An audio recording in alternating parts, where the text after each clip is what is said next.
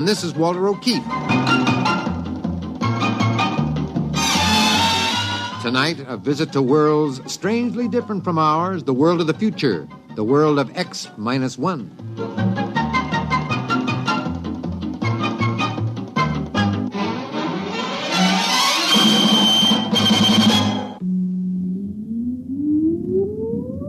Countdown for blast-off. X-5, 4, 3, 2, X-1, fire.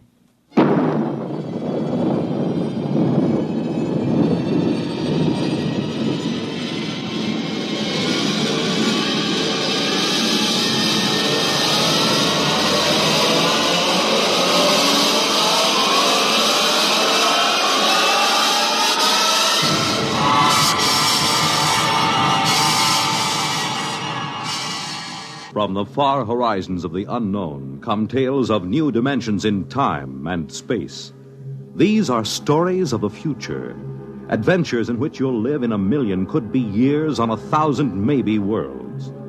The National Broadcasting Company, in cooperation with Galaxy Science Fiction Magazine, presents X minus 1.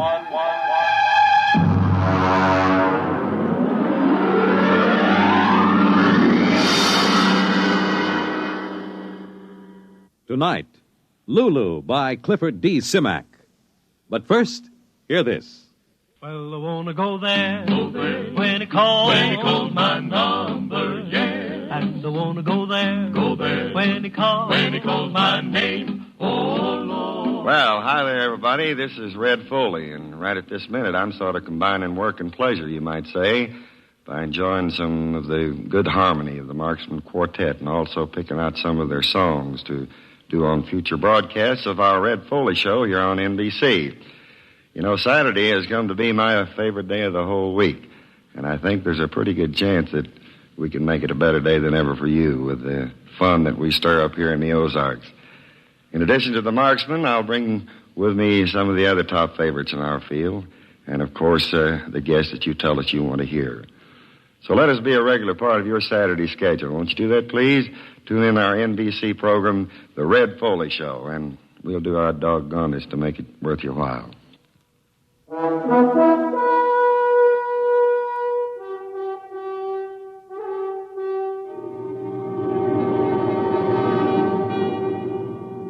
Now, X-1, and tonight's story, Lulu.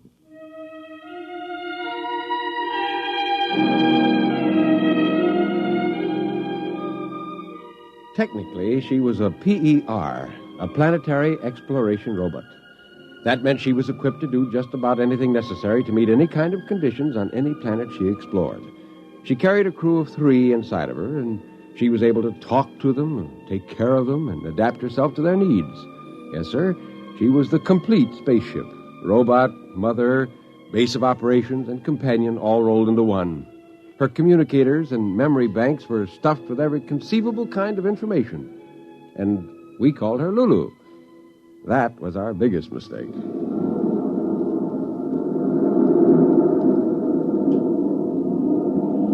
We're on our way, fellas. Mother Earth, here I come.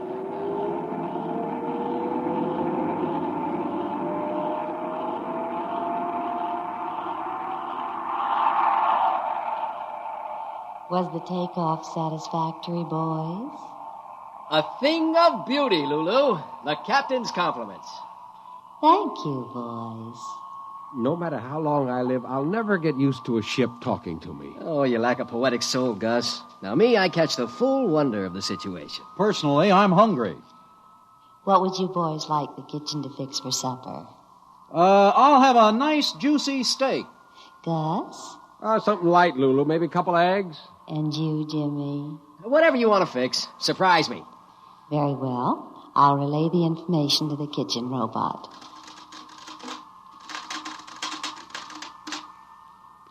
How long before we get back to Earth, Lulu? I'll check the computers. Lulu, how about it? Hey, you suppose something's gone wrong? Lulu never took this long to give me an ETA. Oh, if something went wrong, it'll repair itself. Lulu's a self-maintaining machine, remember? Well, the same she's taking a long time about giving us an ETA for Earth. Hey, Lulu! What do you say? I say that I love you. Gus, did you hear that? These robot ships aren't supposed to have a sense of humor, are they? Oh, I never heard of it, but it could be. After all, they have technicians pouring all kinds of information into their electronic memory banks. Yeah, which one of us is the lucky man? All three of you. You, Gus, and you, Jimmy, and you, Ben. I love all three of you. Good Lord, do you really think... I think somebody goofed when they designed this ship. I think it's that poetry Jimmy's been writing and reading out loud. Wait a minute. Lulu! Yes, darling. You haven't answered my question. When do we reach Earth? Earth? I've decided we aren't going to Earth. We're eloping. Now, wait a minute. I'm going to take you away where we can be alone. Just the four of us. Then, someday, you'll learn to love me as I love you. This isn't funny anymore. Ben, throw that emergency. We got to get the ship back on course. Right. I'm sorry, boys, but I've disconnected the circuits. Disconnected? Now, look here, you crummy robot. You're a machine. Do you understand? A machine. You were designed to do what humans want you to do. You've got the prime command built into every circuit in your system. Thou shalt not harm a human being. But I'm not harming you. We'll be happy together. Oh, brother. Some technician must have read some cheap novels into this baby system. Or she's absorbed Jimmy's sloppy poetry and made some kind of synthesis out of it. It isn't every poet who can move a machine. They were beautiful, James. What were beautiful? The poems. That's it. What did I tell you? For 2 years now, he's been reading that Moon June spoon junk out loud, and this robot's been absorbing it. It's created a whole new electronic synapse. Let's face it, boys. She loves us.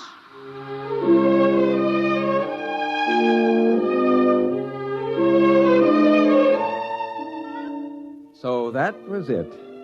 We were being kidnapped by an interplanetary robot who somehow had developed a response circuit for romantic love. Not just the practical kind of love, oh no, but the kind that exists in cheap novels and romantic mags and the maudlin poetry of one James Carter, amateur lyricist. And we went to sleep that night, hoping by morning Lulu would come to her senses. Darling. Mm-hmm. Time to wake up, darling. Holy mackerel. Hey, fellas, she's still at it. Yeah, I know. I was whispered awake, too. Hey, fellas. Come close. I don't want the receptors to pick this up. Yeah? Lulu's a machine, right? Yeah. A machine likes order, usefulness. Whoever heard of a machine that did nothing? So that's it. We're slobs. Get it? Worthless, useless slobs. We do nothing but bum around the ship. After a while, Lulu gets fed up with us just hanging around the ship. She wants to get rid of us. She takes us back to Earth. It's worth a try. I'm for it, but what do we do first? I don't know about you fellas, but I'm getting drunk.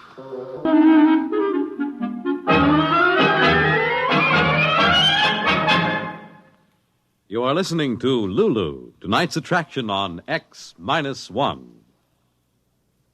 October is the month designated by the National Congress of Parents and Teachers as Membership Enrollment Month. 11 million members, the population of California or of Pennsylvania. That is their goal. We want to salute the PTA members all over America who will be going out in search of others to join them in the great work of training children to become mature citizens in a mature America. You need not be a parent or a teacher to belong to your PTA. All you need is an interest in children. For more than 60 years, that kind of interest has provided the spark that has helped the PTA achieve many of its social and educational goals. Establishment of kindergartens, effective child care, labor laws, broader educational opportunities. These are some of the achievement the PTA can claim. You can become part of this great movement just by saying yes to the neighbor who calls on you this month and invites you to join your PTA.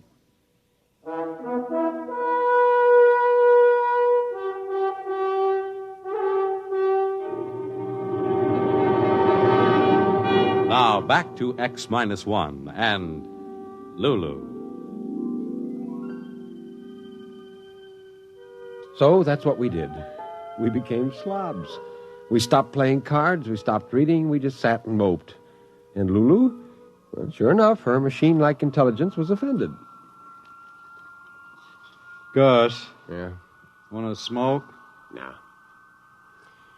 Ben? Yeah, Gus. Nah, doesn't matter. What's wrong with you boys? You haven't done a thing for days now. Jimmy, you've stopped writing poetry. What's the use? Don't you want to create? To be romantic? Well, don't you? I couldn't care less. I'd hate to think that I bored you. All right. If you want to mope and sulk, go ahead. I'm still a young spaceship, you know, and I've discovered what it means to be in love.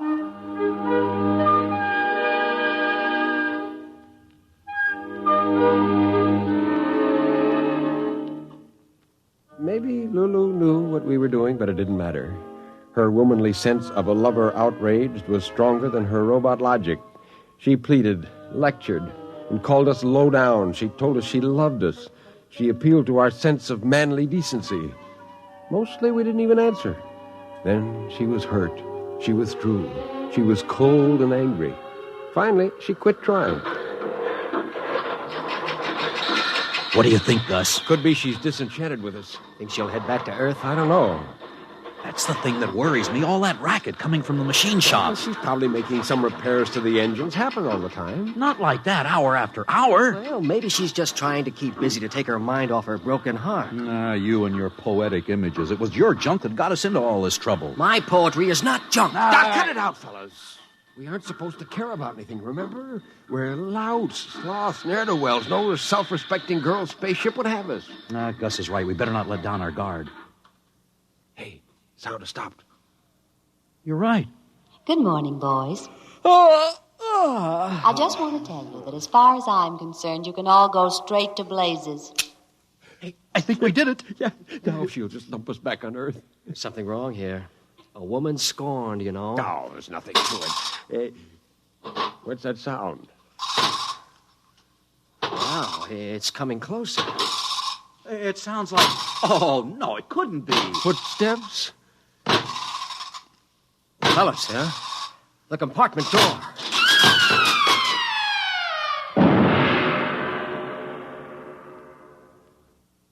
Holy mackerel. A robot. What a monster. He must weigh 5 tons. I don't understand how. I do. She made him. Lulu? Who else? That's what that racket was in the machine shop. Look out. He's coming in. Order him to stop. Maybe he's got a human response vector. Stop! Hold it! He's still moving. Boys, meet Elmer. Elmer? Are these the human pipsqueaks you used to be infatuated with before you made me, sweetheart? Ridiculous, aren't they, darling? Ha ha ha ha ha. Out of the way, Buster. Hey, this baby plays rough. Hey, Lulu, what's the big idea? The big idea, boys, is that now I've got myself a real man. One who loves me without reservation, blindly, madly, and eternally. Right, Elmer? You said it, kiddo. Me for you and you for me from here to eternity. I am yours and you are mine, and I cannot live without you. You're my everything. How much do I love you? Let me total up the ways. Be mine, I'm yours. Hark, what soft light yonder shines. Your beauty is like the rose. It's love, love, love, love, love, love, love. This boy has slipped a ratchet.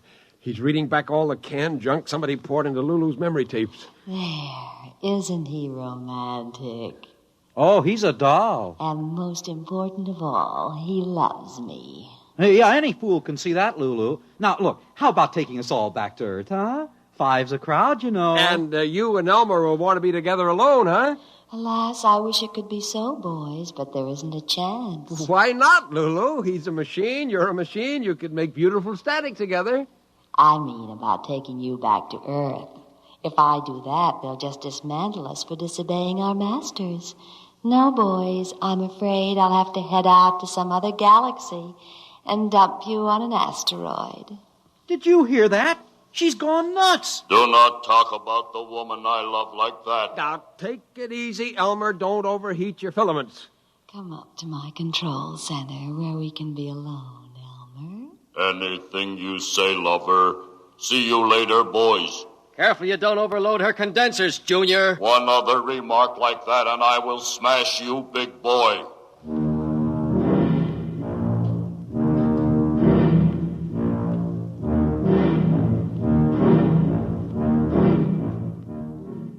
Well, that was it. The control panel told us that we were headed right out of the solar system. A couple of days passed, and we began to get desperate. Lulu and Elmer were too busy making love even to talk to us, and she even forgot to synthesize food for us one day. We lapsed into misery for real now. Gus, Huh? I'm hungry. Who isn't? This ship's gone completely haywire. Well, what do you expect? She's up in the control center necking with that mechanical gigolo she built. Hey, Gus, there can't be any real pleasure in it, can there? Remember, she's a machine. What's pleasure for a machine may not be pleasure for a human. Let's see what Jimmy thinks. Jimmy. Hey, Jimmy. Well, don't bother him. He started writing poetry again yesterday. He's already worn out 3 pencils. At a time like this, he writes poetry. Hey, Lulu! Lulu, how about some chow? Shut up, boys. You're breaking the spell.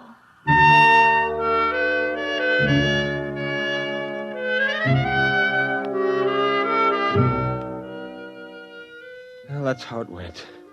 We didn't get any food at all that day. By nighttime, we were worn out from banging on Lulu's walls. I was exhausted and fell right asleep. Then something woke me. Ben! Ben, wake up.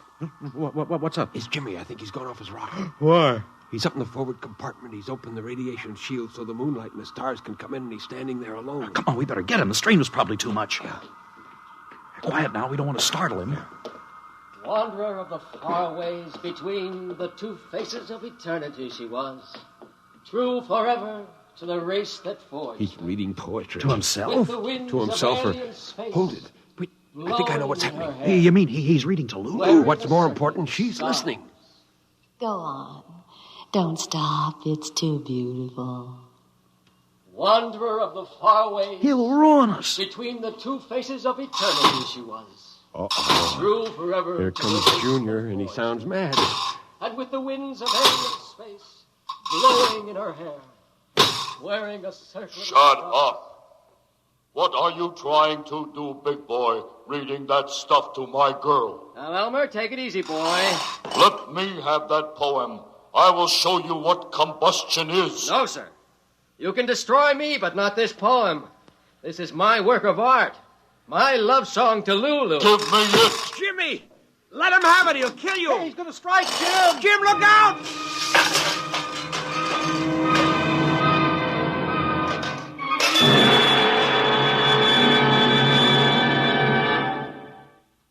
Wow. Will you look at that? He's nothing but a pile of junk. That'll teach the ignorant lout trying to destroy the most beautiful experience I ever had. You demolished your boyfriend, Lulu.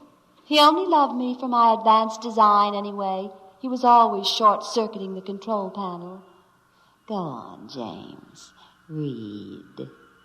Yes, Lulu. Wanderer of the far ways between the two faces of eternity she was. True forever to the race that forged her. With the winds of alien space blowing in her hair, wearing a circlet of stars as her crown of glory.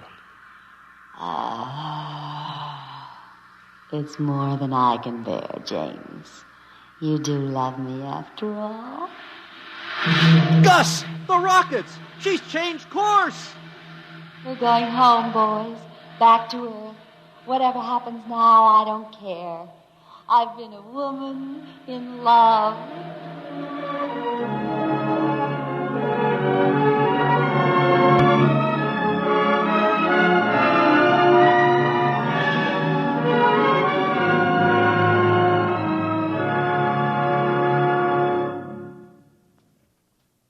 Fred Collins again. I'll have another word about tonight's story on X-1 in a moment.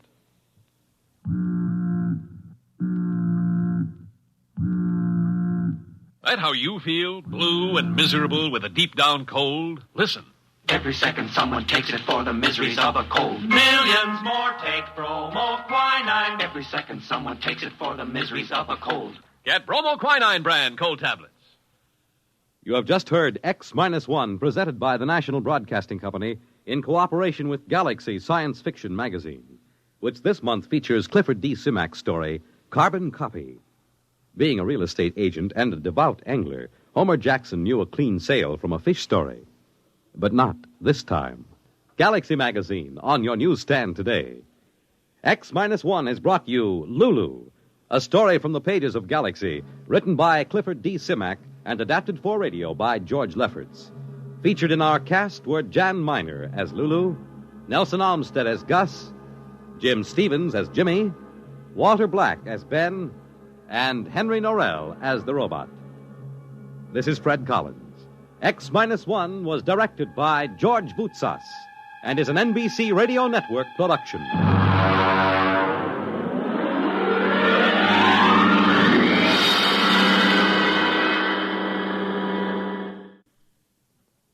Country music at its best with Red Foley and famous guests on The Red Foley Show, premiering Saturday over most of these NBC radio stations.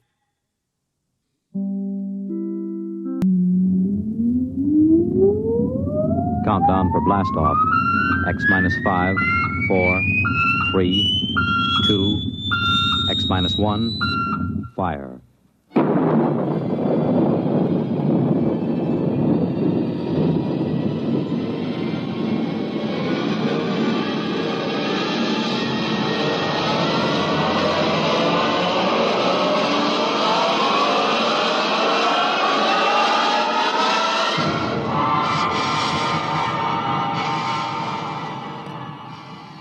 From the far horizons of the unknown come tales of new dimensions in time and space. These are stories of the future, adventures in which you'll live in a million, could be years, on 1,000 maybe worlds. The National Broadcasting Company, in cooperation with Galaxy Science Fiction Magazine, presents X minus 1.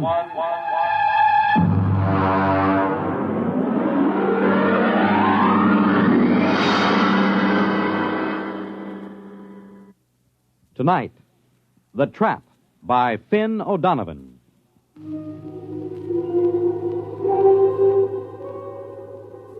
Samish, I am in need of some assistance.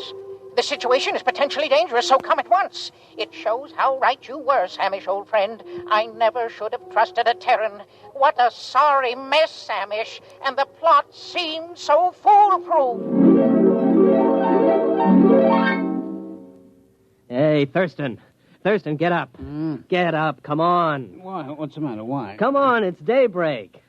Now, there's good news. Let me alone. Oh, come on. You don't want to sleep through our vacation. The bird's on the wing. It's 5 o'clock in the morning. 5 o'clock in the morning in the Adirondacks is the middle of the day. What's the weather out? Oh, it's raining. But crying out loud. Oh, don't go back to sleep. It always rains on the first day of vacation. Rule of nature. Look, I got a little fly rod with a new plastic reel that I'm just dying to try. You know what the trouble with you is, Ed? You're in love with sporting goods equipment. Oh, now, wait till you see this rod. You take that rifle I sold you. You could shoot a rhinoceros with it, but you won't, because, Ed, you're essentially a friendly man. The trouble with you is you don't like the woods. Well, how can you say that? Don't I come with you on a hunting trip every year? Sure, but you always manage to steer us over to Lake Placid to the cocktail lounges. Ah, now there's real hunting. Now, there are trophies to bring back to the city. None of your paltry brown bears or black bears. Oh, come on. Now, Thurston, I came up here to the mountains to hunt. Have a drink. Well, it's awfully early in the morning. Well, look upon it as an extension of last night. Well, all right. Oh. Think it'll stop raining? No, who cares? Well, come on now. Get dressed. It's a perfect day out there in the woods for bear.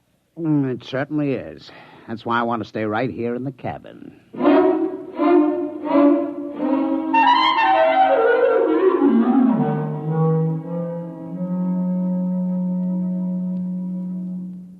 Ed. What? Past the canteen? It's empty. Well, open up one of the bottles and pour it in. Why don't you take it straight from the bottle? What, on a camping trip? Pour it into the canteen. Okay. Hey. Now, this is what I call a hunting trip. Well, you haven't been outside the cabin. Oh, come on, Thurston. Can't we go out just to hunt something, even if it's just a little rabbit? Look. It stopped raining. Close the door. Now, you let some of the fumes out. Did you fill that canteen yet? Hey, look at this. What? Right by the door. How many times have I told you not to leave your collapsible cook stove where I can step on it in the night? It isn't. What is it? I don't know. It's made out of metal. It's just sitting here in the doorway. It says, trap on the top. What? Trap. Where'd you buy that? I didn't. Well, I certainly didn't. Hey, there's a tag on it. Dear friend, this is a new and revolutionary design in a trap. To introduce the trap to the general public, we are giving you this model absolutely free. You will find it a unique and valuable device for the capture of small game, provided you follow precisely the directions on the other side. Good luck and good hunting. Well, now, what do you think of that? Pass me the canteen. If this isn't the strangest thing, do you suppose it was left during the night? Who cares? Well, aren't you interested? Not particularly. It's just another gadget. I've got 100 like it. That bear trap from Abercrombie and Fitch, the jaguar horn from Battlers, the crocodile lure. Well, I've never seen a trap like this. It's pretty clever advertising to just leave it here. Well, they'll bill you for it eventually. You care for the canteen? Oh, thanks. Hey, look at this thing, Thurston. Do I have to? Well, there are instructions on the other side. Quote, take the trap to a clearing and anchor it to any convenient tree with the attached chain. Here's the chain, all right. Press button 1 on the base. This primes the trap. Wait 5 seconds and press button 2. This activates the trap. Nothing more is required until a capture has been effected. Then press button 3 to deactivate and open the trap and remove the prey. Warning, keep the trap closed at all times except when removing the prey. That's goofy. No opening is required for the prey's ingress, since the trap works on the principle of osmotic suction and inducts the prey directly into the trap. Well, somebody's been at that canteen before us. No, that's what it says. What won't they think of next? Osmotic suction. Pass the canteen back. I'm going to set it. What, the canteen? No, the trap. Come on, help me. Now that's the trouble with you. You're always cluttering up a hunting trip with hunting. Come on, take this in. All right. If it makes you any happier.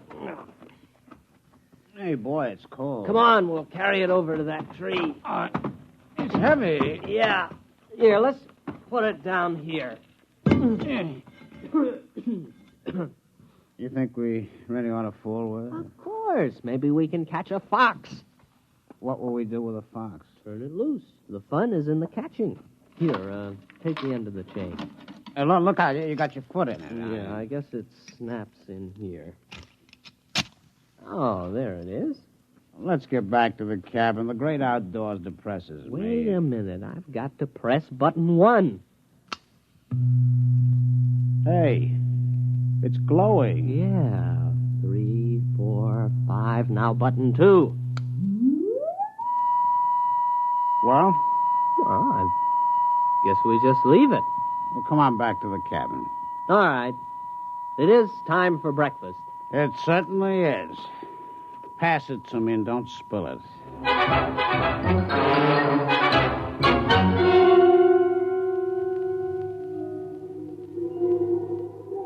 Samish, where are you? You are my oldest friend. I have already beamed you the beginning of my story. The Terrans accepted my trap as a trap, nothing more, and they began using it at once with no thought as to the consequences. I had counted on this. The fantastic curiosity of the species is well known. During this period, my wife was crawling giddily around the planetoid, redecorating our hutch and enjoying the change from city life. Everything was going well. Ed. What?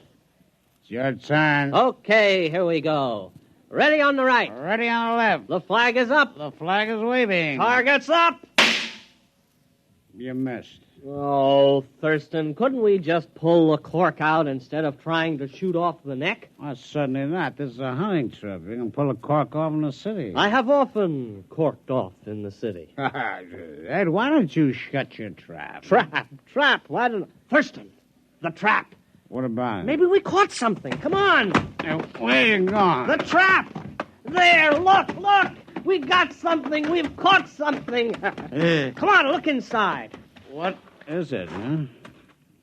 It's a rabbit. You sure? Well, look at it. That is not exactly a rabbit, Ed. It's the size of a rabbit. But it's bright green.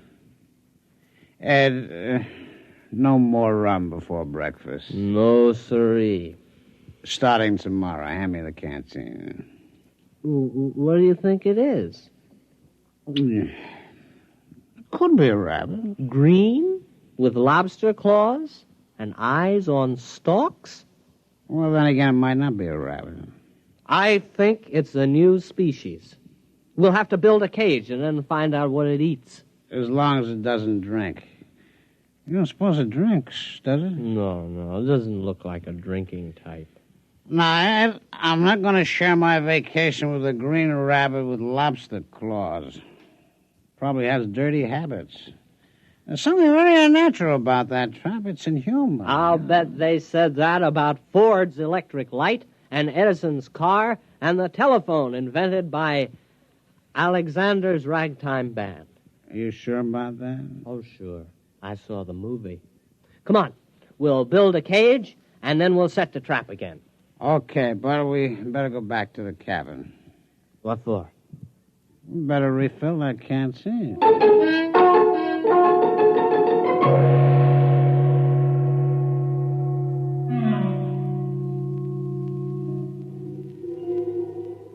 Why haven't you come yet? Samish, don't you appreciate the seriousness of my situation?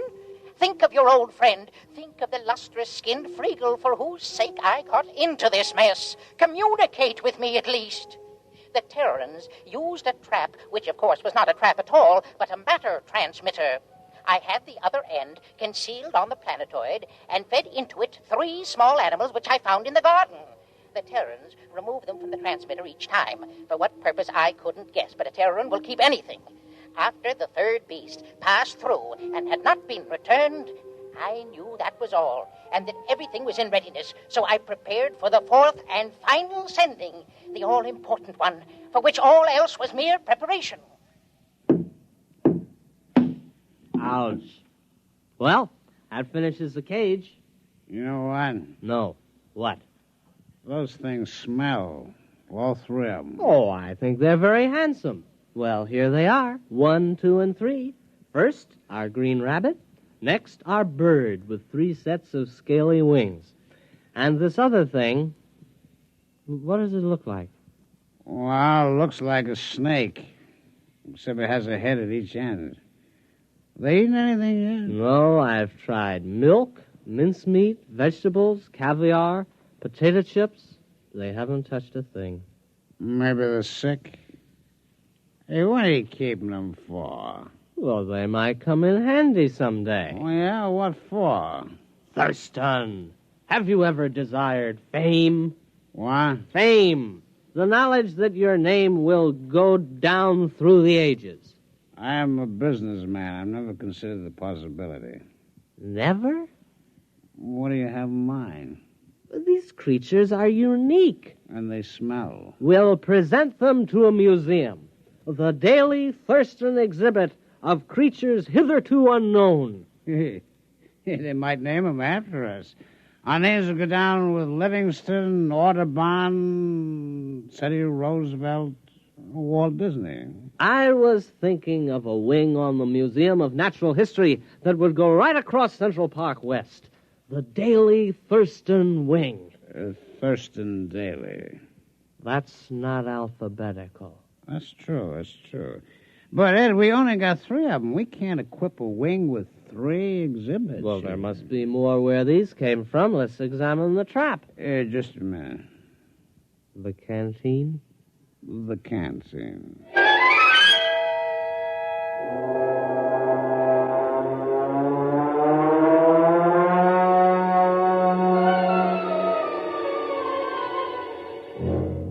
We've got something. There it is. Look, it's about 3 feet tall, a big one. Uh-huh. A small green head and a forked tail. Oh, look at him, waving something on top of his head. Well, the rest were quiet. Maybe this one's dangerous. Huh? We'll handle it with nuts. Nuts? Well, nets. Oh, nuts. All right. And then we'll have to get in touch with the museum. Thurston, take a telegram. All righty. Museum of Natural History. Dear Sir. Or Madam. Have discovered at least 4 animals, which I suspect to be new species. Stop. Have you room for suitable exhibit? Stop. Signed, your friend Ed. Wasn't that signature pretty informal? You're right. Make it, your good friend Ed. We better go back and build a cage for this latest one. It looks awfully exciting. I think we'll make this one strong. Oh, this last specimen is the cream of our collection. Look at it. Its head is turning pink. It looks mad, doesn't it? Well, you'd be mad, too, if you were trapped by osmotic suction. Say that again. Osmotic suction. Here, you take the canteen. I'm way ahead of you.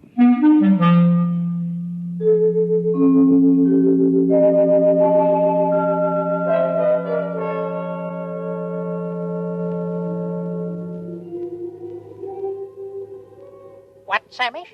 The rest of the story? Well, it's obvious enough. After 3 animals had passed through the transmitter, I knew I was ready. Now was the time to tell my wife. Accordingly, I asked her to crawl into the garden with me.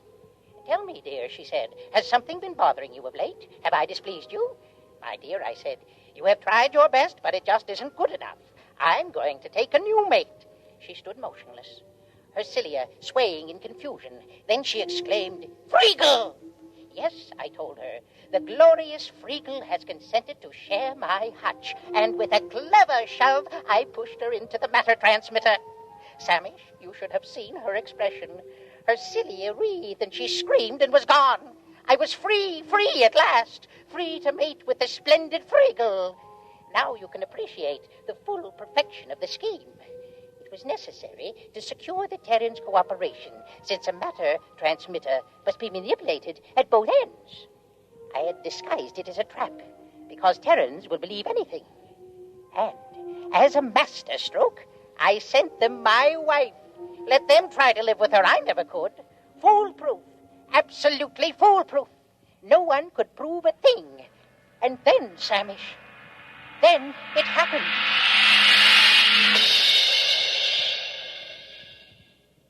Did you get the cage finished? Yeah, our 4th animal is snug as a bug in a... It doesn't matter. Boy, it's a mad one, though. I couldn't help feeling it was trying to tell me something. Come on. Here's a trap. It's empty. But it is. It's empty. You suppose something's wrong with it? Maybe there's nothing else to capture. Oh, that's silly. Why would it capture 4 animals and then stop? I've pressed all the buttons in the right way. Maybe the battery's down. Osmotic suction doesn't work on batteries. How do you know? Did you ever hear of osmotic suction working on batteries? No. You see? There you are. Well, you got something there. Oh, I know. What? Let's go to Lake Placid and forget the whole thing. No, this thing's got to work. It's got to. The Thurston Daily wing of the American Museum of Natural History is at stake. Would you want that vast edifice across Central Park West to remain empty? No. Would you want the Daily Thurston wing to be rented for a garage? Or a roller skating rink? Oh, horrors, no. It's got to work again. I'm going to open the top. Hey, look out. No, let's just see what's inside here. My hand. It's gone. My hand. No, it isn't.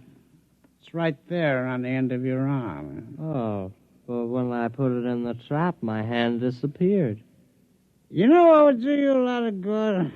A little rest in Lake Placid. I know a fine, restful cocktail lounge. No, look. I'll try it again with both arms. Look. No hands. Very clever. I see how it works. Thurston, those animals didn't come from the Adirondacks at all.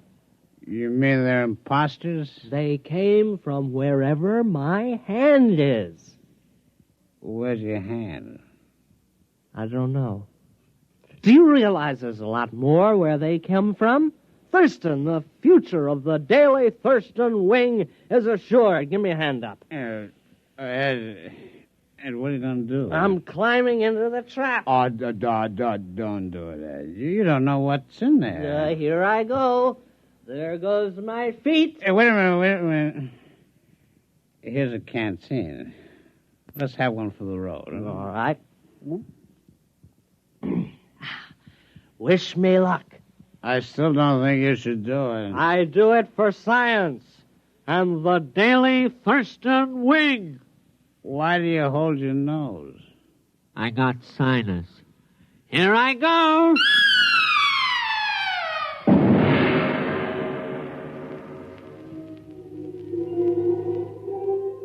Samish, if you don't come immediately, it'll be too late. I must stop beaming you.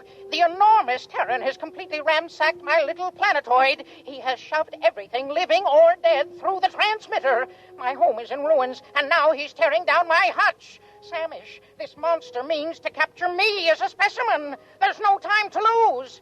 Samish, what can be keeping you? You, my oldest friend, you who... What's that? Samish, what are you saying? You can't mean it. No, not you and Friegel.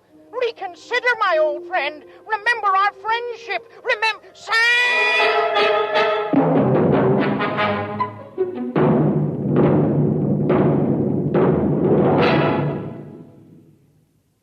You have just heard X-1, presented by the National Broadcasting Company in cooperation with Galaxy Science Fiction Magazine, which this month features The Deep One by Neil P. Ruzick, a story which tells of a single mistake in the plan for survival, the biggest possible mistake. Galaxy Magazine on your newsstand today. Tonight, by transcription, X-1 has brought you The Trap, a story from the pages of Galaxy written by Finn O'Donovan and adapted for radio by Ernest Kenoy. Featured in our cast were Donald Buca as the voice, Ralph Bell as Thurston, and William Redfield as Ed. This is Fred Collins. X-1 was directed by Daniel Sutter and is an NBC Radio Network production.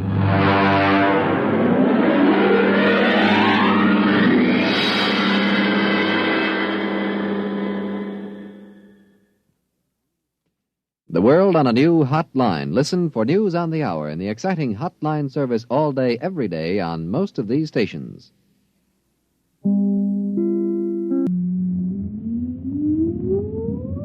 Countdown for blast off. X-5, 4, 3, 2, X-1, fire.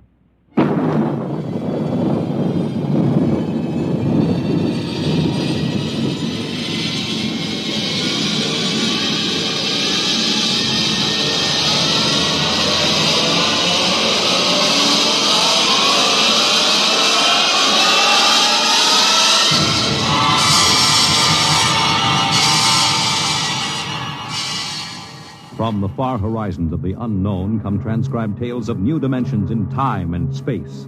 These are stories of the future, adventures in which you'll live in a million could-be years on 1,000 maybe worlds. The National Broadcasting Company, in cooperation with Street and Smith, publishers of astounding science fiction, presents X minus 1.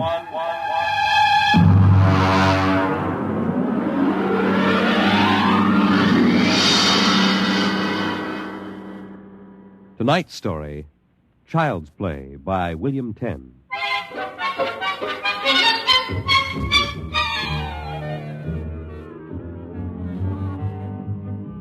My name, Sam Weber. My job, an attorney, and a pretty successful one, if I do say so myself.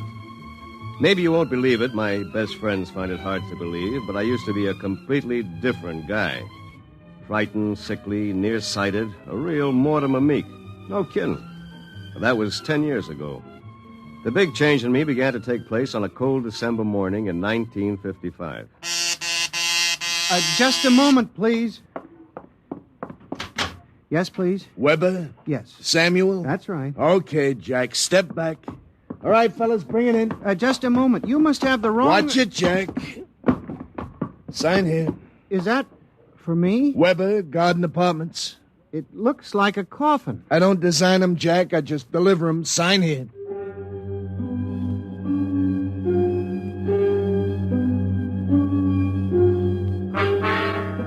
After much straining, I wasn't in very good physical shape those days. I managed to push the box under my single light bulb. There was a card in a small envelope. Let's see. To Sam from your classmates at the Interdimensional and Cosmic Institute. Merry Christmas. 2155. Holy jumping catfish. Hey, mister! Hey, mister! There must be some mistake. Hey! Holy jumping catfish. They were gone. And I didn't even know which delivery company it was. I sat down to think, and it was just beginning to seep into my sleepy brain that maybe this was one of Lou White's practical jokes when I noticed there was something funny about that box. For one thing, it was dated 2155, 200 years from now. And for another thing, it was solid gold. Pop had been in the jewelry business long enough for me to verify that. At that point, I decided to open it up and see what was in it. After about a half hour of fumbling, I gave up. All right. If you won't open, you won't open.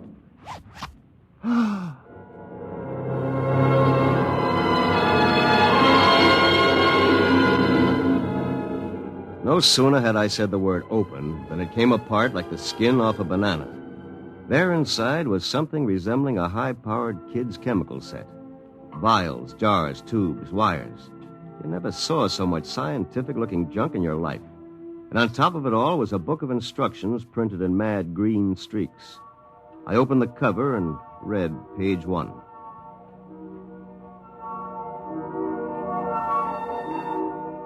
Build-A-Man set number 3. This set is intended solely for the use of children between the ages of 11 and 13. The equipment will enable the child to build and assemble complete adult humans in perfect working order. A disassemblator is provided so the set may be used again and again with profit. Refills and additional parts may be acquired from the Build-A-Man Company, 928, Diagonal Level, Blunt City, Ohio. Remember, only with Build-A-Man can you build a man.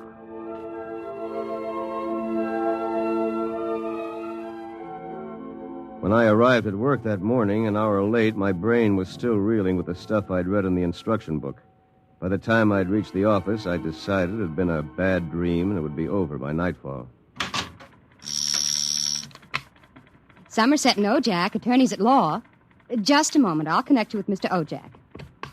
Oh, good morning, Mr. Weber. Good morning. Good morning. I gotta get my mind off that book. Only with Build-A-Man can you build a man. It must have been a dream.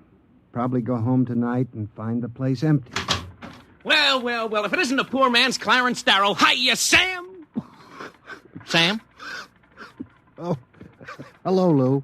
I come as bearer of sad tidings. You don't look very sad. Boss wants to see you, laughing boy. What about? Well, how should I know? Oh, and by the way, Sam, you'll be happy to know that I've just been promoted. I'm handling all the criminal stuff from now on. Congratulations. Of course, you know what this means for Tina and me, don't you, Sammy? Ah, cheer up, son. Tina's not for you anyway. Some got it, some don't. Me, I'm loaded. You? Ha! Nothing. So long, laughing boy.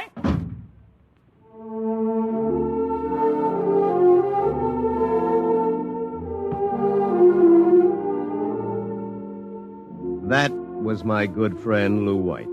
Lou was one of those guys who always lands with his feet firmly planted in the back of somebody else's neck. In the year I had known him, he'd already managed to steal the job I wanted, and he was now working on the girl I wanted. Her name was Tina. Tina Velvet. She was...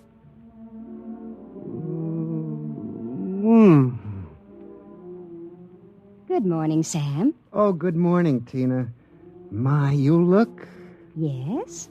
good enough to take to lunch. Oh, I'm sorry, Sam, but I promised Lou. Sure. I hope you're not too disappointed. Me? Oh, no. Some got it, some don't. I don't. Theoretically, Tina was employed by Somerset and Ojak as combination secretary and switchboard operator for Lou and me. I guess she wasn't what you'd call really smart, but she always managed to look like a pin-up girl caught with her clothes on, if you know what I mean. Well, that was Tina. I tried to steady my blood pressure as I walked into the boss's office. You sent for me, Mr. Ojak? Oh, yes. Sit down, Weber. Sit down. Thank you, Mr. Ojak. My boy, in this business, you've got to be aggressive. You've got to go out and create new clients. I don't mean ambulance chasing or anything like that, but you've got to show some zip. Yes, sir. Well, get in there and punch, Weber. I want to see a change in you in the next few months. As a matter of fact, you'd better. I went back to my office, resolved to show some zip. I bit savagely into a copy of Hackleworth's On Torts. Then I called Tina for a memo. But by the time she came in, my mind was wandering again. Rosenthal versus Rosenthal. On August 4th, the party of the first part. What comes next? Sam, what comes next? Oh, listen, forget the memo for a while. I want you to take a letter. All right, Sam. Today's date, usual heading. To the Chamber of Commerce, Glunt City, Ohio. Gentlemen, would you inform me if you have registered a street or avenue known as Diagonal Level or Avenue? I write on behalf of a new client of mine. Oh, Sam, he was a new client. I wondered about it, but he looked so strange and sinister. What did he look like? Well, he was a terribly tall old man in a black overcoat. He asked if you were in, and then he tried to get your home address. But he looked and acted so strange, I didn't give it to him. He went away positively furious. That's great. Did he leave his name? Well, that's the funny part of it. He just said he was the censor or the census taker or something from the 24th Oblong.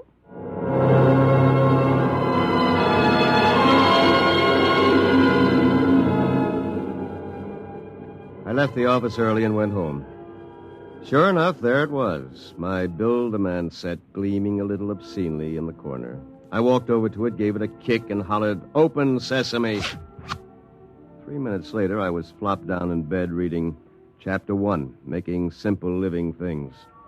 An hour later, I was fooling around with such complicated items as the Junior Bicalibrator, which measured everything from blood pressure to hemoglobin content, and the Jiffy Vitalizer, which was actually supposed to put life in your creation, providing you had followed instructions carefully. At 8 o'clock, I went out to supper with the idea of getting a little drunk. I did. At 9:45, I came back and made my first simple living thing. Here, boy. Here, boy. Maybe you aren't a boy. Let's see. According to the book, you are a rubicular oyster hog. Not much to look at, but I made you. Me, Sam Weber, attorney at law. I have created life. Hey, come back here. Come back. Here, boy. Here, boy. Here, boy. Hey.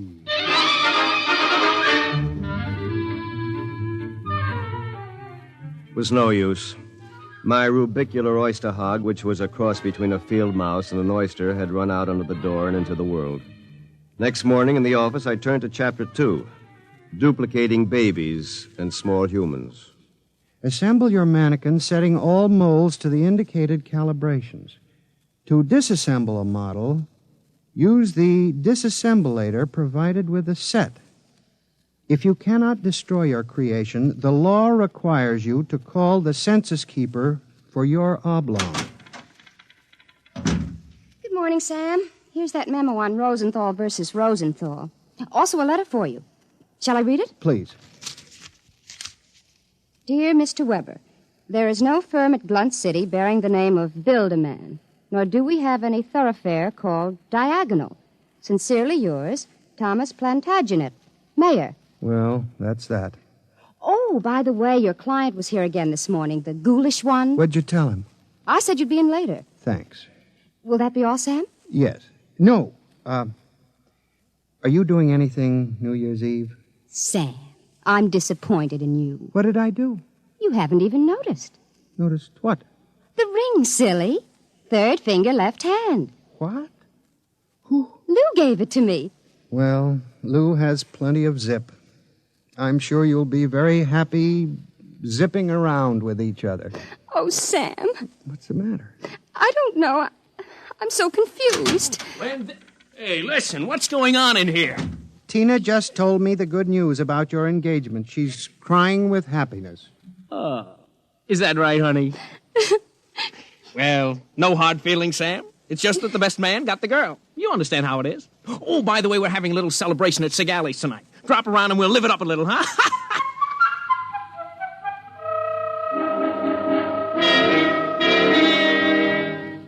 I went home feeling like a man who had been stuffed into a washing machine with the dial set at rinse dry. I was a failure. My job was a bust. My girl was going to marry a football player. I'd been playing God with a chemistry set from some crazy futuristic world. And the bill collectors were hot on my heels. Why not? Think of it. A Sam Weber without all the psychological problems you've got. A dynamic, uninhibited Sam who could win a girl like Tina by sheer magnetism. Then when it was all over, we just take the old disassemblator and presto. And I can do it, too.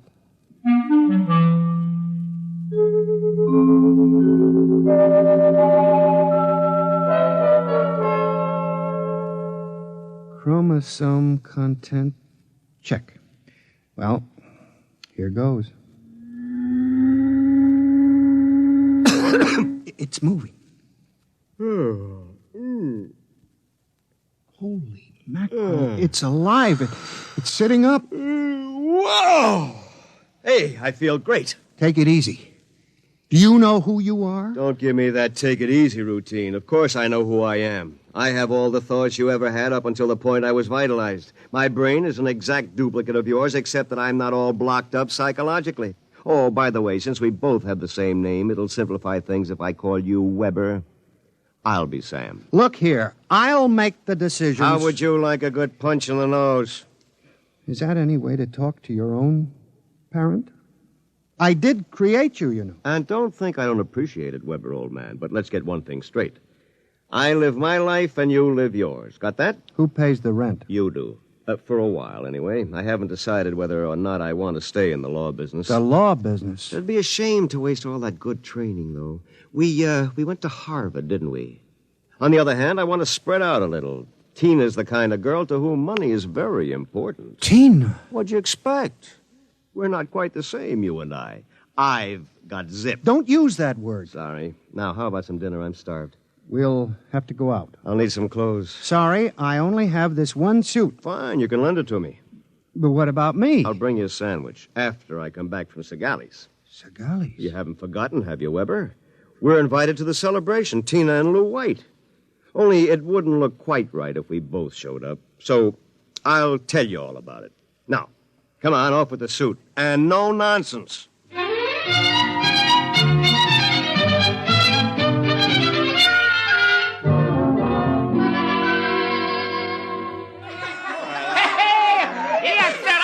Up, folks. Yahoo! Hey, have another drink, Mr. Ojack. Come on. Thank you, Lou. Is everybody happy? Oh, Tina, honey, you having yourself a little old time? Well. The happy couple. Sam. Good evening, cats. Everybody's lit up like a Christmas tree, huh? Well, I'll be... Sam, are you in the bag? Never touch the stuff, Lou, my boy. Never touch it. Hey, what's gotten into you, Weber? You seem different somehow. Well, I'll tell you. Ever since I had that talk with Mr. Ojack about myself... Oh, you remember, don't you, Mr. Ojack? Why, yes. You made me realize, Mr. Ojack, that I had a whole reservoir of untapped zip. And that's all it took, just like that. I'm a changed man. I don't believe it. It's an act. Why, you're nothing but a cream puff, and you always will be. Mr. Ojack... I think he owes me an apology for that. I should think so. All right, all-American boy, make with the apologies. apologize. Why, for 2 cents, I belched you. Folks, would you excuse Mr. White and myself for a few minutes? Coming, Mr. White. I'll be right back, honey.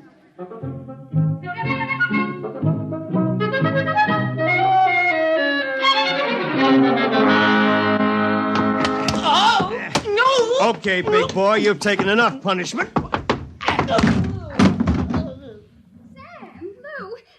kill him. He did... Oh, dear. He'll be all right in a little while, baby. Did you? I mean... Oh, Sam. Tina. We really shouldn't be... kissing like this. Well, it's what you've always wanted, isn't it? Well, isn't it? Oh, Sam.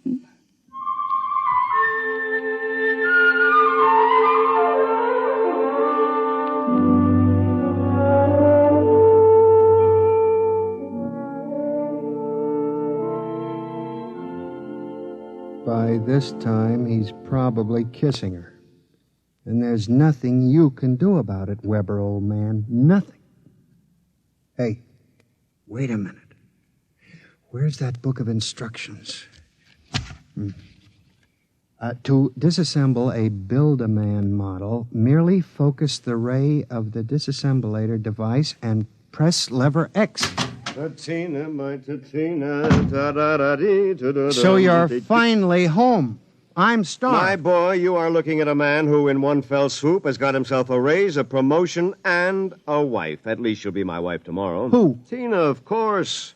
Who have we wanted so desperately all these years? I don't believe it. It's true.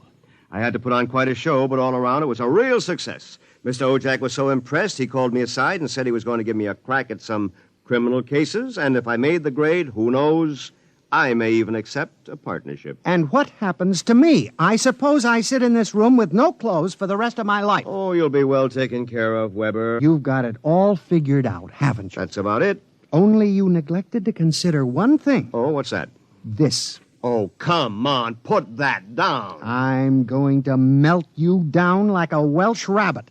Weber, you can't do that. It's murder. It's like killing your own son. Take off my suit, you phony. You won't be needing it again. You're going through with it, huh? I am.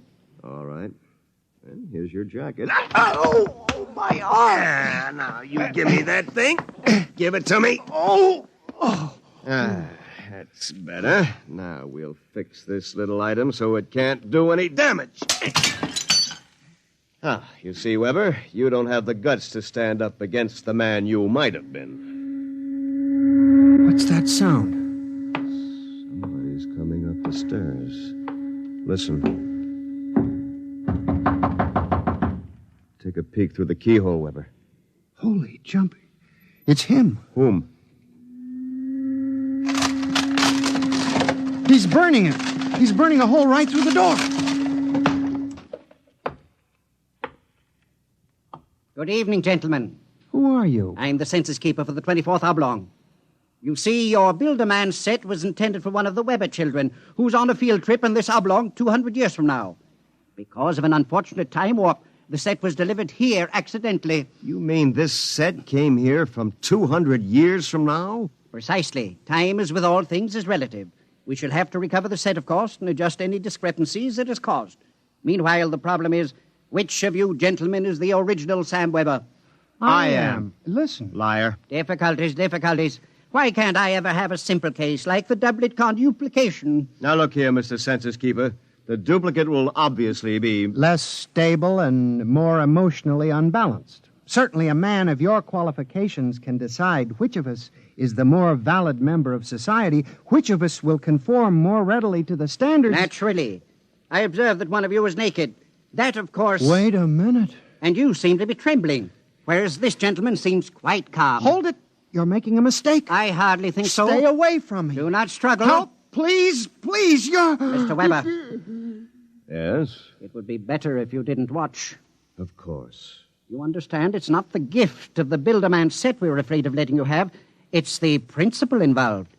You people just aren't ready to play God. You understand, of course.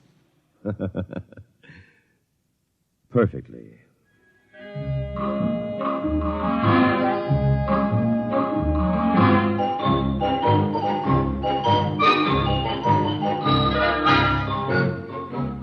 Well, that's my story. Within 10 seconds, the old Sam Weber had been completely dismantled and packed into the box. Tina and I were married, as you know, and I went on to become a full partner in the firm of Ojak, Somerset, and Weber. Oh, and by the way, Tina and I have been doing quite successfully what the old Sam Weber and his Build-A-Man set made such a mess of. We have 1, 2, 3 little conuplications. Sam Jr., age 4, Sameta, age 3, and Samina, age 2 months. Good night. You have just heard X-1, presented by the National Broadcasting Company in cooperation with Street and Smith, publishers of astounding science fiction. Tonight, by transcription, X-1 has brought you Child's Play by William Tenn, adapted for radio by George Lefferts. Featured in the cast were Bill Zuckert as the truck driver, John Gibson as Sam, Grant Richards as his alter ego, Peggy Lobbin was Tina, Ted Osborne played Mr. Ojak, Bob Hastings played Lou, and Guy Rep was the man from the Census Bureau. Your announcer, Fred Collins. X-1 was an NBC Radio Network production.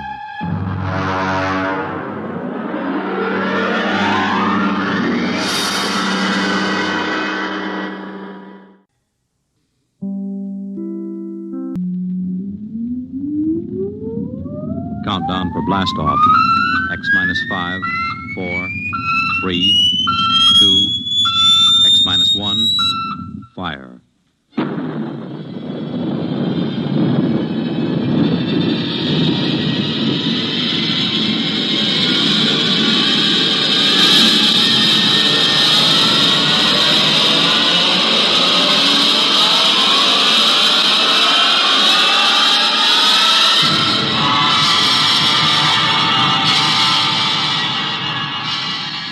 From the far horizons of the unknown come transcribed tales of new dimensions in time and space. These are stories of the future, adventures in which you'll live in 1,000,000 could-be years on 1,000 maybe worlds. The National Broadcasting Company, in cooperation with Street and Smith, publishers of astounding science fiction, presents X minus 1.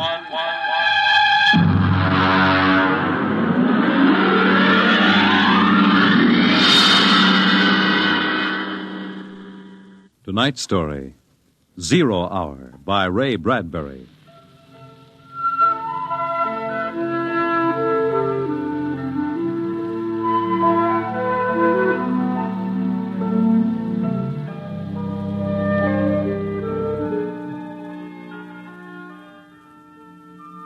It was a perfect summer day in the year 1985.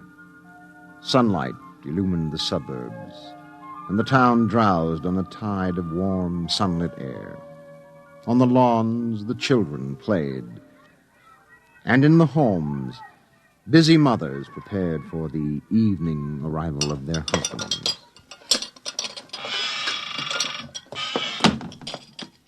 Excuse me, Mom.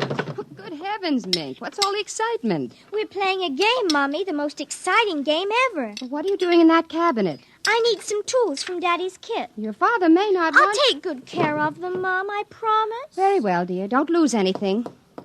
Oh, what's the name of the game, Mink? Invasion. Oh, invasion. What will they think of next?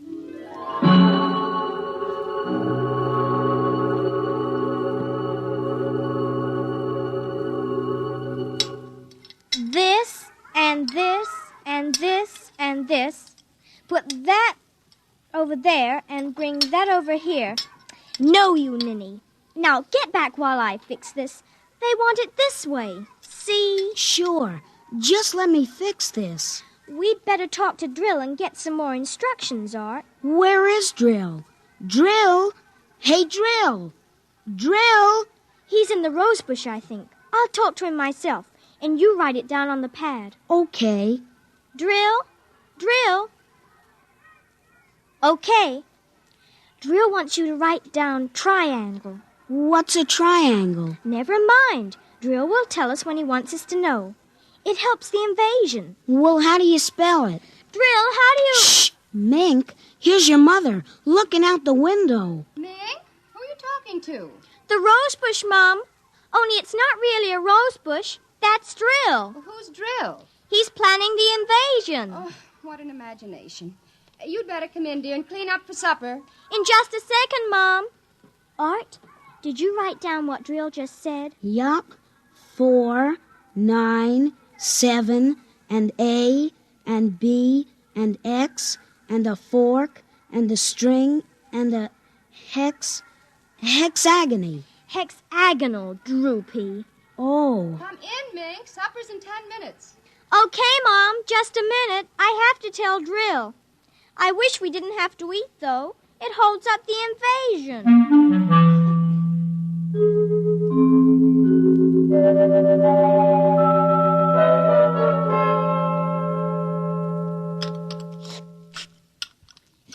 Mink, for heaven's sake, slow down. You'll choke on that soup. I can't, Mom. It's a matter of life and death. What's a matter of life and death? The invasion. What invasion is that? Oh, just some silly game the children have been playing. Well, whatever it is, Mink, it'll wait until you've finished your supper, I'm sure. But Drill is waiting for me, Daddy. Oh, who's Drill? New boy in the neighborhood? He's new, all right, only you can't see him. Not yet.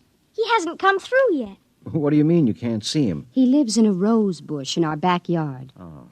Imagination, Henry. Mm-hmm. Well, while you're at it, tell me more about this new game. It's Martians invading Earth, Dad. What? Well, not exactly Martians, Dad. They're from... I don't know. From up. And from the inside of that little head of yours. You're laughing. Drill said you would. You'll kill Drill and everybody. Well, I didn't know you could kill a Martian. Not really a Martian, Mom. Maybe he's from Jupiter. Or Venus, even. Imagine. They couldn't figure out a way to attack the Earth. So the kids are helping the Martians. Oh, pretty slick, those Martians, using the kids for a fifth column, eh, Mary? Drill says after the invasion, we can stay up as late as we want. No more baths either. Oh, is that so? And we can watch all the grown-up televisor shows. Mm-hmm. Well, I don't wonder this invasion has caught on among the kids. Some of the kids are giving us trouble, like Dale Britz and Petey Jarrick. They're growing up, so they won't believe in the invasion. They make fun. Worse than parents, even. I hate them worst. We'll kill them first. I hope you're saving your father and me for last. Drill says you're dangerous. Know why? Why? 'Cause you don't believe the Martians ought to let us kids run the world. But I think they'll let me keep you because I'm helping so much. I'll talk to Drill. Maybe we won't have to kill you. Mary, I think this nonsense has gone far enough. Can I go out now, please? Run along, dear.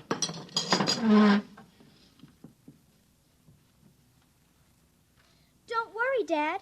I won't let them hurt you.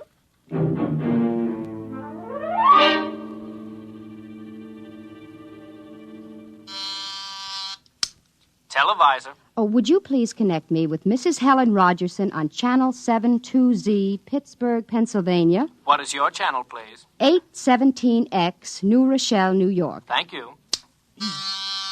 Just a moment.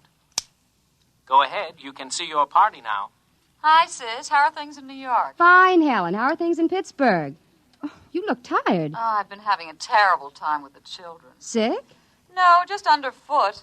They've got a new game that's got me just about crazy. It's called Invasion. Did you say invasion? Isn't that strange? My Mink is playing it, too. My boy Tim is all involved with some imaginary fellow named Drill, who's running the invasion. Must be a new password. Mink likes him, too. How do you suppose these games start? My backyard looks like a scrap drive. They've got every conceivable kind of mechanical gadget out there. I talked to Josephine Schiller in Boston, and she says her kids are wild about it, too. It's sweeping the country. I can't understand it. Helen, do you suppose... What? Oh, nothing. Just a wild thought that crossed my mind. Oh, say, the reason I called is that black and white cake recipe... What was that? I don't know. One of the children might have hurt himself. I'll have to run and see, dear. Call me back tonight, will you? All right, Mary. Bye. Mink? What is it? Who was that who screamed? Peggy Ann. What happened? She got scared and ran home. Did you hit her? Nope, she just got scared. She's a scare baby anyway. Now, Mink, tell me why she screamed. No, I can't. Mink, you'll answer me or come inside this instant. I've had enough nonsense. I can't quit now, Mom. It's almost 0 hour. Then tell me what frightened Peggy Ann. Okay, she saw Drill. He almost came through. Through what? Those pipes and things we set up. She looked into one of the pipes and screamed. I guess she saw Drill. And no one hit her? No, Mom. Very well, Mink. I'll call Peggy Ann's mother and see how she is. If we could only get Drill through, it would be easy. Then all the others could come through after him. I'm going in now, Mink. I'll call you in for your bath in half an hour. Your father and I want to go out tonight. You won't be able to go out, Mom. Why not? 0 hour's 5 o'clock, Mom.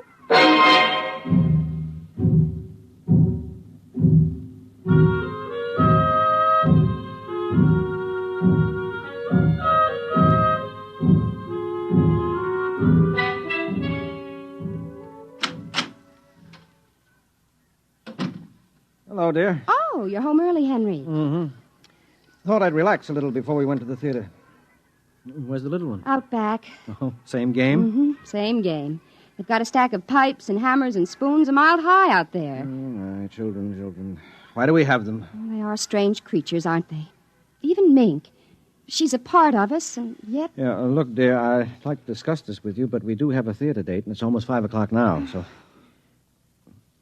Say, what's happened to the kids? They're so quiet.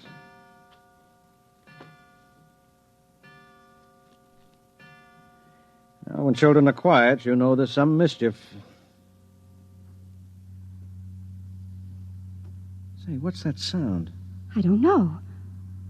Those kids aren't playing with anything electrical, are they? Oh, I'm sure they aren't. At least... Just the same, I'd better go out. Henry, ask them to put off the invasion.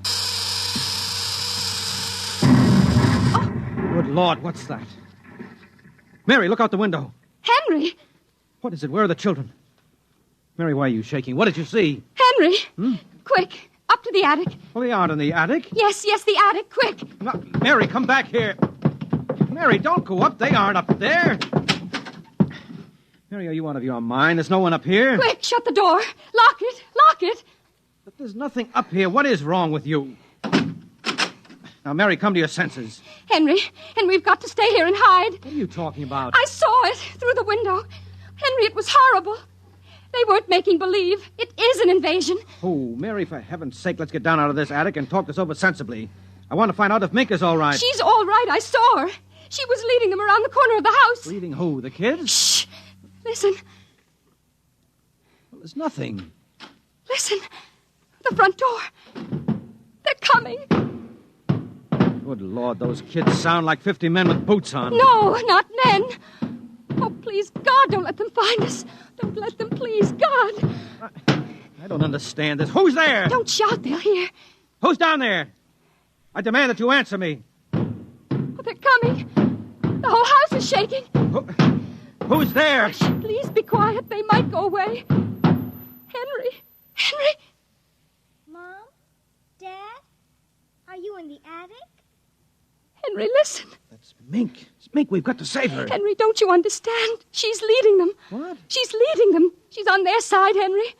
Oh, please, God, forgive them. The children on their side? She told us, but we wouldn't believe her. Shh, listen. They're coming up. Oh, God. Mom? Dad? We know you're in there. I guess you better melt the lock, Drill. Henry, the lock. It's melting. The door. Oh, dear God. Mom, Dad? Oh, I see you now. Peekaboo!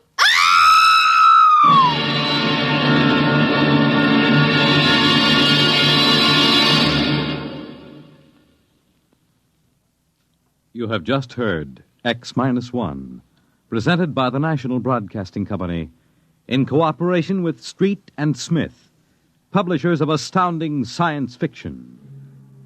Tonight, by transcription, X-1 has brought you 0 Hour by Ray Bradbury, as adapted for radio by George Lefferts. Featured in the cast were Nina Reeder, David Pfeffer, Peggy Lubin, Les Damon, Raleigh Bester, Bob Hastings and John Larkin. X-1 was directed by Daniel Sutter and is an NBC Radio Network production.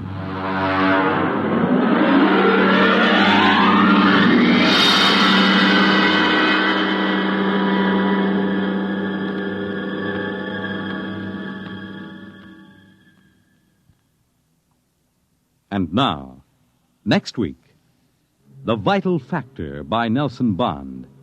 The story of a man who sought to rule the universe and then discovered that this formula for gaining that power was minus one precious ingredient. You'll hear it on X-1.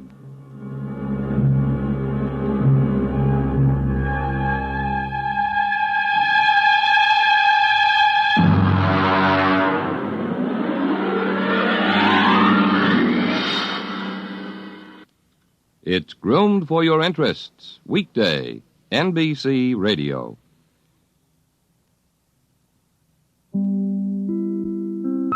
X-5, 4, 3, 2, X-1, fire.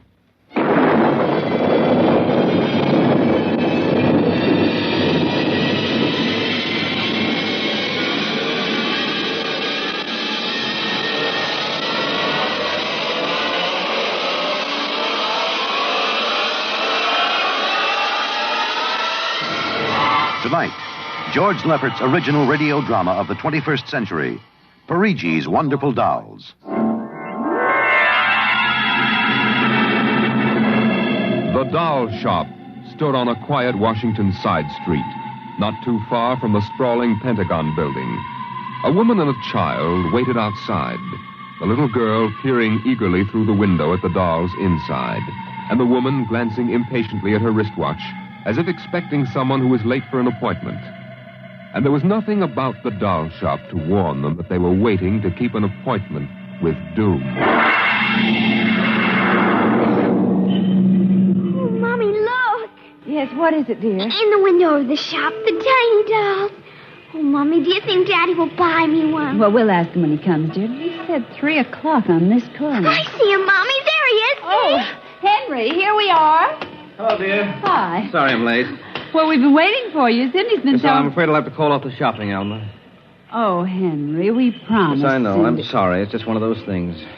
You've been the wife of an army colonel long enough to know his life isn't his own. What is it this time? Oh, some more of that flying sphere nonsense. The pilot who says he sighted it last month crashed and was killed today, so the general wants a full report.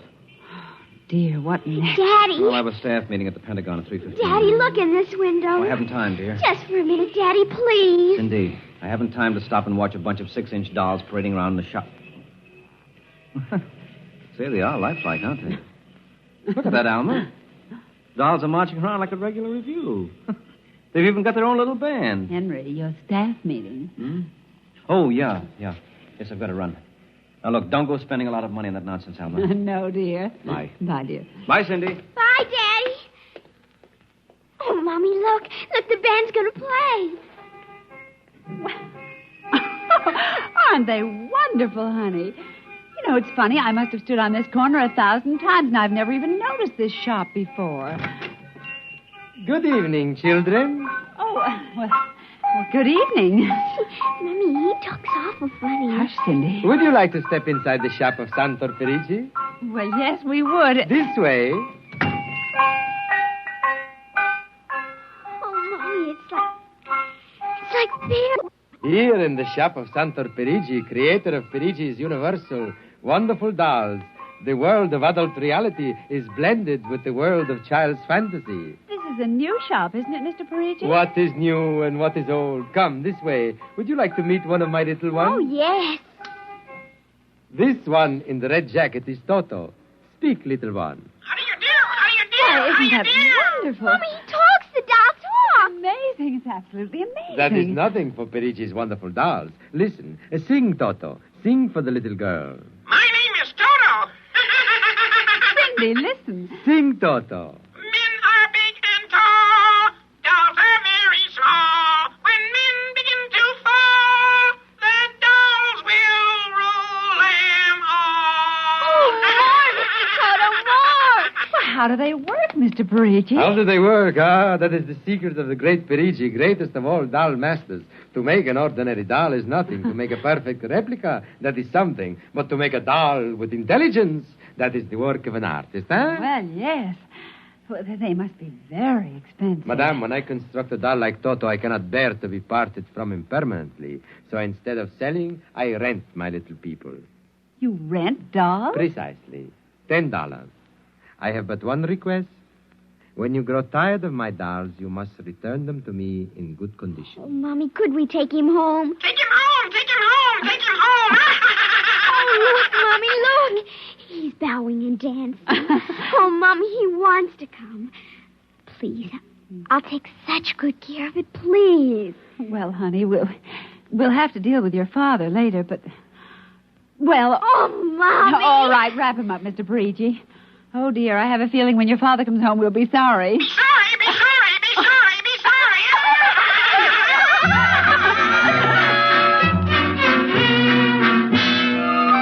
Now, Toto, my room, and you're going to sleep right here next to my pillow. Oh, Toto, don't laugh like that. I'm going to have to teach you some manners. You be quiet, because my daddy will be home soon, and he's a colonel in the army, and he'll bust you to private if you don't behave. Now, you wait here. I'm going to introduce you to my puppy dog, Mr. Blister. So be good now. Here, Blister. Here, Blister. Come on, Blister. Come here. Mr. Blister, now this is Toto. Oh, dear, I don't think Mr. Blister likes you, Toto. Stop it, Mr. Blister. Come over here and shake hands with Toto, Mr. Blister. Come on now. Mr. Blister, let him go! Let go! Let go! Cindy, Mr. Blister, come over here. Why, what happened, dear? Mr. Blister tried to bite my doll. Look how frightened Toto is. Dolls don't get frightened, Cindy.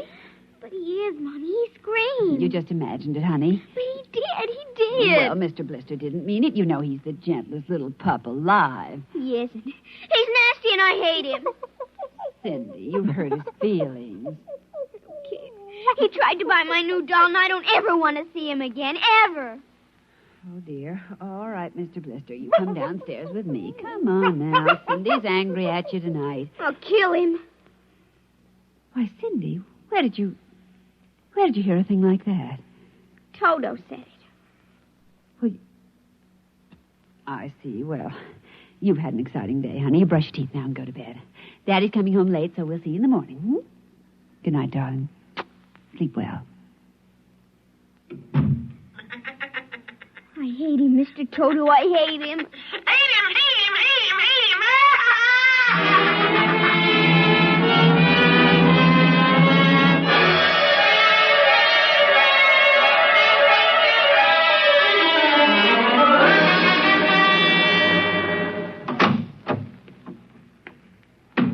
Morning, Alma. Breakfast ready? Just a minute. How was the staff meeting last night, dear? Oh, horrible bore as usual. Where's the little one? Up in her room. She'll be down in a minute. Oh, say, remind me to take some papers back to the War Department, will you? I left them in my strong box. Henry, you told me it was against regulations to bring secret papers home. Well, I had to finish some work for the old man. Nobody will ever know the difference. Well, I suppose not. Oh, dear, would you feed the puppy before we sit down? His bowl's under the sink. Where is he? See, that's funny. Here's his supper from last night, only half eaten. He's getting fussy. Blister? Here, Blister. Blister! Where the dickens is that mutt? Maybe he's on the back porch. Oh, maybe. Here, Blister. Here, Blister. Alma. What is it, dear? Alma, look. Why, Henry. Is he? Yes, he's dead. But how? What happened? From the looks of it, he might have been poisoned. Poisoned? Who on earth would do a thing like that to an innocent little pup? I don't know. Let's see his dish. Oh, Henry. I don't understand this at all. Say, what's this? What's what? Well, look, there are pieces of broken glass in his food. Blue glass. Glass? Glass. Henry. Huh? Well, I just remembered something. What? It may just be coincidence, but in the bathroom this morning... What about the bathroom? Cindy's blue glass, you know, the one with the Mickey Mouse on it. Mm-hmm. It was broken, Henry. I found pieces in the wastebasket. I meant to ask her about it. Oh, Alma, for heaven's sake, you aren't suggesting that our little girl... Why, she loved Blister more than anyone. Not last night, she didn't. Why not? Well, he went after Toto. Well, who's Toto? Oh, her new doll. You bought her one of those dolls? Well, I just rented it. Rented it? Yes. Look, Alma, Oh, no. Oh, well, all right. Well, what's this got to do with Blister? Well, he went for the doll, and Cindy... Well, Cindy said... Henry, she said she'd kill him. What? Well, that's ridiculous. True. Good heavens, a 9-year-old child putting ground glass and dog food? She'd have to be a monster. Mommy. Now, don't say anything. I'll talk to her. Good morning, dear. Morning, Mommy. Morning. Daddy. Hello. What's the matter? Nothing, Cindy. Sit down, dear. Yes, sir. Cindy, your mother tells me you broke your blue drinking glass. Oh, no, I didn't break it. Now, Cindy. I didn't. Well, now, somebody broke it. It wasn't your mother, and it wasn't me. Well, then it must have been Toto. Cynthia. Cindy, you know Toto was only a doll. Now, a doll couldn't have broken your glass, could he? Well? But he must have done it, Daddy. Cindy, you know how Daddy feels about little girls who tell untruths. I'd hate to think you'd done something you knew was wrong, and you were blaming it on a doll. What's the matter with Mr. Blister? Is he sick? He's dead, Cindy. Oh, no, he can't be dead. He isn't dead, Daddy. No, he isn't. He isn't. Mommy, Yes, dear. but he'll come back. He has to come back. No, he won't come back, honey. Not ever. No, Cindy, not ever. Now that we've told you, Cindy, do you want to change your mind about the glass? Henry, let her alone. Daddy, you think I killed him?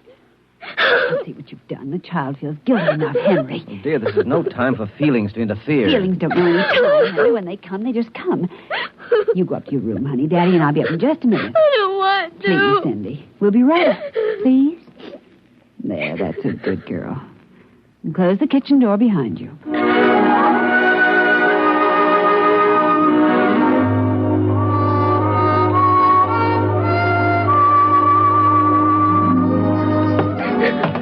Mr. Blister's dead.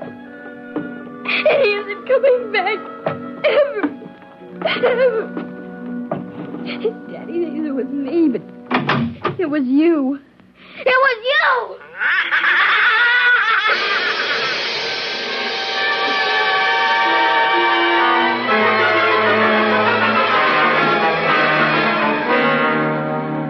You're listening to NBC Radio's award-winning science fiction series, X-1. Now we return to X-1 and Parigi's Wonderful Dolls.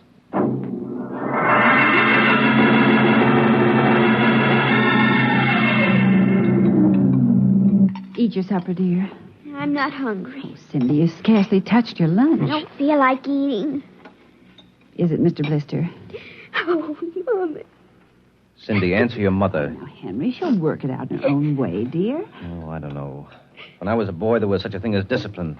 Where this child is being brought up... Henry. Well, it's true. There's no respect. Lying. Oh, I don't know. Alma, what's happened to us? We were a nice, peaceful, happy family until you bought that cursed doll. Now who's blaming things on the doll? Well, it's true. Henry. You wanted to get some papers from your strong box. What? Oh, yes. Excuse me. Will you try to eat something, Cindy? Now, darling. Yes, ma'am. Alma. Alma. Yes, Henry, what is it? Alma, it's gone. What's gone? The box, the strong box, is gone.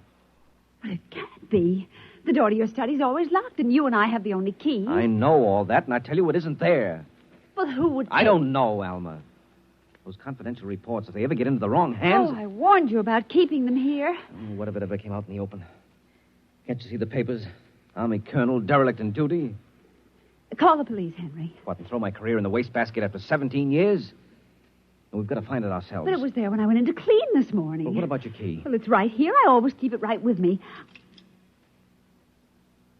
That's funny. Oh, no. But my other keys are all on the ring. You've lost it. I don't see how. Alma, how could you do it? Henry, please. Come on, we'll search the house. I can't think of anything else to do. Oh, dear, you're going to miss your staff meeting. Well, all right, never mind the meeting. My whole career goes up in smoke if we don't find those reports.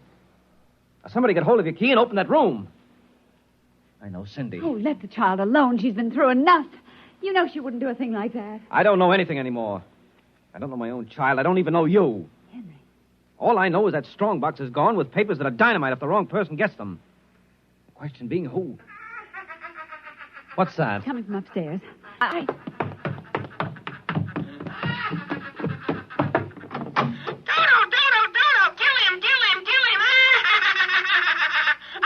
Stop it! Blasted little imp! There. Henry. But since we've got this thing... Henry. What? Look, Where? What? around the doll's neck. The key.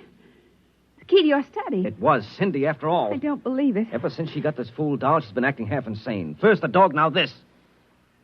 I think she hates us, Alma. Henry, Cindy is my child, and I know her.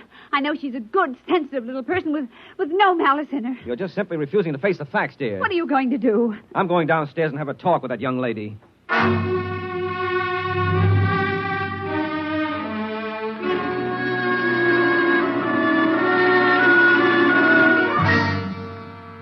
Cindy, you're not telling me the truth. Oh, yes, I am, Daddy. Now, all I'm asking is that you tell me the truth. Now, where is it? I didn't take it, Daddy. Honest, I didn't take it. I suppose you're going to tell me now that a little 6-inch doll took my strongbox and hid it. Well?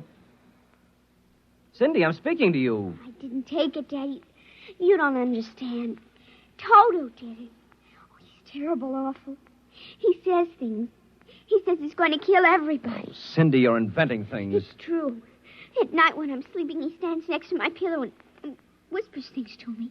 Awful things. He told me he'd kill me, too, if I told him. Alma, I think this child is sick. I think she needs a doctor. Frightened, Henry. She's trembling like a leaf. Come on, darling. We'll go up to your room. I don't want to go now, up honey, there. Mommy will stay with you. I'm afraid. He's up there. Who, Cindy? Toto. Well, he won't be up there for long. Mr. Toto is going right back to Parigi's wonderful doll shop before I lose my sanity, which means right now.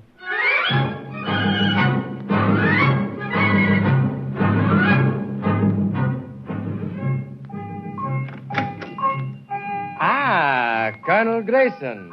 Welcome to the home of Parigi's wonderful doll. Are you Parigi? Santor Parigi, creator of the universal doll. The doll with the mind. The doll Yes, with... well, I'm returning one of your masterpieces. Oh? If you will step into the rear of my shop.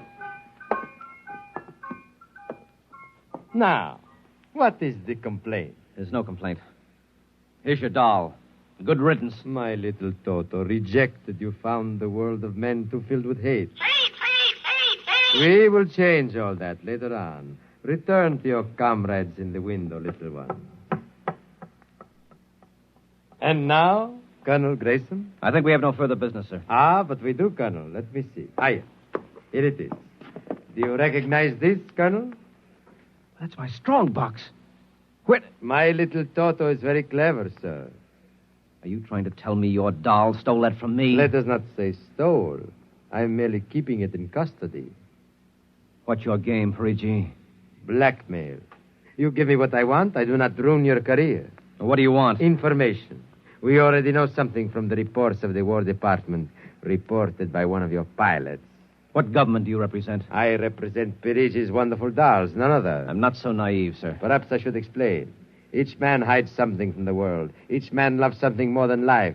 With the help of my wonderful dolls, I obtain personal information which enables me to control the men who control the world. Men like you.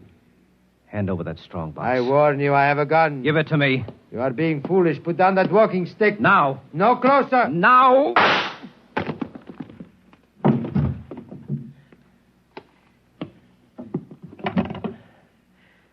Hello. Give me the police. Hello. This is Colonel Henry Grayson. I've just killed a man. Parigi's doll shop, corner of 4th and Lexington. The body is in the rear. I'll wait for you. Shut up. Shut up, you little fiend! hear you speak. Colonel Henry Grayson. Oh, it can't be. I must be going out of my mind. A 6-inch doll. Shut up! Your master's dead. You are mistaken, Colonel. I, Toto, am the master. What do you mean? If you will examine the body of Santo Parigi, you will see that he does not bleed. And he does not bleed, Colonel, because Santo Parigi never lived. Never lived. Santo Parigi is a doll. A doll? But he's a man. He talks. He walks. The people of Meritrix are skillful doll builders. Meritrix? Doll builder? Who are you? I am Xanthus Imperator, commander of the legions of the third planetoid, Meritrix. Legions? Planetoid? My people and I, whom you regard as dolls, come from a tiny planet beyond the moon. What? So small that it cannot support our population. That's true. We landed one of our space spheres on Earth 3 months ago with the intention of colonizing. Unfortunately, one of your pilots intercepted us. So that's why you wanted our information. Precisely. And you are human? Quite human. Of course, in order to deal with Earth people without suspicion, we were forced to construct Parigi, a man-sized doll. No, it can't be. I can't believe this. I'm having hallucinations. I've got to get out of here. That will be impossible. We have weapons of destruction quite unknown to Earth people. I phoned the police. They'll be here soon. By the time they arrive, my people will have prepared something quite shocking.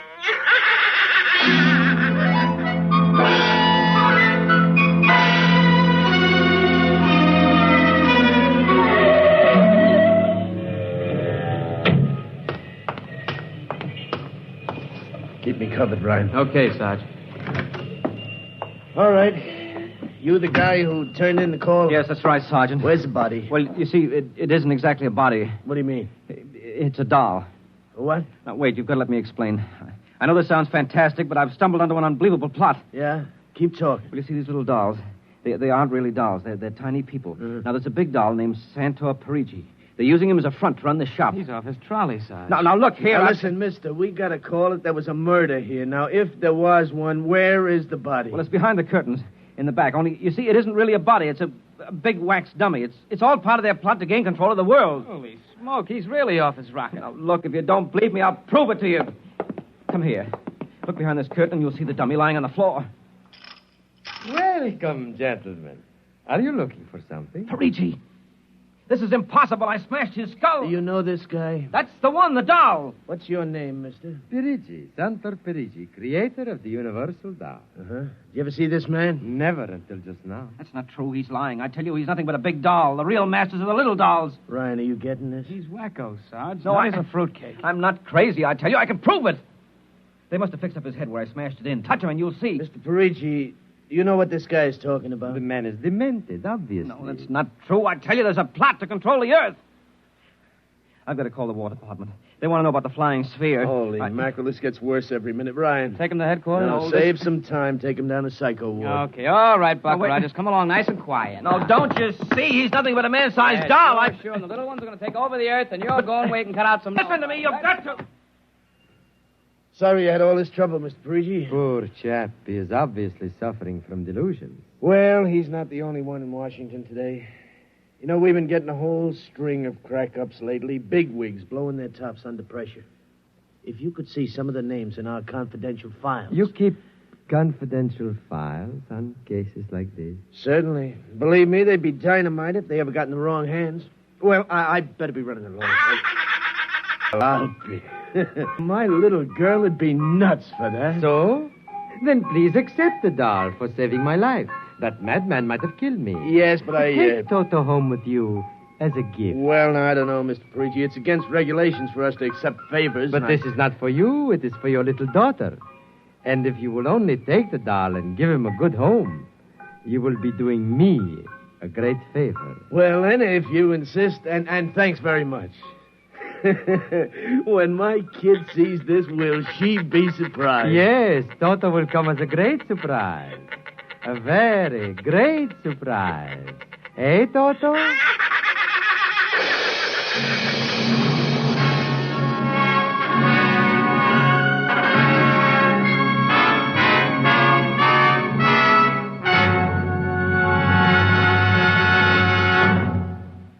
This was from the world of X-1.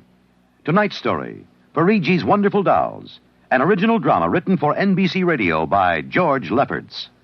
Featured in the cast were Denise Alexander, Joan Alexander, Les Damon, Joe DeSantis, and Leon Janney as the doll Toto. Music by Al Behrman, narration by Norman Rose. Tonight's program was directed by Edward King, executive producer Robert Wogan.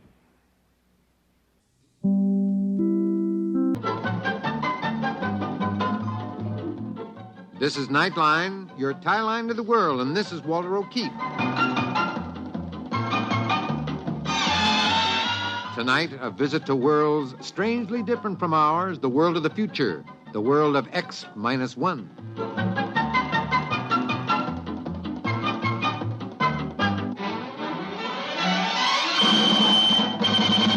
Now, here is the future, X-1.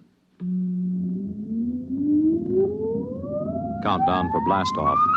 X-5, 4, 3, 2, X-1, fire.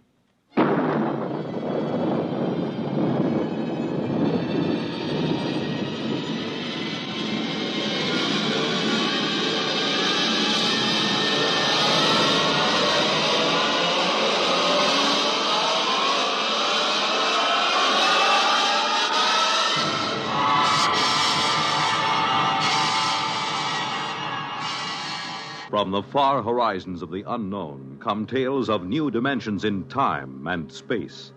These are stories of the future, adventures in which you'll live in a million, could be years, on 1,000 maybe worlds. The National Broadcasting Company, in cooperation with Galaxy Science Fiction Magazine, presents X minus 1.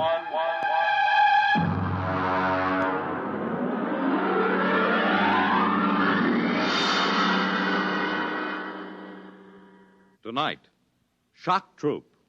But first, hear this. Saturday, November 30th, an overflow crowd is expected to jam Municipal Stadium in Philadelphia for the 58th contest in a series that each year brings to a climax the greatest rivalry in college football. Saturday, November 30th, Army versus Navy. And you have a seat on the 50-yard line as Monitor brings you this gridiron. Mel Allen and Al Helfer will describe all the action, the excitement, the color of the game, as Army pits its bruising running attack against Navy's rugged defense and expert passing. You and your family won't want to miss the big Army-Navy football game, Saturday, November 30th, on Monitor. And you'll want to stay with Monitor for a weekend of sparkling and diversified entertainment. Celebrities, music, features, news, and sports. They're all on Monitor all weekend long.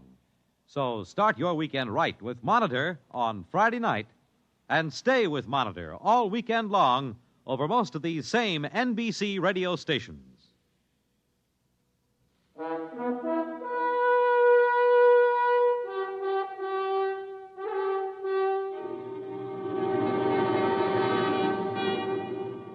And now, X-1 and tonight's story, Shock Troop.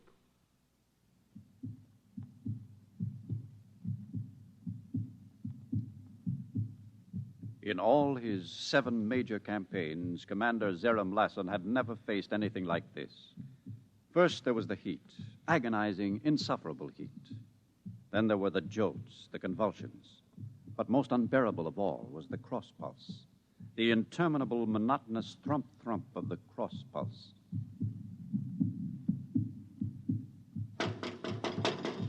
Come in. Hello, Perrock. Close the bulkhead. This heat's driving me mad. Zarium, I think we ought to abandon this project. Abandon? As chief psychotechnician, I recommend it. Oh? On what do you base this? This macroorganism is unlike anything we've ever tried to colonize before. It's much too complicated. Complicated? Perrock, I've colonized life forms on 7 other worlds, and each time I've been advised to turn back. I know your record, Zarim, but this creature is different. How? Well, for one thing, it has a highly organized psychoelectric system. The shock waves are fantastic. I've already lost 3 technicians. These are shock troops. They know the risk. And for another Perrock, thing... you're a fine scientist, but you're no leader of troops. This creature we've invaded will be subdued and brought under positive permanent control. We will achieve thermobiological conditioning to reduce the heat. We will achieve damping to muffle the crossbeat. And we will establish neuromuscular controls. And we will do all these things because I say we will. Now, come along. We'll inspect the tunnels. Ready? Yes. I'll open the bulkhead.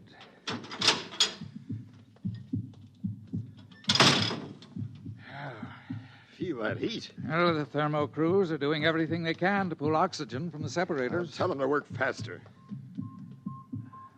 What's the status of the control panel? I'll see.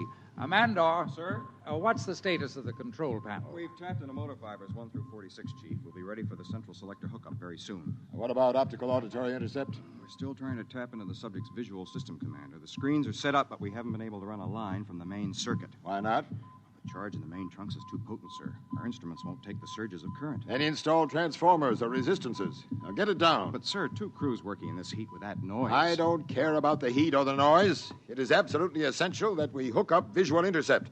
I want you to... Convulsions. Hit the stanchions. Hang on.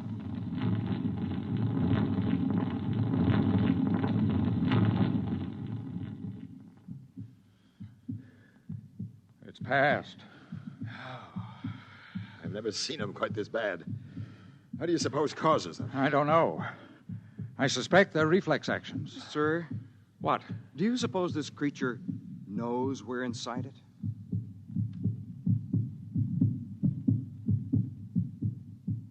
Ceaselessly, the shock troops worked inside the host creature, burrowing through capillaries, tapping into nerves, trying desperately to intercept the intelligence and sensations so they might bring it under control. Oxygen was pulled from the separators to cool the tunnels where Commander Lassen's troops worked. Yes? Sir, we phased the interior to feedback. We're ready to try for an image on the visual screens. Excellent. What about vocal auditory? Completely phased. We haven't broken the speech code yet, but all sounds are clearly audible. Blast that crossbeat. Can't the crews do something to muffle it? We're trying. We don't dare go into the main arteries, not yet at least. Can't they calcify? They're trying, Zerine. We've got calcification crews working like demons, trying to harden the central blood vessels. Very well. Lieutenant, is the screen ready? Yes, sir. Does the commander wish to monitor himself? Yes. These are standard controls, I assume? Yes, sir. Focus is this knob. The brightness control is at the right. Very good. Now, switch on, and we'll see if we can see what this creature sees. A little more focus. Something's coming through. It isn't a clear enough image. Bring up the contrast. There. Well? It appears that our host is in an enclosed space of some sort. From the orderly flow of articles across the screen, I would say it was moving aimlessly. As an item for resting on, it appears. In the background, a blurred pattern of light and dark stripes. Now, let's hear the auditory reception. May as well get the decoding section working on it. I'll switch it on, sir. The creature doesn't seem to be vocalizing.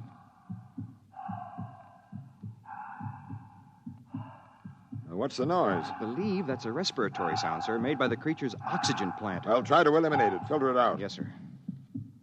Doc. Doc, I tell you, I'm sick. It's vocalizing. I'm not...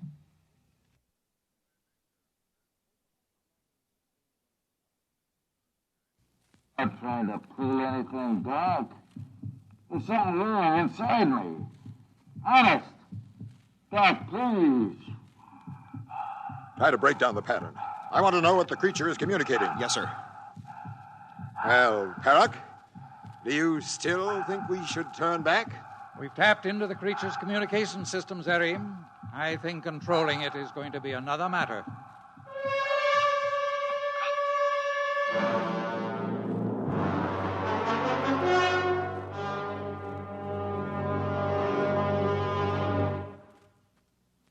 We'll return to X-1 and Shock Troop in just a moment.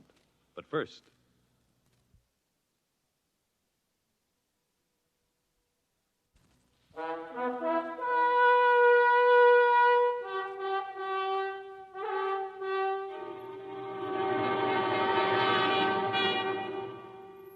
Now back to X-1 and Shock Troop.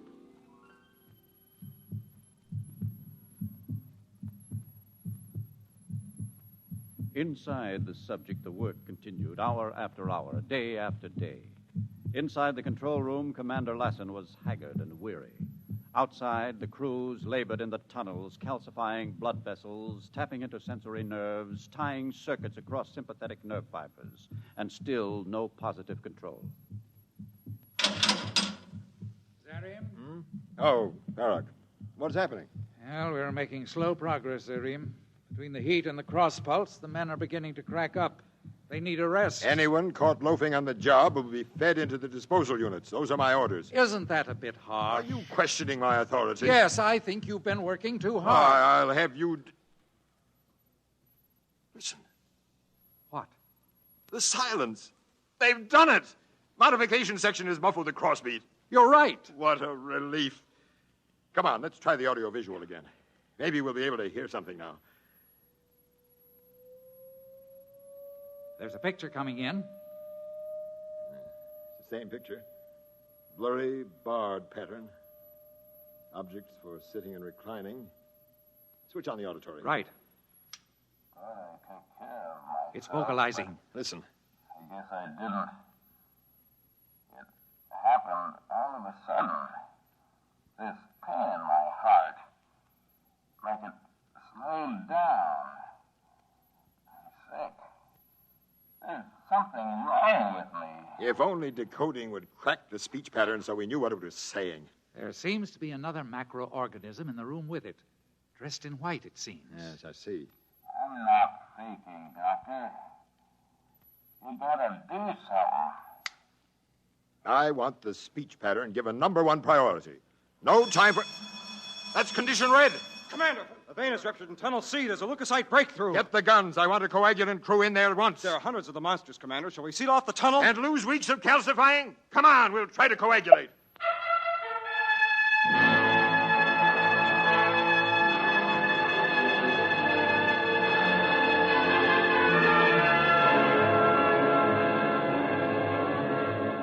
The commander joined the rush of frenzied emergency troops rushing into the corridor. Ahead, crews were lugging hand sterilizers and broad-spectrum coagulators. Inside the tunnel, the scene was bedlam. There was a break in the wall, hemorrhaging profusely. Crewmen waded knee-deep in the nauseous sea of thrombin. Red corpuscles knocked them off balance. Every so often, a sickening gray leukocyte would rear up and embrace a crewman in a grip of acid death.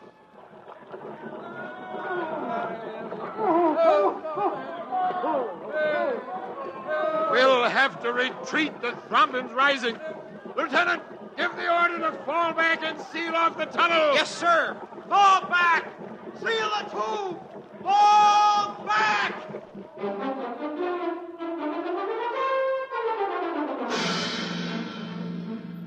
The struggle continued. New tunnels were formed. More nerves tied into central control. Veins and arteries calcified. The heat reduced to a livable temperature. Slowly, the morale of the shock troops inched higher, and Commander Lassen relaxed and grew more amiable. Well, Barak, ready for the big event? Yes, my crew is standing by. Good. We'll try an auditory visual intercept first, and then we'll attempt to control a few responses. We've tapped into the creature's hearing circuit now so that we can hear what it hears as well as what it says. Excellent. Switch on the screen. It's coming in now. The creature is still in the same room, alone, evidently. It seems to be writing a message of some sort. Oh, wait. It's talking. My appeal was turned down, and this is it. Now, let's try a motor response. Lieutenant Mander. Sir? Which circuit controls the organism's right extremity? This one, sir. Are all circuits properly insulated against electrical surge? Up to 1 million dynarcs, Commander. Well, we've never encountered anything higher. That should be safe enough. And here goes. I'll try a simple contraction. It worked! The right limb contracted. Perrick, it worked. We've established control. You're to be congratulated, Commander. Thank you. Switch on auditory visual again. Yeah. The creature is still writing. Actually, I don't mind too much. The doctors have discovered that I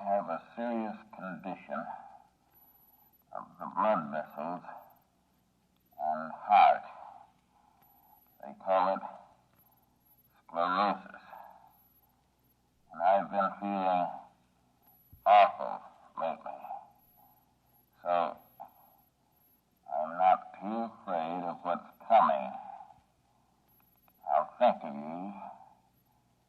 Think of me. Love, Sam. The message is concluded. Let's try another motor response.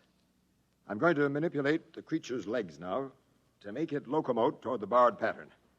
Ready? Ready, sir. It's moving! Excellent, excellent.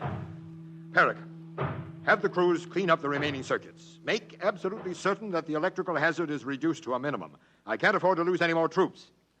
Now, what about the speech code? Decoding thinks they may break at any moment now. I'll keep them working. Give the troops extra rations and pay and commend them for a good job. If all goes well, we'll send for colonists within a week.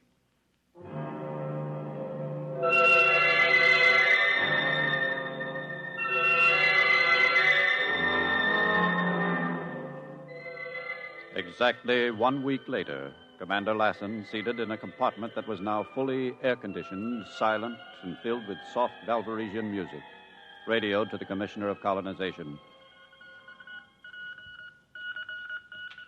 So everything is ready. With the exception of the speech code, we have complete primary control of all circuits. We'll expect first 10,000 colonists as soon as transport can be arranged. Lassen, I'll send that at once. Come in. What is it, Perrick? I don't know.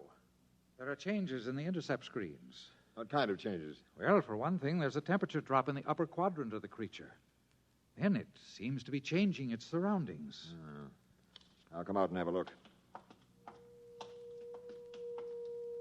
There, you see? There are other macro creatures in the room now. There. One of them has a black robe. Well, what's so alarming? The speech pattern of the black-robed creature is unlike anything we've ever heard before. Turn on auditory intercept.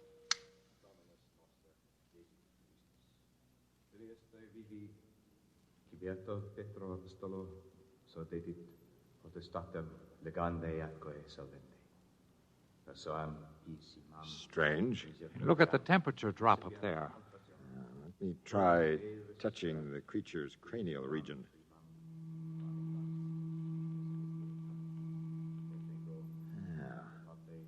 That explains the temperature drop. The mat of thread-like growth has been entirely removed. Look, the black-robed one has moved away. Now another creature approaches. Our host entity is being seated. Now, bands are being placed on its wrists and legs. That's interesting. I don't like it. What are you worried about? I don't know. It frightens me. Look. Now a dome-like object is being lowered over the creature's head, a great cupola. It's cutting out the light. Turn up the auditory. I don't want to die, Warden. Not in the electric chair. I wish we knew the speech code. Well, another few days and we'll have it broken. Then, total victory will be ours. Total victory. What's happening now, Zarim? I don't know. Everything is quiet. The creature is waiting in the dark for something to happen, apparently. I wonder what.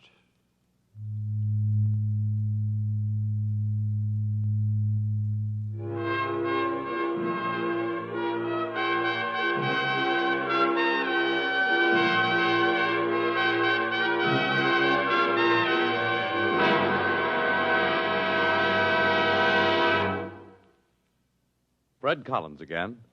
I'll have a word about our cast on X-1 in a moment. You have just heard X-1, presented by the National Broadcasting Company in cooperation with Galaxy Science Fiction Magazine. Galaxy Magazine science editor Willie Lay discusses medical problems of space travel in the current issue of Galaxy. Read Willie Lay's article as well as the many thought-provoking stories similar to tonight's tale of fiction based on facts of the future. Galaxy Magazine, on your newsstand today. Tonight, X-1 has brought you Shock Troop, a story from the pages of Galaxy written by Daniel Gallion and adapted for radio by George Lefferts. Featured in our cast were Bernard Lenrow as Commander Lassen Edwin Cooper as Perrock, John Thomas as Mandor, Ralph Camargo as Sam, and Roger DeKoven was the narrator. This is Fred Collins speaking. X-1 was directed by George Boutsas and is an NBC Radio Network production.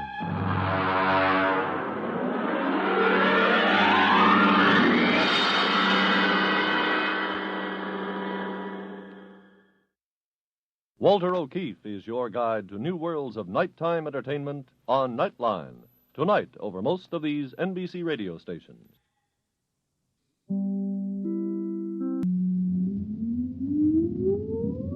Countdown for blast off. X-5, 4, 3, 2, X-1, fire.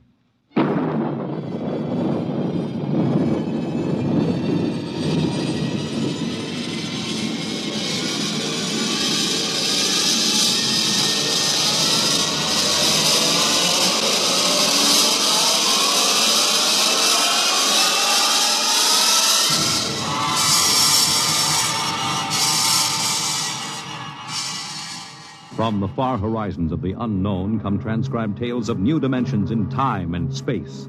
These are stories of the future, adventures in which you'll live in 1,000,000 could-be years on 1,000 maybe worlds.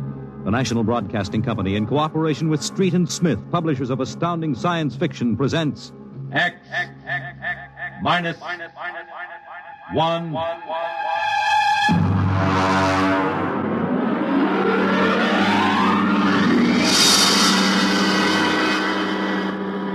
Tonight's story. Shanghai. Okay, very funny, very funny. Think it over, boy. Tomorrow the old ball and chain. Yeah. Eat, drink, and be merry, for tomorrow you commit matrimony. Come on. We came down here to Scarlet Square to have a little fun. We might as well be at my mother's musicale in Beacon Street. Oh, the problems of the rich. Tell me, Jeff, just where does the coffin fortune come from? Pirate treasure? No, I guess it started in Nantucket. My great something or other used to be a whaler. Oh, whaler, there she blows. A dead whale or a stove boat. Watch my trusty harpoon. Hey, well, look out with the fort. Oh, my. Where's the money now? Oh, I don't know. We've got a lot of commercial holdings, mills, import-export outfits, rocket lines, you know. Mere trivia. All right, now look, why don't we get out of this dump? We could go up to the Copley Plaza. It may be stuffy, but at least the glasses are clean. Well, you're the condemned man. All right, you two go ahead and get in the car. I'll settle. All right, meet you out in front. Right. Excuse me. You want something, Bud? Yeah, the check. Okay. Hey, Milton, check. He'll be right out. Right, thank you. Hello, mate. Nice night, eh? Oh, yeah, I suppose so. I've been watching you. Celebrating? Sort of. Yeah, so am I. Just got off a deep space run out to Centaurus. Oh, that's a 15-year run, isn't it? 15 and 3 blooming months. Mm-hmm. Well, how'd you know? You a spaceman? No, not exactly. Where's that check, barkeep? Hang on to your hat, Bud. Milton's slow, but he's sure. Fill it up, Charlie.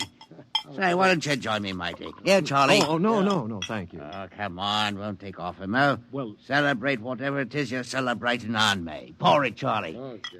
Well, all right, thank you. I guess I might as well. Yeah. Cheers. Yeah, right. Cheers. Oh, what was that, Marty? Charlie's special bread, eh, Charlie? Yeah. Well. Oh, say, look, Charlie, would you get that waiter out here? I've got to meet... Hey, what's your hurry, matey? You got plenty of time. Sure. Sit down. Take it easy. You don't look so good. No, I don't feel so good. Now, sit right here. You feel chipper as a blooming grasshopper in a sec. No, I've got to get outside. The car's in a hurry. Where's the check? Check. Oh.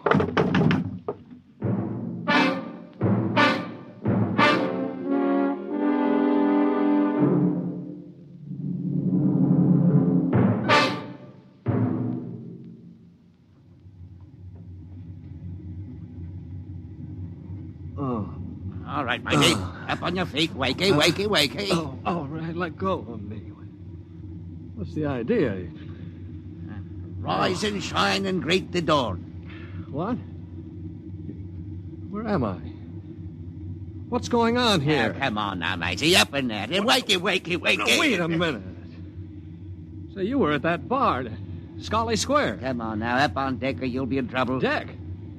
What are you talking about? Where am I? It's hard to say exactly. Offhand, about 8 hours out of Atlantic Spaceport. Atlantic Spaceport? Now, look, what kind of a joke is this? If Alan and Peter think this is funny... What ship is this? R.S. Michael M. Rafferty, Coffin Line. Oh, Coffin Line. Well, that makes it easy. Now, you've got to put back to port. Forget your toothbrush, Banks. No, listen, you runt. You take me to the captain, or I'll tear you apart. Here, darling, grab my jacket. All right, get moving. Sure, mate, dear. I'll take you to the captain. But you're going to be sorry.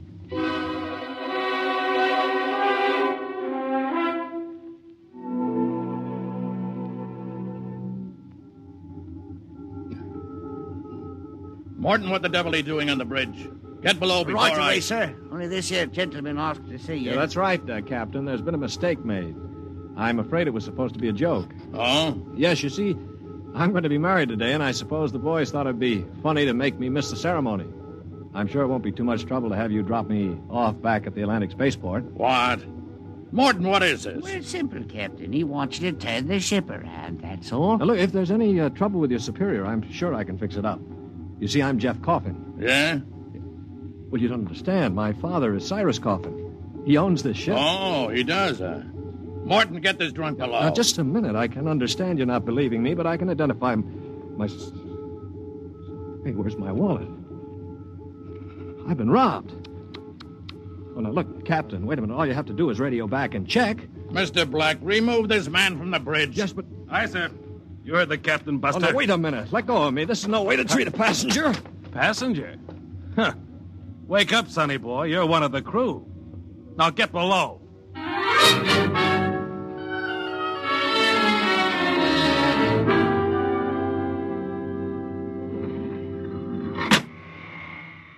All right now, mate. Grab yourself a buffer. Get to work on those deck No, plates. look, they can't get away with this. This is kidnapping. Perhaps yes, perhaps no. Now get this here deck nice and shiny, and we might even see about some grub. I'll be back in 2 hours. And mind you, I want to be able to see me bloomin' reflection in it. You better polish that deck plate. They can't get away with this. Well, the law says once you sign on, you're under absolute orders. I looked it up. Yeah, but I didn't sign on. I was kidnapped. You won't be able to prove it. Come on, mister, please. I didn't get anything to eat yet today, so give me a break, huh? Oh, all right. What do you do, run the buffer over it? Yeah, that's right. Like this.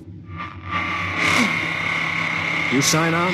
Yeah, I ran away from home. How old are you? 16. 30 when we get back. Yeah. What do you mean 30? We're headed for Mars, aren't we? Only to refuel. We're outbound to Centaurus. Oh, no, it can't be. Well, that's a 15-year run. Morton! I've got to get back. It's no use. I'm getting married. My bride-to-be will think I'm dead. Martin! Morton! What's up here? You want me to call Mr. Black again? He'll give you what for. Listen to me, Morton. Listen, I've got to get back to Earth. I can't disappear for 15 years. Oh, is that the fact? Look, we stop at Mars, right? Yes, and you'll be below decks under lock and key. Listen to me. If I can make it worth your while, will you get me off at Marsport? Jumping ship, huh? That's real naughty, mate. $1,000? Why, what would I tell me poor old mother in better say? 2,000. 5 in advance. What do you mean in advance? You're probably the one that rolled me for my wallet. I'll find a way. They don't believe your young Coffin, but maybe I know better. All right, it's a deal. Look, Mr. Coffin, can you take me with you? I didn't realize what it would be like. I can pay my share. I could work it out for you, or maybe borrow money. I couldn't stand 15 years. I'd go crazy. All right, sure. What about it, Morton? Boy'll cost you another 1,000. You cheap swindler. Here now, Mr. Coffin. I'm all what stands between you and a lovely pleasure cruise for 15 years. So I'll thank you to treat me with the respect and politeness what a gentleman like myself deserves.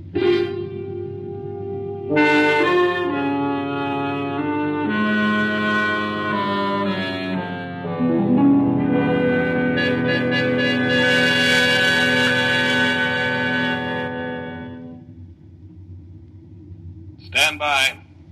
Stand by for landing procedure. All right now. Listen careful. This is the cable locker for the grappling anchor. Right. When she lands, this hatch'll open. Cables go out. Don't get yourself caught in them, you'll be tore apart. All right, we've got that. You sure we can get out? Now, you just do what I say. We drop down to the blast pit. Nobody'll be there. Lie low in the pit till dark. Got that? Right. Now, look, Morton, I'll tell the patrol you helped us get away. That'll help you when they catch up with this gang. Well, thank you, sir. Thank you kindly. I've got to get to my station now. Luck. Thanks. Thanks, Mr. Morton.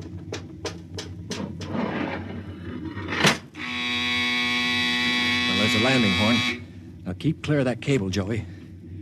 Here we go. Right. Hold on tight. There goes the grappling cable. Yeah. All right, come on. Drop through the hatch. It's about 6 feet. All right, it's clear. Hurry up. Here I come. Oh. You all right? Yeah, I twisted my ankle. It's all right. All right, there's the blast pit. Get going. Right. Now, we're all right so far. The ship hides us. Here's the pit. All right, now get down so they can't see you. Wait a minute. I hear somebody coming. Keep still. Maybe we better look. Look, if we stick our heads up over the edge, they'll see us sure. Now keep down and keep still. I hear him. Shh.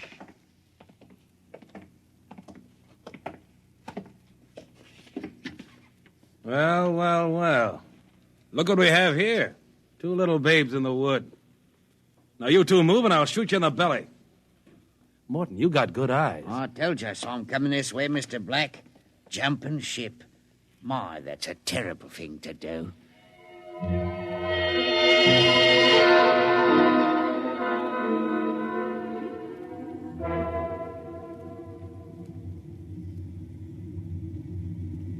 Mr. Black, inform the ship's company that these 2 men have been found guilty of attempted desertion. Desertion? You kidnapped me, you dirty crook! Don't you talk to Captain Howell that way! I'm sentencing them to 24 hours hull watch. Take them away. Morton, take him to the aft lock. Aye, sir. You calm down after 24 hours hull watch. What's hull watch? Very simple. We put you 2 in spacesuits, shove you through the airlock on the end of a line. You sit out there and watch the hull for 24 hours. No food, no water, and the eating units in those suits are just a little bit defective. Makes it interesting along about the 18th hour. Yeah, I'll bet. Here we are, gentlemen. The airlock. You get in there. Got 5 minutes to get into them suits before we blow the air out. See you in 24 hours. Maybe.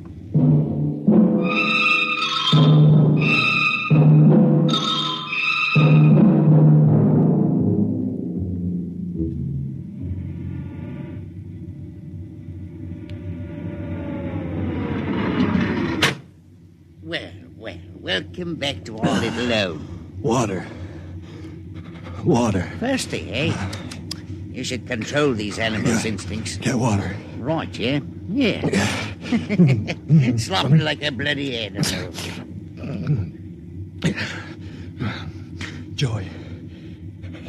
Joey passed out. Help him. He'll be all right. Teach a lesson, both of you. Take my advice and behave yourselves. You've got 15 years to go on this here ship. You might as well make the best of it.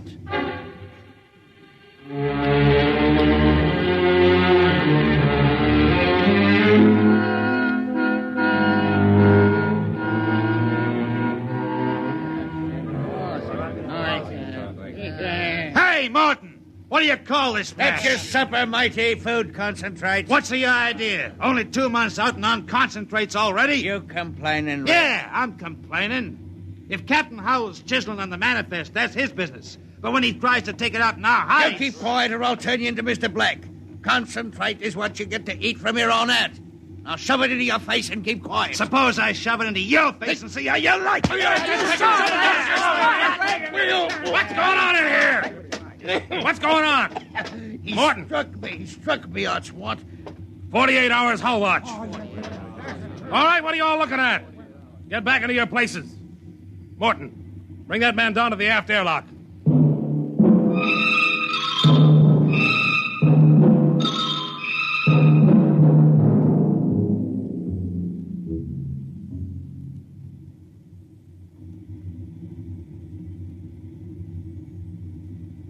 It's murder, that's what. Plain murder. Space Code gives a 30-hour limit for punishment. They didn't even have a burial. Just shoved them out the lock. Well, if the owners knew about this, they'd stop it. A fat lot of good that's going to do us during the next 15 years. Wait a minute, if we could get the ship back to Mars. No, 2 weeks after we landed, we'd be hung. That's what Space Code says about mutiny. And if they catch you in the act, they shoot you down and no questions. All right, I'm willing to take that chance. We're going to let Black and Howell kick us around for 15 years? Why don't we take over and head back? Right. I'm for it. Let's go. You bet. Going to rep something, gentlemen. Discussion? Talking about the captain, maybe? Grab him. Here, they go. Get up. Slug Throw him him, into the slug him. jets. Come on. Oh, have you all out of the oil in shifts? Also, your knife rations, that's what Show him my oil rag, Morton. Well, that's done it. He's an officer. Who cares? Yeah, we've got to move now. Joey? Yeah? You get up to the radio room and smash the set before they can get a message out. Right. Pop, you get aft. Tell the engine watch. Yes. The rest of us will go up on the bridge. How about this rat? Tie him up. Speed counts now. We've got to take over before they know what hit him.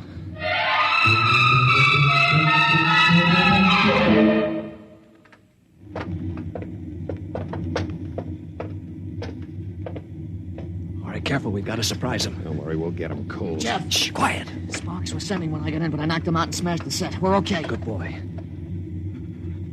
All right, come on. Right past the bulkhead. Look out! The blast bulkhead. Yeah, we're cut off from the bridge. We'll never get through that. They must have found out somehow. The intercom. Black can turn it on from the bridge. You heard the whole thing. Well, we better get out of here. What'll they do? I don't know. We got all the controls up there. We can shut down the driver, but we can't steer. Yeah. You better dog down the hatch behind us. All right, men. Captain Howell's giving you 1 minute to give up quiet. In a pig's eye, Black. You'll hang for mutiny, every one of you. What do we do now? Quiet. They can hear everything on the intercom. If I pull the jack out. That's the boy. Look, we've got to get through to the bridge. It's a Mexican standoff. We can't get at them. They can't get at us. What's that? It's an air leak. The pressure's down. It's Howell. He blew the hatch on the mess hall section. Just opened her up and let the air out. Morton, do you know what Black's going to do? He's going to bleed off the air down here. Serves you all right. If I had my way, I'd see you all out on the hull till you froze stiff. You're forgetting something, Morton. You're back here with us. What do you mean? If Black and Howell blow out compartments one by one or bleed the air off, you'll get it too. They'll take care of me. Don't you worry about that. Oh, you think so, huh? Joey, plug that intercom back in. Right. Captain? Captain, Giving up? we've got Morton back here. Yeah? If you try anything on us, he'll get it too. What am I supposed to do, cry? You don't care if he dies? That's his problem. We're going to drop the oxygen level 5%. Don't do that to me. Captain! Captain! It's unfortunate that you were captured, Morton, but the security of my ship comes first. You mean you don't care? You'd see me dead. Precisely. Well, you can't. It's murder, that's what. I'm not one of them. You can't kill me. You can't. Joey, pull the intercom plug. All right, there you are, Morton. They'd kill you just as soon as look at you. Now listen, we've got to get through that bulkhead. You know this ship. There must be some way. Morton, we're your only chance. Get us through the bulkhead. All right. All right, why shouldn't I? They'd kill me. Well, then there is a way to get through. An emergency release. They don't tell crewmen about it to keep them from breaking through in an engine blast and leaking radiation to the bridge. Well, then let's get going. We've got to get through that bulkhead before Howell cuts the air down and gets us all.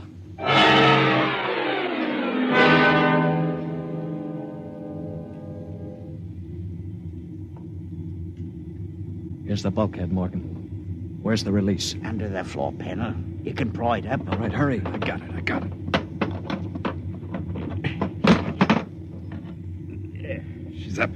Wax on a K. Ready? All right, Morton. Open it up. Here goes. Morton! He's dead. Electrocuted, and the bulkhead's still closed. They didn't even get to turn that key. It killed him instantly. Harry. Yeah? Have you got your watch gloves? They're insulated. Oh, yeah, sure. Get Morton out of the way. Don't touch him, Joey. He's got the current through him. I'll shove him away with the gloves. All right, now. Stand by. Here goes a key.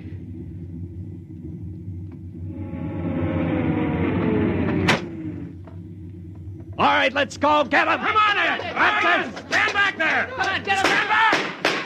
All right, Blexy, how you like this? All right, grab the gun. Joey, look out. Let go of that gun, Hal. All right, hold them both. You don't have to worry about Black. I got him square with a wrench. We better tie up the captain. Yeah. Well, what do you think you're going to do now? We're going to turn around and go back home. I don't think so. I burned the navigation tapes, and none of you can recalculate them. Why, you'll just wander in space till the fuel gives out. You'll die right here on this ship.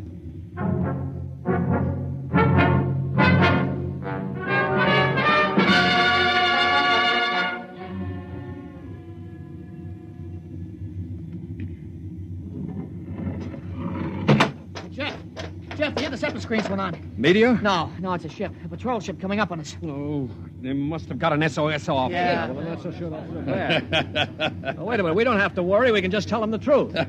You're not familiar with space code, young man. Mutiny is punishable by immediate execution. In other words, they don't ask questions. They just shoot. He's right, Jeff. We're through. Can we get away? Not from a patrol ship. Already sent us a heave-to flash. If we run, they'll blow us out of space. I'm afraid your mutiny is about over with, gentlemen. They'll be aboard in an hour. And 10 minutes after that, you'll all be dead.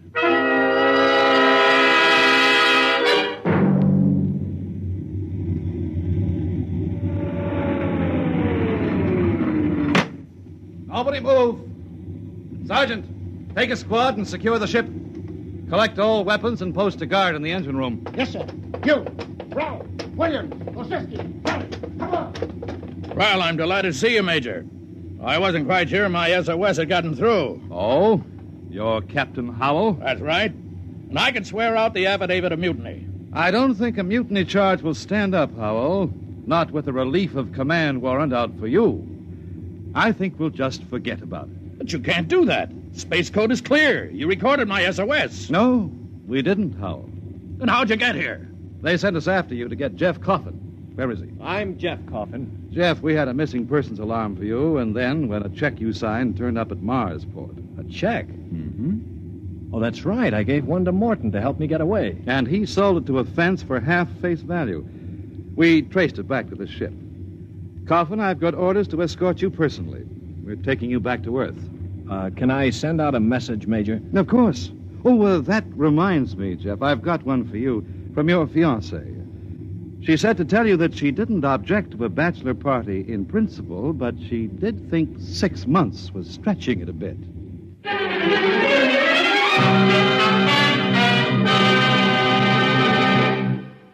You have just heard X-1, presented by the National Broadcasting Company in cooperation with Street and Smith, publishers of astounding science fiction. X-1 was an NBC Radio Network production.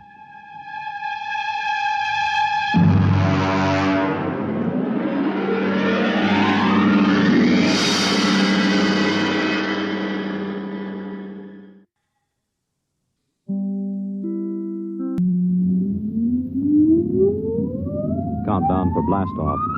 X-5, 4, 3, 2, X-1, fire.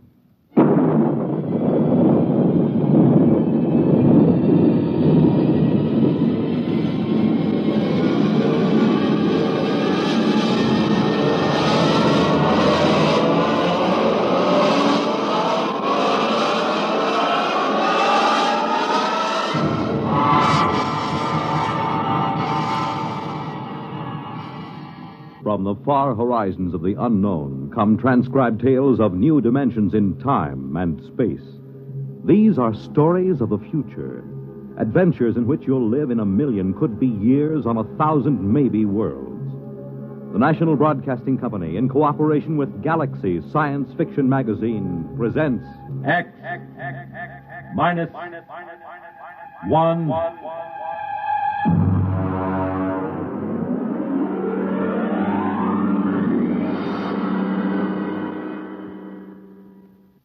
Tonight, the time is 1965. The place, a golf course. The story, open warfare.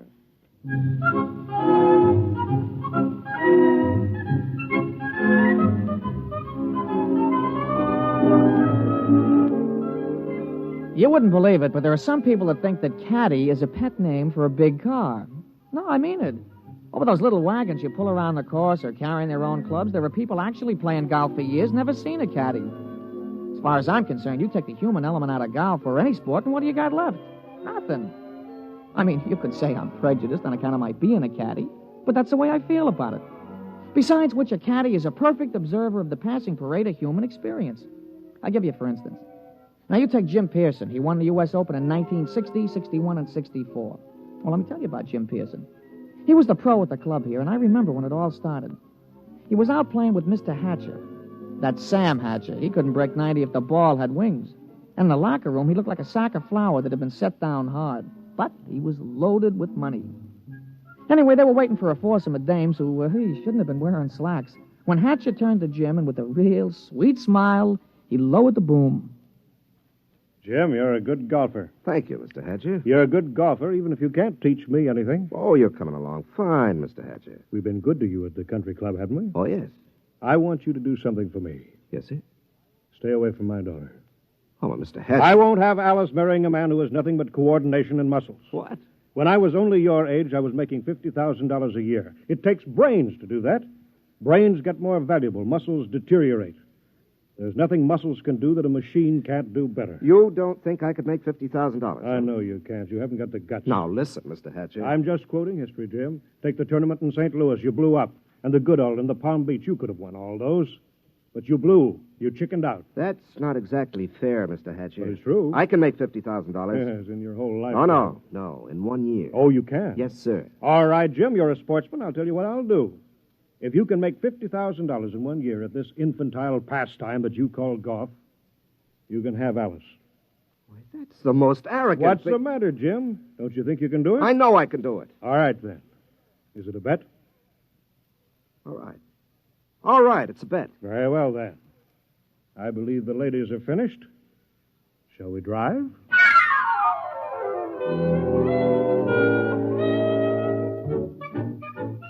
Naturally, old man Hatcher set a trap for him. And I guess it worked pretty good, too. Jim knew I heard the whole thing, so he used to talk it over with me.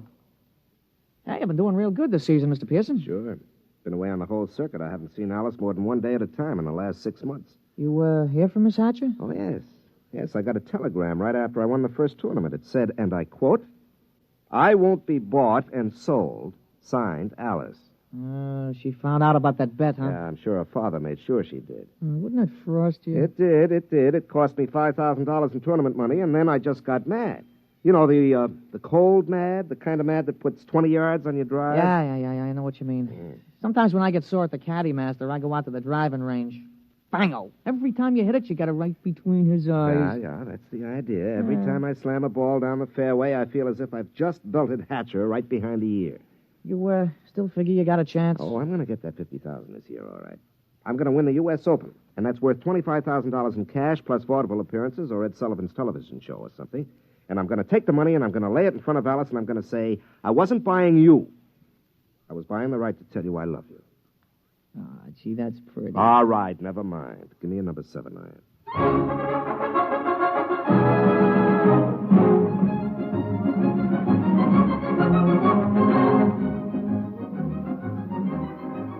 Jim Pearson sure was burning up the circuit. He came into the U.S. Open the man to watch. The day the tournament opened, Jimmy Cannon had in his column, "You are Jim Pearson, the hard luck boy with the velvet swing." It was real philosophical. All the sports writers picked him to win. And then Saul showed up. We was on a practice tee. Jim had been sharpening up his number 1 wood when all of a sudden the gallery took off like a batch of big birds. They were around another tee about 100 feet away. Jim knocked off and the two of us strolled over. Hey, that's some swing. Who is that, Pete? I never seen him before. His name's Saul. That's some swing. Yeah, he's no amateur. I've never seen him on the pro circuit. Hey, Mr. Pearson, look at the caddy. 280 yards down there. That ain't what I mean. Look, he's got a ball bag in his hands. Now watch. Oh, that's a good catch. He caught that ball right in the bag. Mr. Pearson, that caddy didn't move that sack. That ball dropped right in 280 yards away. Oh, it's an accident. Yeah, look, it happened again. He's a trick shot artist. Wait till he gets into competition. I don't know. He just hit another one, dead center. Oh, there isn't anybody that good. Not even old Joe Kirkwood. Quite a spectacle, eh, Jim? Oh, hello, Hatcher. Must be unnerving to watch something like that. I can stand it. But will you be able to stand it when the going gets rough? Will you blow up like you always do? It'll be too bad just when you're so close. Don't worry about me. I'm not. I imagine Saul will take care of that. Oh, you know him? I brought him here. My own personal entry. He's going to beat you out of the open. But he's got something to learn. Look at him. Just a dumb country boy who never saw a golf club till a few months ago. I think he might teach you something, Jim.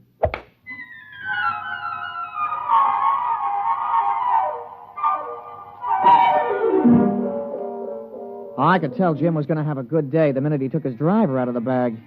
He took his practice swings, and they went around clean, grooved, and loose. I would have bet my shirt on him. As a matter of fact, I did. The crowd was sympathetic. They wanted to see him burn up the course. Well, Pete, we all ready? Yeah. What's this? New kind of golf ball? Oh, yeah, a young fella from the A.B. Wells Sporting Goods Company. He slipped me a fin to talk you into using these balls. Well, I don't know. They any good? Yeah, I figured. They guaranteed they had 20 yards to every drive. I sure could use 20 yards. Well, he's going to come around to see you later. He wanted to sign you up for testimonials and advertising and things. You know, the golf ball used by Jim Pearson when he won the U.S. Open, that kind of thing. There's a lot of dough in it. Well, we'll give it a try. Let's tee up.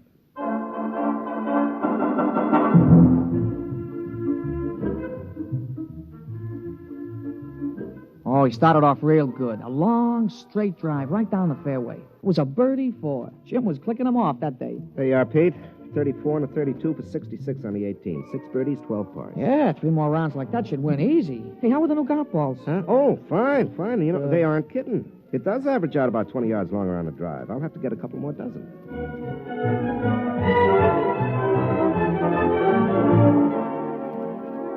We went around and watched Jim's score being posted on the big board. Most of the field was still out, but he was ahead of the closest competitor by 3 strokes. Who's that? Oh, somebody coming down the 18th. It must be a hot round. I'll be posting it in a minute. Ah, Saul. Hmm? Yeah, you see there he is walking through the crowd. Yeah. Well, here comes the secretary with the score. Hey, Mr. Pearson, look at it. 32 and 32, 64. 64? That's a new course record. Yeah, well, it's only the first round. New course record. Look at that. 3s and 4s, 3s and 4. He ain't over 4 for the whole day. What's the matter, Jim? You don't look well. 1 round is not a tournament. Well, comfort yourself while you can. Saul's just getting warmed up. He's that mythical thing, the perfect golfer. But he's dumb. No brains, Jim. No brains at all.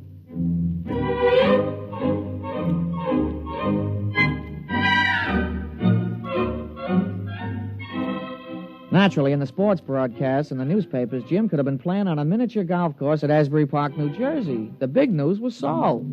They all called him Silent Saul. The odds the boys in the shower room played around with on Pearson took a dive, and you couldn't get even money for Saul. The next morning, Jim's gallery was pretty small.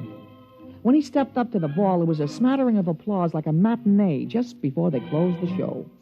But his drive was as straight as the day before and longer by about 20 yards on the average. Hey, that's a nice putt, Mr. Pearson. Yeah. Who's that?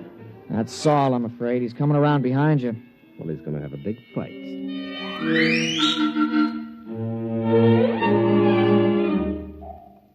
Jim's second 9 was a duplicate of the day before. Another 32. He equaled Saul's record-tying score of yesterday.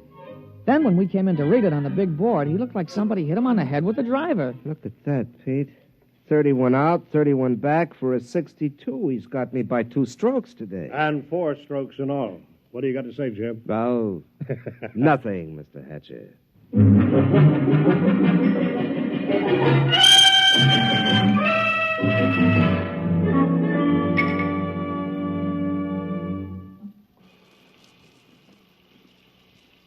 Throw me the soap, will you, Pete? Yeah, sure, Mr. Pearson. Yeah. Thanks. You know, there's something wrong, Pete. Just doesn't happen this way. That's tough luck, Mr. Pearson. Oh, no, it's not that.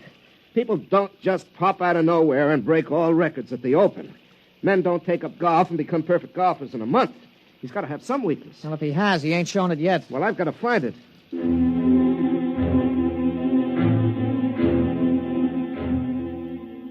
Jim was out the next morning, and he came in with a classy 32. On the back nine, he slipped a stroke to 33. He was still 4 down. He shook off a couple of reporters who were trying to egg him into a feud with this Saul, and the two of us just hung around in the crowd watching Silent Saul. His first drive went a clean 300 yards down the fairway, straight as a ruler. Pete, there's something about his swing. There's something about it. I've seen it before. Oh, you never saw that Silent Saul before, Mr. Pearson. Still, there's something about his swing.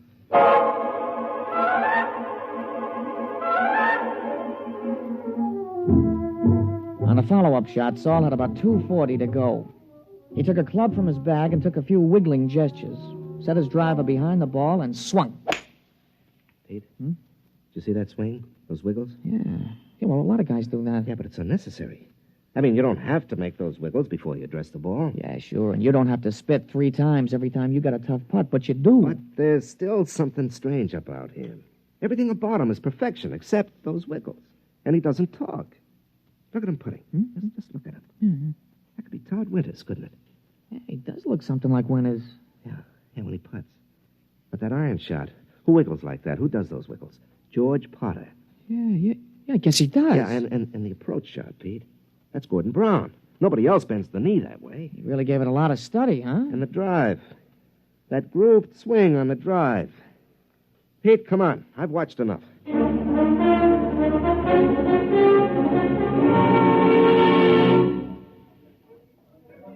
Ah, Pearson, a 63, I see. You're 6 strokes behind with 1 round to go. You want to give up now? I don't think I will. I think we'd better talk about it privately. Oh, that won't be necessary.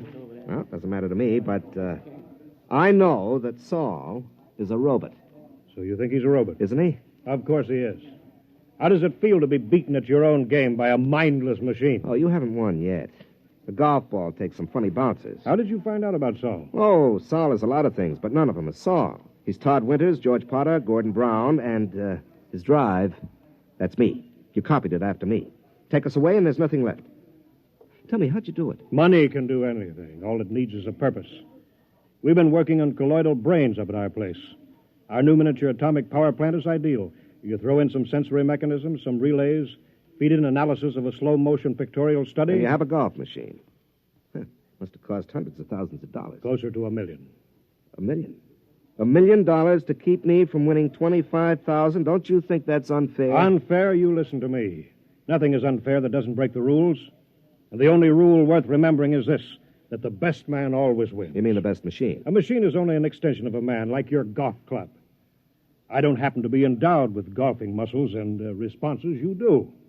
Those in your golf clubs let you hit a ball farther and straighter than anybody else. Saul lets me hit a ball farther and straighter than you do. It's as simple as that. Oh, no, wait a minute. That wasn't the bet. The bet was that I couldn't make $50,000 in a year. Maybe it was your bet. It wasn't mine. I bet that I could beat you at your own game. I don't think that you're good enough for Alice. You're not smart enough, not man enough. Should I let a few well-distributed, well-trained muscles blind her to what you really are? And what's that? You're a quitter. You can't stand pressure. You're no competitor. If you can't win at your own game, you can't win at anything else. Suppose I win tomorrow. 6 strokes back? Playing against the perfect golfer? Suppose. Then I'd have to admit I was wrong. You have my word on that. And you could also have Alice, if she wants you.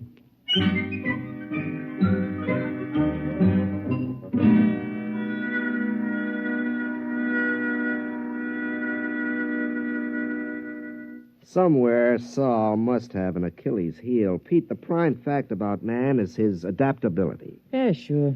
Yeah. They've got to build in at least one constant, if not more. How about judgment? I don't think so.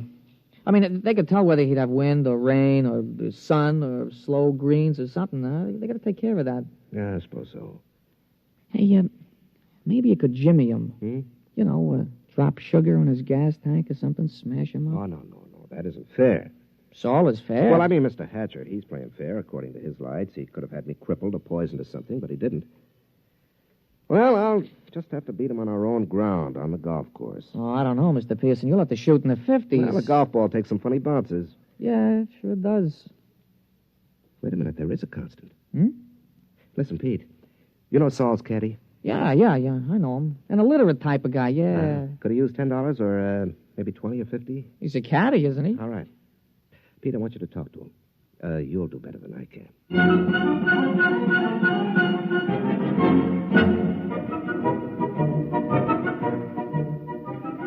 The management of the tournament is no fool. They know which side their television rights are butted on, and they had Saul and Jim paired for the final round. Jim's drive took a tail-end hook. It dived into the rough behind a clump of trees. It wasn't a very happy start. Saul took a ball from his caddy, teed it up, and settled himself. Hey, that's some drive, Mr. Pearson. Yeah, that was some drive. It's about 340 yards, isn't it? Some drive. You got a tough lie there on your ball, Mr. Pearson. You going to play it safe out on the fairway? No. You see that hole between those two trees? Mr. Pearson, that ain't sensible golf. Pete, sensible golf won't win.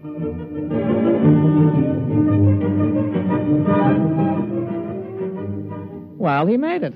The ball went through the opening and rolled to a stop just in front of the green. Saul's easy 4-iron shot was dead on the pin all the way. But it hit the back edge of the green and hopped into the rough. Jim took an easy putt for a birdie, and Saul's recovery was long, and 2 putts gave him a par. Well, that's one of the strokes I need. And that's the way it went. Jim's game sparkled, and Saul's game kept finding trouble. For the first 9, Jim came in with a scorching 30, while Saul came in with a 33. Kept on like that. Saul kept overshooting the green. They came into the 18th hole with Saul still 2 strokes up. Now, look, don't you worry, Mr. Pearson. You're going to tie him for sure. Oh, that's no good, Pete. By tomorrow, his game will be on again perfectly. Jim's drive sliced behind a fringe of trees. He had to shoot blind. He made it on the green, about 25 feet from the cup. Okay, Pete. This is it. Saul's in for a 5. Don't you worry, Mr. Pearson. Don't you worry. Okay, I won't. He lined it up. He studied the green. He noted the slope and the lay of the grass, and then he stroked the ball. We did it, Mr. Pearson, we did it. You're the new U.S. Open champion.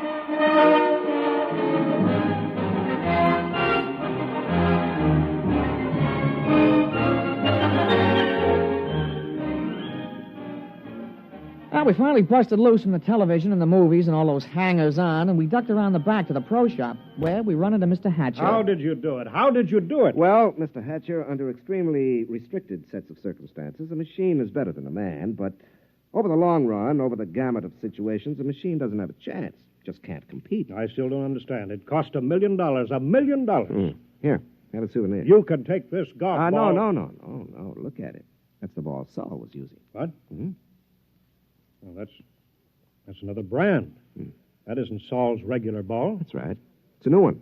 Guaranteed to add 20 yards to the average drive. But that's unfair. Well, your robot was built in with one constant. It had to be a golf ball. Well, it just couldn't adapt to a better ball. But that's not fair. Why, that's... Well. Uh-huh. How about that? There are no perfect golfers, Mr. Hatcher. There are only good ones and better ones. But, well, I've been thinking about this robot of yours, and I'll be around in a few days to talk to you at your office. Huh? About what? Well, I'm sure you don't want to support your son-in-law for the rest of his life. And I have $50,000 to invest in business making robots. Useful robots. And leave golf to the men. They're better competitors. Now, if you'll excuse me, Mr. Hatcher, I've got a telephone call to make to your daughter.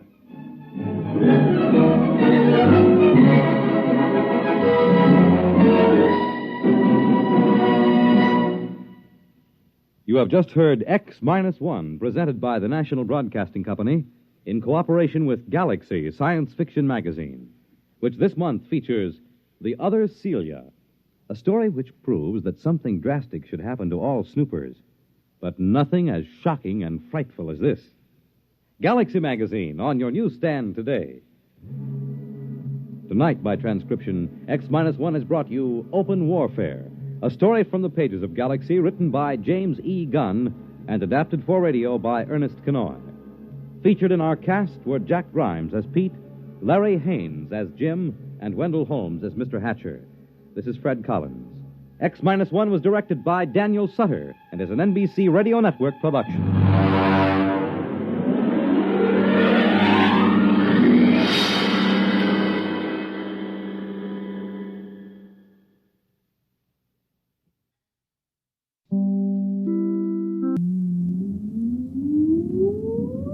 Countdown for blast off. X-5, 4, 3, 2. X-1, fire.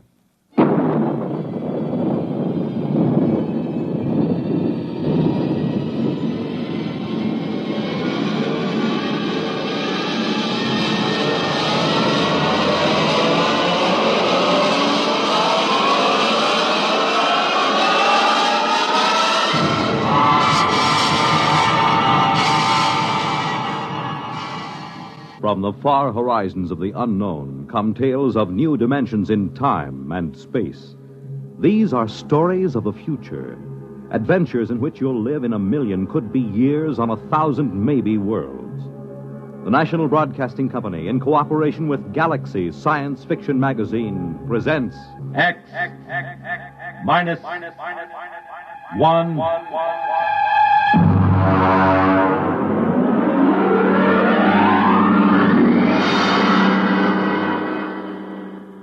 Tonight, Caretaker by James A. Schmitz.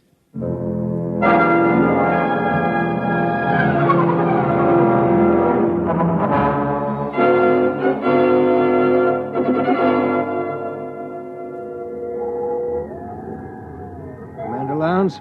Yes, Mr. Harris. Astrogation reports planetary orbit secure. What vector, Mr. Harris? Approximately 1,000 miles above subject planet 3785.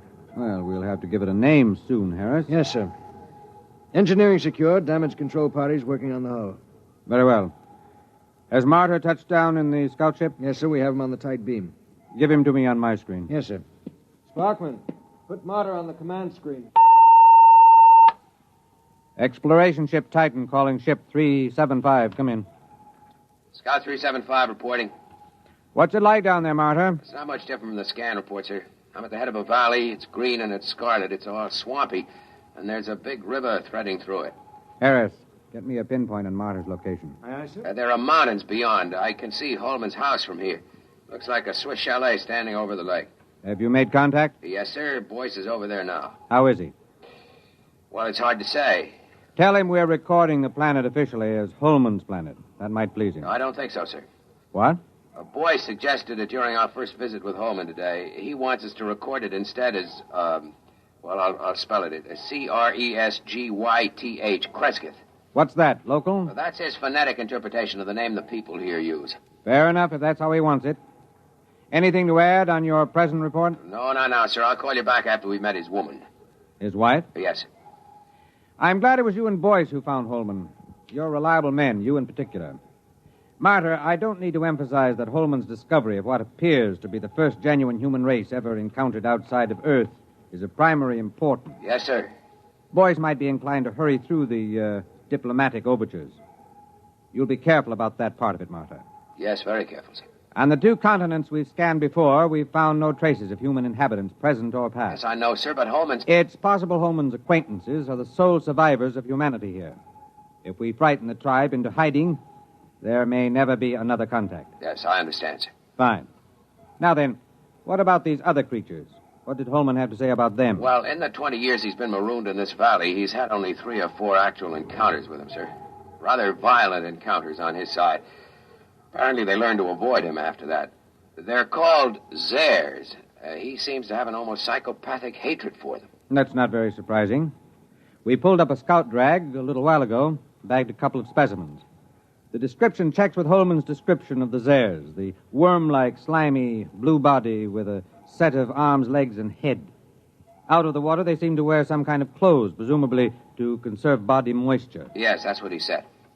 All right now, Martyr.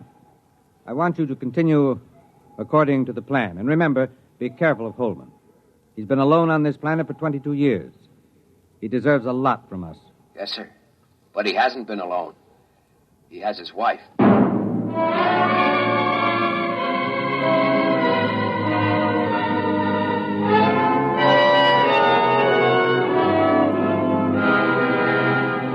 Boyce? Boyce, where are you? Down here. I'm with Holman. Check in with the exploration ship? Yes, it's all right. Holman, they say they'll name the planet the way you want it. That's good. Celia will like that. Celia? My wife. I called her Celia from the start. She likes the name. I see. Where's she now? Oh, she's out somewhere. She's very timid. She'll show up sometime in the night, and I'm leaving the doors open for her. I'll talk to her a little first to reassure her, and you can meet her then. Meanwhile, would you like to see her picture? Why, you got photographs? No, I painted it. I used to do a little bit before I went into service. It's over here. I've done about 50 or so paintings over the years.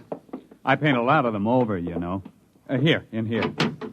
I grind my own pigments and cut brushes from the swamp grass. I'd give my arm for a good camel's hair brush. Here she is. Beautiful. Real good looking. Of course, it isn't an exact likeness. I tried to capture the spirit. I think I've got it pretty good. You know, there's something about that picture sort of... Never mind, boys. Boyce doesn't know much about art. Yeah, but I know what I like. I like a good-looking woman. You're a lucky man, Holman. You wanted to see the deep water well. It's right through here. Actually, it's just an opening through the concrete to the river that runs below. It's as pure as anything you could wish. If they want to refresh the water tanks of the ship... Yes, I'll take it up with the captain. We'll be staying a week or more. We're to follow your judgment in every way in establishing contact with the Crescithians. Good. We can't do anything till Celia comes in, and we'll have to be very tactful then. But I'm sure it won't take a week. Well, what makes them so shy of us? Oh, it's not you, it's me. Or it's an impression I gave them of the Earth kind of human beings. Come on upstairs and I'll tell you.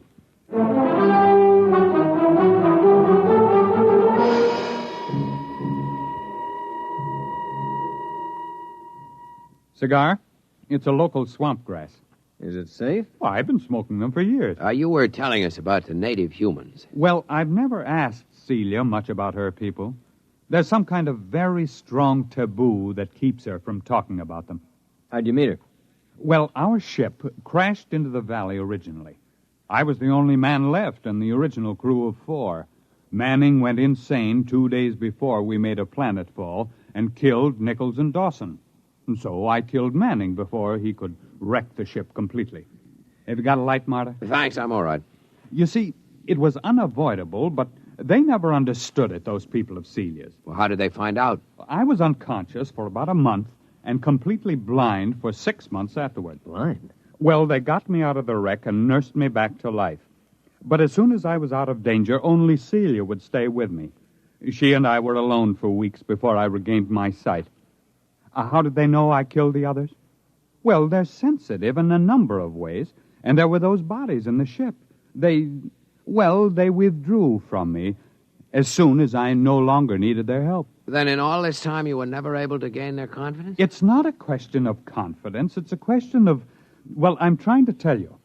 I didn't mind being alone with Celia. You'll understand that when you see her. The others stayed in a small lake village they had a couple of miles up the valley across the swamps. Celia went up there every few days, but she never brought anyone back with her. I suspected it was simply because I was an alien. I thought they'd get over that in time. Celia seemed happy enough, so it wasn't a very acute problem. Well, could you observe them? Well, one day, when she'd slipped away again, I remembered a pair of field glasses I'd taken off the ship, and I got them and trained them on the village. That was a very curious experience. I never found a complete explanation for it. Well, what happened? Well, just for one instant, I had everything in the clearest possible focus. There were children playing on the platforms above the water, a few adults standing in the doorways of a house, and suddenly everything went blurred. Well, something go wrong with the glasses? No. They didn't want me to look at them. They just blurred my vision. What do you mean? What, you mean telepathically? Well, I don't know. The glasses had a 4-mile range, and they were functioning perfectly. But the instant I turned them on the village, the field blurred. Well, I never felt so snubbed before. Yeah, I guess that's quite a hint. Well, I admit it annoyed me. The next day, I announced to Celia that I was going over to the village. Well, she made no objection, but she followed me in the distance, probably to make sure I didn't drown on the way. It's wet going around here. At last, I came over a rise and found myself 100 yards from the village on the land side, and then I realized they'd left it. I walked around it a while and found cooking fires still glowing, but nobody had waited to receive me. So I went home insulted and very sulky. I wouldn't even talk to Celia until the next morning. Well, did you see anybody there? Nobody. Well, I settled down and built a house for the two of us, and that took up all my time for several months. I couldn't ignore them. There was something so curiously happy and peaceful about them, even though they gave me the cold shoulder. From the one look I had of them, it showed me that they were the most beautiful people I'd ever seen. Well, you've seen the picture. It doesn't do her justice. Boy, she must be something. One day, when Celia was gone, I made another trip to the village, and the same thing happened. Well, did you make any attempt to explore further? Oh, yes. I got the little lifeboat flyer repaired enough to get it off the ground and set it down again. I had enough fuel for one 24-hour trip. I flew down the valley for almost 50 miles before I came across the first colony of the other ones, the Zares. Is that what the people here call them? No, Zare, that's the word for snake. I named them that. Did they live in caves? No, that's what fooled me. It was a village of houses just like the one here. I sat down on the lake and I saw them. They just stood there, very quietly watching me through the doors and windows. What made it worse somehow was that they wore clothes, but the clothes didn't cover enough.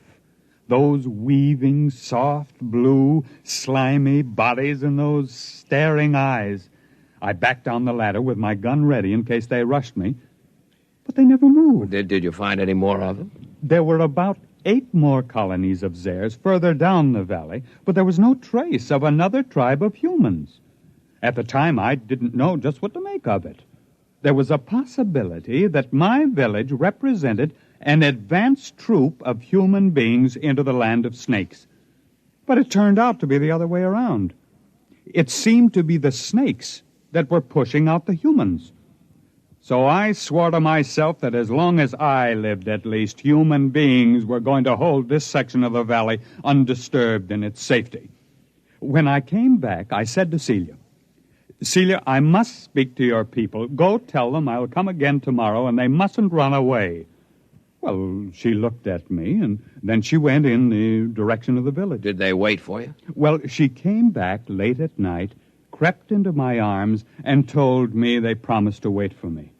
Oh, I set out the next morning full of great plans. After all, the Zare snakes lived in widely scattered settlements. The villagers and I could wipe out those settlements one by one until we'd cleared the land. But then I didn't realize how different Celia's people were from us. How? What happened? Well, I came over that rise, and there the village was. This time I knew they'd stayed home. And then, not 20 feet off my path, I saw 2 of the Zares standing in the bushes, one watching me and the other looking at the village. They were the first ones I'd seen that close, and they were horrible.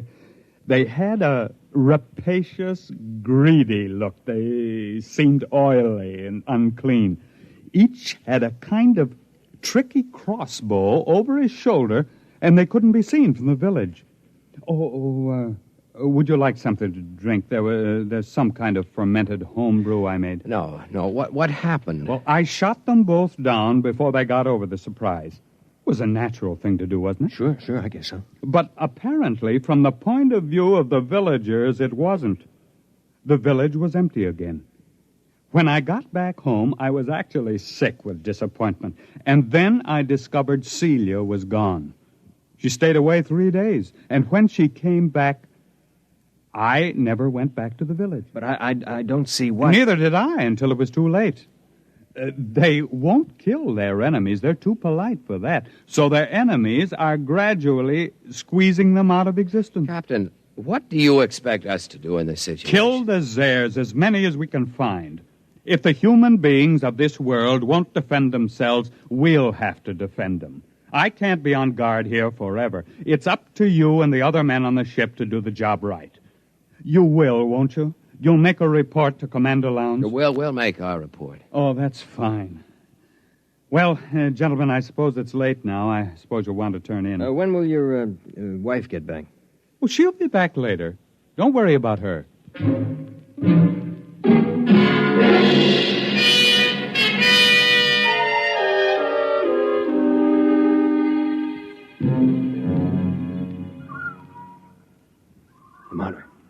Martyr, you awake? Why, what do you want? Listen. What? Somebody moving in the house. Listen. Holman? No. Listen to those steps. Now, hear him? That's no man. Slow, dragging. Yeah, come on. Wait a minute. Sidearms. Right there, come on. Quiet, it's coming from downstairs. Stop. Listen. Wait till I get the safety catch off. Look. No firing unless I tell you. Look, Meyer, I'll take care of myself. Maybe it's one of those airs. I'd like to get a shot at them. Come on. Downstairs, all right. There's a light.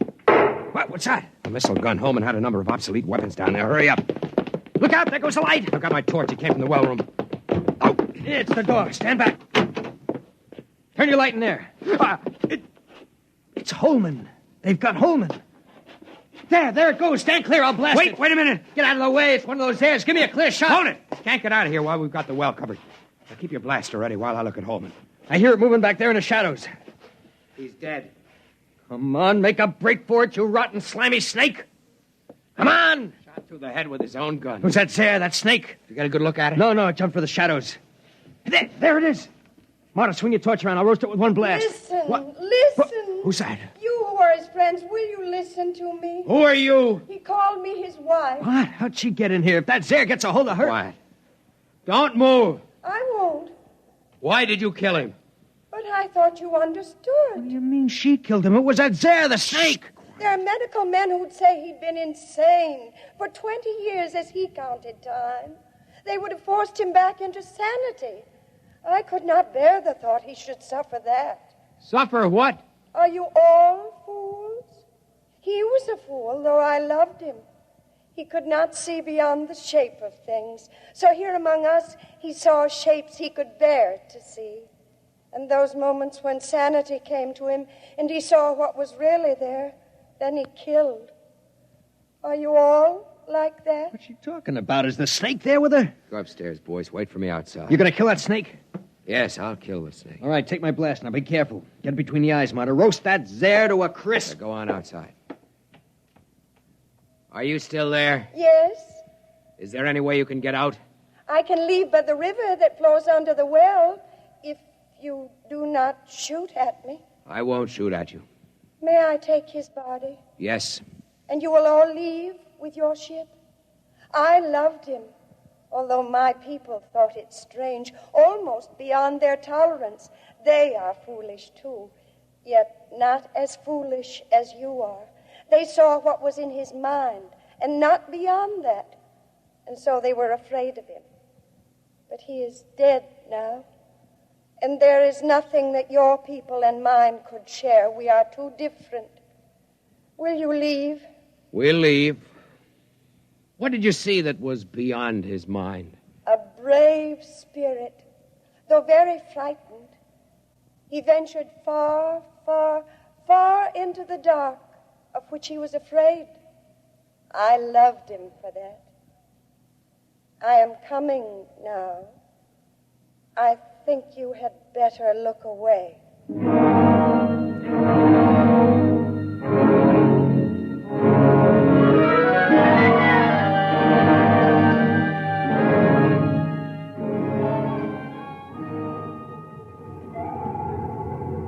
Marta. Yes, sir. I've just been down to sick bay. Boyce is all right. He's in shock. Well, I gave him a shot of sedative on my way up here. Oh, the medics say he'll be all right. They're giving him a reconstructive psychotherapy fix. He won't remember much of it. If you had looked squarely at that thing, we might have had to give you the same treatment. Our pickled specimens of the Zare are pretty hideous. I suppose it's all the way you look at it. Yes, I suppose so. Holman had his own way of looking at it. Selective hysterical blindness maintained for 22 years, with his own type of artistic hallucinations thrown in. I can't help wishing it hadn't happened to Holman. He didn't maintain it throughout. When he was hallucinating, he saw them as beautiful. He saw her as beautiful. But when he saw them clearly, the way they really were, he killed them. Who wouldn't?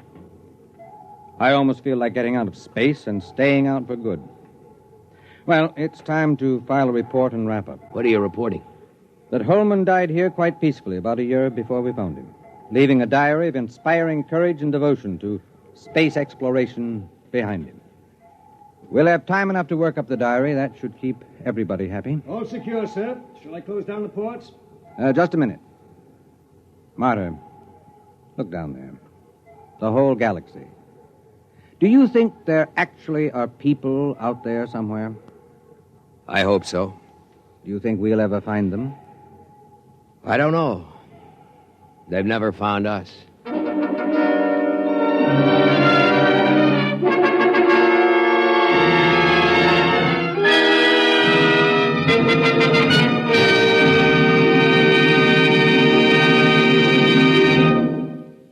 You have just heard X-1, presented by the National Broadcasting Company in cooperation with Galaxy Science Fiction Magazine, which this month features Survival Type by J.F. Bone.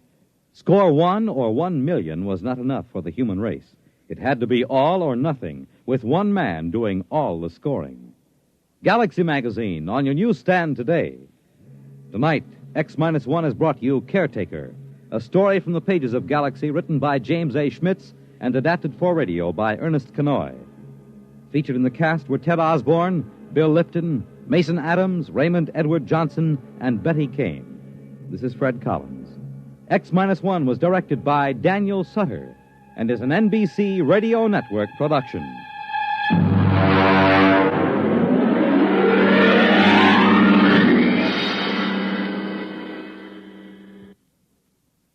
Polio is not over yet. A total of $46,900,000 is needed to continue the fight against this crippling disease. Thousands of polio victims are depending on you. Help finish the polio fight. Join the 1957 March of Dimes. The World on a New Hotline. Listen for news on the hour and the exciting hotline service all day, every day on most of these stations.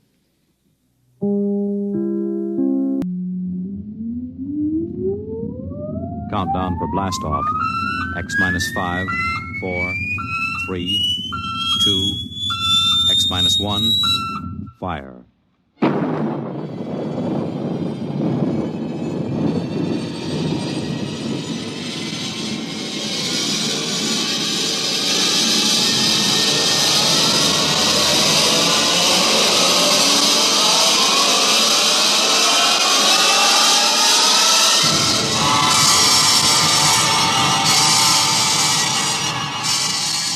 From the far horizons of the unknown come transcribed tales of new dimensions in time and space.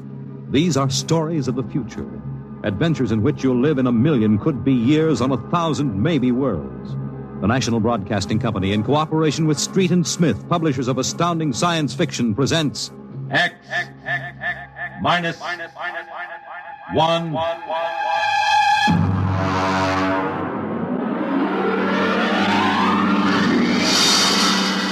The Martian Death March.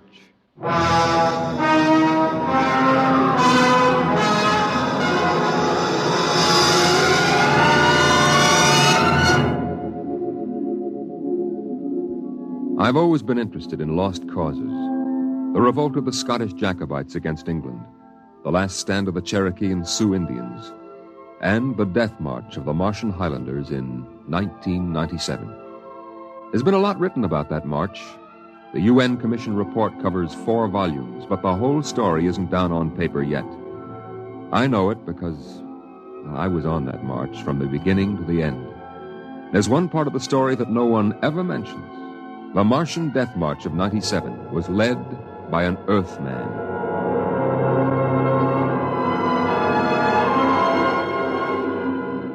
Maybe you've been over the route of the march. There wasn't any highway there 30 years ago in 97. There was desert, hot, burning desert. I lived at the edge of the Calmac Canal then with my father. He was a prospector searching the surrounding desert with sonar probe and Geiger counter, scratching just enough ore from under the Martian sands to pay for our grub stake the next year. I remember he was in the Adamson digger in the North Quadrant when I came running out that day.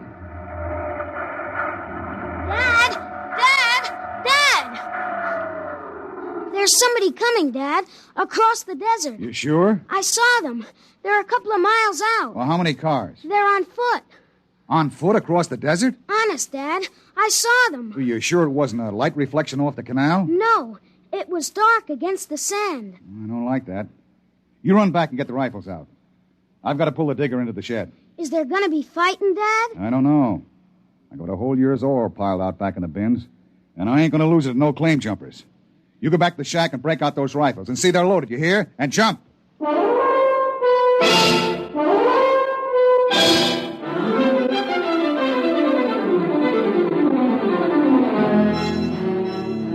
Dad had 3 surplus Army rifles and a couple of homemade grenades made out of ore cans stuffed with Adamson A explosives. We crouched inside the shack, waiting. The shadow of the water tower in the doorway grew longer as the quick Martian dusk settled down over the desert. And there they come, Al. There's 2 of them. What's that on the first one's back? Why, I haven't seen one of those in 20 years. What is it? A one-man desert tank. They used to carry water that way before Adamson put out the air-still units. There's something funny about that second one. Look, he's all spindly, and his head's funny. He's funny, all right. Al, that's a Martian. I never saw one off the reservation before. There hasn't been one, not in 10 years. I don't like this. Here they come into the dooryard. You remember what I told you? Line up the sights and just squeeze the trigger. Hello! Hello there! Now, Dad? Hello! Wait a minute. What do you want? Water! I need water! Who are you? My name is John. John, huh? What are you doing with that spider? His name is Cantalcar. I don't care what his name is. What's a human doing with a Martian? I found him in the dry bed of Calmac Canal, nearly dead of thirst. He probably ran off from the reservation. When our brothers are caged, they seek freedom. Brothers? Those spiders? All living creatures are our brothers. On Mars, as on Earth. Hey, wait a minute. Bert Olstrom at False Wells told me there was a screwball heads preacher over there hollering about letting the spiders loose off the reservations. Let no man call his own. No man, nor tribe, nor nation. I guess that's you, all right. Bert told me they called you Crazy John. I don't suppose there's any harm in you. Fill your tank up at the air still. And you can even have supper with us. We would be happy to. We? What do you mean, we? Cantalcar and myself. That spider? Oh, no, I ain't having a Martian sit down and eat with me. You come on, though. Thank you, sir. No. Where my brother is not welcome, I cannot go. Well, suit yourself. Al, get the key to the water tower. Come out here. All right, Dad. And put away the guns. We won't have any trouble from these 2.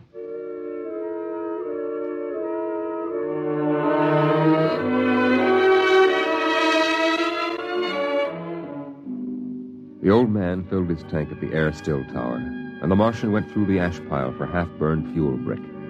When we went in the house for supper, I could see them silhouetted against the fire. The old man with his wild hair and beard, and the thin, spidery arms and legs of the Martian. Dad? What? Are all the Martians on the reservation? Yeah. All but a couple of wild ones in the mountains up north. The patrol catches a couple every year. Why? Well, they murder people. No, I mean, why are they on the reservation? Because it's the safest place to keep them, past us all. How many are there? Oh, I don't know. A few thousand. They keep dying off. Why? They catch earth diseases. Chickenpox almost wiped out the whole gang of them 2 years ago. Chickenpox? I had that. It didn't wipe me out. You ain't a Martian. I was born on Mars. Well, I mean you ain't one of those spiders. Now eat your food, it'll get cold. Okay. Dad? Oh, what now? Were the Martians always on the reservation? Well, since the Outpost 3 massacre, they have been. What was that? Oh, back before you were born, they lived wild in the mountains up north. Were they fierce? Fierce enough.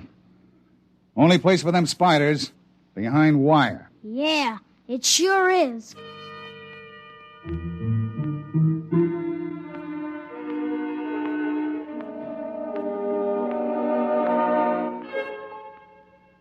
Out in the dooryard, the campfire flickered at the base of the water tower. The first of the Martian moons had set. The other wouldn't rise for several hours. I could hear the sandpeepers out in the desert as I stood there. The old man and the Martian were sitting on the ground, huddled close to the fire. It gets cold fast on the desert when the sun goes down. Is that you, boy? You can come up to the fire if you like. My dad wouldn't like it. All right.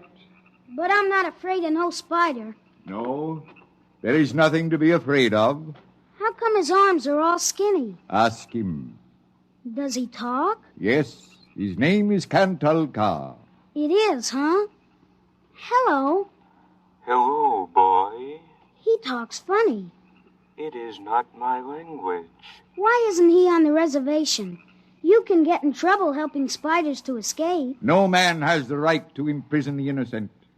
They that are enslaved will be freed.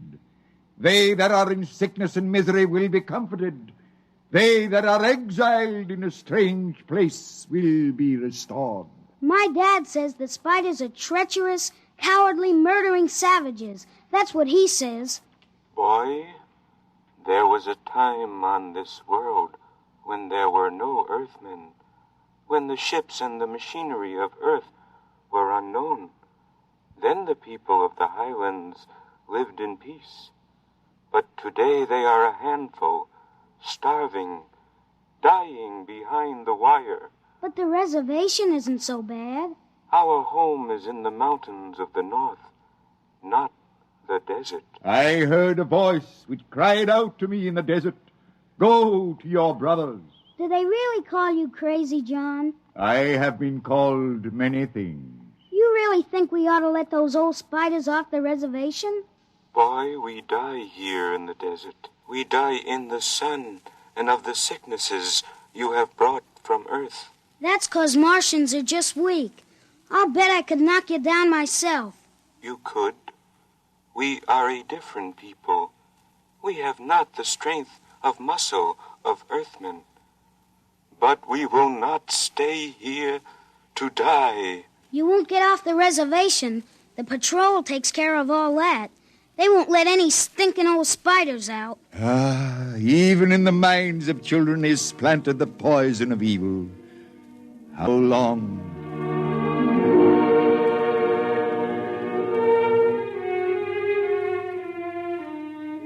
That night through the window, I could see the flicker of the old man's campfire. He was walking up and down now, shouting, singing hymns, verse after verse, his white beard catching the light as he passed behind the fire. The Martian sat slumped over, his thin, spindly arms folded across the huge barrel chest that had developed over the centuries as the air of Mars thinned and escaped into space. In the morning, I looked out, and they were gone. Looking back now, we wonder how they did it. The high-voltage wire around the reservation carried a fatal charge. The patrolmen in the tower had 50 caliber machine guns. The desert around the camp was mined heavily. Yet, at dawn, August 7th, 1997, they broke out. I was down at the dried-up canal bed hunting sandpeepers when my father came running after me. Al! Al! Here I am. Come on, back to the house. What's the matter, Dad? You shut up and run. What is it? The spiders busted loose. Bert Olstrom radioed in. They come in here? They're headed this way, the murdering devils. They kill anybody? 6 patrolmen when they busted through the wire. What are you gonna do, Dad? Fire a keg of Adamson A across the gate. You get in there and get the guns out.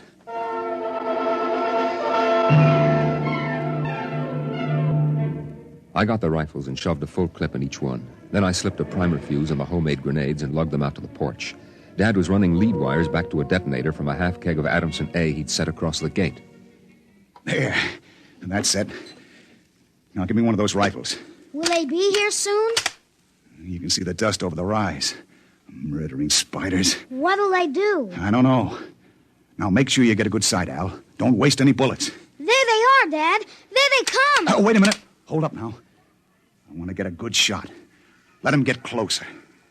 Dad, that's Crazy John up in front. There. He's taller than the spiders. You can see his beard. You're right. Oh, that renegade rat. He probably helped him break out of the reservation. Listen, Al. If anything happens to me, you ride out back to the shed. You can hide out in the empty ore bins till they go away. Now, you got that? All right, Dad. We're going to come in. The spider's shouting something, Dad. Probably a trick. Get down a little, Al. You're in the way. I got him clear now. Right in the head. Up a little now. Got him! Got him, Al. Dad, look out! They've got guns! Down! Get down! Oh! Dad! Get out, Al. Get out to the shed.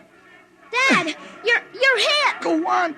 Those spiders are going to rush. Now get going. No, I can't let you. Shut up and get out of here. You hear? Get out of here.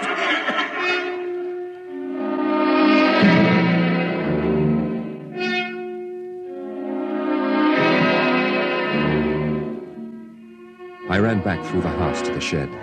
Behind me, I could hear the Martians sweeping up to the dooryard. Then suddenly the ground shook, and I could feel the dull concussion waves hit my ears as the Adamson A exploded.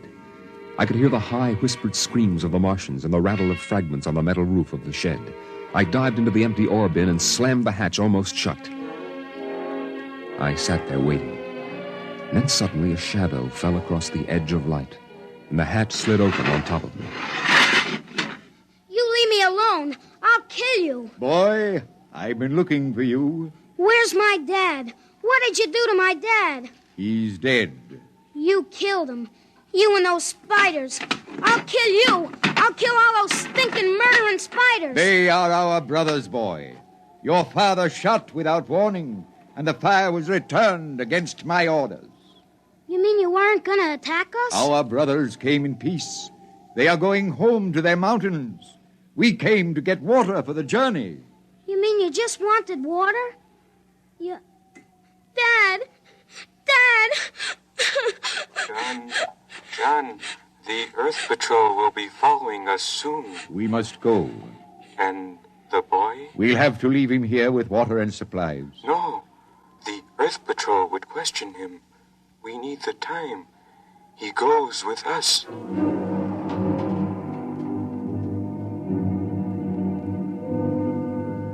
They tore the Adamson air still from the tower and mounted it on poles. They piled our supplies in the yard and loaded them on their backs. And then they started. I marched with the old man at the head, and the column stretched out behind us on the desert.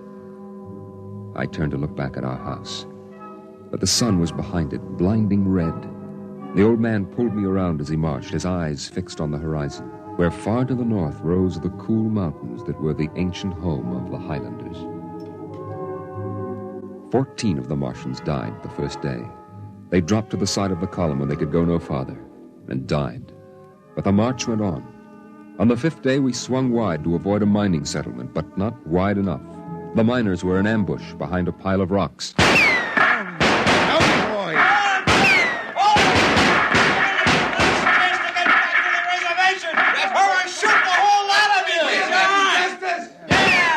I shall lead them home, home to the promised rest, home to the mountains. March forward! March forward!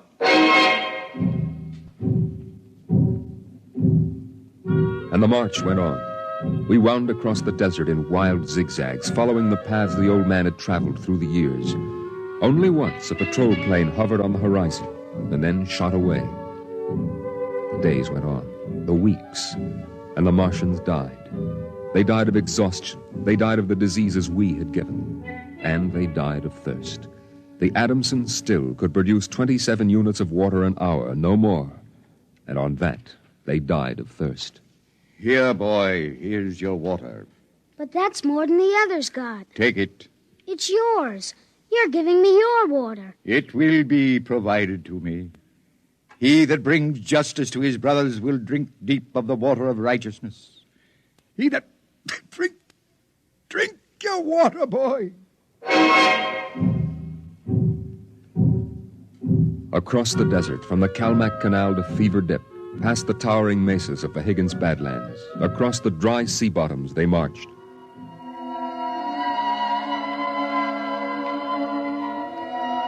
On the 54th day of the march, we halted at evening.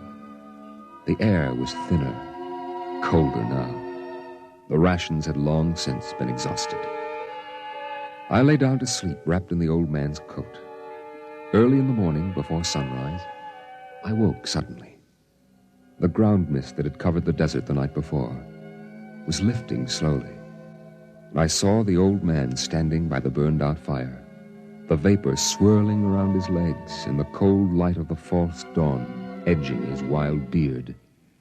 Go back to sleep, boy. I can't. The end is near. I have led them through the wilderness, dry shod across the seas, and before us lie the mountains. You mean we're almost there? When the mist is taken from the eyes of man, the place of refuge can be seen. You mean the mountains? It's over. We're there. I have led them to their home, and I must go back to the desert. You mean alone? Even now, I hear a voice in the wind. Carry the message to the men of Earth. Bring to this new world the message of the old. All beings created in the universe are my brothers, and he that harms my brother harms me. Goodbye. Goodbye, boy. You'll be safe now. Goodbye, John. Goodbye.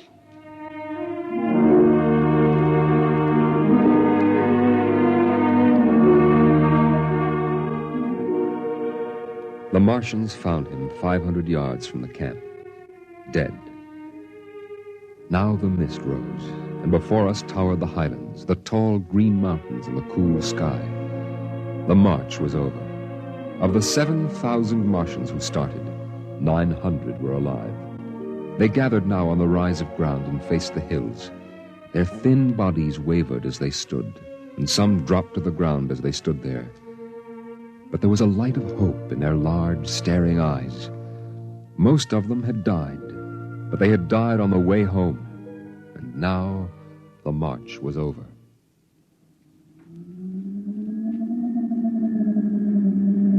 Then the patrol planes were spotted on the horizon, and within 10 minutes they had landed. The Martians stood silently as the squads piled out and set up the .50 caliber machine guns and the petroleum gel flamethrower. All right, you spiders. Hands up and stay together. Gather in a bunch and don't try anything. Sergeant? Yes, sir. Shoot the first spider that moves. And shoot to kill. All right, where's that boy? There was a boy reported. Here I am. You all right, kid? They hurt you? No, I'm all right. John gave me his water ration. Oh, the leader, huh? Well, I've got a warrant for him. Where is he? There. He's dead. Huh? Oh. Well, just as well. I'd hate to be him in front of a settler's jury. What are you going to do to them? The spiders? See those transport planes coming in? We're going to ship them all back to the reservation where they belong. You can't. You can't do that. What are you talking about, kid? You can't take them back. They're home. John said they were home. You can't take them back. It isn't fair. I won't let you. I won't let you. I won't let you. Hey, let go of me. Sergeant! Yes, sir. Peel this crazy kid off me. All right now, kid, take it easy. I must be shot. Can't believe he's safe now. Yeah, I guess that's it. All right, you spiders, step it up. Move along to those transport planes. It's all over now. You're headed right back to the reservation.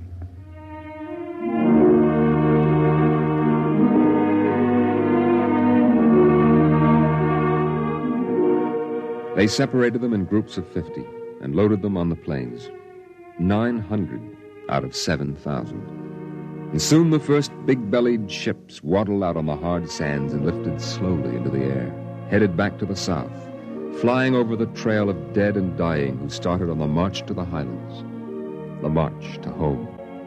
Don't worry about them spiders, kid. We'll take care of them. Come on now, kid. You'll feel better as soon as you get back to civilization. I looked once more at the green mountains towering through the mist. And then, just before the motor raced, I saw John. Crazy John propped up against a dognut bush where the Martians had placed him. The wind from the south gave the wild hair and beard a rippling life. He faced the hills, the home and rest he had promised his brothers, as he led them through the wilderness of Mars.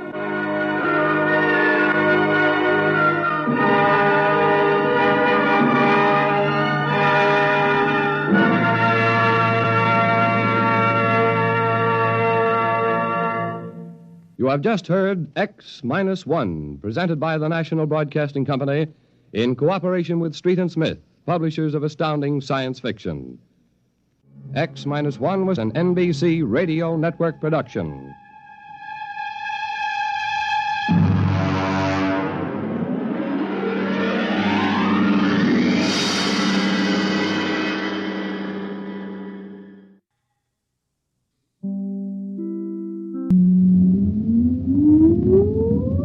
Countdown for blast off. X-5, 4, 3, 2, X-1, fire.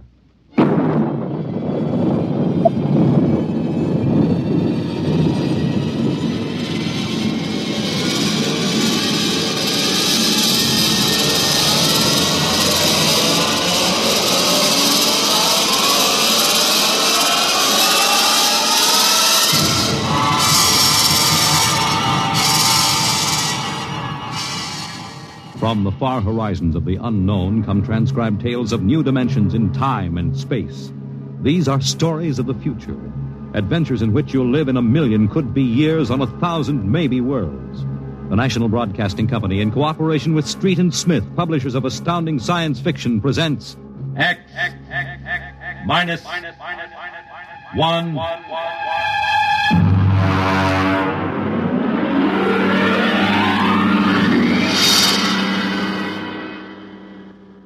Tonight's story, The Castaways, by Ernest Kinoy.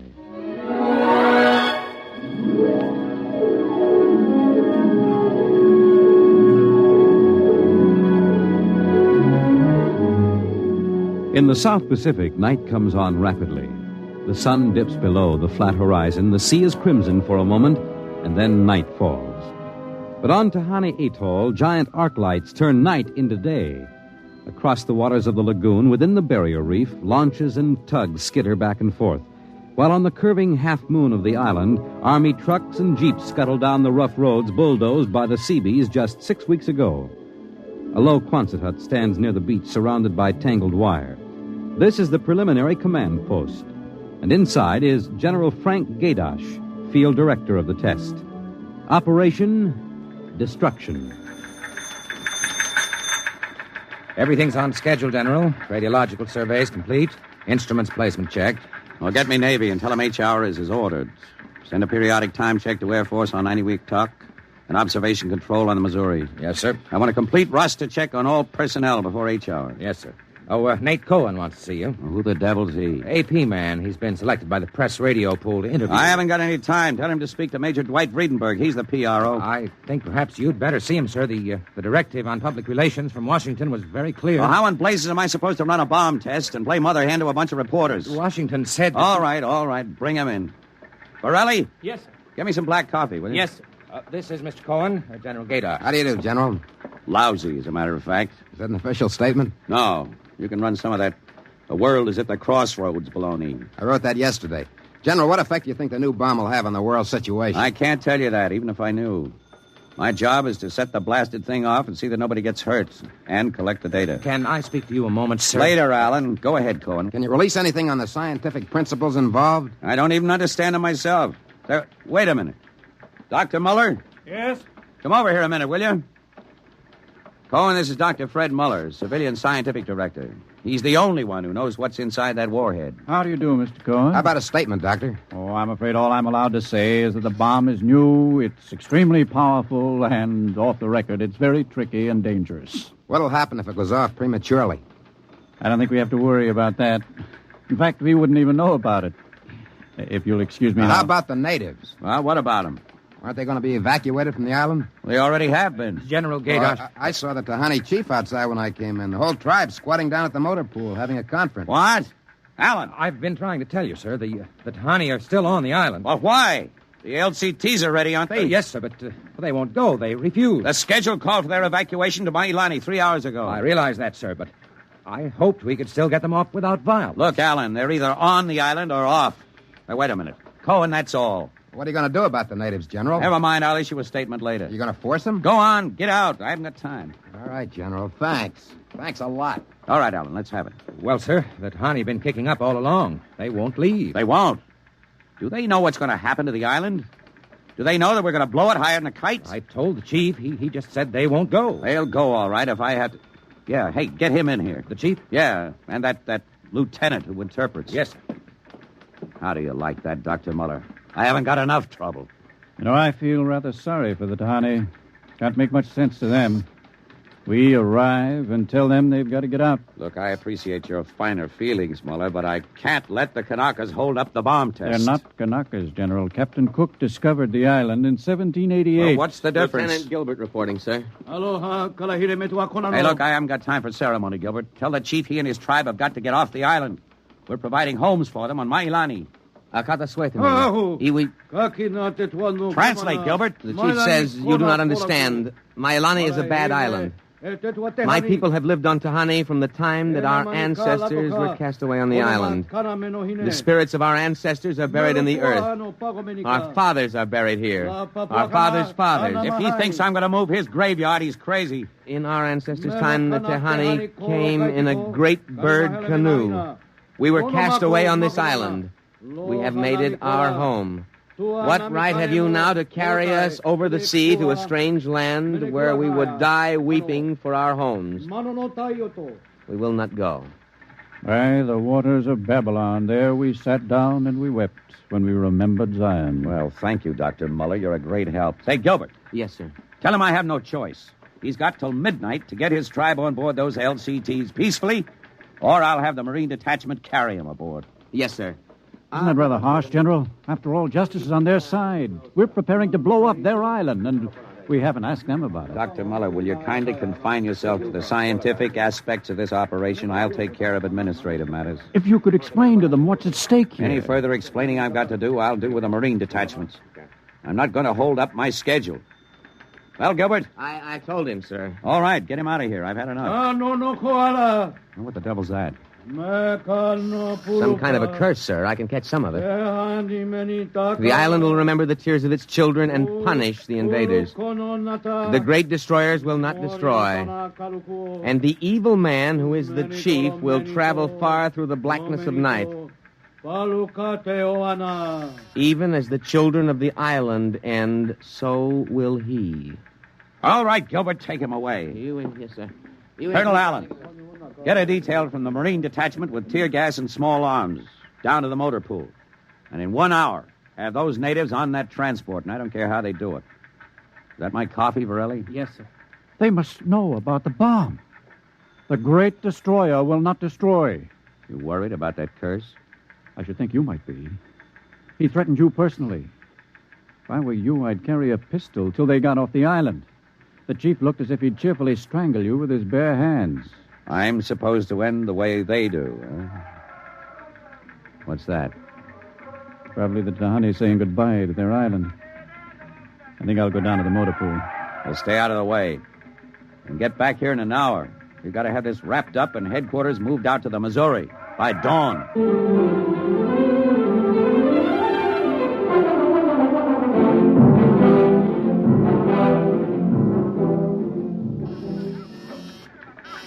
Instrument room checking in, sir. That's the last. Have the Missouri take over control and send for my jeep. Yes, sir. Are the LCTs standing by for those natives? Yes, sir. They're on the beach. The bomb unit is assembled in place, General. 2330, right on the nose. Robin, start evacuation procedure. The Tahani have stopped. Allen's probably moving them out to the beach. Check in with Navy and Air Force, Varelli. Yes, sir. What's that? Coming from the beach. The Tahani making trouble. Come on. General! Hey, you! Gilbert, what is it? Colonel Allen ordered the Marines. Well, what happened? The natives just got up and started marching. Did they embark? You don't understand, sir. They marched up the cliff and right off into the lagoon. What? All of them, the women and the kids, too. They didn't even try to swim. What were you doing all this time, just standing around with your thumb in your mouth? Where was the Marine Detachment? We couldn't stop them, sir. They just walked over the cliff. They didn't even scream, not even the kids. We sent the crash boats out, but we couldn't get them, any of them. The crazy idiots. Were there any reporters there? Well, Cohen and a life photographer. Well, get his film and hold it till I release it. What are you going to do, General? Postpone H hour? It's too late for that now. And calling H hour off isn't going to bring the natives back. But 100 men, women, and children just walking into the water. It's horrible. I know. I'm not happy about it either. There's nothing we can do now. I gave him a chance to get off. I was just thinking about the curse the chief put on you. Even as the children of the island end, so will he. That's what he said to you, General. I know, I heard him. Your jeep's waiting, General. The great destroyer will not destroy. That must mean the bomb. Don't worry, Dr. Muller. It'll take more than a mumbo-jumbo curse from a native witch doctor to stop this operation. At H hour, that bomb goes off.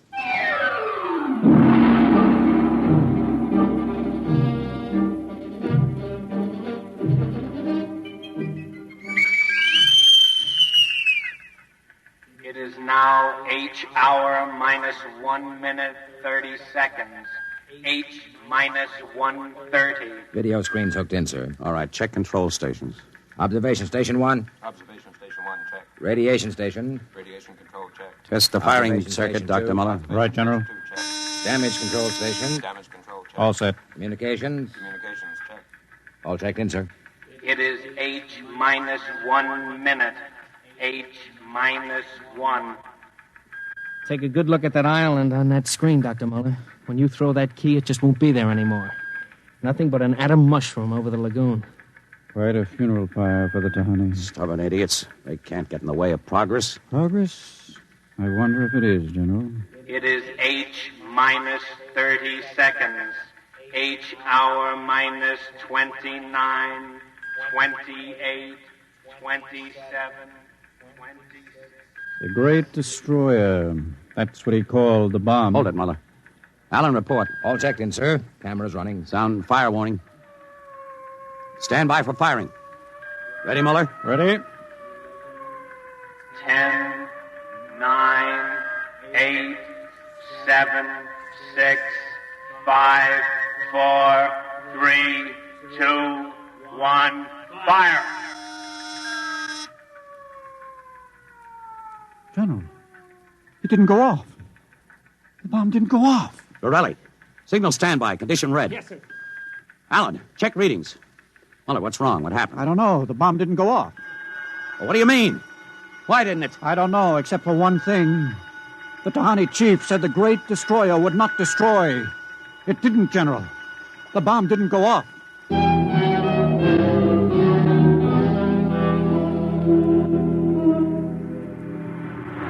How about it, General? What happened? Have you got a statement? Nothing you can use, Cohen. Not till we find out what went wrong. Hey, who let you come aboard this ship? I walked on. You don't know why the bomb failed? It didn't fail. It just didn't go off. What's that tank thing on the deck, General? Undersea salvage unit, Mark IV. They call it a bottom crawler. Somebody going down? Well, that bomb is down there in the lagoon somewhere. Could go off at any second. Somebody's got to go down and find it and disarm it. That's a lovely job. Who's elected? I am. Wow.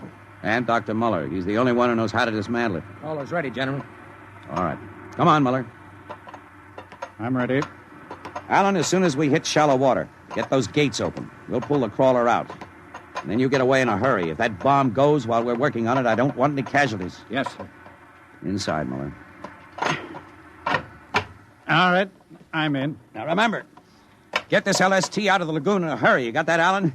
You take your orders from Admiral Yancey. Yes, sir. Good luck. Closing the hatch. The radar and Geiger counter warmed up, Muller. I was just thinking of something, General. That curse, part of it came true. The bomb didn't go off. Well? The second part of that curse was that you would end where they ended. That was at the bottom of the lagoon. What are you trying to do, Muller? Nothing. I was just thinking this crawler is going to take us right down there where the Tahani died. I'm not worried about a handful of dead natives, Muller. I'm worried about that bomb. Okay, they're opening the gate. Let's go.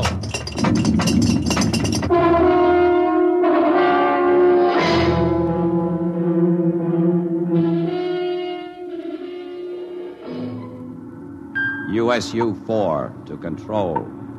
Depth 50 feet, bottom sandy, dropping off sharp. Anything on sonar, Muller? School of fish. You ever been down in a crawler before? Only in the tank at New London. I think I've got a Geiger reading dead ahead. Hang on. Getting something on sonar now. Left to point. USU-4 to control. Over. USU-4 to control. Over.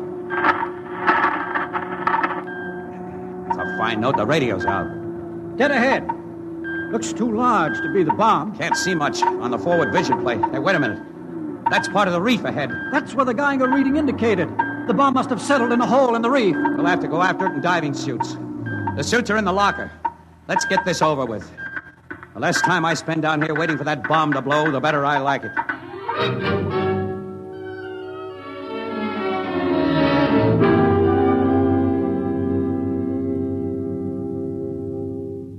Muller, is your helmet clamped tight? You getting me all right on your headset? Okay. I'm going to fill the lock. Here goes the outer door. Let's go. This isn't like that diving tank in New London. Look out for that coral. It can cut you to ribbons. There's a hole of some sort there. Wait till I get the light up. See if you can get a Geiger reading out of that hole. Just a... There. It's down there, all right. Careful. I'll drop down first. See anything down there? Muller, get down here fast. What is it?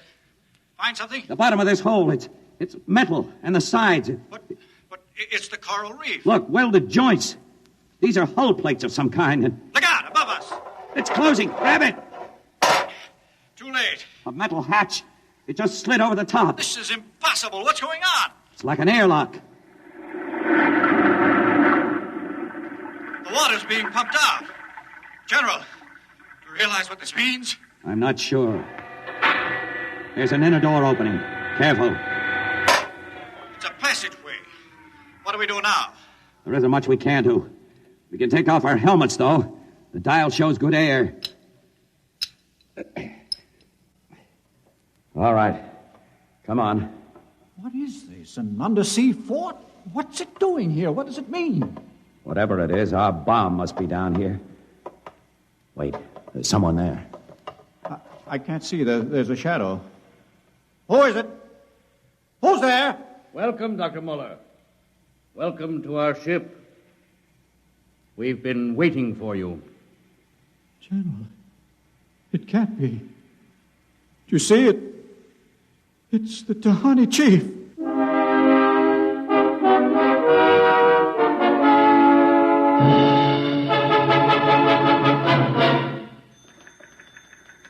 How long has the bottom crawler been down, Borelli?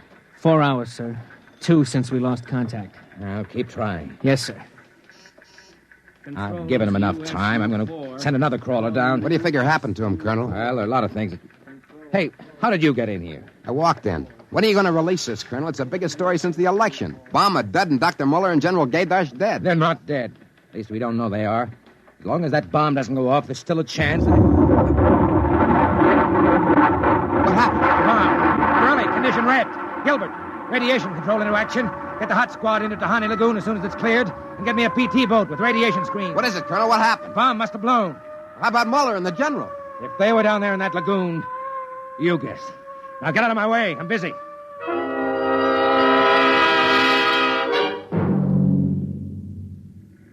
Radiation reading 75 and steady. Take her in as close to the beach as you can. Steady as she goes. Is there any danger of any more explosions? No. When she goes, she goes. Radiation 82. That's still safe. Cohen, is that something on the beach? Yeah. Looks like a body. Maybe you blew one of the Tahani back out of the lagoon. No, it's moving. Gilbert, glasses. Yes, sir. It's a man, all right. Head into the beach. Who is it, Colonel? Can't tell. He's in a diving suit. It's either Muller or General Gaydash.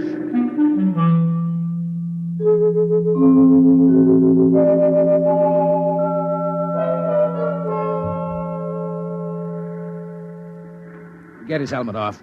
Easy now. Twist to the right. There. It's Muller. Gilbert, help me get him out of this diving suit. We've got to get him to the medics.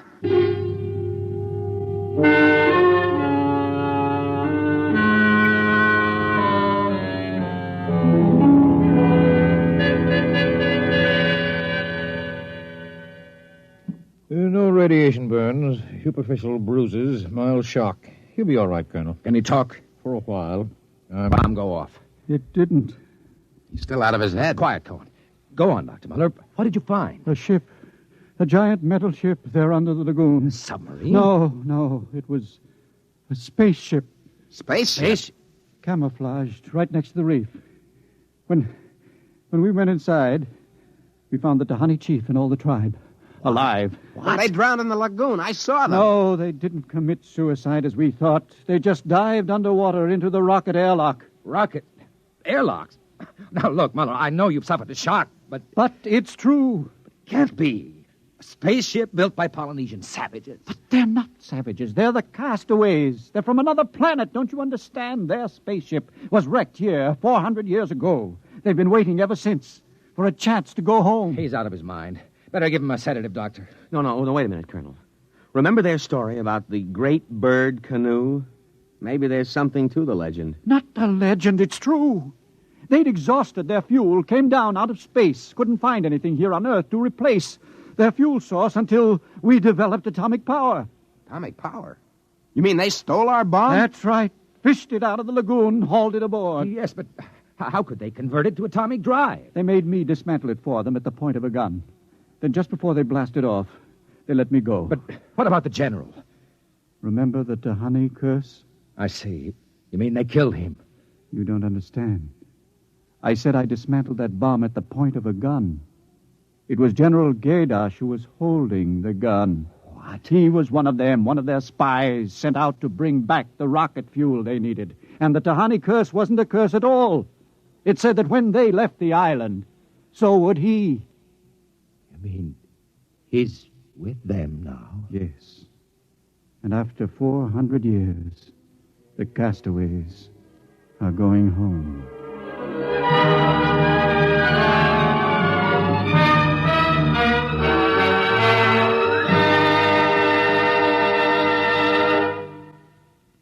You have just heard X-1, presented by the National Broadcasting Company in cooperation with Street and Smith, publishers of astounding science fiction. Your announcer, Fred Collins. X-1 was an NBC Radio Network production.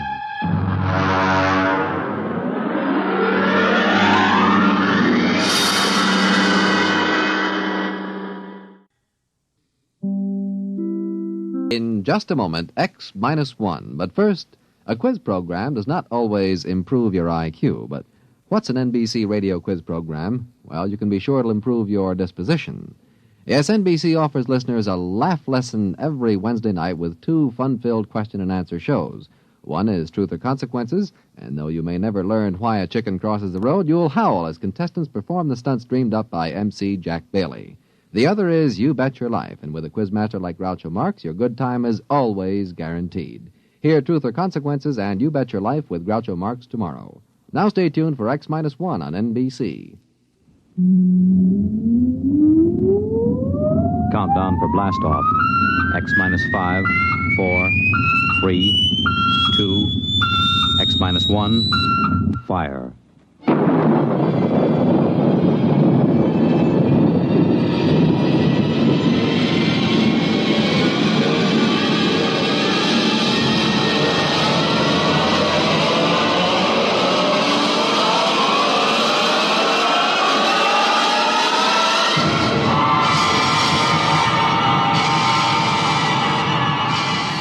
From the far horizons of the unknown come transcribed tales of new dimensions in time and space. These are stories of the future, adventures in which you'll live in 1,000,000, could be years on 1,000 maybe worlds. The National Broadcasting Company, in cooperation with Galaxy Science Fiction Magazine, presents X-1.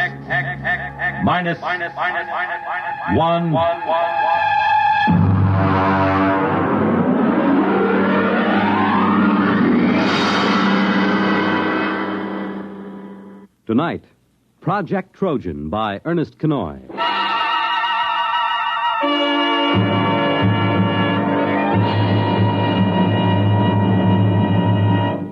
Most of the greatest contributions and biggest messes in history have been made by 2 kinds of brains, the devious and the literal.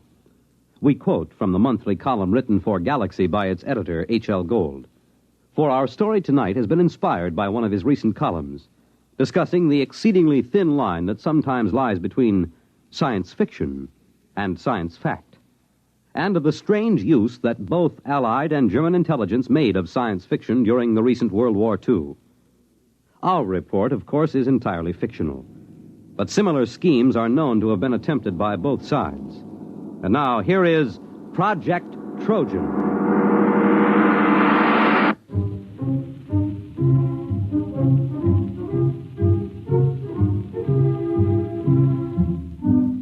The idea of Project Trojan was originally conceived in February of 1943.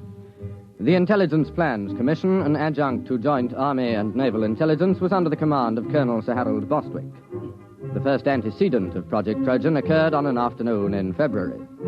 Corporal Arthur Muggeridge was serving tea to Lieutenant Maurice Withering and Captain Amos Mackenzie. Here you are, sir. That's real butter on the bread. I won 5 pounds of it from one of those Yank mess sergeants over at the Crown and Lance. Oh, butter, eh? Aye, sir. Mackenzie. Well, confounded man, you might show some interest. Here Muggeridge tangles with the 8th Air Force to improve your tea, and you sit there reading. And what the devil is so engrossing? No, never mind. If it's me you're worrying about, you needn't, sir. I was cleared for most confidential and top secret before I set foot in the pantry. What is it, Mackenzie? Well, I was reading about a fascinating notion. It's a machine, you see, dreadfully ingenious. It's a method of setting up a reverse polarization field about a given metallic surface, say the plates on a submarine or a tank. Makes them 5 times as strong. A little more cream, Muggeridge. It's powdered milk, sir. Hush, leave me to my illusions. But, Mackenzie, how can you be so calm? Don't you realize what this means? Tanks 5 times as strong? Is it in production? I mean, when do the first models go into combat? It's certainly been a well-kept secret. I wouldn't say that. There's about 50,000 people who know all about it here in England.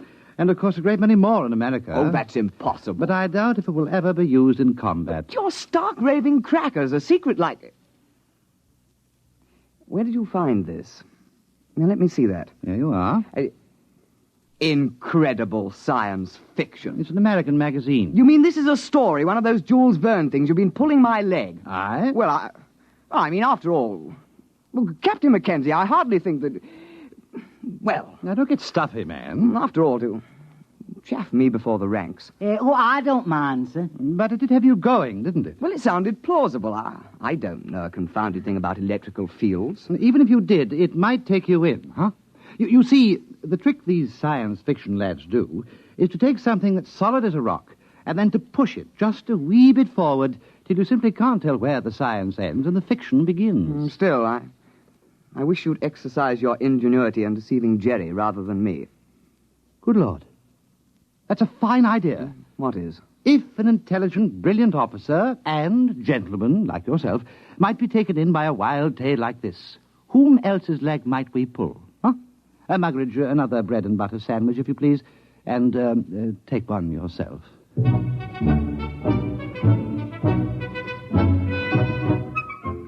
Lieutenant Withering and Captain Mackenzie worked out preliminary plans for Project Trojan and presented them at an appropriate time to Colonel Sir Harold Bostwick. Well, sit down, Withering, Mackenzie. Oh, thank you, sir. Have you had breakfast? I understand Corporal Muggeridge has been playing darts with the Yanks again. There are fresh eggs for breakfast. We've had breakfast, sir. Oh, well, then. We have a plan, sir. Oh, capital. You remember, sir, our intelligence reports indicated a concentration of German research scientists working near Hanau. Certainly, I recall. They've got the whole lot of them inside a mountain. We tried bombing. I doubt if they even noticed. They're supplying the basic research for the German guided missile program. Yes, we know that. The reaction motor for the V1s came out of the Hanau lab. Oh, Muggeridge! Oh, you see, sir... If a considerable number of those research scientists were diverted to another project, the rocket program would be crippled. Yes, well, of course it would. What are you going to do? Advertise in the Times and offer them high wages? Aye, sir. Oh, Muggeridge, this coffee. No, sir. Next time you go to the Crown and Lance, keep coffee in mind, will you? Aye, sir. Only the Yanks are getting fair dives at darts. It was touch and go with the Yanks. Oh, we can only expect you to do your best. I'll try, sir. Well, now, come to the point, gentlemen. Suppose the Germans got hold of one of our top new development weapons. Something so completely overwhelming that they'd have to pull almost every man off rockets to work on it. Now, look here, Mackenzie. Those Jerry scientists are not exactly playing about with small boys' chemistry sets. They're a cut above our own chaps in several fields. What makes you think you could plant something on them? Science fiction, sir. I beg your pardon? Do you see this magazine? Yes, incredible science fiction. Oh, what's that chasing that girl there? That's a Martian, sir. You can tell by his tentacles. Mackenzie, are you stringing this along preliminary to applying for compassionate leave on the grounds that you're overworked? No, sir. It's a good plan. We invent a weapon that might exist but doesn't. And we leave it lying about where the Germans can snaffle it. And then they take most of the scientist fellows off the rocket program to work on our weapon. And that's the most preposterous nonsense I've ever heard. But, sir... I don't want to hear anything more about it. Yes, sir. I suppose she was right. Who was right? This Wren. I met her going up to London. Rather proper little type till you got to know her. But then she's rather a firebrand. Captain Mackenzie, please spare us the sordid details of your off-duty peculations. Sorry, sir. You see, she's the secretary to Admiral Sir Alan Grummins. They're talking of dropping this unit. They feel that other intelligence groups are quite competent to handle the routine, unimaginative work that we've been doing. Oh, I see. Of course, they'd reassign personnel. Would you say this science fiction scheme of yours was imaginative? Oh, it's practically visionary. Well, suppose you do some preliminary work. Thank you, sir. Routine, eh? Unimaginative, eh? Bah!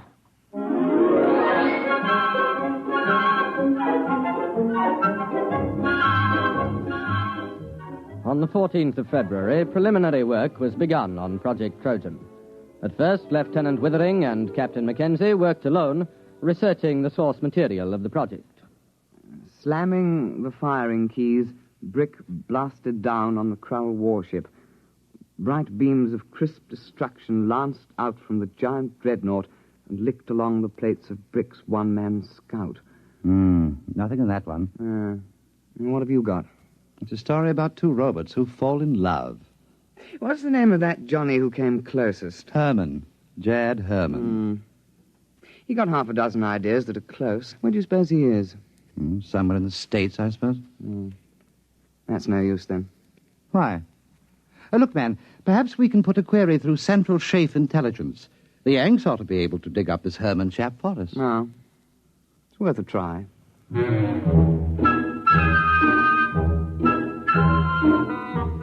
It took 7 days for a report to reach IPC that one Jacob David Herman, a private first class in the American Air Force, was based on a field north of Cheltenham in the Gloucestershire area. Lieutenant Withering and Captain Mackenzie requisitioned transport and visited Herman at his place of duty. You don't mind if I go ahead with my job, do you? I gotta have this place ready for inspection by 1300. Go right ahead. Hand me the cleaning powder, will you, please? Yes, very well. Say, what do they put in porcelain in England? You break your arm trying to get it clean. Private Herman. You are Jad Herman, writer? Yeah, that's a pen name, Jad. I use it for SF stuff.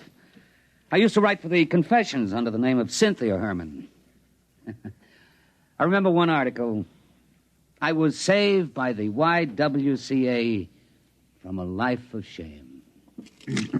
We're interested in your science fiction articles at the moment. Oh, yeah? Well, I know we had some sci-fi fans in England. Oh, we're not exactly sci-fi fans. We're from... anybody else here?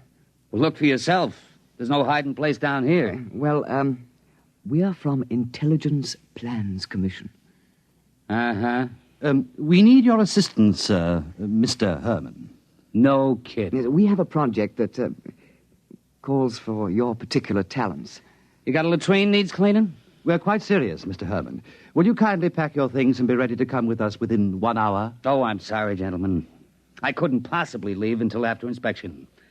I've got too much of myself invested in this latrine. But after that, I'm at your service.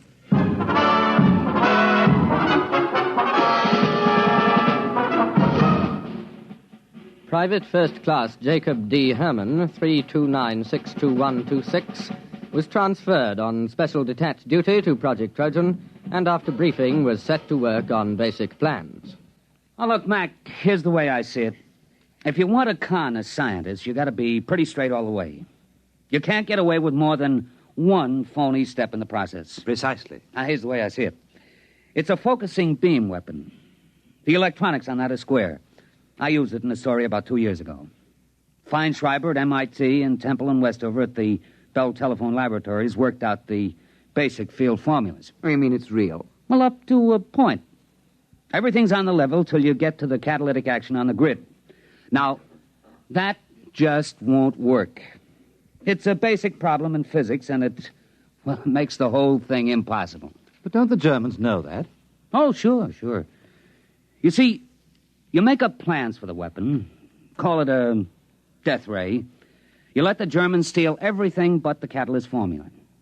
They'll think we've got it licked, and they'll break their necks trying to duplicate it before we put the weapon in production. I see. But we can't call it a death ray. Well, how about projector, electronic grid deflecting type 3? That has a broad ring to it, my lad. I've got the basic idea of the thing, but you'll have to get some of your science boys to work it out. Oh, we'll put a requisition into the Manpower Commission in the morning.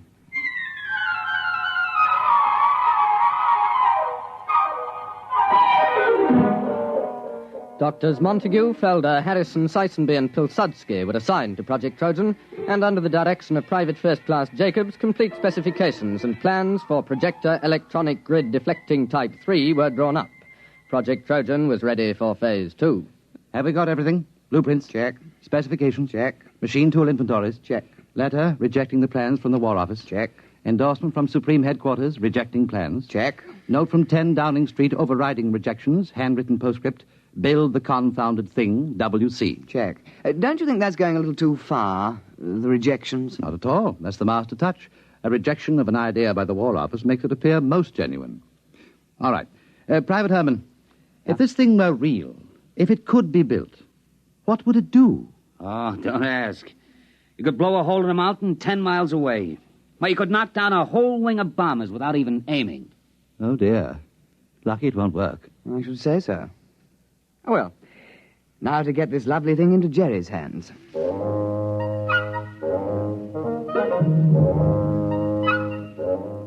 Phase 3 of Project Trojan was commenced on the 15th of March, 1943.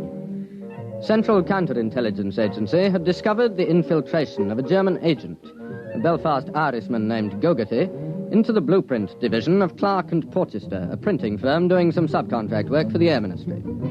Gogarty, the German agent, presumably microfilmed the plans because shortly thereafter he received word that his sister, living in the Irish Free State, was to be married to a bus conductor. British agents attending the wedding disguised as farm laborers lost track of Gogarty for several hours due to circumstances beyond their control. Then we have no way of knowing whether Gogarty delivered her Project Trojan plans. Well, sir, there was a submarine sighted a day before off the coast. It's likely he made contact. Well, keep me informed. That's all we need now, another disaster. Did something else go wrong? You're jolly well right. Muggeridge has been playing darts with the Yanks again. Oh? What have we got this time? Butter or beefsteak? Nothing. The blight has lost my whole month's whiskey ration.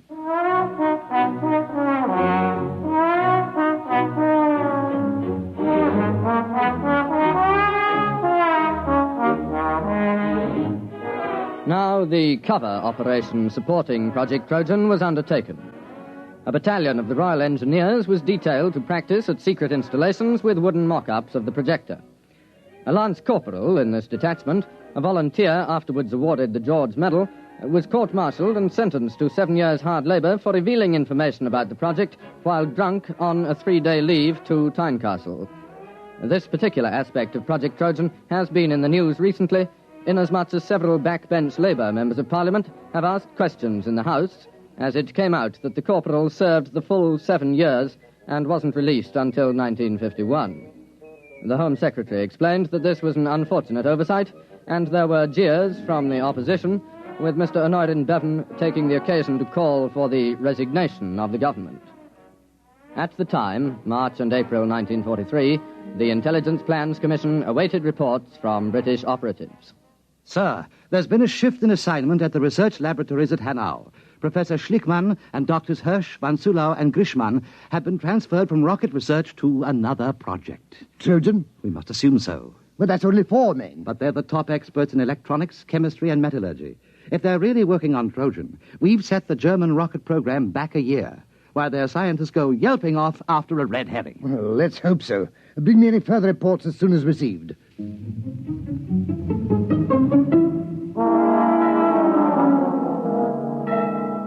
British intelligence reports, filtering back through occupied Norway and neutral Sweden, continued to indicate the success of Project Trojan. 4 more top scientists were known to be transferred from the rocket research base at Peenemünde to the Hanau laboratories. Definite knowledge was obtained that the new assignment was a startling new weapon, agreeing in detail with Project Trojan.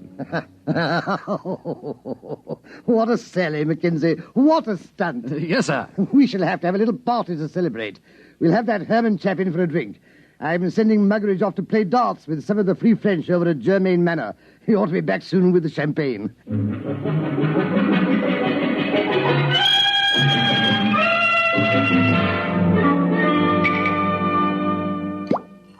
Pour all round. Private Herman? Thank you. All right now, to the projector, electronic grid deflecting type 3. The biggest fraud since the South Sea bubble. Colonel Bostwick. Oh, Withering, take a glass. We're just drinking to Trojan. Well, I think I'd rather not, sir. Well, what do you mean? There's a dispatch from Germany. What about it? A section of the mountain overlooking Hanau has disappeared. What? It's true. It was on the reconnaissance maps yesterday, and it was gone this morning. A 10-mile slice of mountain. That's impossible. Oh, it isn't. It works. Trojan works. But it can't. There's no catalyst. It's impossible. All our scientists said so. Well, I guess they were wrong. It works. They must have found the catalyst. I suppose we should have foreseen that. All those scientists working on it. They must have built the model and tried it out. It won't take them more than 3 months to put it into production. Well, there goes the war. Muggeridge. Aye, sir. Fill the glasses up again.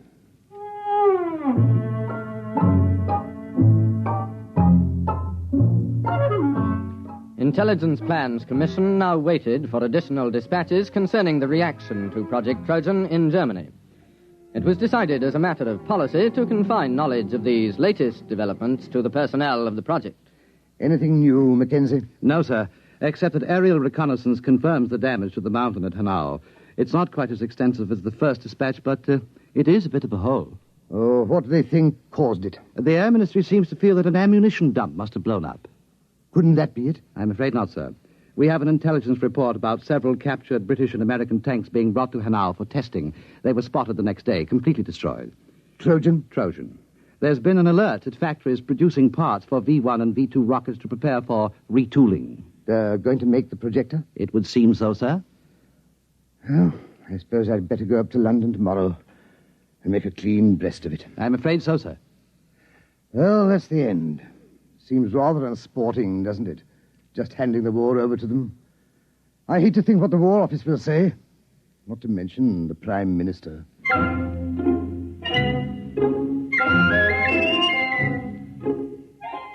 Project Trojan was nearing its closing phase. At precisely 0600 the next morning, Colonel Sir Harold Bostwick ordered his staff car and, taking a thermos of tea, proceeded to leave his office. Just before the staff car got underway, Lieutenant Withering appeared with another dispatch, accompanied by Captain Mackenzie and Private Herman. Colonel Bostwick, sir. Wait. So what is it, Withering? Another dispatch. No, don't, please. It's bad enough. There's been another disaster at Hanau. They knocked another mountain with our little present to them? No, sir. They've knocked themselves out. What? The laboratory under the mountain. It's exploded. It has? Went up like a Roman candle. We've got pictures. There was a flight of mosquito bombers over at the time. What happened? The projector. It backfired. How do you know? It had to. That's why the catalyst is impossible. You see, the metal fatigue on the grid is a function of... Never mind. Are you sure? Yes, sir. We have a reliable agent's report. The Germans are completely confused. They were operating the projector under a top-secret designation. Nobody knew any of the details except the dozen scientists working on it. And they were inside the laboratory when it blew. Our man was in the rescue squad. There isn't a thing left, sir. Plans, models, or scientists. Sir, do you realize that Project Trojan was a success? We've diverted a dozen top scientists from the rocket program permanently. Well, do you think we'll be decorated? Lieutenant Withering, inasmuch as we came particularly close to handing the whole war to the Germans on a silver platter, I suggest we forget Project Trojan. Oh, yes. Yes, I see, of course. You're very canny, sir. I think we had all better return to precisely what we were doing before the whole nasty mess started.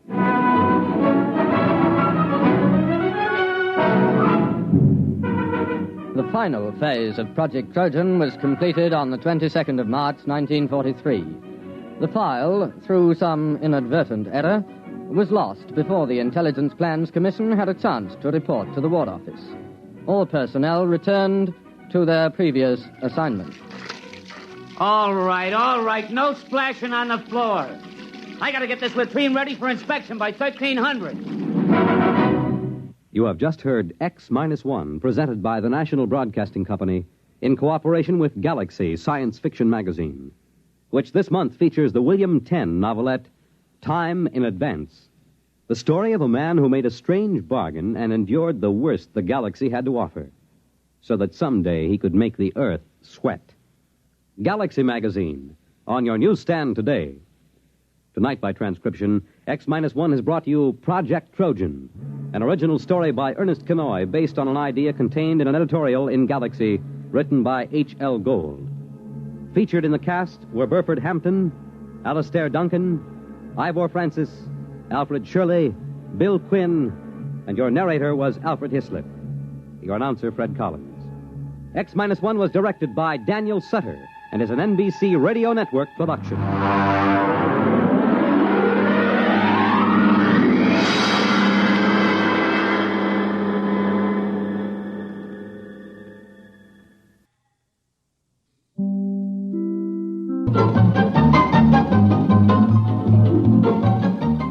This is Walter O'Keefe, inviting you to listen in on the Nightline.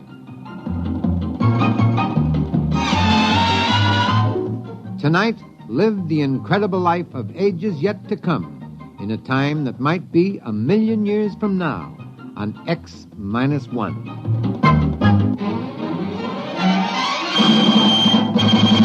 Now, an incredible story of the world beyond. Countdown for blast-off. X-5, 4, 3, 2, X-1, fire.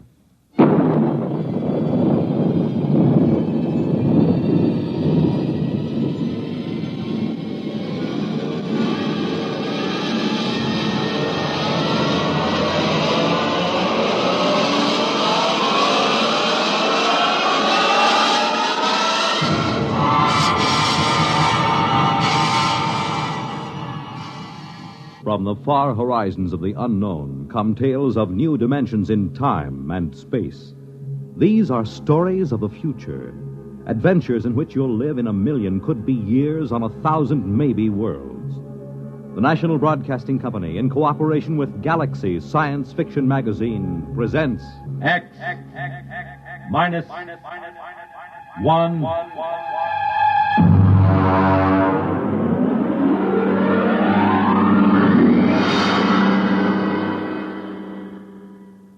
Tonight, Early Model by Robert Sheckley. But first, hear this. When you swing and sway to a Latin beat, life is lovely, life is sweet. You make it Pabst, 'cause Pabst makes it perfect. Yes, Pabst makes it perfect. Just as we always have ever since 1844. So next time, you make it Pabst, because Pabst makes it perfect. America's Blue Ribbon beer from the Pabst Brewing Company, Milwaukee, Wisconsin. Yes, Pabst makes it perfect.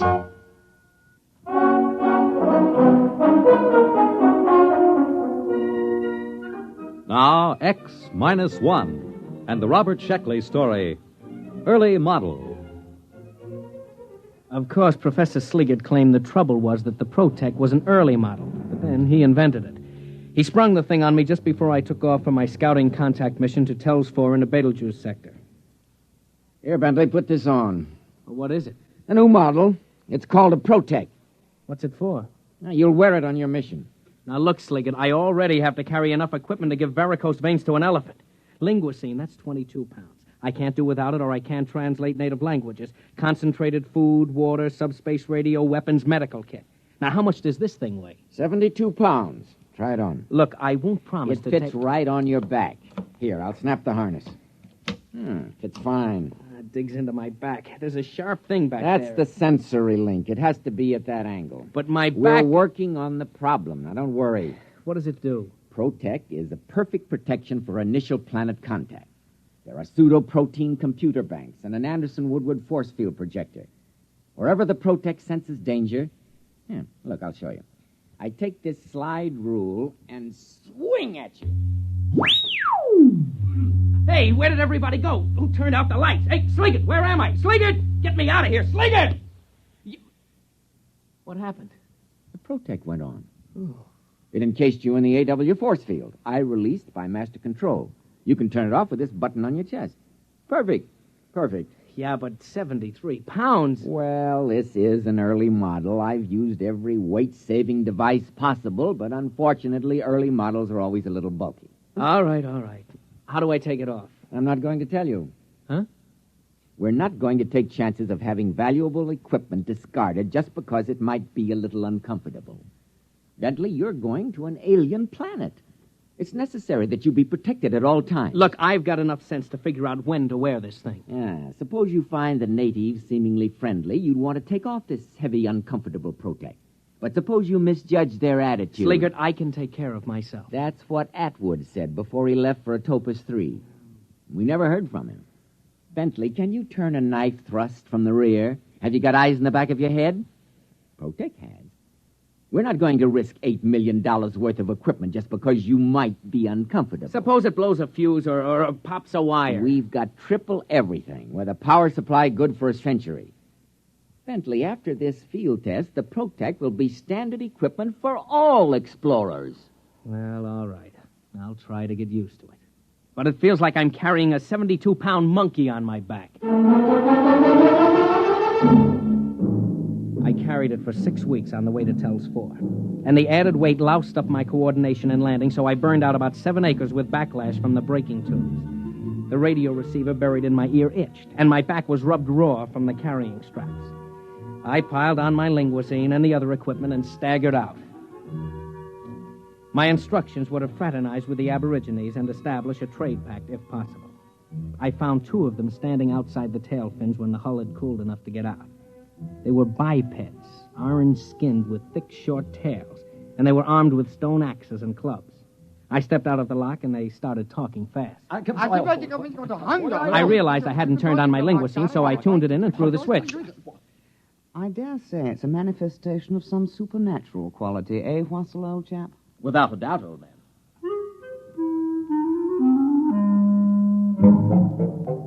You know how the linguisine works, instantaneous semantic translation. Well, mine was made by the Gorley Laboratories just outside London, and naturally they had the word tapes recorded by BBC announcers. It takes a little getting used to when you hear some walking vegetable from the Canopus system talking like the Home Service. Well, the Tellians were pretty excited by my arrival. How strange. Unbelievable. Most improper, you know. I suppose it can talk.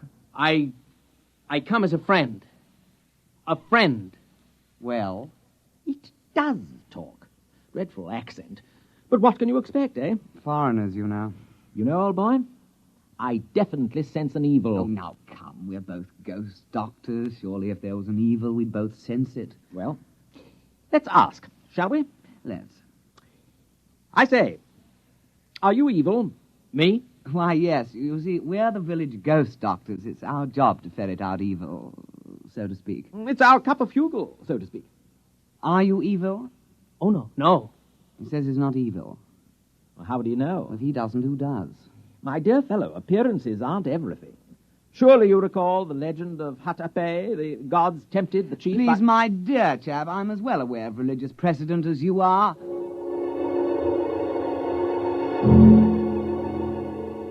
The 2 of them stood there, lashing their orange tails, accusing each other of heresy. The linguisine finally couldn't handle the theological discussion and cut out before overload blew a circuit.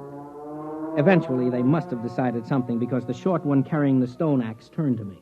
Stranger, we've decided not to kill you. Not yet, anyway. We'll go to the village and purify ourselves, then we'll initiate you into the club. The club? The Society of Ghost Doctors. You see, no evil thing can become a ghost doctor. It just isn't done, you know. Oh, we'll find out the truth that way. Clever. Eh? I'm deeply grateful. But if you're evil, we'll destroy you. Have to. Our job, you know.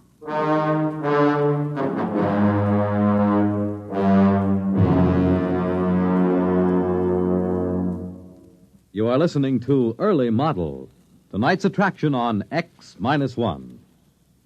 For the big things in your life, Be ready with United States savings bonds. That's the new savings bond with the higher interest rate. The improved Series E savings bonds that now mature faster to pay you back extra dollars faster. Yes, when you think of saving, think of savings bonds. They offer you the safe, easy way to save regularly. Safe because each bond is backed by the United States government itself. Easy because you can buy bonds either where you bank or through the payroll savings plan where you work. And you get back $4 at maturity for every 3 invested, so you earn extra dollars. But the big news is that the maturity period is shortened to only 8 years and 11 months. So join the bond wagon. Start a family savings program. Invest in improved Series E bonds today and hold the bonds you already own.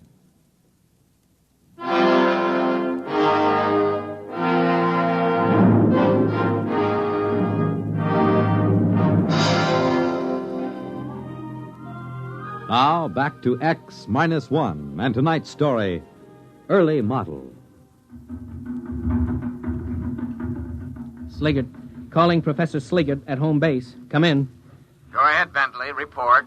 I'm in the village now. They're about to initiate me as some kind of priest. All I have to do is pass some kind of test. And, by the way, if I don't pass, they're going to kill me. That's good. What's funny? They can't hurt a hair on your head, not with Protec on the job. They seem awfully confident that they can. Primitive cultures always overestimate the power of their weapons. Don't worry. Just let Protec take care of you.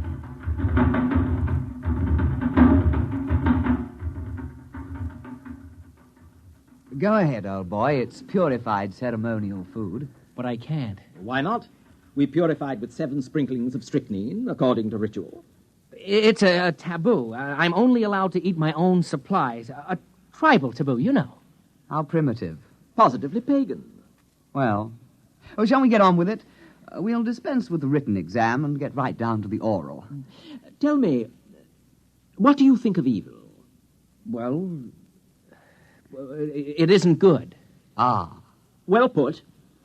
Well, in that case, you have no objection to receiving the sacred and very holy spear that Cran Clou brought down from the abode of the small gods, the brandishing of which brings good on a man? Oh, I would be honored to receive it. Very well, then. The ceremony can commence. O stranger from the skies, accept from us this spear of sanctity. Evil cannot abide the presence of this spear. Take, then, our blessings with it. Here, here, O stranger, take the spear! What? Oh, confounded Protec. Where's that release button? Sliggert, come in. Oh, he's probably out to lunch. Gotta get that force field off. There. Listen, I'm terribly sorry, Begin but the purification dirge. We are in the presence of evil spirits. Oh, no, I can explain. You cannot accept the sacred spear. Well, you see, I've got this protective device. It's sort of like a shield, you know? It doesn't like spears. It doesn't trust them. You couldn't give me a sacred gourd? Nonsense. Who ever heard of a sacred gourd? Poppycock. Look, you'll just have to take my word for it. I'm not evil. Really. Scout's honor. Our course is clear. Transparent. We won't kill you at once. We'll pray for you through the night. And perhaps in the morning, things will turn out better. If not... Sorry, old boy, but you understand our position. We'll just have to kill you. Can't be helped. Regulations, you know.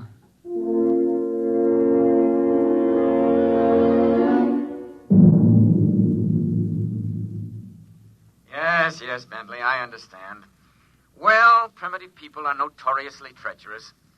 They might have stabbed you with the spear. Look, Sliggett, I'm positive there was no such intent. After all, you have to start trusting people sometime. Not with $1 billion worth of equipment in your charge. Don't you understand? The Protec wouldn't let me accept their sacred spear. That means I might be evil. Now, what if I can't pass the initiation test tomorrow? Look, tell me how to take it off. Oh, no. We want you back alive. There's no way they can hurt you through the Protec field. Now, try to have a little faith.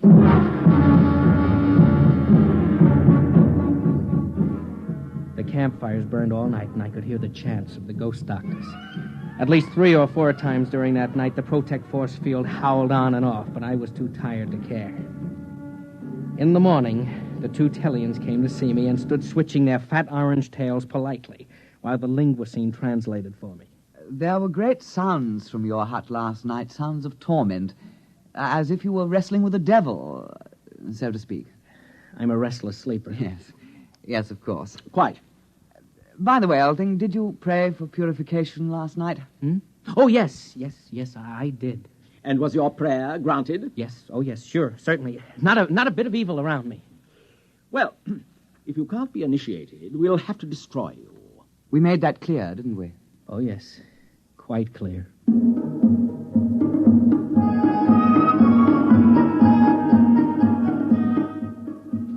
The initiation ritual took the whole day. It was sort of a cross between a Shriners' convention and a performance of Das Rheingold at the Met.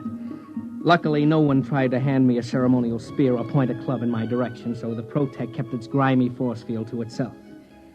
Finally, around supper time, the Tellians pounded the last tail on the ground, and everyone stopped and paid close attention. Oh, brothers, this alien has come across the vast emptiness to be our brother. With this initiation, we purge him of evil and make him one of us. Brother, now you are a ghost doctor with all the privileges and perquisites pertaining thereto. And in friendship, I extend to you the claw of friendship. Well, thanks. We have only to shake claws, and the ceremony is concluded. All right, brother. Give me some skin. Slip me 7. No, listen, turn it off. He just wants to shake hands. You're spoiling everything. Off. Now, where's that button? Off! Evil. Well, there it is, you know. We hoped we could muddle through, but you can't win them all, you know. There's only one thing left. Kill the devil!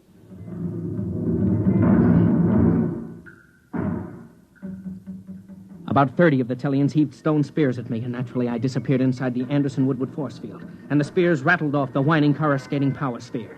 I tried to walk back to the ship, but the Protec went on about every half step, and at that rate it would take me about a month to cover the ground. I figured I'd wait him out. And then I noticed that the air inside the field began to go stale. I came out of the field. The Tellians were sitting around. Rennick picked up a spear. Evil. Wait! Hold off! Fins! Fair play! Fair play? I say, Rennick, he's due a 3-minute sanctuary under the sacred law of his Hippel. You really think so? We invoked fair play. True. All right, monster. You have 3 minutes. Thanks.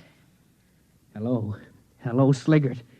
Come in, Sliggert. Ah, there you are, Bentley. Listen, you've got to get me out of this. They're trapping me in the Protec. You mean the Protec is saving you from harm? No, they keep activating it. They'll starve me out. Now, don't get panicky. Just sit tight in the Protec field till they see they can't harm you. You confounded idiot. There's no air in there. The force field cuts it off. I'll choke. Oh dear, that's true, isn't it?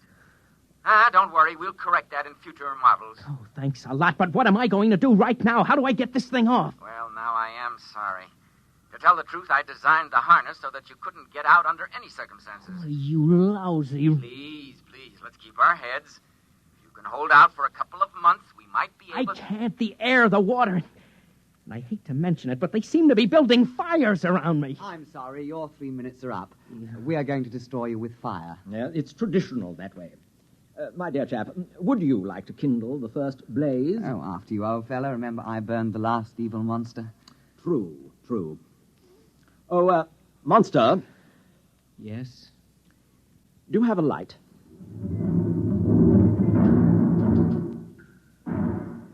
I knew I was cooked, one way or the other. They started to light fires around me in a circle, and the Protec snapped on. I had to get out. Of course, when I did, the Tellians would cheerfully spear me to death. But at least I had a chance of running.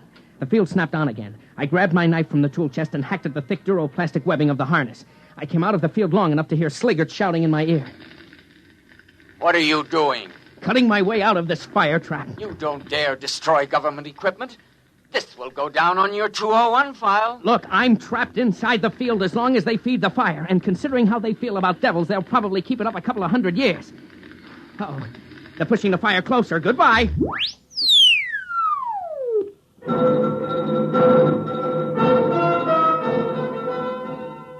I tore at the straps with my wire cutters and knife. I could only work when the field was off. The Protec protected itself. Finally, I ripped the harness off just as the field went on, and I was thrown 20 feet into the fire. But I landed on my feet and was off and running.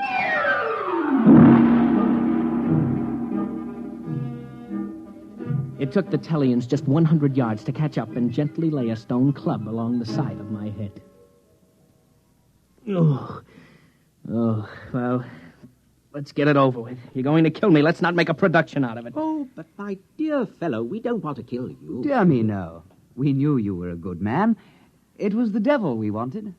I don't mean to be tactless, but you do know you had a devil riding on your back. We tried to purify him, but he was too strong. The fire took the starch out of him, though. The devil? Devil on my back? Oh, yeah, I guess so, yes. You know, our village is very proud to have such a powerful devil chained up inside a fire ring. Tell me, my dear chap, you haven't by any chance any more devils like that in your homeland? No, that's the only one. Pity. Huh? We'd really be tickled orange if we could have a few more to worship, you know. You mean trade for them? Why, yes. I'm sure every village would want one. Well, I think that can be arranged, and you haven't seen anything. We'll sell you devils that really are devils. After all, this one is just an early model.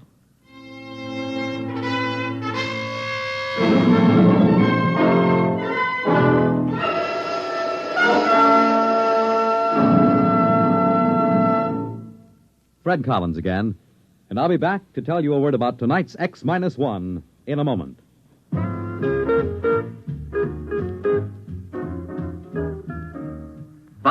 Bob Barker. Yes, Ralph? Bob, I just want to say that I heard you emceeing the Truth or Consequences program on NBC Radio, and I thought you were great, boy. Well, that's real, quite a real compliment. great. I mean it. Coming from none other than Ralph Edwards, the creator of and original Truth or Consequences MC. You really like the show, Ralph? Oh, I'll say I did. It was wonderful hearing it on radio again. Sounded better than ever. Well, no one should know better than you, Ralph. But really, we just can't miss. Our contestants are wonderful. Yes, The I stunts know. are out of this world. Mm-hmm. Surprise family reunions, the gigantic whisper contest. Yes. A dream world of jackpot prizes, especially for NBC radio listeners. Really? And not just once a week, Ralph, but every weekday morning. No That's kidding. right. Monday through Friday. Can you beat it? I'm going to right now, Bob. So long, folks.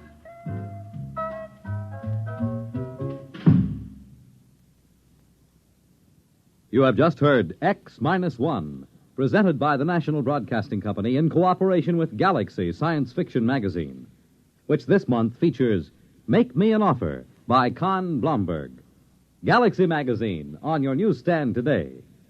Tonight, X-1 has brought you Early Model, a story from the pages of Galaxy written by Robert Sheckley and adapted for radio by Ernest Kenoy. Featured in our cast were Bob Hastings, Joseph Bell, Anthony Kemble Cooper, and Alastair Duncan. This is Fred Collins speaking. X-1 was directed by Daniel Sutter and is an NBC Radio Network production.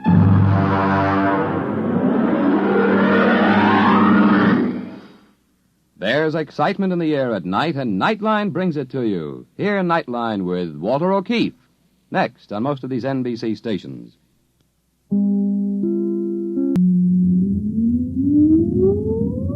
Countdown for blast off. X-5, 4, 3, 2, X-1, fire.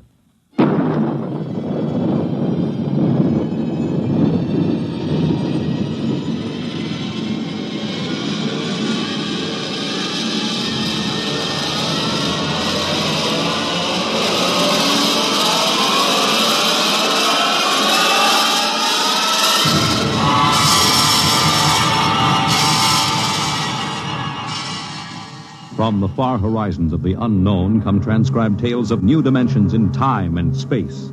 These are stories of the future, adventures in which you'll live in a million could-be years on 1,000 maybe worlds. The National Broadcasting Company, in cooperation with Street and Smith, publishers of astounding science fiction, presents X minus 1.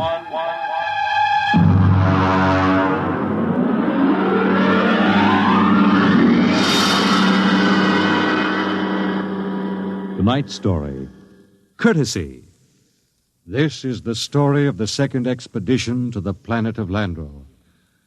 I'm recording it for any future expeditions which might land on this God-forsaken sphere, in the hope that they may learn from our tragic example. As I write, there are 2 of us left. 2 out of an original complement of 180 men. One of us, myself, will be dead in less than 23 minutes. As for the other, heaven have mercy on him, I do not know.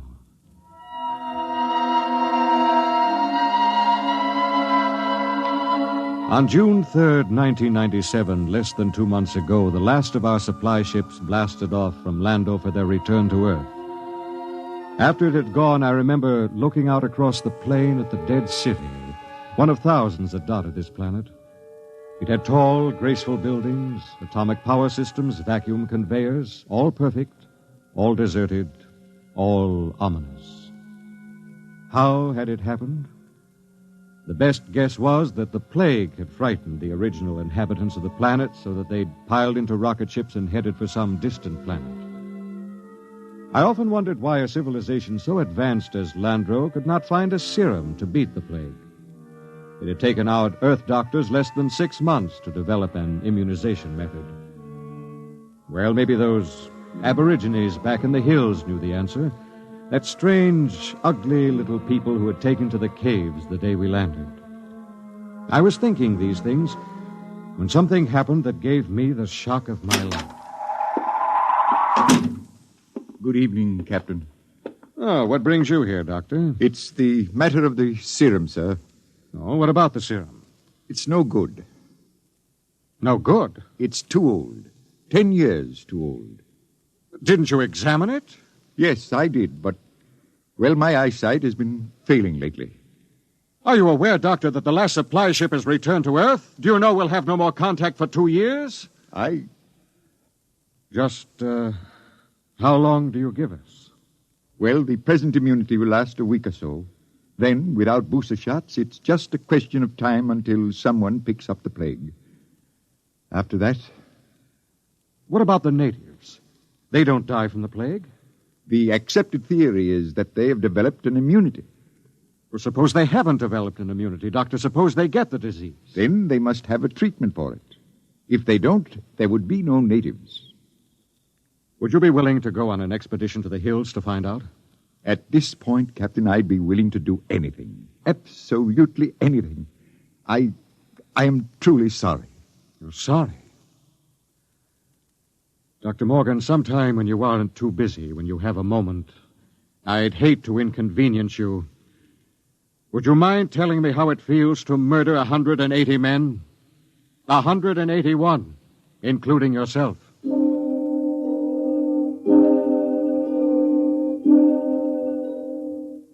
I did a lot of thinking after Dr. Morgan left my hut. It was still unreal for me.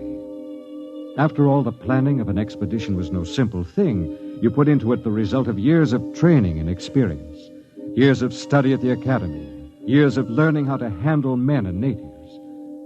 Every man on my crew was hand-picked for his skill. And yet, a simple thing like a myopic surgeon misreading a label could blast the whole thing. Yes, it was a shame. And I did the only thing I could think of. I yelled for Bat Ears Brady. Brady! Get your carcass in here. Take the lead out. Okay. Well, what's up? Sit down, Bat Ears. You got trouble, Kev? We got trouble. What? The serum's no good. What? Morgan forgot to check it. It's 10 years too old. Holy jumping snails. You're going to court-martial that? Wouldn't do much good. We'll all be dead pretty soon unless somebody figures something out. Well, what are you going to do, Kev? Well, there's only one chance. One chance in 10 million. What? The natives. Them cave rats. What good can they do us? Well, they don't get the plague, so maybe they know a cure. Okay. Let's get a few of them and beat it out of them. That's why you're here. Shoot. How'd you like to come along on a little expedition up to the cave country? You, me, the doctor, and Faulkner. Faulkner? Now, listen, Cap, he's worse than the doctor. Yes, but he knows more about the native culture than anybody here. He's the only one who's completely familiar with the records of the first expedition. Okay, so it's me, you, the doc, and Faulkner. When do we start? Tonight, in half an hour. We should reach the cave country by tomorrow. With luck, we'll be able to find natives before night.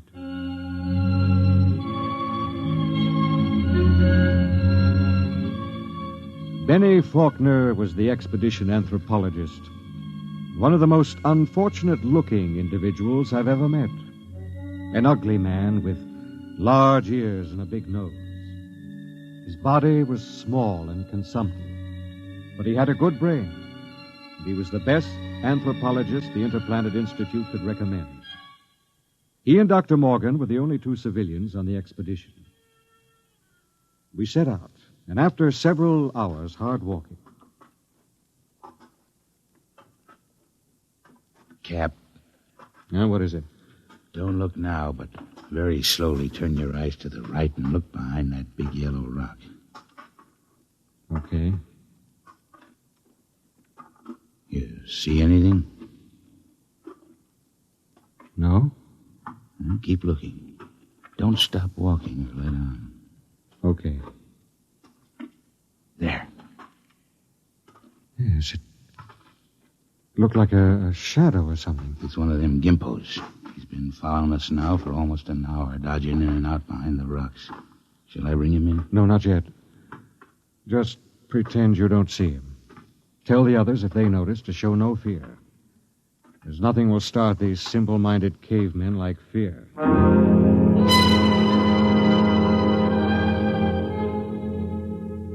The manual said, "Under no circumstances shall a member of the patrol display fear before a native. The dignity of the Earthman must be preserved at all costs." Just before dawn, we reached the cave country. We were tired and hungry, and we stopped to cook some food and rest. Everything was quiet.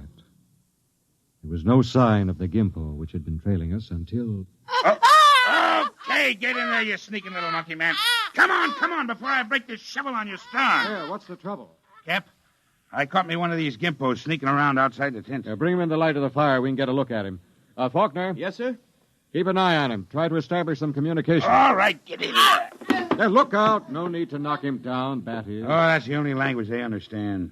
See if you can reach him, Faulkner. Okay, Captain. I'll need a drum of some sort. A what? Well, they have no language as we know it, and they have a very rudimentary sense of hearing. I find they communicate with one another through a very primitive kind of vibration of the tongue.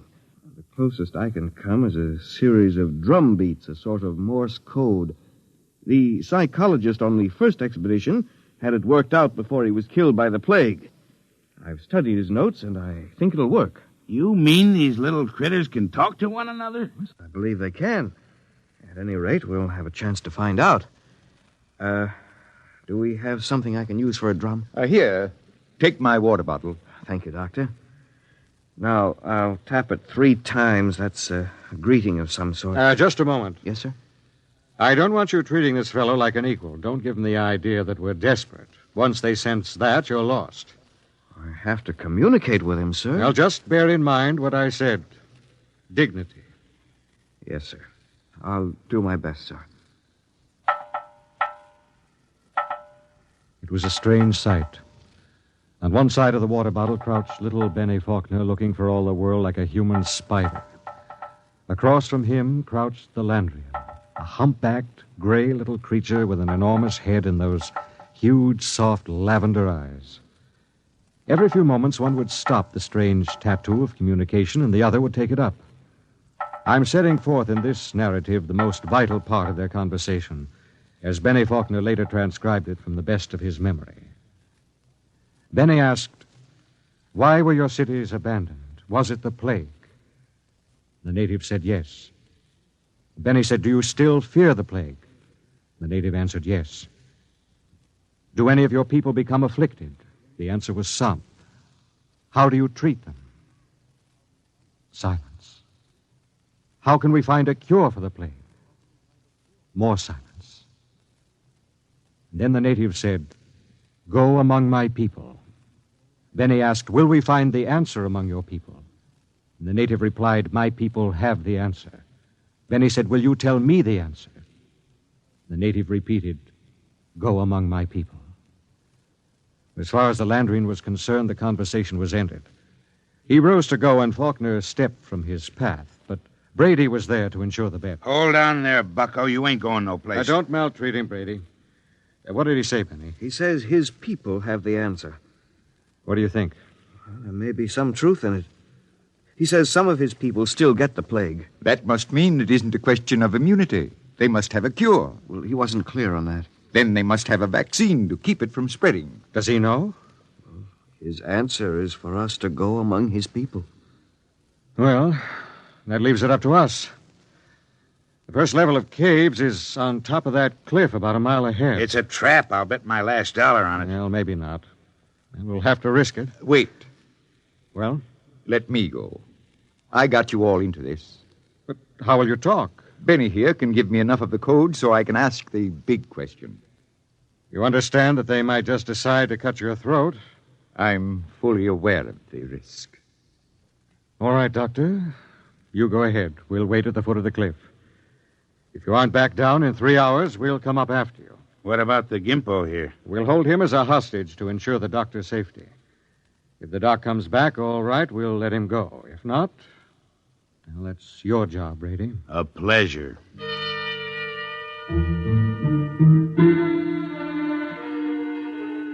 It took Dr. Morgan about an hour to pick his way up the side of the cliff to the first of the openings where the Landrians lived. He waved to us before he entered the mouth of the cave, and we waved back. Then we settled down to wait. It was a long, long wait.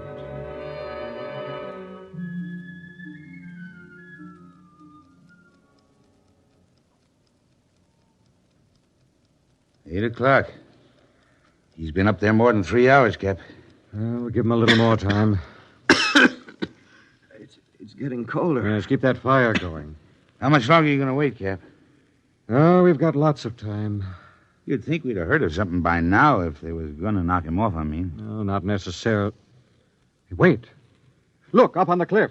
That's him, all right. Hey, what's he running for? I don't know. He looks scared. That crazy fool, if he don't look out... Doctor! Dr. Morgan, look out! Look out!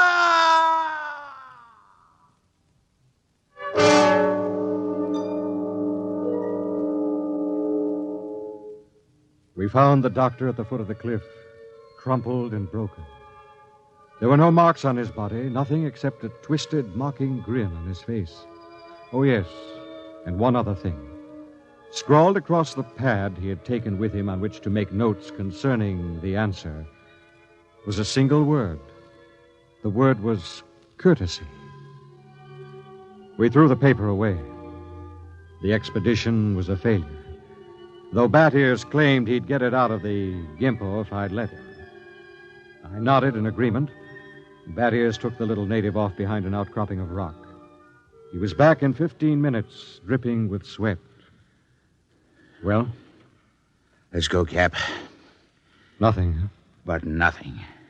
Is he... They ain't made very good, these little gray people. They come apart too easy, so... Let's go, huh, Cap? All right. Benny... Benny, what is it? I feel kind of sick all of a sudden. In the back of my head, a dull kind of pain. Let me see your tongue. Come on, give him a hand, Bat Ears. We've got to get him back to camp. What is it? I'm not sure, but that blackness on the tongue and the headache, it could be the plague.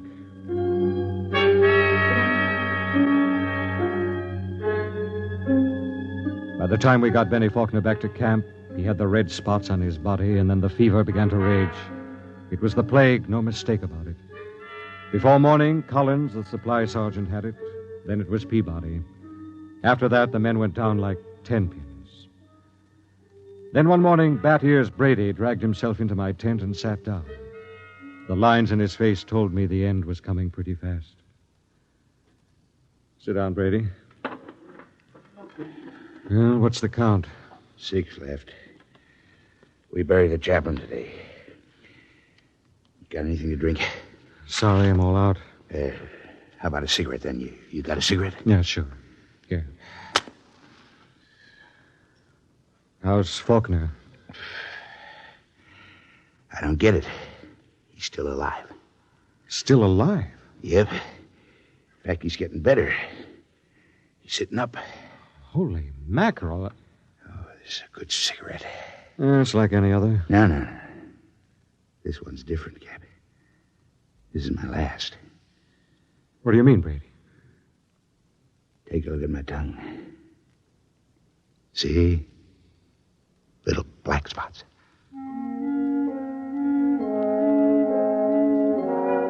Somehow I managed to get him into bed. He was already raving when I gave him the last of the morphine. It was incredible.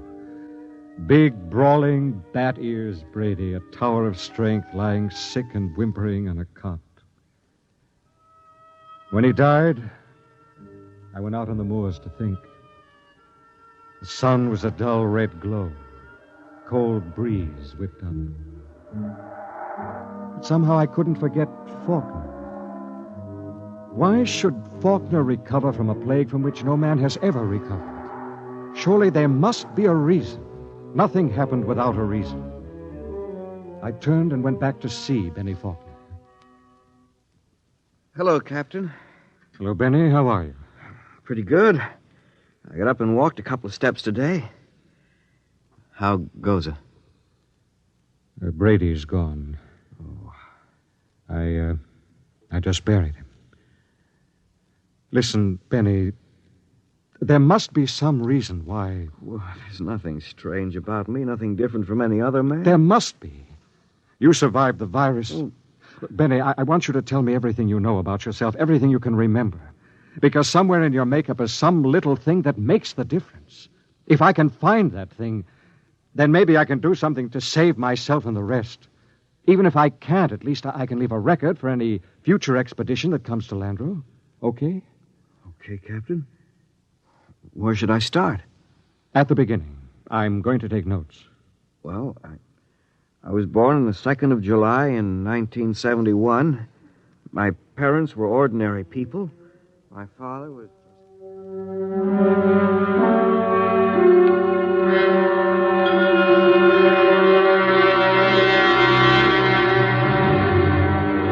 Look, Captain, I've told you everything I can remember. 3 days now you've gone over me, pawed me, questioned me. What else can I tell you? Benny, let's go over that last part once again. Where should I start? Take it from where the native started to walk away. You stepped out of his path, and Brady grabbed him. Okay, so I stepped out of his path. Why? What do you mean, why? Why did you step out of his path? Why not? Courtesy, I guess. What's the matter? Courtesy. That's the word that Dr. Morgan had scrawled in his notebook. Well, I don't see that... I don't either. Tell me, Benny, why should you want to be courteous to a native? Why not? What about maintaining your own dignity? Are you talking about dignity or arrogance? I don't know. Benny, listen, maybe we were all wet in our deductions. Maybe these cities here on Landro weren't deserted centuries ago. Maybe these little people up in the caves are the same people who used to live in those big cities. Why would they leave? Maybe they found out the big cities weren't the answer. Maybe they found out that civilization doesn't necessarily bring happiness. So they just packed up and left, returned to the simple life. No, it doesn't make sense. You're forgetting the plague. What is the plague, Benny? Well, I don't know. Is it a virus? I don't think they ever found out. You know what I think? What? I think the plague is nothing more than what we know as greed and arrogance. Captain, you're going off your rocker. I think maybe we're in line to die. Serum was good. In fact, I don't think the serum had anything to do with it. Oh, I never heard anything as crazy, fantastic in my life. No? Well, I think I'll go back to my tent and finish writing the report. I am beginning to sweat a little. Captain, maybe it isn't the plague. It is. I've seen it too many times to kid myself about it. Maybe hot compresses or something. No, Ben. Listen, Captain, you don't believe that junk about courtesy, do you? I mean, that's a lot of nonsense. You must know that. Holy mackerel, Captain. You do believe it, don't you? Good night, Benny. I think I'd like to be alone for a while. Okay. Good night, Captain. Maybe the supply ship will be early. You can probably stick it out. Sure. Good night, Captain.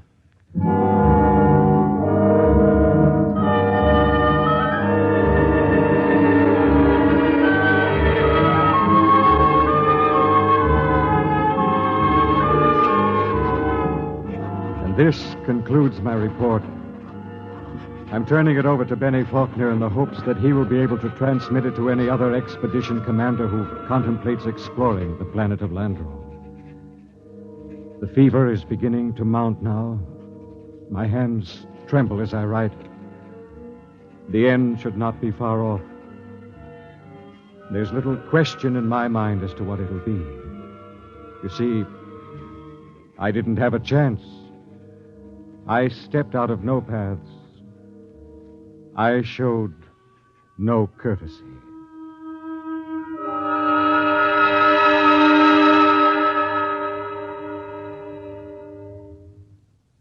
You have just heard X-1, presented by the National Broadcasting Company in cooperation with Street and Smith, publishers of astounding science fiction. Tonight, by transcription, X-1 has brought you Courtesy, adapted for radio by George Lefferts from the story by Clifford Simad.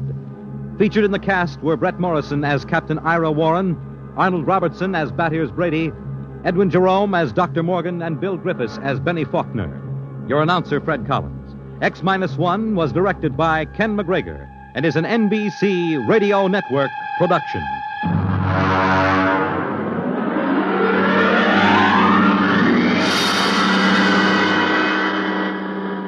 And now, next week, the frontier is a strange place, and a frontier is not always easy to recognize.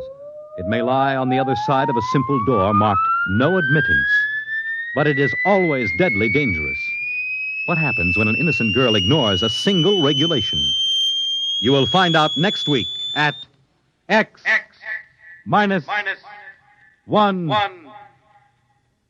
When you buy United States savings bonds, you help to build your own future security. Here's an opportunity to save systematically for long-range personal objectives. And with their increased yield and other improvements, U.S. savings bonds are a better investment than ever before.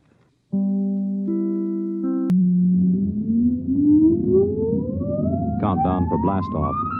X-5, 4, 3, 2, X-1, fire.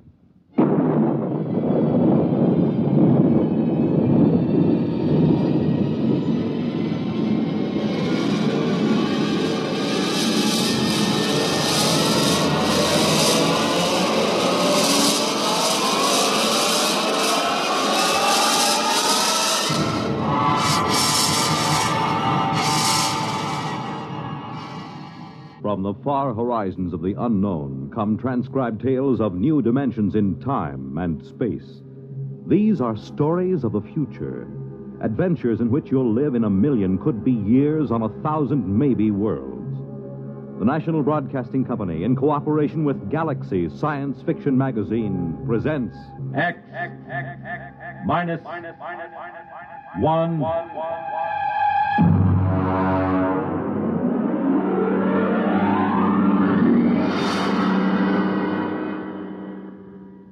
Tonight, The Girls from Earth by Frank M. Robinson.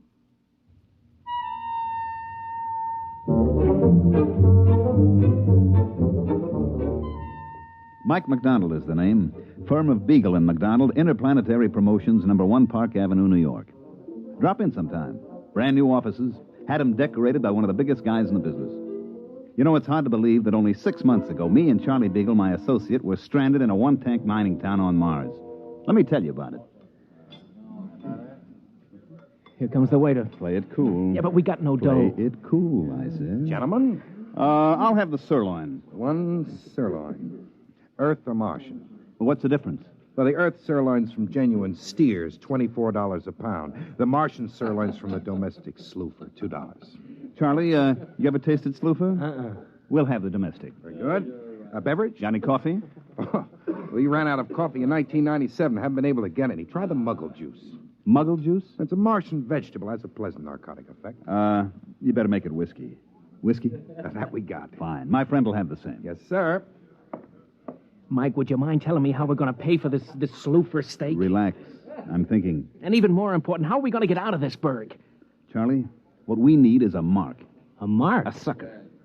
And if I'm not mistaken, this little guy with the glasses coming in now is just what we're looking for. Pardon me, sir. My friend and I are just in from Earth, and we don't know much about the customs here. I wonder if you'd be good enough to let us buy you dinner and tell us something about the town. Why, that's very kind of you. You needn't buy me dinner, though. After all, you're the guests here. Well, that's very nice of you. Do join us. Thank you.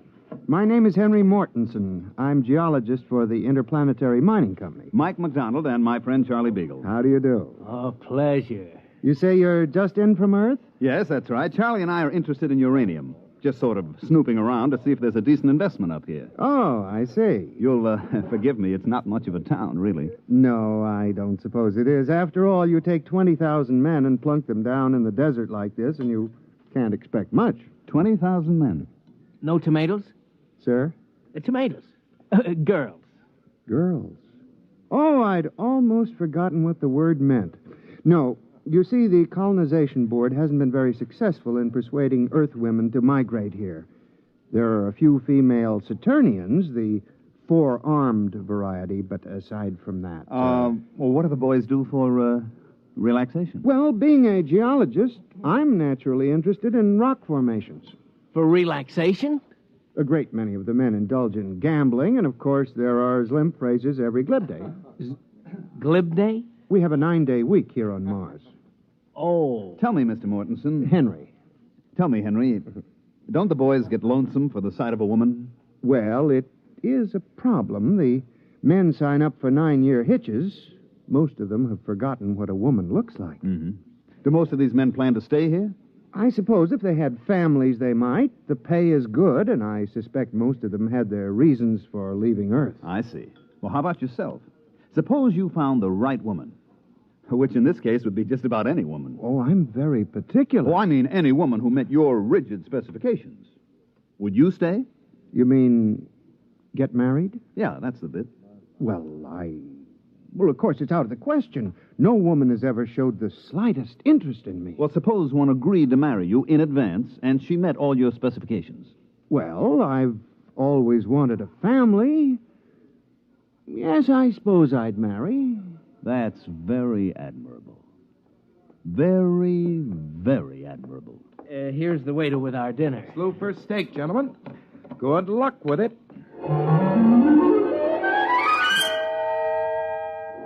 Henry picked up the tab, and we got a rough idea how much cash these guys on Mars pack around with them. Enough to choke a galactic telescope is about all. We thanked the little guy and sat around until he left. Then I went to work. Okay, what do we do now? Charlie, we get to work. What work? Oh, card game, maybe? Listen, these guys been playing cards for 15 years now. We wouldn't have a prayer. I got an idea. So give. You still got that Earth magazine, the one with the Hollywood starlet on the cover? Yeah, in my suitcase. Good, I want it. What for? To make our poster advertisement. That's what's for. Poster? Look, Charlie, just picture this. A big poster with that starlet on it, twice as big as life. And underneath, this slogan, I'm coming from Earth to you. Huh? Then down in the corner, just this little notice. Applications will be accepted at Beagle and McDonald Agency. Well, it's great. But what is it? What is it? Just the most colossal promotion scheme ever devised by man, that's all. But what are you promoting? The easiest thing in the world to promote. And the hardest. Marriage. Marriage? Look at it this way, Charlie boy. Here on Mars, we have 20,000 strong Earthmen with but a single thought. Dames. Exactly. And on Earth, we have 20 million single dames with but a thought. Husbands. So? Oh, how you going to do it? All right, now we get this poster made. We put it up. We take applications. $100 a head plus the cost of transportation. We get the $100. Then we leave. But first we deliver the girl. Oh, it's a natural. A natural. Charlie, it's colossal. What's 20,000 times 100? $2 million. Wow, that's our profit. Wait a minute. What? How are we going to line up 20,000 girls and convince them to come up to this desert? I'm working on that. Come on, we got to find a printer to make our poster. What do we use for dough? You huck your watch. Come on, let's go.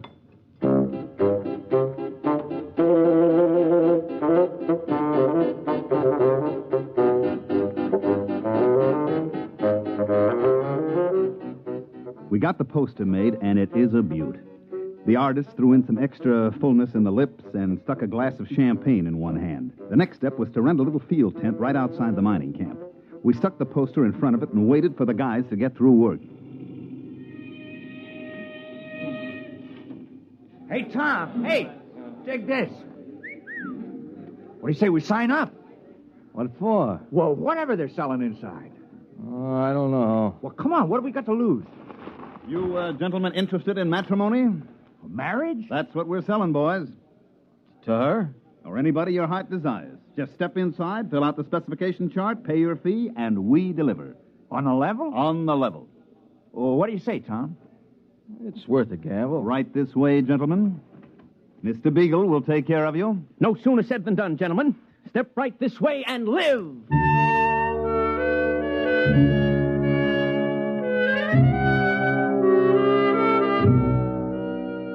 At the end of the first day, we had deposits amounting to about $15,000. By the third day, we had to beat them off with clubs. Everybody had a dream girl, and we were guaranteeing delivery. 40,000, 50,000, 60,000 bucks. Oh, Mike, what do you say we skip out on the first space freight? What are you, nuts? There's another million coming here, and my name isn't Mike McDonald. Oh, yeah, incidentally. Yeah. Have you figured out a way to deliver on this swindle? Naturally. You have? Of course. Oh. We just go down to Earth and put up a different poster. Guaranteed husbands. Every one of them an Adonis. What happens when they arrive? We get lynched? Look, while these ladies are en route to Mars, you and me are en route to Earth. Get it? Yeah.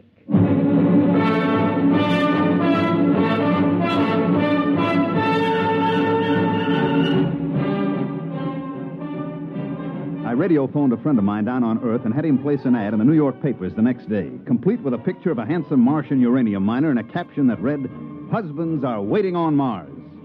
When the next space liner rolled in, it brought the list of lady applicants from Earth, complete with photographs and background. Here's the first batch, Charlie. Let's look them over. Yeah, right. Let's see now. Maybe the next one will be a little better. How is it? Let's see the next one. Lola Carroll, age 29. 29? Whew, she's 40 if she's a day. Occupation, homebody. Background in education, blank. Oh, note from Mitchell. Says she did 4 years at a reformatory for shoplifting, and she's currently on parole. Let's see this one. Wanda Baker, age 35, occupation gymnastic instructor, State College. Note says she was picked up for loitering and fined on 17 different occasions. Oh, brother. These ain't exactly the creme de la creme, these ladies. Oh, what'd you expect? It ain't what I expect, Mike. It's what the boys in the mining camp expect. $100 fee plus $2,500 for transportation. That ain't hay. Wait a minute. I got an idea. I'm waiting. First, we get rid of all these pictures, see? Then we print up a few thousand pictures of movie starlets, and we paste them on the applications. We make a few changes in the statistics, such as age and so on, and we're back in business. You know, Mike, I used to think you were about as crooked as a one-armed bandit, but I don't think it anymore. I know it.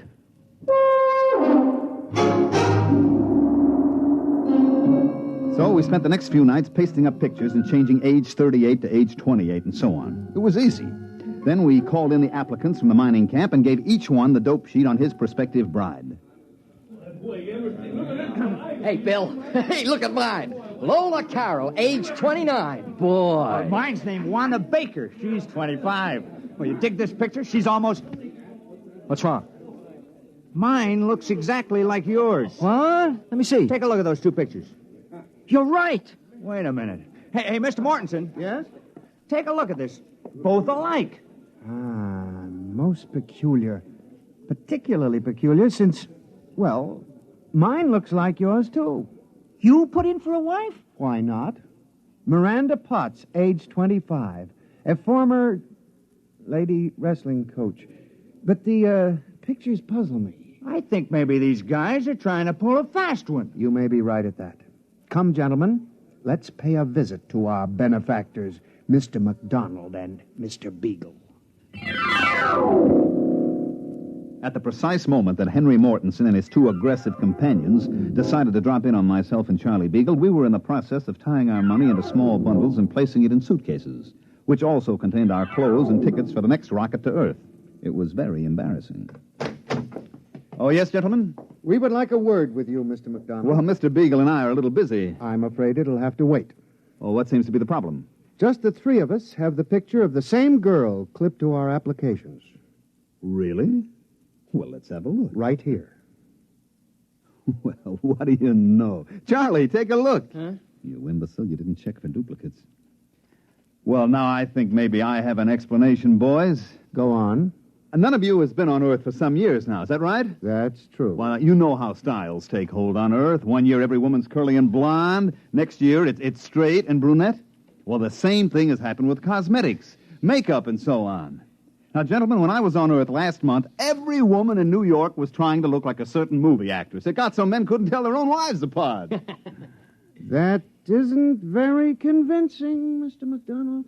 Look, boys, obviously there was some mix-up at the Earth Agency. They got the wrong pictures pasted up or something, but I'm sure it'll all straighten itself out. Now, if you don't mind, Mr. Beagle and I have to finish packing. We mind. You do? You do. Uh-huh. Tom, you take that money in those suitcases and lock them up over at the company office. Now, boys, just a minute. That's stealing, boys. It's considered dishonest. We ain't stealing. We're just keeping the stuff in escrow, you might say. Till when? Till the rocket ships get here with the girls. If these dames are as gorgeous as you tell us they are, you'll get every penny of your dough. Suppose they ain't quite gorgeous. And you and your friend here are going to suddenly find yourselves unable to carry on as living humans. You fetch my meaning? I fetch.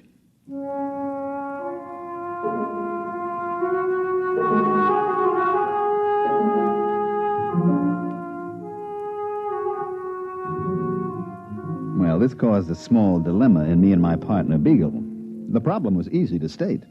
We had sold these guys on the idea that they were engaged to be wedded to an assortment of lovely, desirable, attractive young girls from Earth. The contingent from Earth, on the other hand, was made up mainly of frustrated, lonely women and a goodly portion of female criminal types. The problem was how to convince these boys that they were not getting cheated. That's enough, Charlie. Now, the problem is how to convince everybody that he ain't getting cheated, right? Oh, you're a master of summing up a problem. Now how about solving it? Just give me some time. Look, the rocket fleet from Earth arrives here tomorrow morning at 9 o'clock. 20,000 very strong miners will be assembled at the rocket port waiting. True. So? Pour me a little more of that muggle juice. No. Muggle juice. We could get them all drunk on muggle juice, mass hypnotize them. I'm dreaming. So what do we do? I could make a speech, appeal to their better selves, say these poor, unfortunate women need love and affection, something they've never had. Uh-huh. How about makeup? Maybe we could hire a cosmetic man to make them up to look like the pictures. Sure. Or we could say that it's all a big mistake. We got the wrong shipment. Or we could kill ourselves. No need for that, Charlie. That's going to be done for us. Yeah, that's what I figure. Well, it's been a short life and a merry one. Drink up, Charlie. For tomorrow we die.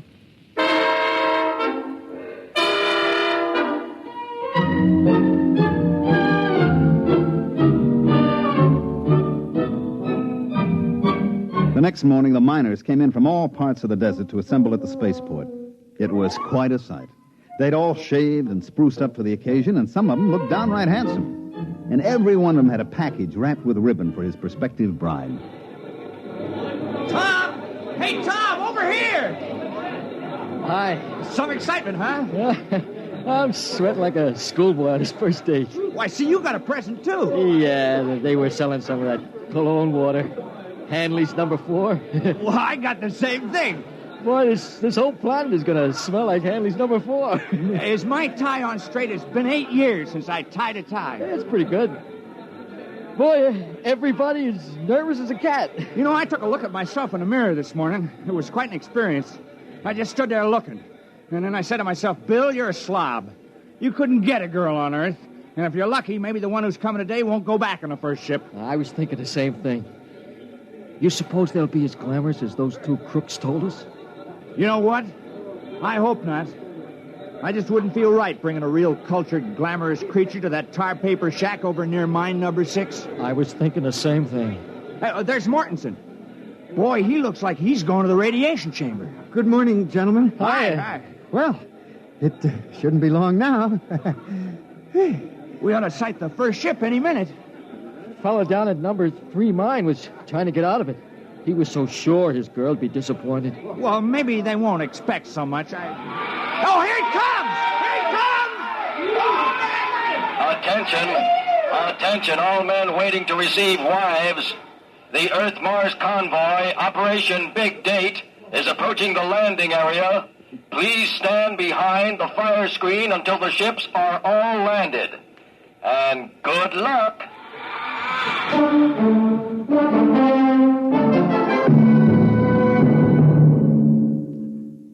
During all this, Charlie Beagle and I were more or less under guard back at our office. I say more or less because there were 6 miners with loaded guns sitting practically on top of us. In the distance, we could hear the rockets come blasting in for a landing. And then everything got very quiet. And we knew the girls were coming off the ships. What do you suppose is happening? Well, it's pretty quiet, Charlie. I guess the girls are coming off. Yeah, I don't hear no sounds of rejoicing. Now, just take it easy. You suppose they'll hang us or shoot us? Now, relax. Relax, he says, but... Oh, here comes a Jeep with Uncle Henry in it. Is he alone? Uh-huh. Well, so long, Charlie. Gentlemen? Now, look, Mr. Mortensen, this can all be explained. There was an error and the wrong girls got shot. Don't try to explain it, MacDonald. But you can't just kill us without even a trial. I mean, it isn't just. Who said anything about killing you? We're throwing a banquet tonight, and we want you and Mr. Beagle as guests of honor. As what? Guests of honor. You mean the girls were okay? Okay, they're lovely. The nicest thing about them, of course, is that they don't expect much. They seem to accept us with all our faults and all the shabbiness and ugliness of the life on Mars. There isn't a one of them who turned up her nose at the place. They seem thankful just to be here. And the guys, they all feel okay about it? Okay, they're like a bunch of kids. There isn't a one of them who wasn't scared breathless that he'd have some sophisticated glamour girl on his hands. No, sir. These are down-to-earth women who had it tough on Earth, and they figure to find some happiness here if it's humanly possible. Yeah, but how did the boys like the way they shape up? Charlie. I mean...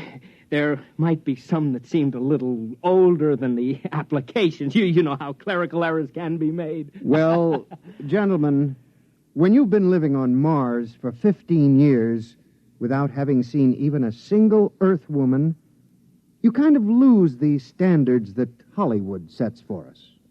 As far as I and the other men are concerned, they're gorgeous.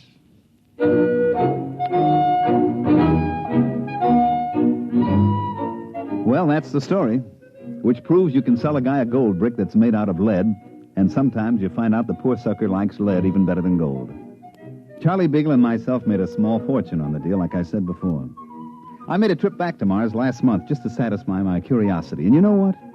I never saw a happier bunch of people in all my life. Hey, by the way, Henry Mortensen and the lady wrestler are having a kid. They're going to call it Mike if it's a boy, and Michelle if it's a girl.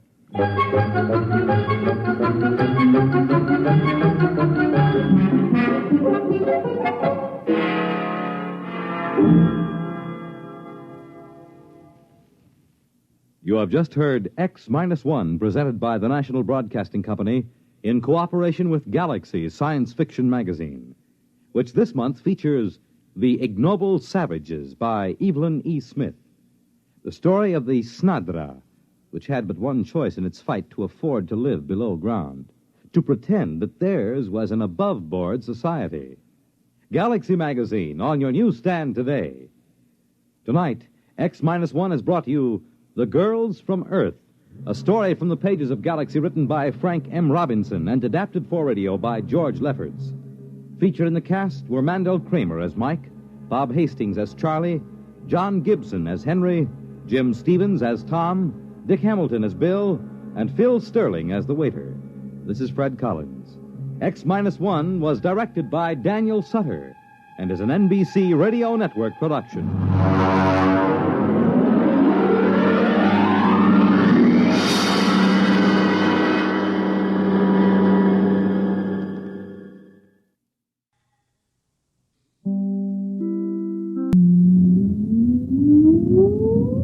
Countdown for blast off. X minus 5, 4, 3, 2, X minus 1, fire.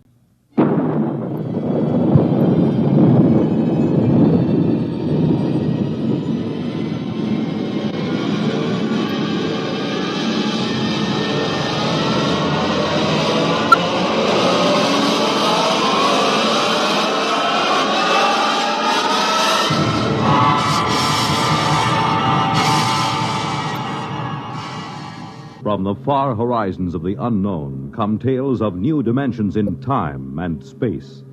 These are stories of the future, adventures in which you'll live in a million, could be years, on 1,000 maybe worlds. The National Broadcasting Company, in cooperation with Galaxy Science Fiction Magazine, presents X minus 1.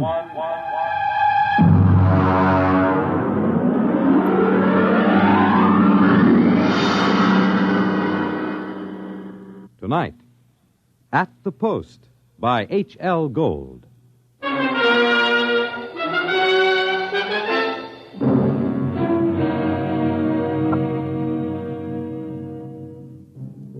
When I come into the Blue Ribbon on 49th Street west of Broadway, I could tell right away nobody told Doc Hawkins about my misfortune. Doc, who ain't one really, writes a daily medical column for the Racing Form, and we're celebrating his being sprung from the alcoholic ward. He got one look at me and he choked on a piece of gefilte fish. What happened? What happened? Look at that. Clocker's become a character. Now, lay off, Doc. Look at that, a gray flannel suit, a black tie. Clocker, where is your purple and green check sports jacket? Where are your two-tone suede shoes? Why, you've become a character. That was Zelda's idea. She wanted to make a gentleman out of him. Wanted to? Why, you two kids got married just before they took my snakes away. Don't tell me you've fit already. You don't know, Doc? No. What happened? Well, it was right after you tried to take the warts off the fire hydrant that Zelda started hearing voices. It got real bad. How bad? Well, she's at Glendale Center upstate. I just came back from visiting her. Well, did the psychiatrist give you a diagnosis? Yeah, I got it memorized. Catatonia dementia precox. Oh, rough. Very rough. The outlook is never good in such cases. Maybe they can't help her, but I will. Now, Clocker, you're a race handicapper. You run the best tip sheet on Broadway. But people are not horses. You've got to think of your public. For instance, what's good at Hialeah, huh? My bar bill is about to be foreclosed, and I can use a long shot. Those couch artists don't know what's wrong with Zelda. I do. You do? Well, almost. I'm so close I can hear the finish line camera clicking. Well, now, that's very interesting. Perhaps we can collaborate on an article for the Psychiatric Journal. All right, look. Look at these charts. Look, here. Huh? I use the same system I used to dope the races. Look, Zelda's got catatonia. She used to be a hoofer before we got married, and now she does time steps all day. Stereotype movements are typical of catatonia. You don't get it. She does time steps. The first thing you learn in hoofing, over and over. 10 or 15 hours a day. And she keeps talking like she's giving lessons to some jerk kid who can't get it straight. And I hear when these catatonics pull out, they don't remember much or maybe nothing. Protective amnesia. They work harder and longer at what they're doing than they ever did when they were regular citizens. And they don't get a red cent for it. I beg your pardon? I said they were getting stiffed. Anybody who works that hard ought to get paid. I don't understand what you're getting at. What are they knocking themselves out for if it's for free?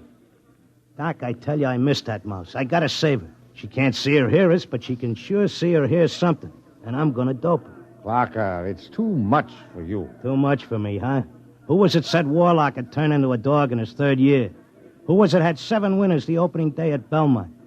You take my word for it, Doc. I'll beat the schizophrenia handicap.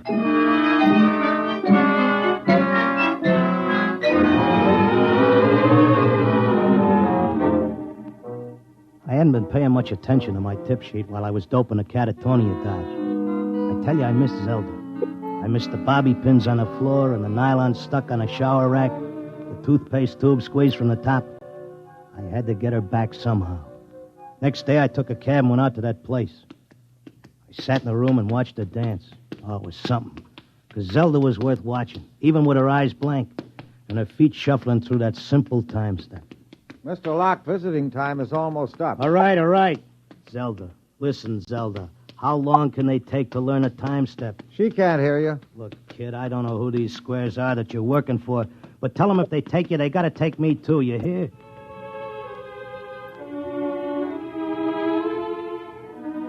I had an idea now. I had it doped that Zelda was showing them how to dance, whoever they are. And the only way I could spring her was to find out who was controlling her and what they were after. The first step was to get them interested in me, in what I know about racing, doping horses. So I stood there next to Zelda, and I started to talk. Now, the first thing you gotta figure is bloodlines. You take a horse, you gotta know back maybe 4 or 5 generations on both sides. Then you gotta know where the coat was foaled, what time of year, because all horses are 1 year old on the 1st of January. And there's confirmation, training. You take a horse with good bloodlines, break him in the spring on a hard training surface track, and the first thing you know, you got a horse with a shin splint. Or they may cover it up, but if you know it's there. I once knew a horse ran in Hialeah who was scared of flamingo. What are you doing? Had a fine record at Gulfstream and Bowie. But when he got down to Hialeah and got one look at the flamingos, he wouldn't run for beans. Mr. Locke, are you all right? Shut up, I'm Mr. busy. Locke. You bet on a horse that's scared of flamingos at Hialeah, and you're going to come in with your tail between your legs.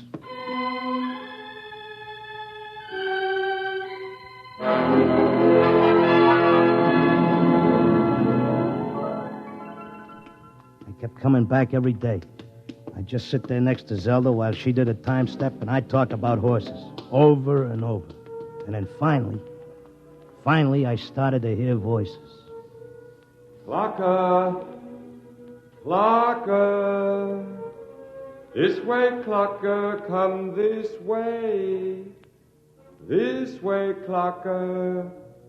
Come on now, come with me. Like it was a fog, I could see the attendant in his white coat, asking me questions, and I couldn't hear him. I knew I just kept on talking about the horses. And then suddenly I wasn't there. I was somewhere else. I was in a big square, and the buildings looked like the new Roosevelt Raceway, all modern. Or maybe like the World's Fair. There were trees and statues, and there were hundreds of people standing around, and they all looked scared. There was a little man with bifocals and a vest with pins and needles in it standing next to me. He looked scared. But I knew it had worked. I was on my way to Zelda. How did I get here? Excuse me, mister. How did I get here? I don't know. I can't take time for pleasure trips. I've got a customer coming in tomorrow for a fitting. She'll positively murder me if her dress isn't ready. She can't murder you. Not anymore. You mean we're dead? Don't ask me, but I don't think you're dead. That much I can tell you. Some of the people in the crowd were complaining they had families to take care of, while others were worried about leaving their businesses.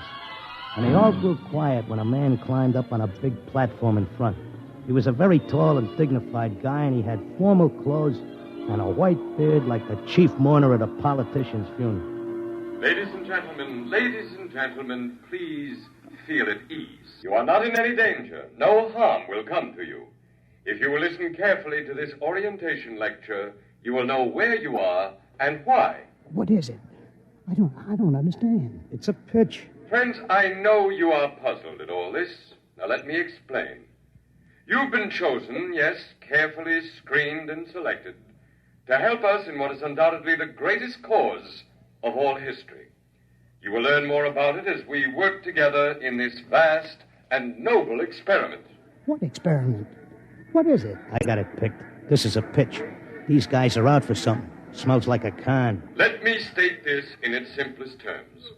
Now, you know that there are billions of stars in the universe and that the stars have planets. A good many of these planets are inhabited. In almost all instances, the dominant form of life is quite different from yours. I am not of your planet or solar system. I am not formed as you see me. My true appearance would seem to be rather confusing to human eyes. Nuts, get to the point. Truth is, we are not here, and neither are you. Here is a projection of thought, a hypothetical point in space, a place that exists only by mental force. Actually, our bodies are on our own respective planets. What's he saying? What does he mean? Wait, he'll give us the convincer after the build-up. Our civilization is considerably older than yours. For many of your centuries, We have explored the universe both physically and telepathically, and during this exploration, we discovered your planet. We tried to establish communication, but there were grave difficulties. And it was the time of your dark ages. And I'm sorry to report that those people we did make contact with were generally burned at the stake. Here it comes. He's getting ready to slip us the sting. Oh, I don't think you ought to say a thing like that about a fine, decent gentleman. He's obviously very sincere. The problem we face is that the human race is doomed. The history of your race is a record of incessant wars, each more devastating than the last. And now, finally, man has chained the power of worldwide destruction. The next war, or the one after that, would unquestionably be the end not only of civilization, but of humanity, perhaps even of your entire planet. Then, why have we brought you here? Because man, in spite of his suicidal blunders, is a magnificent race. He must not vanish without leaving a complete record of his achievements. Now, this is the task we must work together on. Each of you has a skill, a talent, a special knowledge we need for the immense record we're compiling. Every area of human society must be covered. And so we need you urgently.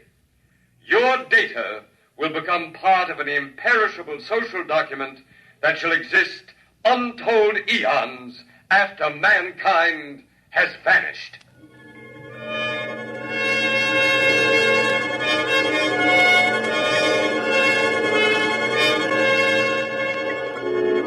Oh, he had a slick con. He had that crowd in the palm of his hand like a small-time grifter selling pearl necklaces on 6th Avenue. They all cheered. They were all flattered to think that they were joining in this vast project to make a record of the human race. After a while, they broke us up into divisions, and I got herded into a building marked Sports and Rackets. They took my name and my occupation like I was applying for unemployment insurance. Now, here's our problem, Mr. Locke.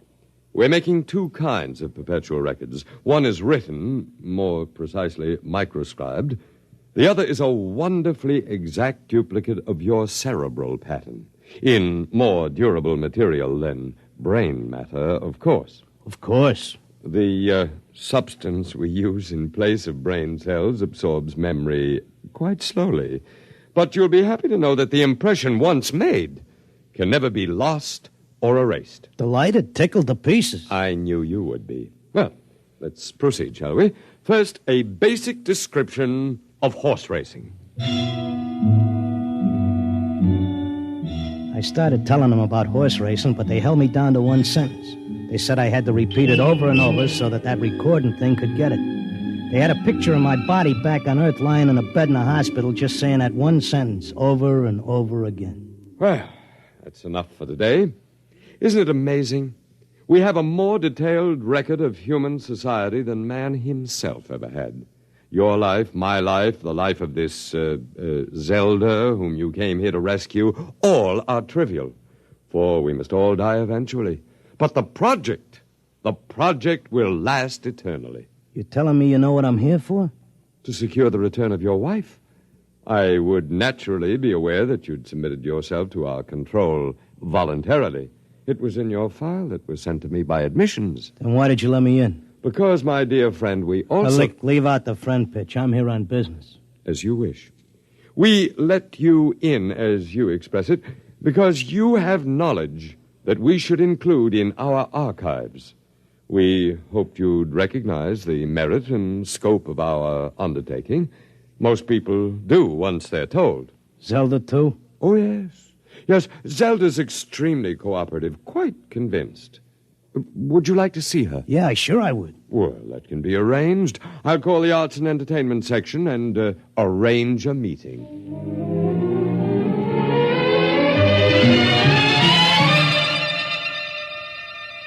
Zelda, baby. Clocker. Let's get out of here.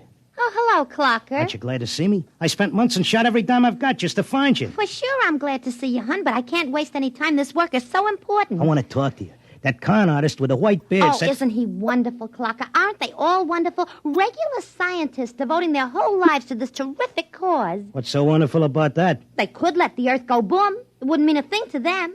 Everybody wiped out, just like there never were any people. Not even as much record of us as the dinosaurs. Gee, wouldn't that make you feel simply awful? I wouldn't feel a thing. All I'm worried about is us, baby. Who cares about the rest of the world doing a disappearing act? I do, and so do they. They aren't selfish like some people I could mention. Selfish? You're darn right I am. Zelda, listen. I'm selfish because I got a wife and I'm nuts about her and I want her back. I have to help out on this project. It's the least I can do for history. History? What did history ever do for us? Go turn in your time card, baby. Tell them you got a date with me back on Earth. No, this is my job as much as theirs. More even. They don't keep anybody here against their will. I'm staying because I want to, Clocker. But, honey... Excuse me, I've got to get back. I'm teaching them the soft shoe now.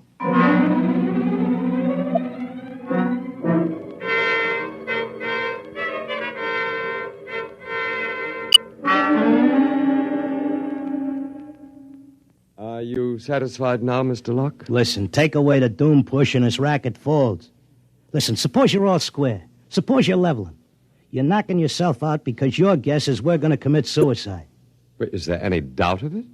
Do you honestly believe the Holocaust can be averted? I think it can be stopped, yeah. Listen, between these catatonics and me, we could tell them what it's all about. I notice you got people from all over the world here. They get along fine because they have a job to do and don't have time to hate each other. Well, it could be like that back on Earth. Mr. Locke, we have experimented in the manner you suggest, but a human psychological mechanism defeated us. Yeah? What was that? Protective amnesia. They completely and absolutely forgot everything they'd learned here. Well, what are the odds on me remembering? Well, you are our first volunteer. Look, I'll give you a deal. You let me out, and maybe I'll be the first case that didn't get amnesia, and I can tell the world all about this.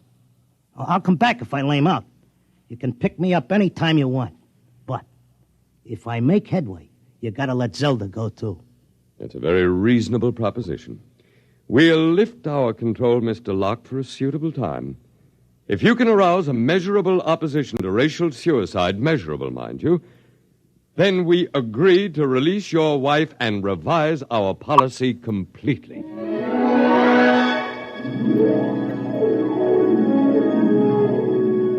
I came to at Glendale. It took me about 2 weeks to convince them that I was all right again. But I had to convince the world that they were throwing a race and that they needed a saliva test. So I started to write it all out in my tip sheet, in and around the horses. Around that time, I ran into Doc. Clocker, my boy, you've no idea how anxious we were about you. But you're looking fit, I'm glad to say. Thanks. I wish I could say the same about you and the rest of the world. No need to worry about us. We'll muddle along somehow. You think so, huh? I'm glad to see you've got your tip sheet going again. As long as the bobtails run, who cares what happens to anything else?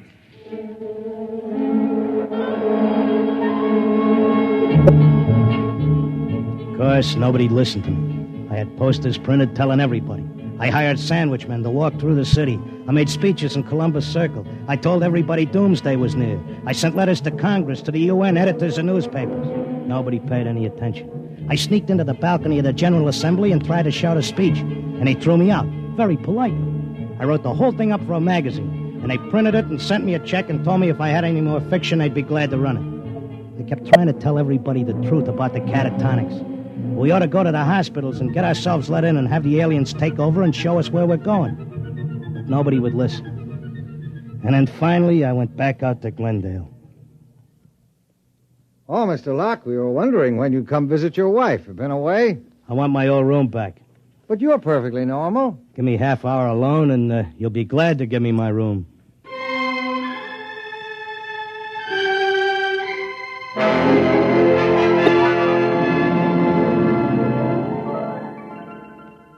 Well, here I am back again. Oh, Mr. Locke. Okay, I'll give you all the rest of the dope on racing. You won't have any trouble with me. Then you're convinced you failed. I'm no dummy. I know when I'm licked. So do we, Mr. Locke. Naturally, you have no way of detecting the effect you've had. We do. The result is that because of your experiment, we're gladly revising our policy. Huh? Is this a rib? Nobody listened to me. Oh, but they did. Visits to catatonics have increased considerably. When the visitors are alone with our human associates, they tentatively follow the directions you gave them in your article. Not all do, to be sure, Only those who feel as strongly about being with their loved ones as you do about your wife. We've accepted 4 voluntary applicants. You mean I made it? That's right. Before long, we shall have to increase our staff as the numbers of voluntary applicants increases geometrically, and then we'll be able to release the first group to go back and carry the message. Whenever you care to, Mr. Locke, you and your wife are free to leave. Okay, but I'll tell you what. I owe you plenty. I'll help make that record before I go. I'll teach you how to dope the horses. Is that what you want? Why, yes. All right, then let's go. The quicker we get started, the quicker we can get back.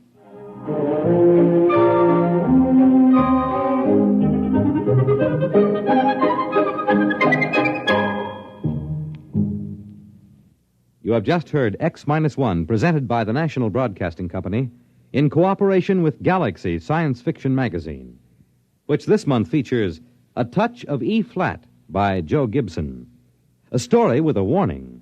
Never let anyone point any weapon at you, even something as harmless-looking as a water pistol. It may be a cooling gun. Galaxy Magazine on your newsstand today.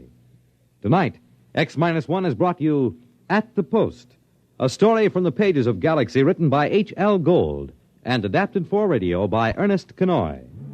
Featured in our cast were Frank Maxwell as the clocker, and Thomas as his time-steppin' wife, Zelda, Arnold Moss as the otherworldly one, John Griggs as the doc who wasn't one, really, and Sam Raskin as the confused little tailor with his mouth full of pins. Your announcer, Fred Collins. X-1 was directed by Kenneth McGregor and is an NBC Radio Network production.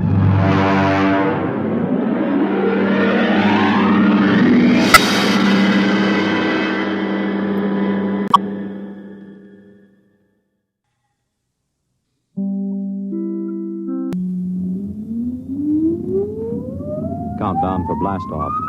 X-5, 4, 3, 2, X-1, fire.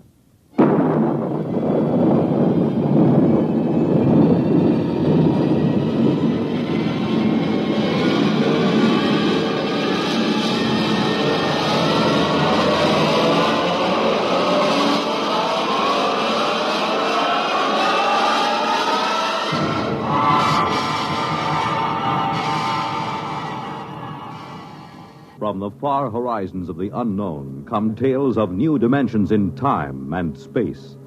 These are stories of the future, adventures in which you'll live in a million, could be years, on 1,000 maybe worlds. The National Broadcasting Company, in cooperation with Galaxy Science Fiction Magazine, presents X-1.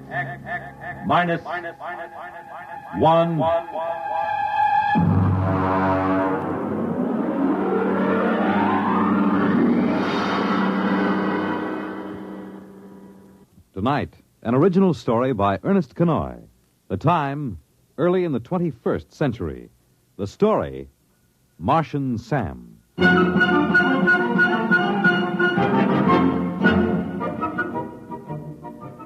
whole thing started the first day of spring training. I'd gotten into camp 2 or 3 days before and started to loosen up a little.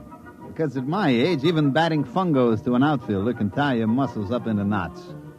Although, as a matter of fact, I'd bet that I was in better condition than half the Humpty Dumptys on the club. We hadn't won a pennant since, 1997, or was it 98? And it looked like we had a permanent lease on 12th place. The Los Angeles Dodgers were in pretty sad shape, and that's the honest truth. I was standing behind the batting cage watching a couple of kids from our Tokyo farm team when Tommy Watson from the New York Times Tribune News caught me by the elbow. Hi, Joe. Well, how does it look this spring? Well, Tommy, the club has been considerably improved. Mm-hmm. Several of the youngsters are ready to deliver this year, and, of course, we expect sterling performances from our veterans. Is that what you want? Oh, come on now, Joe, come off it. Has old man Castle loosened up enough to buy a catcher? Not that I know of. Well, how about a left-handed pitcher? Well, they're those 2 boys from Tokyo. Oh, come on, they couldn't throw a cream puff across the dining room table. Well, how does it feel to be first base coach for a team that'll clinch last place by July 4th? You're very kind, Tommy. Very kind. I just hate to see that old tightwad Castle run this club into the ground. I remember my father used to tell me about the times way back, when they were still in Brooklyn. Yeah, and I can remember going down to Robinson Stadium when I was a kid to watch doubleheaders with the Denver Giants. Now look at them. A bunch of overage bums and a few kids who could hardly make the high school team. And all Castle's money goes to buy sports rockets for that screwball son of his. Oh, Joe, baseball isn't what it used to be.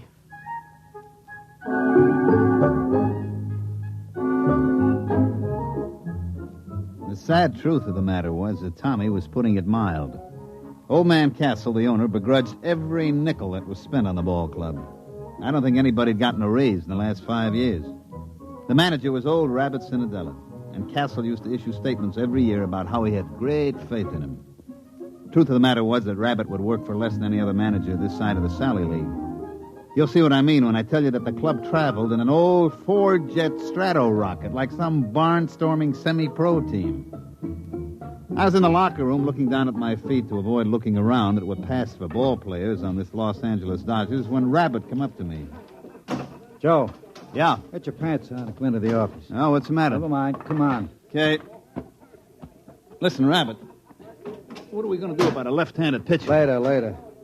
Joe, I had an idea. I thought we could take one of the right-handers and sew the letter backwards across his shirt, and maybe that'd fool the other club. Yeah. Come on inside. Or maybe we ought to disguise Iron Mike, the batting practice robot. All right, that's enough. Joe, the old man's dead. What?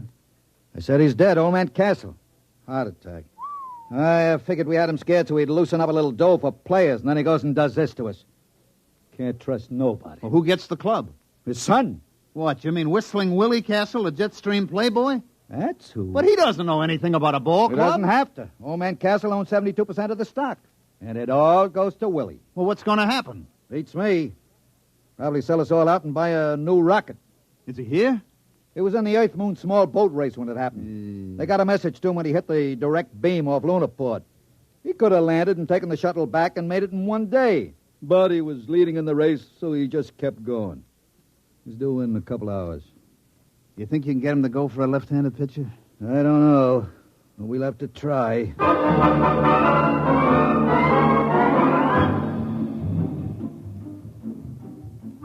Of course, you've heard of Willie Castle. About once a year, he cracks up some expensive sports rocket or gets himself picked up in a survival suit by the IP, floating somewhere in an orbit around the moon. He almost got put away a couple of years ago when he took a debutante up in a Harrison Kilgore cruiser and kept her in orbit for 2 months. The old man was able to kill the abduction charges by claiming that they'd been married at the time. And one time when the old man had a couple of us up at the lodge he lives in during spring training, I saw the kid's room. It was filled with marak heads that he'd shot on safaris on Mars. He came down to the training camp a week later. He buzzed over in a Harley Donaldson atmospheric and set the ship down in the hole between second and third, burning out half the infield. I saw Rabbit get him to one side and start talking fast, so I sneaked over and listened. Well, Mr. Castle, of course, you know we're all very sorry about your father's death. And He had it coming, the old tightwad. Oh, well, I see. I couldn't convince him that a credit isn't any good to you, stuffed in a mattress. You got to spend, isn't that right? Yeah, it is. As a matter of fact, that's what I wanted to see you about. Now, there's a boy in one of the Milwaukee farm clubs, a left-handed pitcher. I can get him for about $30,000 and a couple of players. And What do you mean? Well, I mean, you're absolutely right, Mr. Castle. You got to spend money. And if we could get a little help in pitching and maybe an outfielder or two... You mean spend money for baseball players? Well, yeah. That was what I had in mind. Now, wait a minute. This baseball team was my father's hobby, like some old men collect stamps or play checkers. Now, in the terms of the will, I can't sell it. But I'm sure not going to throw any good money away on something foolish like baseball players. Oh, I see. As a matter of fact, I'm going to need all the cash I can lay my hands on. Yeah? Yeah. I've got a chance to buy a 3-pile nuclear racer that'll cut 2 weeks off the round trip to Mars. Oh, I see. You wouldn't want to spend money on anything as foolish as ball play. That's it. You've got the idea now. Oh, by the way, Mr. Cinadilla. Yeah? I find it's quite embarrassing to me to have my friends continually make fun of me because the Dodgers are in last place. Well, as a matter of fact, that gets to be a touchy point with me, too. Well, I'd like to see it change. So if you don't mind, would you please have them somewhere in a more respectable position, say third or second, within a month or two? Now, look here, Mr. Castle. I can't make bricks without straw. You won't spend the credit for a ball player, and I can't... You do your best.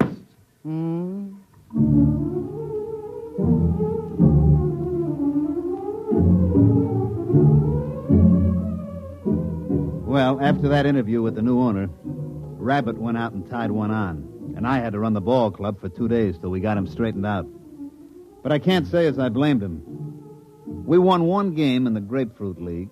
We played the Jacksonville High School team and squeaked out a 13-12 victory. What the Yankees and Braves did to us, I'd rather not say. We opened the season at home, and a mediocre pitcher for Pittsburgh threw a no-hitter at us. Actually, that's not quite accurate. The truth is he just pitched, and we didn't hit anything.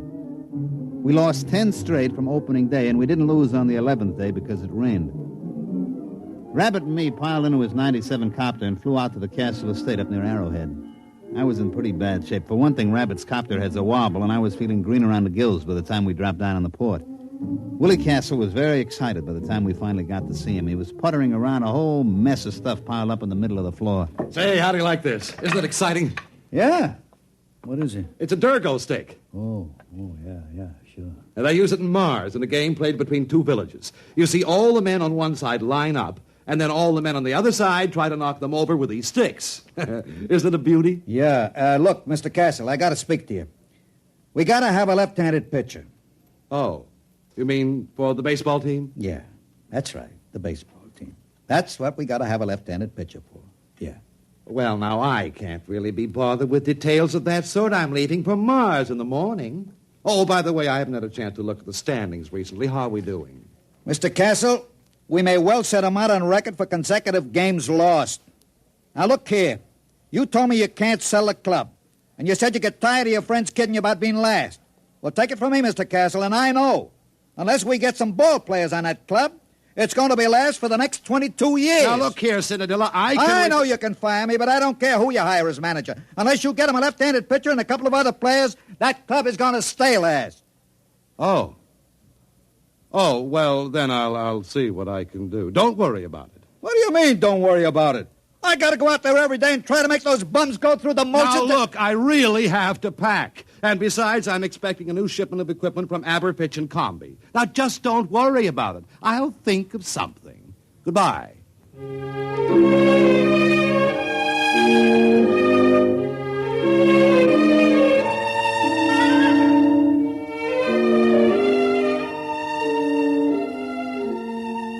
Next day, we lost a doubleheader to Cincinnati by a score faintly reminiscent of basketball.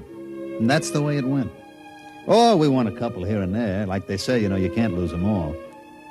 About the middle of the season, we were so far behind that the local papers just dropped us off the standings, didn't even bother to report it. It was about this time that Willie Castle returned from Mars. He came out to see us at the ballpark just before the massacre. Well, I noticed, Mr. Cinderella, that we're still in last place. Yeah, Mr. Castle, we are. We are lucky we are still in the league. With the ball players that you've given me. Well, I just wanted to tell you that I made a small bet with one of the boys at the country club. Yeah? Yes. I bet 1,000,000 credits that we'd win the pennant this year. That's nice. You don't seem to understand. I expect to win that bet. Yeah, sure. And I expect to put on a Monroe suit and win the Miss Universe title. I told you to leave everything to me. Now, I'd like you to come into my office, if you please. I have a few things I'd like to talk over with you. For one thing, I've signed a ball player. You what? Oh, look here, Mr. Castle. This I got to complain about. My contract is clear. No ball player gets signed without my okay. Just come into my office, please. I'll explain everything.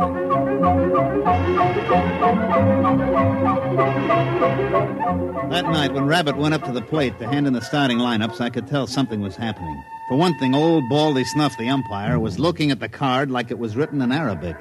All right, who's the pitcher? It's written right there in the card. Saramo, Castro, Perbaco... What's the matter, can't you read? Oh, come on now, you kidding? Is he Armenian? Nope. Martian. Martian? That's right. Martian.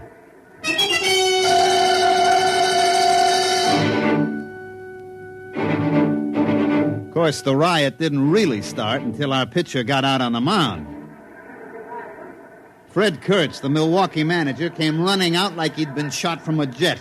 Baldy Snuff was hollering. The whole Milwaukee bench was looking for a fight, but Rabbit just stood there quiet and calm. He can't do that. He can't do that. Look at that thing. What is that? That's my pitcher. We call him Sam. But you can't play with that. That ain't a ball player. That isn't even a human being. What are you trying to pull, Rabbit? Listen, I got my rights. I sign them legal. Here's the contract. But now look here, Rabbit. You can't get away with that. That thing's only about 2 feet high. 18 inches, as a matter of fact. But how's he gonna pitch? He hasn't even got any arms. Sure he has. He's got it curled up. Hey, Sam, wind up. But that arm, It's 32 feet long. That ain't legal. You gonna let him get away with that? Oh, there's one other thing. On the end of that arm, look, you see? That's his eye. Rabbit, I'm gonna punch you right in the nose. Now, take it easy, Kurtz. Take it easy. Look, I got the papers all here. I've got the United Nations Concordat with the Marshall Colonial Government, a Supreme Court decision in the case of Schultz versus Karawa, Kalpabal, Kalfitz, et al. It's legal. Any Martian citizen is entitled to the same legal rights and privileges as a citizen of Earth. And among those is the right to play ball in a national league. I protest again. I forfeit the game. Rabbit, I'm gonna punch you right in the nose. As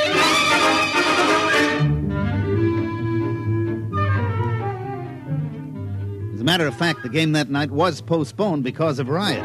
The next morning, everybody met in the commissioner's office, and sure enough, it was legal. Martian Sam, we come to call him, was a legally signed player for the Los Angeles Dodgers. I told you not to worry. I found Sam in a village just north of Marsport. He's a klugel hunter. A what? A klugel hunter. Klugels are fast little animals that run about 80 miles an hour, and the hunters go out and throw rocks at them and kill them. Sam's a klugel hunter. He ought to be a pretty good pitcher. How about the other clubs? What happens if they get klugel hunters? Oh, they won't. You see, it's basically contrary to Martian psychology. They won't ever leave their own villages. Then how come Sam left? Well, it was an unfortunate accident, really. You see, when I first met him, I gave him a stick of chewing gum. Yeah? Well, he got hooked. What do you mean, hooked? Well, for Martians, the chicle seems to be habit-forming. Sam is a gum addict. Well, naturally, as soon as this was discovered, the traffic was prohibited. There's a death penalty for importing of chewing gum to Mars. But it was too late for Sam, so he came out with me. You mean all we gotta do is keep him supplied with chewing gum? That's right. I told you I'd take care of it, didn't I? Now you've got your left-handed pitcher.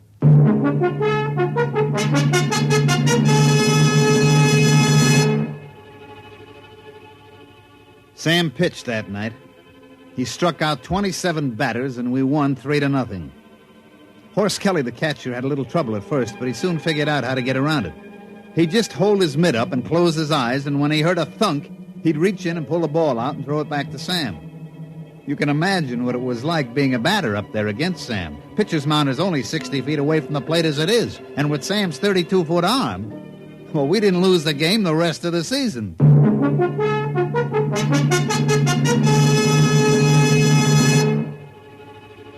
Of course, we started out so far behind that by the last game of the season, we were tied with the Milwaukees, and we were playing them at Milwaukee. The winner of this game won the pennant. Of course, it was a lead-pipe cinch for us. Martian Sam had pitched every day since he joined the club. He looked real cute out on the mound, standing 18 inches high in his little Dodgers uniform and in that long 32-foot arm. We had taken a finished batting practice at Milwaukee County Stadium, and I was standing next to Willie Castle's box talking to him. Well, it looks like I won't have to be embarrassed about owning the Los Angeles Dodgers anymore, eh? That's right. With Sam pitching, that means we win the pennant and the series. Well, I think that's very nice. As a matter of fact, I'm thinking of taking the whole team on a barnstorming tour through Mars after the series is over. Hey, Joe! Joe! Oh, Mr. Castle. Well, what's the matter? It's Sam. Sam! Well, what's the matter? Is anything wrong with him? Did he get his chewing gum? Yeah, he got his chewing gum, but he's just lying on the floor in the locker room moaning. He is? We better get a doctor. Yeah, and all those scales keep falling off him. Oh, no. What's the matter? I know what it is. What? It's the molting season. All the scales will fall off. It'll take him a week to grow new scales. But he can pitch, can't he? No, he can't. Any violent movement would bring on great pain. Well, there goes the ball game. Martian Sam can't pitch. We're dead.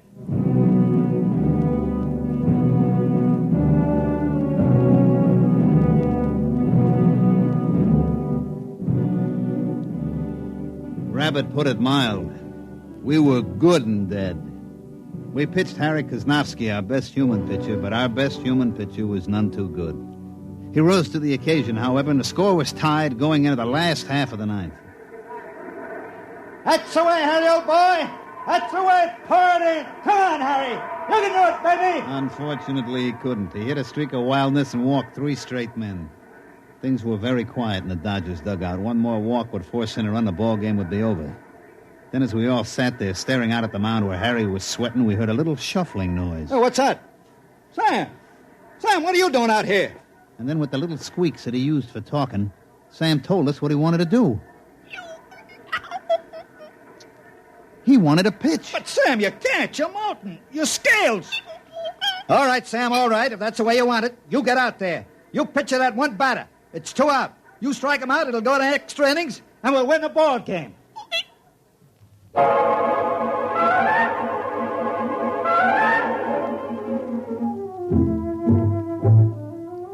And so Martian Sam trudged out to the pitcher's mound, his tiny legs lagging with great pain. You could just tell the little guy was hurting bad. Now pitching for Los Angeles, Martian Sam. We knew that Sam could do it now. We only had to face one batter and we'd get our chance again. Horse threw the ball out to him and Sam stood there, his eye on the end of his 32-foot arm, blinking with pain. All right, batter up. Let's get a batter in there. The umpire called for the batter and nobody came out of the Milwaukee dugout. Hey, come on, let's go. Hey, Kurtz, get a man up in there. What's the matter, Baldy? Let's get a batter in there. You're delaying the game. What do you mean I'm delaying the game? You get a batter up there. But I got a batter up there. What do you mean? There's nobody in the batter's box. Baldy, I got a contract here for you to read. What are you talking about? Yeah. Read it.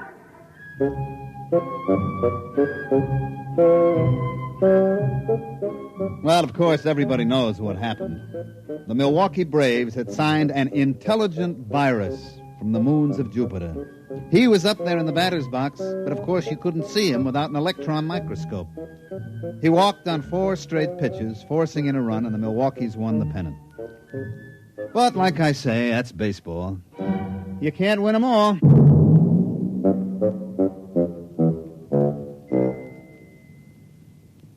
You have just heard X-1, presented by the National Broadcasting Company in cooperation with Galaxy Science Fiction Magazine, which this month features Time in the Round by Fritz Leiber, the story of a dictator who suffered more than any dictator in history. He was so puny, and his victims were so impregnable. Galaxy Magazine on your newsstand today. Tonight, X-1 has brought you Martian Sam, an original story written for radio by Ernest Kenoy. Featured in the cast were Mandel Kramer as Joe, Santos Ortega as Rabbit, Ivor Francis as Willie, Jack Orison as Baldy, Bob Hastings as Tommy, and Bill Zuckert as Kurtz. Your announcer, Fred Collins. X-1 was directed by Daniel Sutter and is an NBC Radio Network production.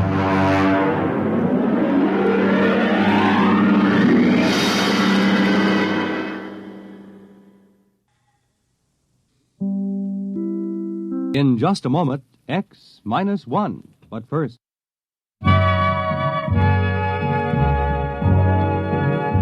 You are listening to the distinctive style of Claude Thornhill, one of today's top musicians and band leaders. It's popular music with all the beauty of a classical symphony. And there are more fine arrangements by Claude Thornhill all this week when he makes his appearance on NBC Bandstand. In addition, you're treated to the inimitable beat and rhythm of master jazzman Lionel Hampton. Join MCs Bert Parks and Dick Hames all this week on NBC Bandstand. And now stay tuned for X-1 on NBC. Countdown for blast off. X-5, 4, 3, 2, X-1, fire.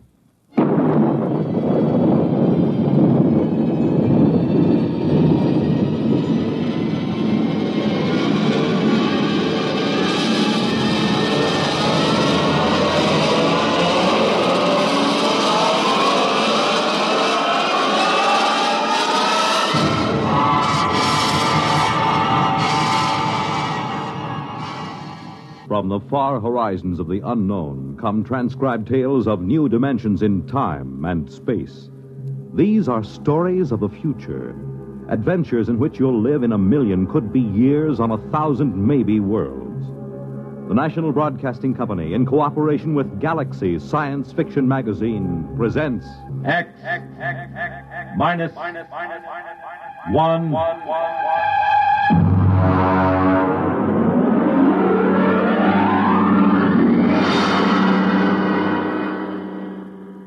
Tonight's story, The Snowball Effect, by Catherine MacLean.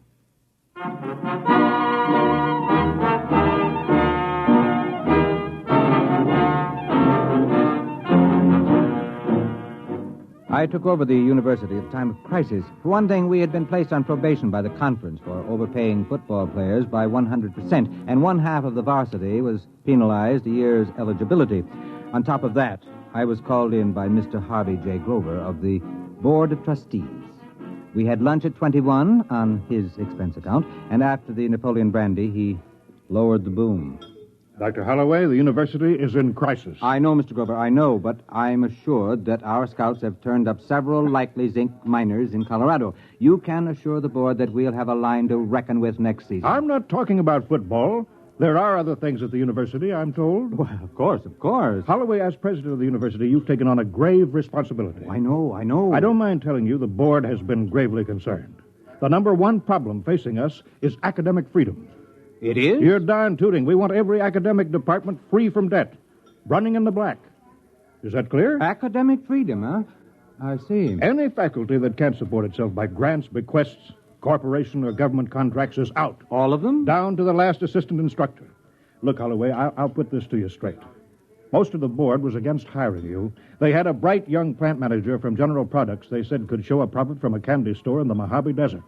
But I stood up for you. Why, thank you, sir. I told him the president of university has got to be at least a high school graduate or it doesn't look good.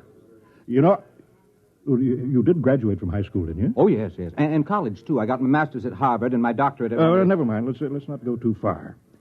Have you got this straight now? Oh, yes. I've got to make a profit on the candy store... the university. That's right. Oh, and, Holloway...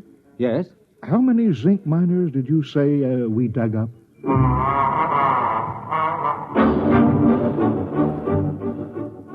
I started in with anthropology, astronomy, astrophysics, agriculture. Almost all the departments could show a nice, healthy contract from the Department of Defense for research, or from some corporation. Even the classical wing came out okay. They were being subsidized by a pride of Texas millionaires who thought it was cute to have original Greek and Latin tombstones set in concrete on their patios. One fellow from Galveston gave a classical barbecue featuring a swimming pool with pornographic marbles from Pompeii set around the scum gutter. I ran into my first problem when I got to sociology. Now, look, Dr. Caswell, I'll be frank with you.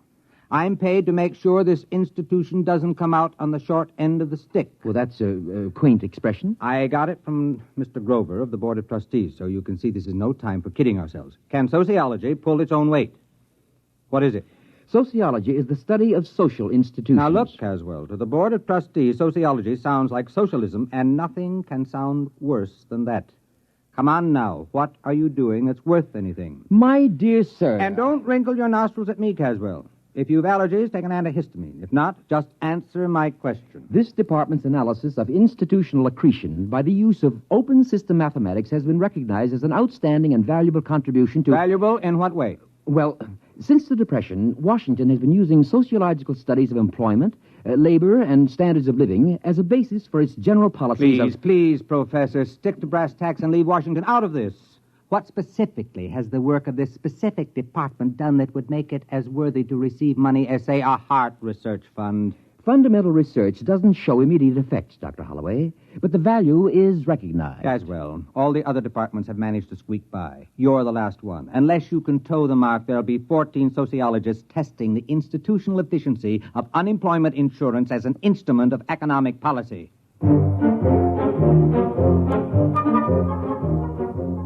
Caswell knew I had him. Unless he could show me how his department could scratch a buck together, I'd have to expunge his name from the catalog and have him drummed out of the faculty club. I'll hand it to him, though.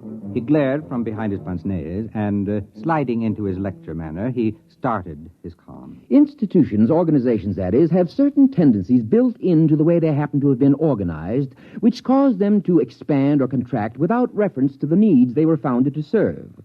I have developed a form of socio-mathematics to plot these factors, and by comparing formulae...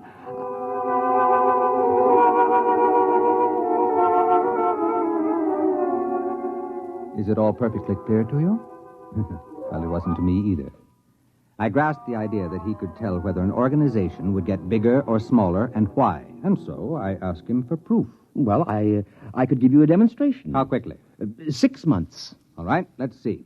We've got a basketball team averaging 7 feet. That ought to keep the board busy till spring. And after that, that bonus pitcher we stole from the Milwaukee Braves. All right, Caswell, you've got 6 months.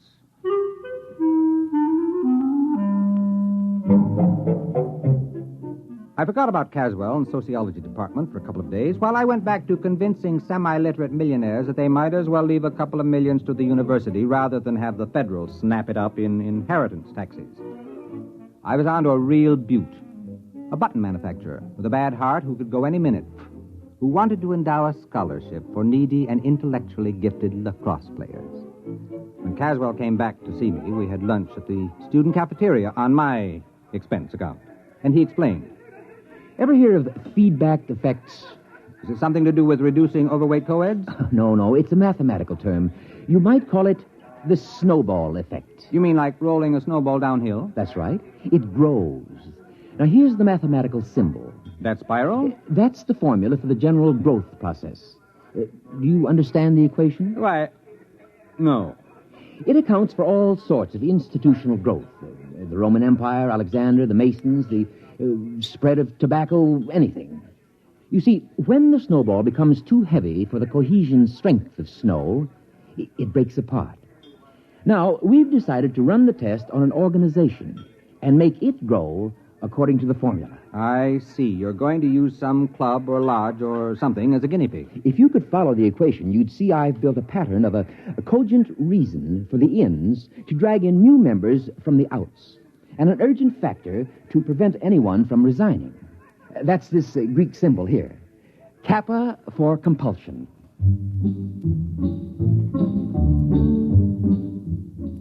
I suggested a few changes in the organization plan, and we finally worked out a setup that was nice and simple. We put our heads closer together and tried to pick the best place for a demonstration. It should be small enough to observe, and yet large enough to be statistically significant. How about Passaic, New Jersey? My sister lives there. Oh, let's make it Watershaw. I have some student sociological surveys of it already. We can pick a suitable group from that. We've got to make this an ironclad demonstration. We'll have to pick some little 2-foot nothing club that nobody would ever expect to grow. Some miserable, pathetic little organization.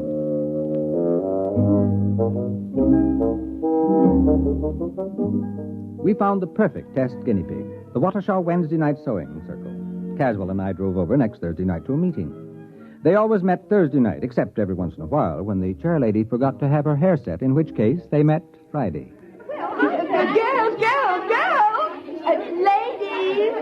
Girls, we have business to conduct, girls. Helen, please. The regular meeting is now called to order. Bernice. Just a minute, dear. Will the secretary... Bernice. You're out of order, dear. It's not a regular meeting. But of course it is. It's Thursday, isn't it? I distinctly remember when we had that special meeting on Tuesday for Toby's baby shower. We adjourned sine or die when she started to have pains. Oh, my goodness, it was false labor. That certainly doesn't count. But this meeting is just a continuation of the other one. Oh.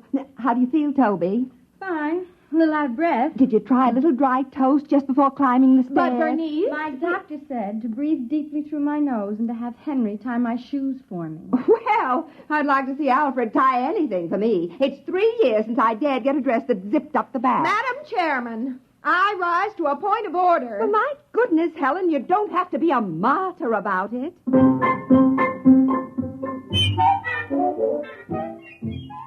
That's the way the meeting of the Watershaw Sewing Circle went on. After a prolonged parliamentary battle, the point was finally carried that this was the tail end of a previously adjourned special meeting. At this point, the secretary, who had shorthand training, read the minutes. It was moved by Harriet that a vote of confidence be registered in the administration of the club's business by Bernice.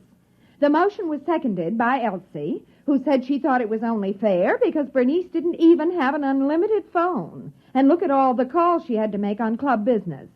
The motion was amended by Joan to include Bernice Calloway as well as Bernice Hackett, Because with two Bernices, the whole thing would be confusing, and it didn't seem fair to discriminate between Bernices, because Bernice Calloway didn't have an unlimited phone either. And besides, her phone was way upstairs in the bedroom without even a kitchen extension.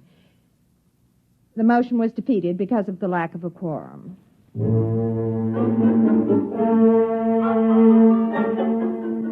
Finally, the new business of the meeting was reached, and Bernice, introduced Professor Caswell and myself as observing professors doing a survey of charitable institutions. After the business meeting, brownies, sponge cake, and apricot peekaboo cookies were served with coffee.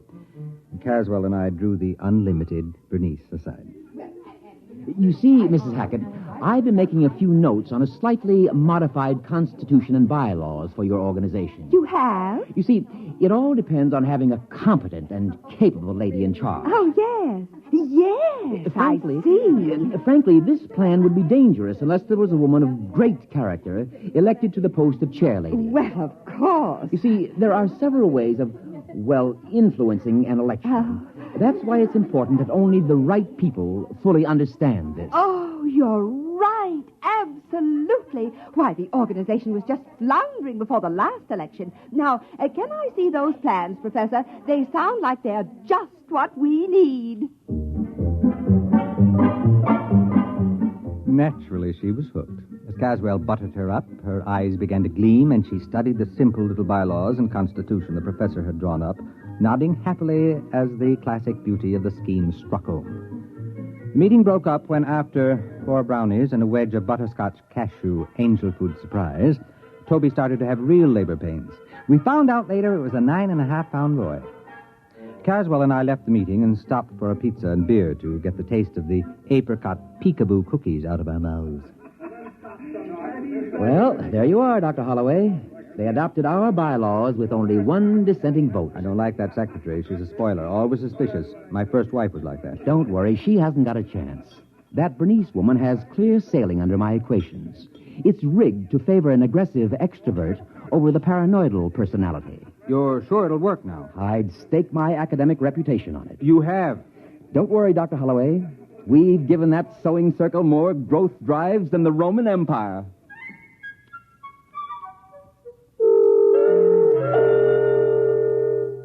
We let the whole thing gel for a while. About 4 months later, I shook loose from my schedule and dropped over to see Caswell. He looked up from a student paper on the correlation of Bermuda shorts seen at Madison Avenue and 46th Street to the swing towards Democratic candidates in the Corn Belt. Good morning, Dr. Holloway. Good morning. Caswell, I just wanted you to know we hadn't forgotten you. Now, about that sewing club business, I'm beginning to feel the suspense. Could I get an advance report on how it's coming? Well, I haven't been following it that closely. We're supposed to let it run the full 6 months and then check. But I'm curious. Could I get in touch with that woman? What's her name? Bernice something? Hackett. Bernice Hackett. Would it change the results if we checked it now? Not in the slightest. If you want to graph the membership rise, it should be going up in a long curve, probably doubling ever so often. Well, if it's not rising, you're fired, you know. If it's not rising, you won't have to fire me. I'll burn my books and shoot myself. I went back to my office and put in a call to Watershaw. Mrs. Hackett wasn't in. The maid informed me she was at the meeting. That sounded better. If the sewing circle was meeting on a Saturday, then maybe Caswell had a chance. But she wasn't going to a sewing circle meeting. There was another organization, the Civic Welfare League. I hung up the phone and thought about poor Caswell. If the sewing circle had really gone up the flue, he was on his way up with it. I decided to go over to Watershaw and check to give the poor old goat the benefit of the doubt.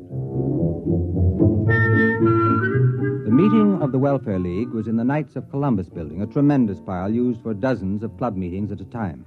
There was some kind of political rally going on in the main hall. Streets were jammed, and I figured I was going to have a tough time finding the little back room where the Civic Welfare League was meeting. I figured they must be in a pretty bad way trying to hold a meeting in competition with a brawl like the one in the main room. Right this way, look, sir. Miss, I'm looking for a small meeting. Well, It's here you the, are. Membership application, song sheet, bylaws, and pledge. No, you don't understand. I don't well, want that's to. all right. You can keep it. It's a new membership kit. Everyone's supposed to have it. We've just printed up 6,000 copies to make sure there'll be enough for this meeting. No, you don't understand, Miss. I'm looking for the meeting of the Civic Welfare League. Well, this is it. No, I mean the one with Mrs. Hackett. Bernice Hackett. Do you know her? Well, there she is up on the speaker's platform.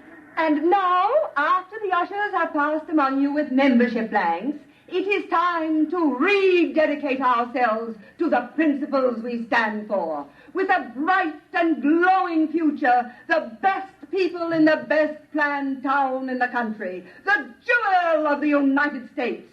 All we need is more members. Now get out there and recruit! Recruit! Recruit!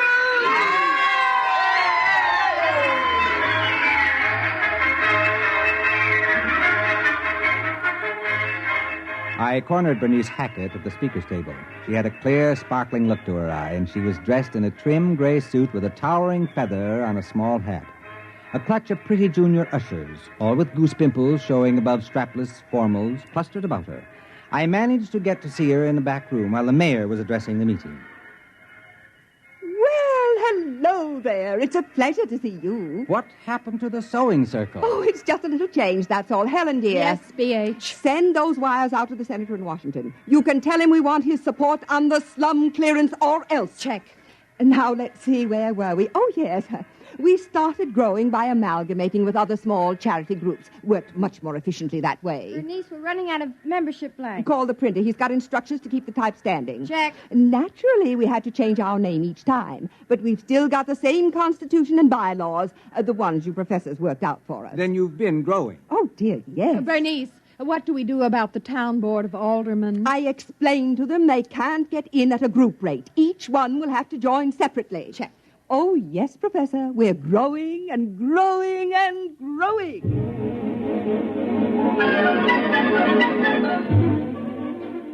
I kept close watch on the the Civic Welfare League for the rest of the month. Evidently, they'd swallowed up the real estate organization because they came out with a plan to attract new industries to town, and there was a gimmick splitting up the profits among club members only. It was the same provision Caswell built in to split up profits from dues and fines, but now it was operating in the 100,000s. I graphed the rise in membership, and it went up like the first rise in a roller coaster.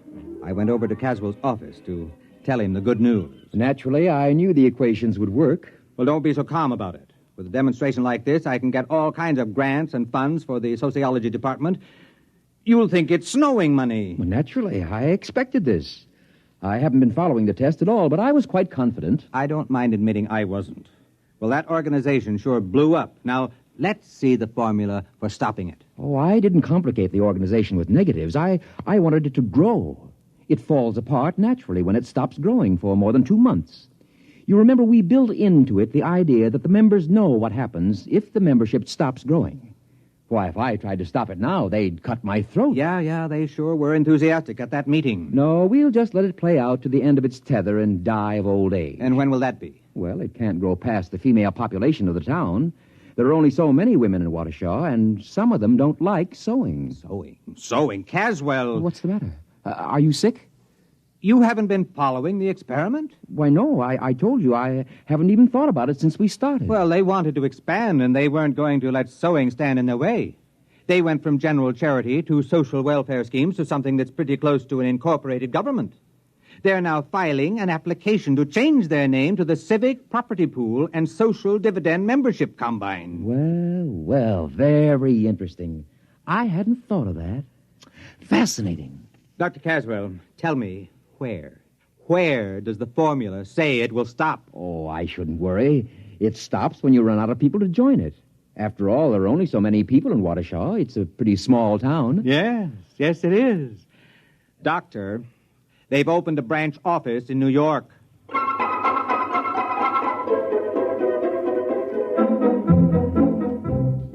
Caswell got out his slide rule then, and we went over the charts I had been keeping. He ran the results through the physics department's new analog computer to check the results.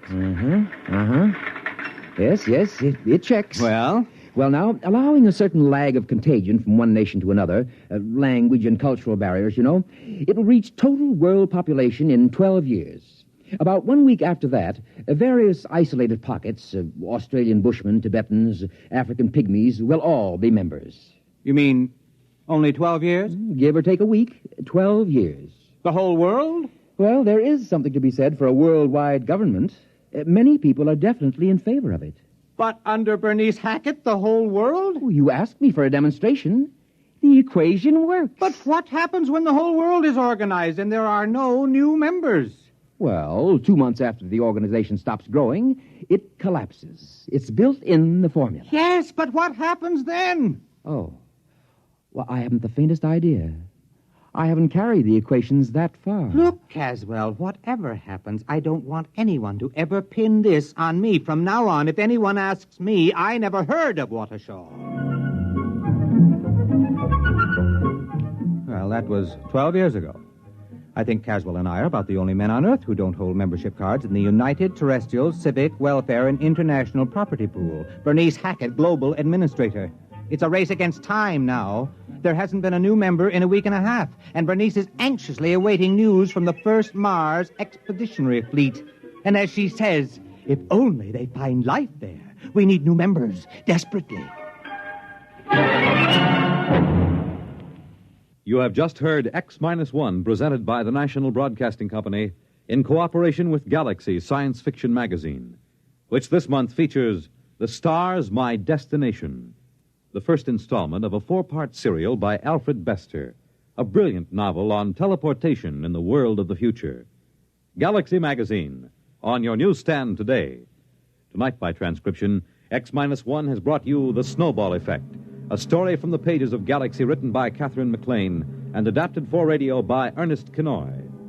Featured in the cast were Ted Osborne, Wendell Holmes, Warren Parker, Audrey Blum, Mary Patton, Patsy O'Shea, and Peggy Allenby.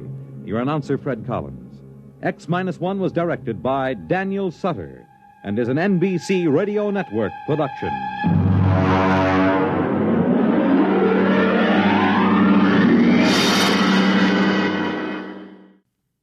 Thousands of hearts are being saved today, and many persons with heart disease are learning how to live happier and more useful lives. The fact is, most heart patients can keep on working, often at the same job. This progress is the result of intensive medical research which you support when you give to the Heart Fund. Send a contribution now to your local Heart Association or to Heart, care of your post office. When you help your Heart Fund, you help your heart. Only NBC Radio brings you the whole convention story. Listen tonight.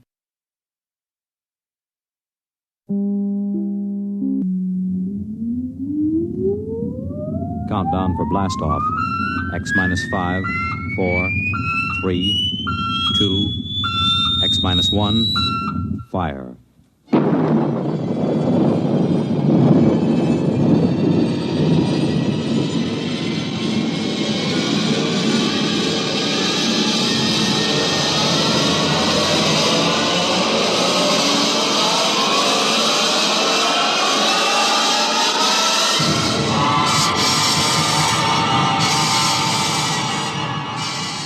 From the far horizons of the unknown come tales of new dimensions in time and space.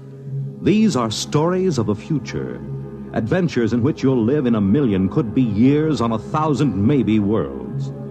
The National Broadcasting Company, in cooperation with Galaxy Science Fiction Magazine, presents X minus 1.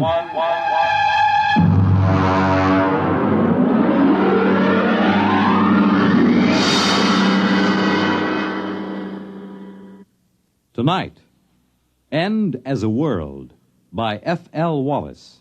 But first, hear this. When the place is fine and the time is right, when the moon is low and the stars are bright. You make it Pabst, 'cause Pabst makes it perfect. Yes, Pabst makes it perfect. Just as we always have ever since 1844. So next time, you make it Pabst, because Pabst makes it perfect. America's Blue Ribbon beer from the Pabst Brewing Company, Milwaukee, Wisconsin. Yes, Pabst makes it perfect.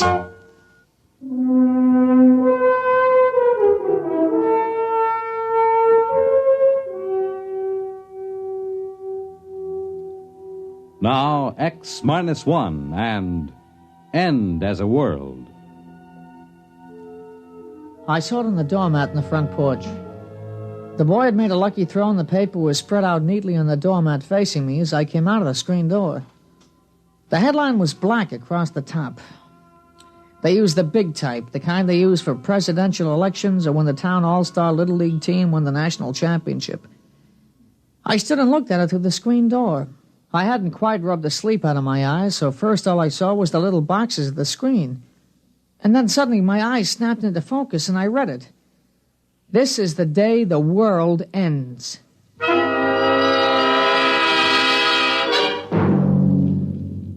Pete, come in and eat your breakfast. Well, just a minute, Ma. Now, you leave the newspaper alone. You can read it later. Come on now, the eggs are getting cold. Yeah, but Ma, it's today. Well, what's today? Well, look at the headline. That's the only thing on the front page. Well, look. This is the day the world ends. Oh, that. Well, world's end or no, I won't have you eating cold scrambled eggs. Now, you sit right down and eat your breakfast.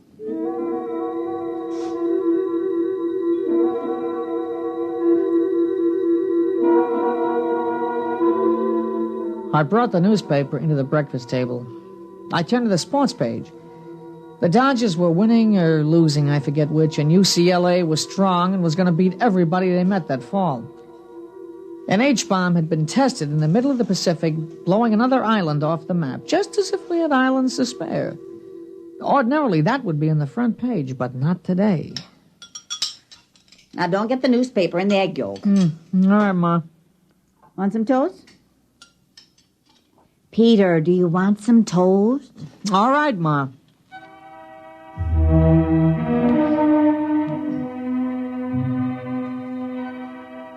It was Saturday. Big things always seem to happen on Saturdays. I ate breakfast and got up. I had the usual things to do, like mowing the lawn, for instance, but I skipped it that day. There wasn't any use mowing a lawn on a day like that.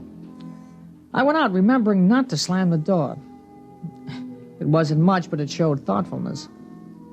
I went past the church and looked at the sign that was set diagonally in the corner so it could read from both streets. There it was in big letters, quoting from the papers. This is the day the world ends. Dr. Davidson scheduled a prayer meeting for the calculated time. It was a bright day. People were out walking or just standing looking at the sky. It was too early to look up. Hey, Pete! Pete, here you are! Catch! Here! Hey! Who showed you how to throw a football? Here! Catch this! Hey, nice pass! Here you are, lateral. I got it. Here, throw me a long one, huh? I'll run out on that button hook. No, look, I don't feel like it, not today. What'll we do? Oh, listen, the new issue of Popular Rocketry came in down at Grover's. Yeah, I saw it. Or we could go down and see Howie. All right. Pete? Peter? Hey, your mother wants you. Yeah, what is it, Ma? Now, don't go too far. I've got some things I want you to do. What? I want you to help me move some trash out of the basement and help me move some of the potted plants around in front. Ma, what's the use of doing things like that on a day like today? Never mind. Now, you come back by 11 o'clock, you hear? No. Come on. Howie's probably down at Grover's. Hey, look at this high hurdle. I'll go right over the sign. Here I go. Olympic star Paul Smithfield.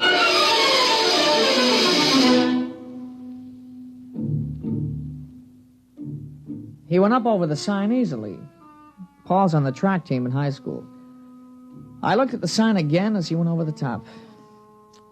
This is the day the world ends. They never said more than that, not in the newspapers or in the signs painted on the brick walls. They wanted it to hang in our minds, something we couldn't quite touch, but we knew was there. We walked along down Green Street toward Grover's. Oh, what do you think of it? What? You know, today. I don't know. What about you? We got it coming. Yeah, but will we get it? I don't know. Hey, look. It's going to be nice and bright today. Yeah, it is now. Might cloud over. Yeah, it won't matter. It'll split the sky when it comes. Hey, you hear the new song? Some disc jockey wrote it. I love you, love you. Hey, it sounds awful. Oh, listen.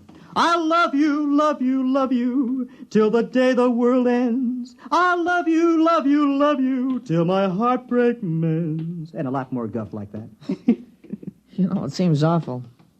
I mean, making a song on a thing like that, you'd think they'd have more respect. Well, why shouldn't they cash in on it? How about that contest on TV? What will you do on the day the world ends? In 25 words or less. You know, some people would do anything for a buck. Yeah. You think they'd have some, I don't know, some understanding of how important it is. Well, they do. You should see the souvenir stands on Main Street. You know, pennants saying the end of the world, stuff like that. That's disgusting. Grover's has an end of the world Sunday. Joey Tripp had one last night. It was really the end. Yeah, he's a pig. Yeah, it sure is. Boy, it was really something. With nuts on top.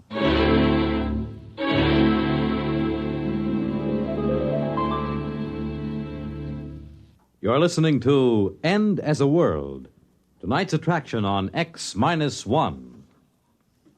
Careful planning and sensible driving add up to an enjoyable vacation trip. There are a few tips from the National Safety Council that should help make your trip a pleasure instead of a tense, nerve-wracking time. Before you leave, have the car given a thorough checkup to be sure it will always respond properly to your careful control. Check the emergency equipment you'll need, such as a first aid kit, keys, permits, identification, flashlight, tire-changing equipment, and your unexpired driver's license. Plan your trip for frequent rest stops with a good night's sleep each night. And then on your trip, pay attention to the job at hand and don't daydream. Stop off the road to see the sights or read the map. Be prepared for winding and straight roads, level and hilly roads, and changing traffic patterns between urban and rural areas. Obey all speed limits, traffic signs, and signals, and keep your distance behind the driver ahead. This vacation is what you've been waiting for all year. Enjoy it with sensible driving.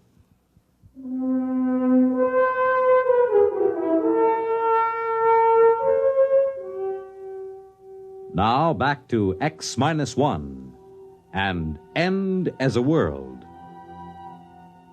We went on to find Howie. He's a little guy, but he can throw a football further and faster than anybody else on the team. Howie was carrying a model of a rocket ship, carbon dioxide powered. Hey, let's see the model, Howie. Doesn't work. Well, what'll we do? I don't know. We could play Salugi. No, we left the football over at Pete's. I might as well just sit down on the grass. Okay. Hey, I wonder if it'll really come. Yeah, where will the president watch it from? He should have a good view from the White House. No better than us right here. What about Australia? Will they see it over there? They'll see it all over. Africa, too. And what about the Eskimos? Doesn't matter whether they actually see it or not. It'll come to everyone at the same time. Yeah, how about that? Everybody. Not just in this town, but all over. Wherever there are people and even where they're not. You know what I keep thinking about? What? I keep thinking about the man who made the H-bomb. I bet he felt silly and spiteful blowing up an island. I mean, somebody might have wanted to live on it if he just left it there, you know? Yeah, bet he'd feel pretty small with his old H-bomb after today. Pow. My mother's over at the church praying. And what for? She just said that's what she wanted to spend today doing, right up to the last minute. Yeah, all the churches are holding prayer meetings. Town board wanted to close up that carnival on Pearl Street. You know, the one with the cooch tent? They said it wasn't dignified for today. They close it up? Mm-mm. The manager said he had his license, and he didn't care if today was the day the world ended or not. He was putting on 5 shows right up till it happens. Funny idea, those girls dancing, and then, whoom, it happens, and nobody to look at them anymore. Can't understand people. Shows and lawns and cleaning the trash out of the cellar on a day like this, it just doesn't make any sense. Well, people get used to doing certain things. Yeah, but today? Even today. That's how people are, I guess. Just gotta keep on with what they're doing, even if it doesn't make any sense.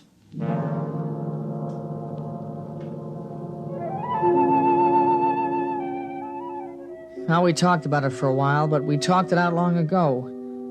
There was really nothing new we could say. Every once in a while, we'd look up at the sky, but it wasn't going to come until it got here. Finally, I went home for lunch. Now, you sit still and eat your lunch. Oh, Ma. It'll happen without your help. It's going to be all right. Do you think so? I think so. I'll give you your allowance now. Yeah, but Ma, it's only Saturday. I don't get my allowance Well, until... I'll give it to you today anyway. You might as well spend it this afternoon downtown. Gee, thanks, Ma. All right, I won't keep you over lunch. You can run uptown and watch it from there. Okay, Ma. You gonna go? Of course I'm not. Why should I get into that mob? I can watch it just as well from here.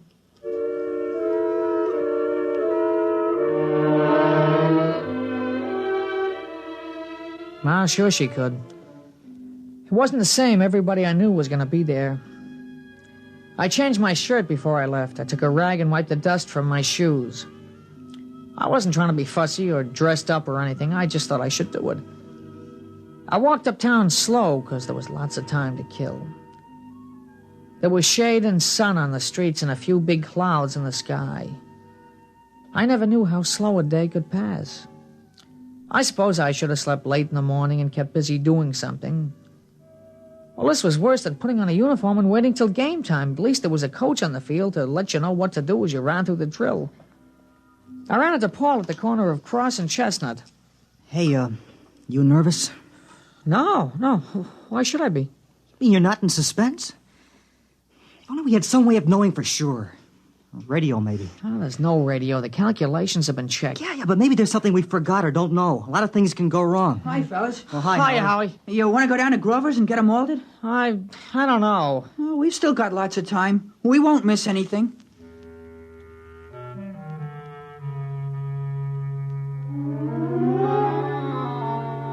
We all went down and had malteds at Grover's. The television was on. They were showing a street in India with people looking up. They flashed all around to Italy, China, and Brazil. Except for their clothes, it wasn't much different from here. They were all looking up. Well, let's get outside. I haven't finished my malted. What's the difference in a day like today, huh? I want to finish my malted.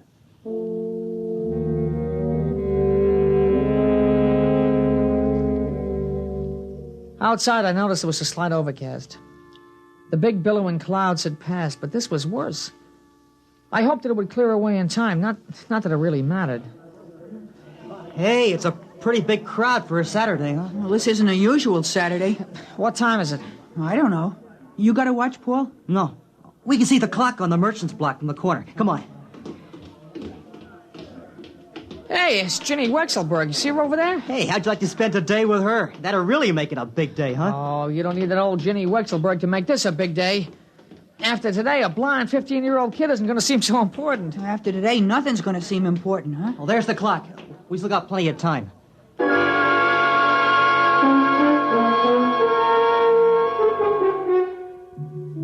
We just walked around.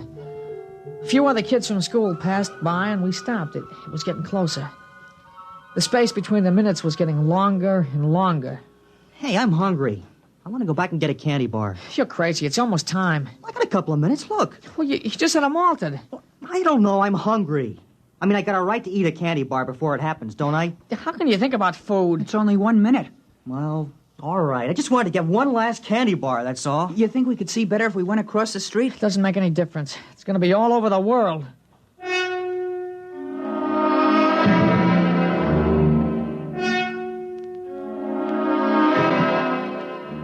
There was still a minute to go, and I kept wondering if there'd been a miscalculation. Now we were all looking up. All over the world, people were looking up. It was quiet. You could hear them breathing. I sneaked a look across the street. Ginny Wexelberg was staring up, and she was crying. I kept wondering why a pretty girl like that should be crying. And then, just as I looked back at the sky, it happened.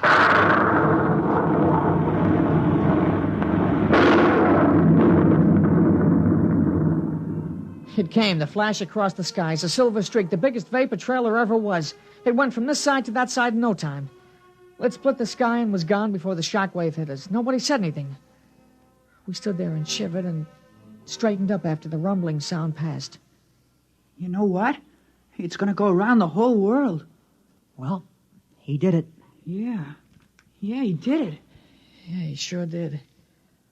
All the way to Mars and back. Safe and right on schedule. You realize that? He did it! He did it! The first trip to Mars! He's back! He's safe!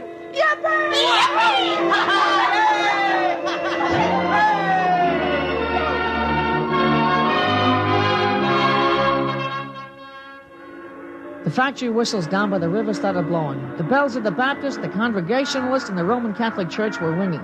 We were all jumping up and down, shouting, screaming, laughing as the vapor trail slowly faded into the overcast. I grabbed a hold of somebody next to me, and all of a sudden I realized it was Ginny Wexelberg, and she kissed me, and I kissed her back.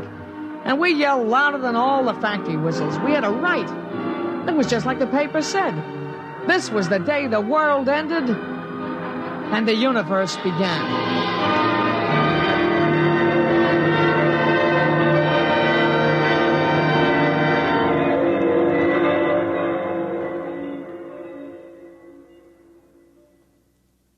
This is Fred Collins, and I'll be back with a word about X-1 in a moment. Hi, this is Walter O'Keefe. You know, they say there's nothing new under the sun, and maybe that's true, but there is something new under the moon, and that's Nightline.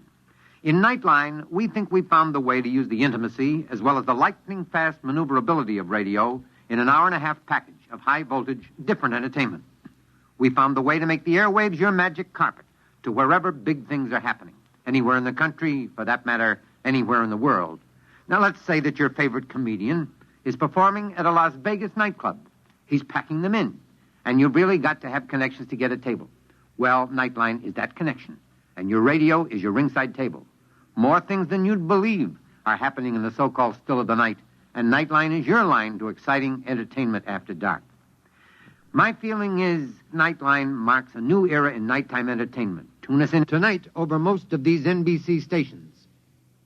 You have just heard X-1, presented by the National Broadcasting Company in cooperation with Galaxy Science Fiction Magazine, which this month features William Morrison's novelette, The Sly Bunger Hop. To Colmer, it was the chance of a lifetime. He could hear opportunity knock. But where in all creation was the door it knocked upon? Galaxy Magazine on your newsstand today. Tonight, X-1 has brought you End as a World, a story from the pages of Galaxy written by F.L. Wallace and adapted for radio by Ernest Kenoy. Featured in our cast were Jack Grimes as Pete, Larry Robinson as Paul, Peter Fernandez as Howie, and Alice Yorman as the mother. This is Fred Collins speaking. X-1 was directed by Daniel Sutter and is an NBC Radio Network production.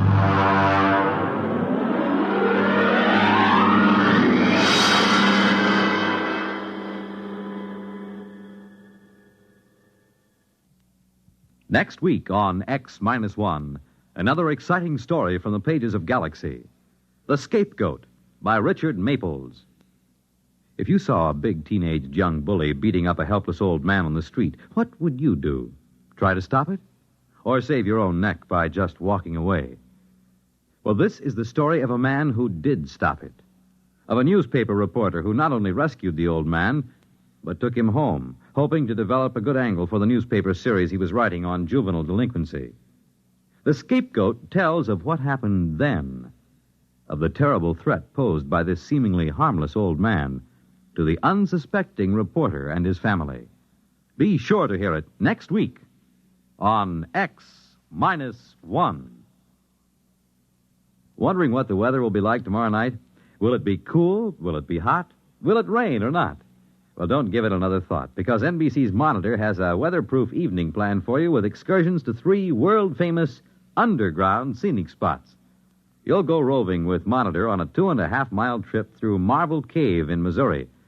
You'll listen to the music of a stalactite organ in Luray Caverns, Virginia. And you'll visit the historic catacombs of Rome.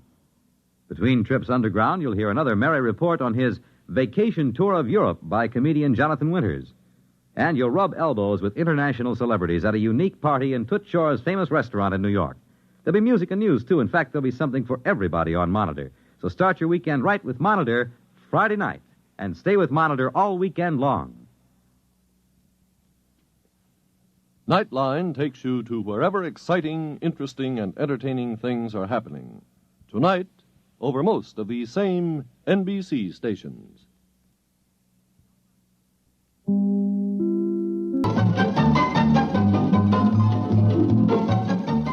This is Walter O'Keefe inviting you to listen in on the Nightline. Tonight, live the incredible life of ages yet to come in a time that might be 1,000,000 years from now on X-1.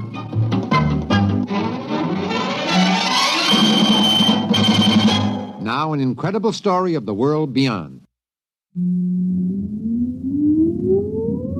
Countdown for blast off. X-5, 4, 3, 2, X-1, fire.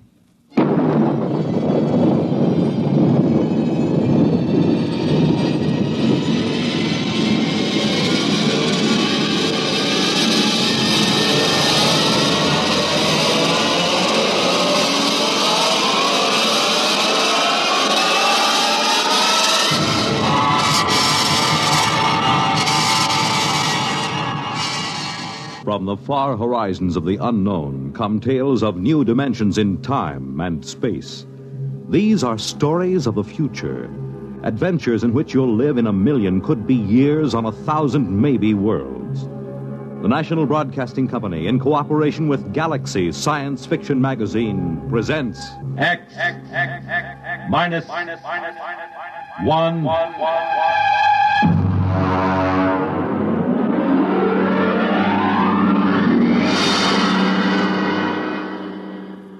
Tonight, The Category Inventor by Arthur Sellings. But first, hear this.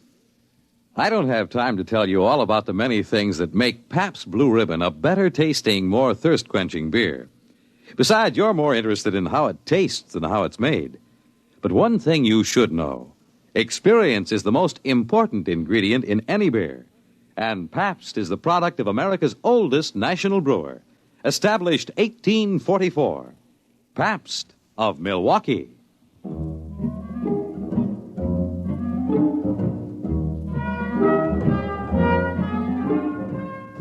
Now, X minus 1, as Nelson Olmsted stars in The Category Inventor. Frankly, I didn't expect to have the trouble. The morning that it happened was just like any other morning. I came into the locker room and took off my coat, and through the open doors I could hear the welcome sound of the boys warming up. Perhaps I should have realized something was wrong when Kurt Bergson, the orchestra manager, came up to me. Gilbert, how are you this morning? Fine, Mr. Bergson. I'm not late, am I? No, not late. You must have left the house early this morning. Yes, I did. It was such a nice day, I thought I'd walk. Luckily, I don't play the double bass. Bassoon isn't so hard to carry. You didn't get your mail this morning? No, I didn't. Mail usually comes about 10 o'clock. Well, I better get out there and warm up. Gilbert, I wish you hadn't gotten your mail this morning. You see, I have to let you go. What? But what do you mean? Why? What's the matter? Well, you understand. But there's a concert tonight and tomorrow night. Who can you get to replace me? Where can you get a bassoonist? Where? Oh, no. I'm sorry, Gilbert. It had to happen. Oh, no. Not the bassoon. The timpani I can understand and the piano, but not the bassoon. I'm going out there. Don't, Gilbert. Don't. You'll just be unhappy. Now, let me by, Mr. Bergson. I've got to see it with my own eyes.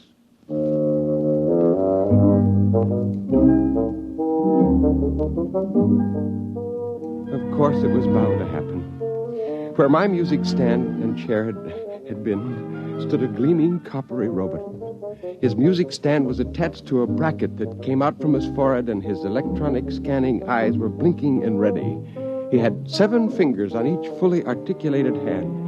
His lips were precast in perfect bassoonist embouchure, with flexi-plasti butyl skin adjusting to the reed. I could hear the softly whirring motor of his constant pressure breath apparatus. It had come. The robot bassoonist. Now, Gilbert, honey, you mustn't be depressed. It's not your fault. The world doesn't understand creative artists anymore. Oh, bassoon player isn't creative, Marge. He executes. Well, anyway, he's an artist. That means he's got intelligence and imagination. And that means he's got a head start when it comes to a new job, doesn't it, honey? Sure. Yeah, head start. Marge, I tell you, there isn't any use. I've been checking into the category office every day. All I know is how to play the bassoon. Well, we'll just have to get used to being on reserve. But what will we tell the children, dear?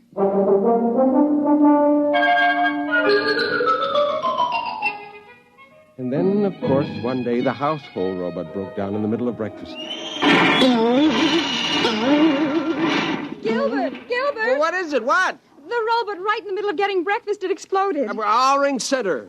Oh, but the children will be late to school. Call in, Michael. Well, there's not much use in their hurrying if there's no breakfast, is there? Well, I'm trying. You think it's easy making breakfast by hand? No. Don't just stand there. Do something. The children won't get any breakfast, and they've got enough to put up with. Well, what do you mean by that? What exactly have they got to put up with? Look, I haven't got time to argue with you. Which one of these tubes is the orange juice concentrate? I think that's ketchup. Well, turn it off. Oh, you jammed it. Oh, it's been like this ever since you stopped. Ever since I what? Oh, keep your hand over the ketchup. It's flooding the kitchen. Ever since what? Ever since they put me on reserve, that's what it is, isn't it? Listen, if you think... Oh, that confounded robot always in the way. If you're going to use foul language, you might at least keep your voice down. You know what sharp ears the children have. Oh, so now I'm a corrupter of my own children. Well, let me tell you that... What's that? The Henomat. I said it to synthesize fresh eggs. It's out of control. Oh, Gilbert, there goes the ketchup again. Do something.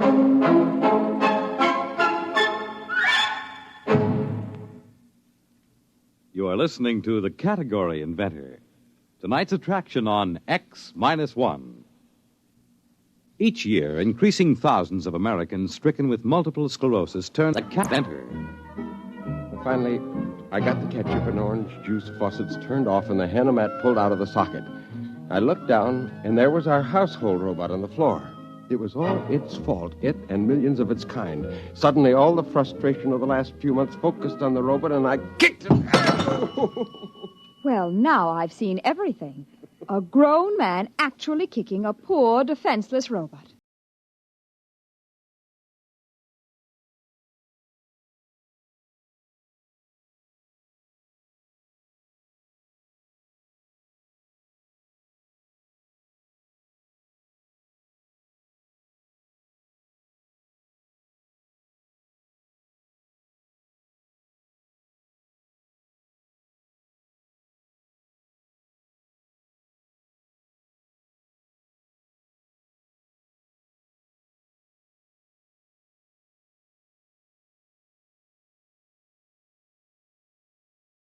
See, I'm a robot therapist, specializing in robot psychiatry and robot synaptic stimulation. Well, what do you mean, therapist? I sent for a mechanic. Now, you just leave it to me, sir. Where is the robot? In the closet. I dumped it there after it broke down. Oh, too bad, too bad. It would have been better if you'd left it where it fell.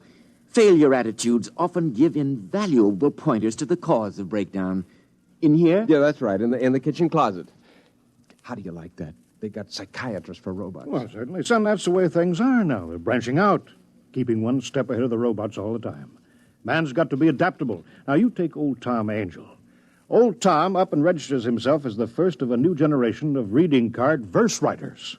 He was first in, so he got charter rights. Now, you got the idea? Once you get in the progressive mood, you're all set. Yeah, funny kind of progress, dusting off a defunct custom. Yeah, well, nowadays a man doesn't have to fight for a job. All he has to do is to invent one. That's one of the platforms of our party, the party that stands up for the reservist rights.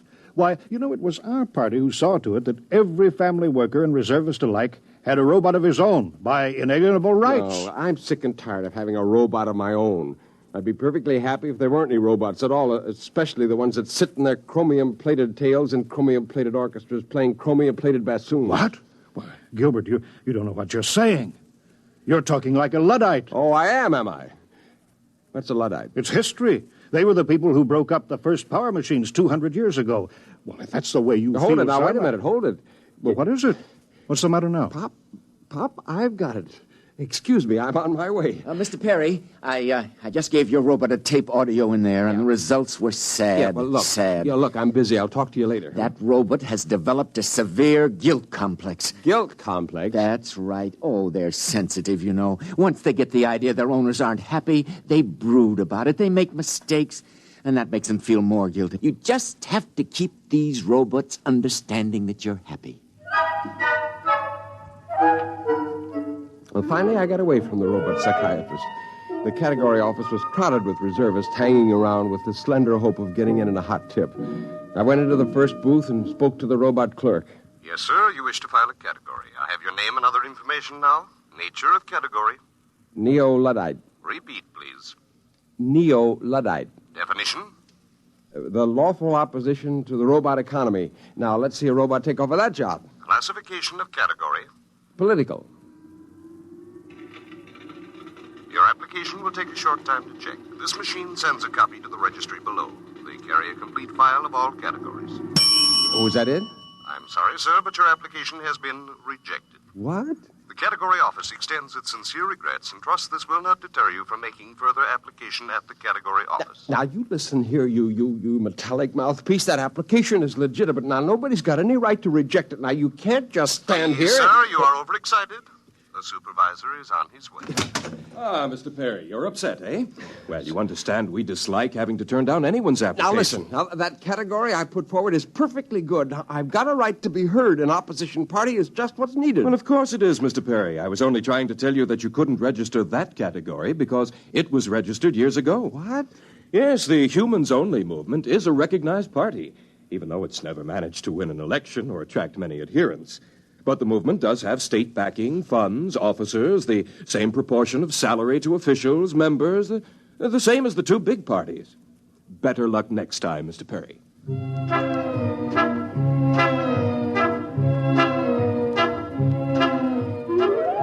was only one thing to do. Start all over again with some other line. Study and study until I could do it as well as I could play the bassoon. But what line? And how could I be sure that it wouldn't be taken over by the robots? I was walking along the street, and then suddenly a soundy ad jumped up out of a hydrant at me, and I popped it and listened. Are you on reserve? Are you tired of being unemployed? Don't fret. Contact the C.P. Jones Bureau, Category Inventors, Room 53, Universe Building.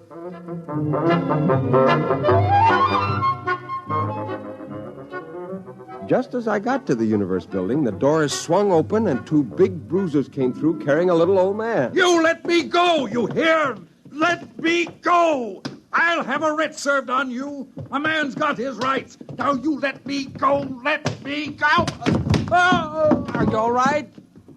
I'll have a writ served on him. Are you hurt? No. Oh. Well, I wonder if you could help me. This is the Universe Building, isn't it? Yes, it is. Would you mind dusting off my jacket? Yeah. Well, I'm looking for somebody here. I wonder if you could help me. Robbers. Throwing a man out after all these years. 10 years I've worked in this building. Oh, you work here. Well, then perhaps you could help me find... Yes, I had my own office. The C.B. Jones Bureau. You're C.P. Jones, the category inventor? You heard of me? I was coming to see if you could fix me up. Oh, well, it's just as well you didn't. I didn't have a category in stock.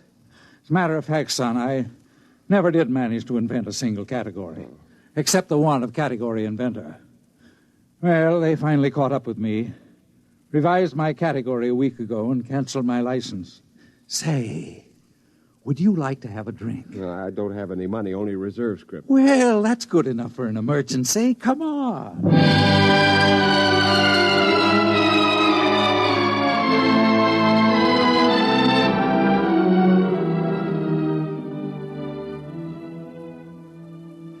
You see, it didn't cost him anything. My fee was only payable out of salary if and when I delivered. Once a year, the accounting office sent over a robot auditor to check the books. Oh, I had 2 or 3 sets of books, but they finally caught up with me, and now I've got to invent another job. I used to be a trapeze artist in the circus. I was the oldest trapeze man in the game, but I got too shaky. Have another drink. Yeah, well, it's my turn to buy. All right, but say, after we finish this round, let's move to a real bar. About the 4th bar, we got to playing a parlor game, inventing make-believe categories, you know. You go from the inane to the obscene and back again. And we got thrown out of one bar, and then we started on beer, and, well, that made us sad. And C.P. Jones began to recite poetry. How am I to face the odds of man's bedevilment in God's? I, a stranger and afraid, in a world I never made. Say, did I ever show you a one-handed nip-up from the chandelier? I used to be an acrobat, you know. Alley-oop!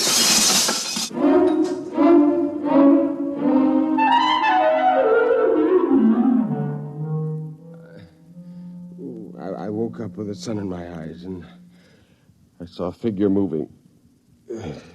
Is that you, Marge? If you want breakfast, you'll have to go out. They haven't delivered the new robot yet. Do you want all this trash? What trash? These papers in your pockets and a note. What does it say? Oh, I'm not surprised you can't read this morning. I'm surprised you're breathing this morning. No, please, Marge. All right. It says, umbrological parallax tracer. What's that? Umbrological parallax tracer. Umbrological, That's it. What's it? That's it. Give me my pants. I've got something to attend to.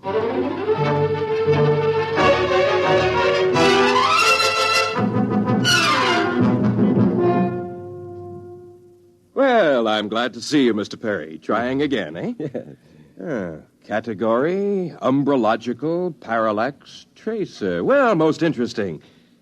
What exactly is that? Well, it involves ascertaining the degrees of parallax for the current umbrological investigation. It's not easy to explain in a few words. Of course. I thought it would probably be too complex for me to grasp. I'll check it through. Frankly, I don't understand half the details of the categories that we... let's see now. Oh, dear. What's the matter?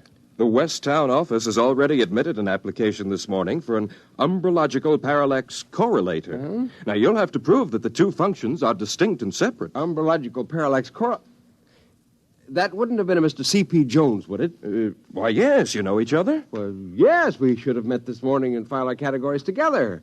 But a parallax tracer is entirely different from a parallax correlator. You see, a parallax can be correlated in a dialectical opposition in a conjunction to and with it being traced. Now, to put it more simply... Well, that's perfectly all right. I'll see that the distinction is made. Well, your charter will be mailed to you within a few days. I suppose you'll want to share offices with Mr. Jones? Why, yes, sir. Yes, I suppose so. Very well, then. I'll have the offices assigned. Congratulations, Mr. Perry. You're off reserve.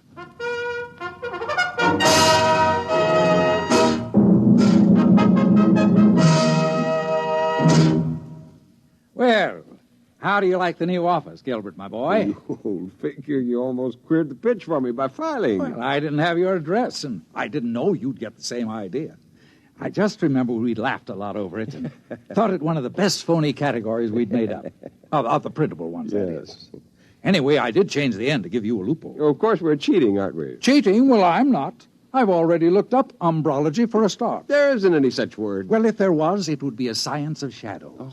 Now, all we have to do is find the parallaxes. But you're not serious. Serious? Of course I'm serious. The world's so complicated these days, everyone's such a specialist that no one can be sure yet what's fact and what isn't. We're the only umbrologists in the world. Who can question us? Yes, I suppose that's true. Why, the scope's enormous. Anyway, we're off reserve. We've got a job. And I'm not letting any grass grow under my feet here. Now, don't just stand there. Our robot hasn't arrived yet. Give me a hand with this filing cabinet. We're going to need it. You're right. We got our work cut out for us. Let me tell you, the life of an umbrological parallax tracer isn't all beer and skittles. Let's get to work.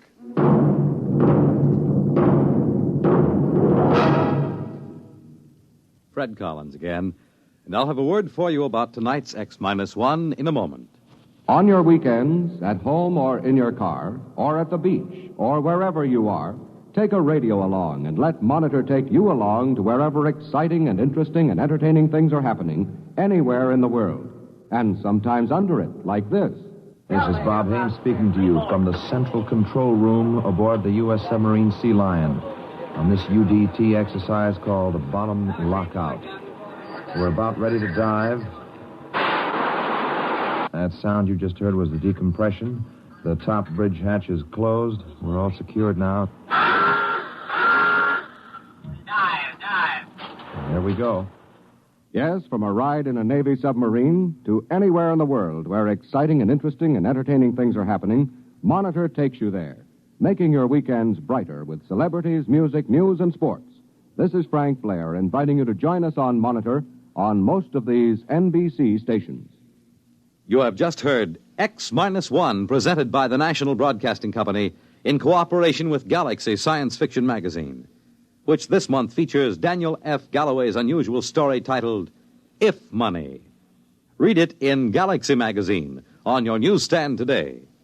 Tonight, X-1 has brought you The Category Inventor, a story from the pages of Galaxy written by Arthur Sellings and adapted for radio by Ernest Kenoy. Featured in our cast were Nelson Olmsted as Gilbert, Hetty Galen as Marge, Wendell Holmes as George, Joseph Bell as the serviceman, Alan Bergman as the supervisor, Bert Cowlin as Kurt, and Edwin Cooper as Mr. Jones. This is Fred Collins speaking. X-1 was directed by Daniel Sutter and is an NBC Radio Network production.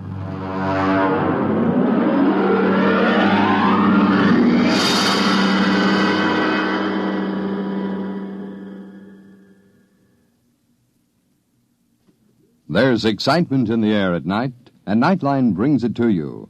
Hear Nightline with Walter O'Keefe, next on most of these NBC stations.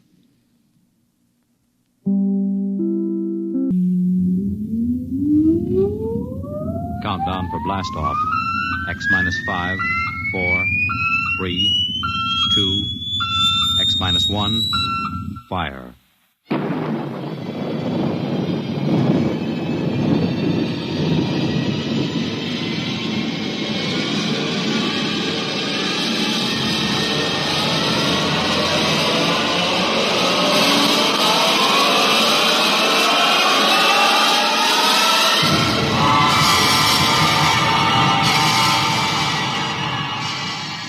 From the far horizons of the unknown come transcribed tales of new dimensions in time and space. These are stories of the future, adventures in which you'll live in 1,000,000 could-be years on 1,000 maybe worlds. The National Broadcasting Company, in cooperation with Street and Smith, publishers of astounding science fiction, presents X minus 1.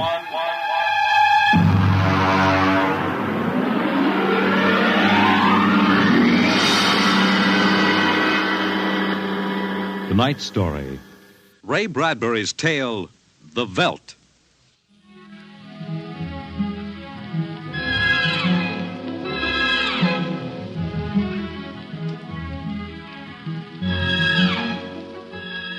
This is the office of Dr. David McLean, resident psychiatrist of the new Chicago Institute of Human Engineering.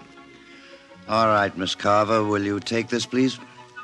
To Charles S. Haworth, senior psychiatrist, New Chicago Institute of Human Engineering. The following constitutes my report on the case of George and Lydia Abbott, which we discussed by telephone. Subject George relates onset of symptoms to the purchase of a $60,000 soundproofed Happy Life home. Under narcosynthesis during initial interviews, subject described the experience in the following manner. Miss Carver, would you play back the sonic record of the initial interview? We'd always wanted one, and then we could afford it, so... Go on, Mr. Abbott. Tell me about the home. The home. Well, it was supposed to do everything the agent told us. And it did, I guess. It clothed us, fed us, and rocked us to sleep, played and sang, and it was good to us. Very good, sure. Tell me about the nursery. The nursery? The nursery, ah. It was completely automatic? Completely automatic. There were crystalline walls that wavered from 2 to 3 dimensions. There were pseudo-textured floors that shifted from brick to dirt to waving grass. The nursery was the best, but then we wanted the best for the children. Doctor, I must be crazy. We have no children. What about Peter and Wendy? They're your children. Oh, no. We have no children, Doctor. We have no children. All right, Miss Carver. To continue. After 3 sessions, the subject was able to recall and accept the idea that he had 2 children. He described the first day. All right, Peter and Wendy. This is your nursery. What's so special about a nursery, Dad? Plenty. Just go in and see. Do we have to? You'll be surprised.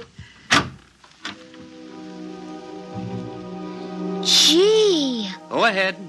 I'm scared. I'm not. Hey, it's nice in here. It is? Come on in, Wendy. Boy, look at the pictures on the walls. They're real. They're almost real. You can change them any way you like, just by thinking about it. Go on in, dear. Well, all right, Mommy. Hey, Wendy, look what I can do with the pictures. That's the White Rabbit from Alice in Wonderland. Sure. I just thought about it, and there it was. Let me try. Peter, let me try. Well, go ahead. Just think. How about Wizard in Oz? I want to see Wizard in Oz. Well, dear, there we are. Oh, they like it, don't they? Why shouldn't they?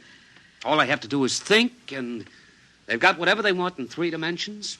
Color, sound, and smell. Oh, it's nice that we can give them all the advantages. Sure. What else are we working for, huh?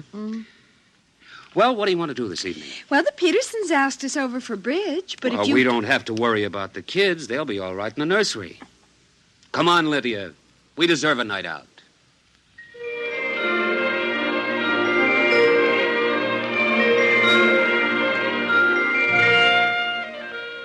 And in the nursery, the walls were a kaleidoscope of time and space and imagination.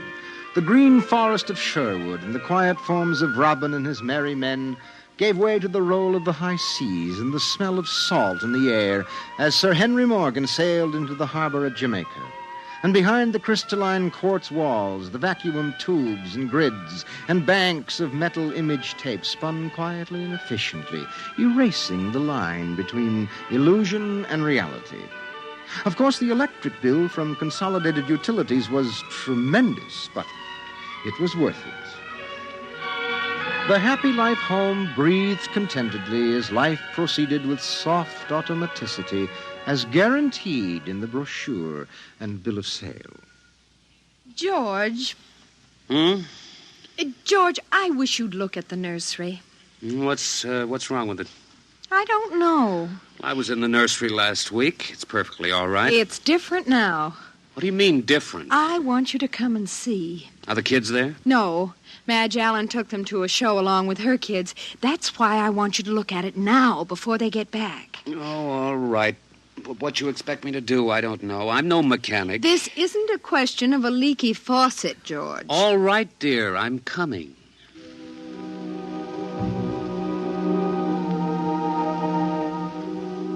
The nursery light flicked on as they came down the hall. The relays clicked and the tubes warmed and chemical odor banks and pipes bubbled into life as they paused before the closed door. Go ahead, George. Open it.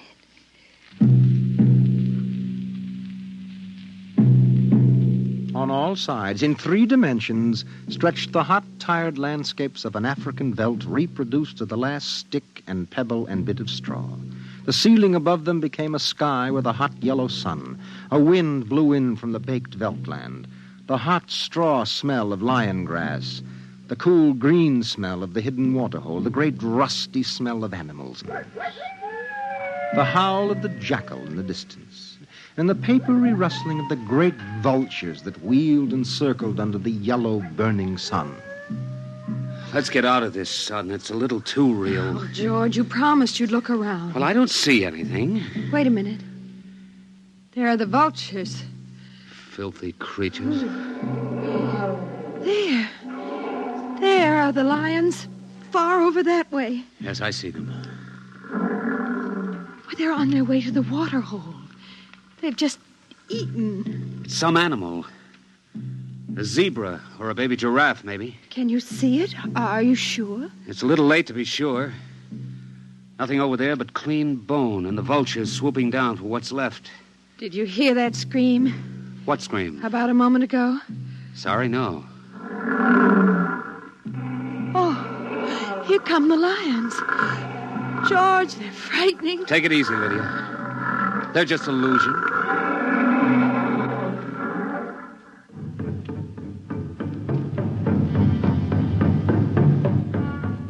The lions were 15 feet away. So real, so startlingly real, you could feel the prickling fur on your hand, and your mouth was stuffed with the dusty upholstery smell of their heated pelts. And the yellow of them was in your eyes like the yellow of an exquisite tapestry. The yellows of lions and summer grass, and the sound of the matted lion lungs exhaling on the silent noontide, and the smell of meat from the panting, dripping mouth. George, I'm afraid they're so real. They're only an illusion, Lydia, that's all. Watch out! Ah! Out, quick, outside! They almost got us. Now, take it easy. Calm down. I could feel their breath. Get a hold of yourself, Lydia. They aren't real. Walls, that's all it is. Crystalloid walls. They look so real. Of course they do. But it's all dimensional color reactionary process and metal tape film behind glass screens. It's all odorophonics and sonics. Now, here. Take my handkerchief. I'm afraid. Did you see? Did you feel it? It's too real. No, Lydia. And we've got to tell Wendy and Peter not to read any more on Africa. Of course, dear. I want you to lock that place up. But you know how difficult Peter is about that. I punished him last week by locking the nursery for an afternoon, and he threw a tantrum. And Wendy, too. Well, they live for the nursery. It's got to be locked. That's all there is to it. You've been working too hard, Lydia. You need a rest. I don't know. Maybe I don't have enough to do. I have too much time to think. All I do is set the menu selector dials at the beginning of the week. But that's the whole idea. The house is automatic. I know, but couldn't we turn it off for about a week and take a vacation? You mean you want to fry eggs for me? And darn socks. I feel like I don't belong here. The house is wife and mother and maid. How can I compete with the African velts? George, those lions can't get out of there, can they? Of course not, dear. Now, don't think about it anymore.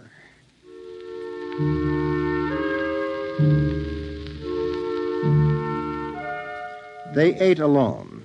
He sat idly watching the dining room table produce warm dishes of food from its mechanical interior. You forgot the ketchup. That's better. It wouldn't hurt to lock the children out of the nursery for a while. It was clear that they had been spending too much time in Africa. That sun, he could feel it on his neck still, like a hot paw. And the lions, and the smell of blood. Remarkable how the nursery caught the telepathic emanations of the children's minds and created a life to fulfill their desires. The children thought zebras, and there were zebras. Sun, sun. Giraffes, giraffes. Death, and death. They were so young. But long before you knew what death was, you were wishing it on someone else. But this, the long, hot African veldt, the awful death in the jaws of a lion, and repeated again and again and again. The children came home dutifully at 8:30.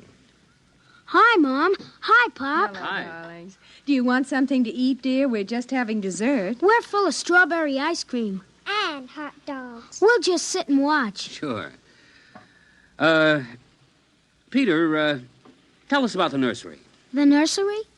All about Africa and everything. I don't understand. Well, your mother and I were just traveling through Africa with rod and reel. There's no Africa in the nursery. Oh, come now, Peter. We know better. I don't remember any Africa. Do you, Wen? Go run and see, huh? Sure. I'll be right back. Wendy, come back here. Wendy! Oh, she'll be right back, Pop. She doesn't have to. I've seen it. Come on. Sure, Pop, but Wendy'll tell us. Open the door. See, Daddy? It's not Africa. It's Florida. Like in Bambi. There go the deer. See? It isn't Africa. I see it isn't. Go to bed. But it isn't 9 o'clock. You heard me. Go to bed. Okay. Good night, Mom. Good night, Pop. Good night. Good night, dear. I'll be right in. Wait a minute, Lydia. Look at this. What is it? This is the corner where the lions were, isn't it? What is that you picked up? An old wallet of mine. There's a smell of hot grass on it. And the smell of a lion. It's wet with saliva. And it's been chewed. George, those smears are blood. Come on out. Now let's go to bed.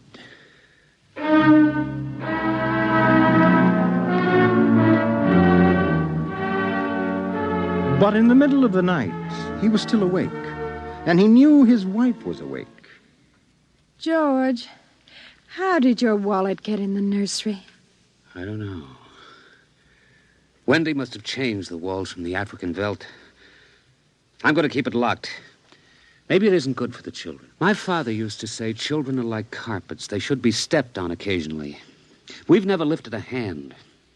They're spoiled and we're spoiled. I think I'll have Dr. McLean come tomorrow morning and have a look at Africa. But it isn't Africa now. It's Florida and Bambi. I have a feeling it'll be Africa again before then.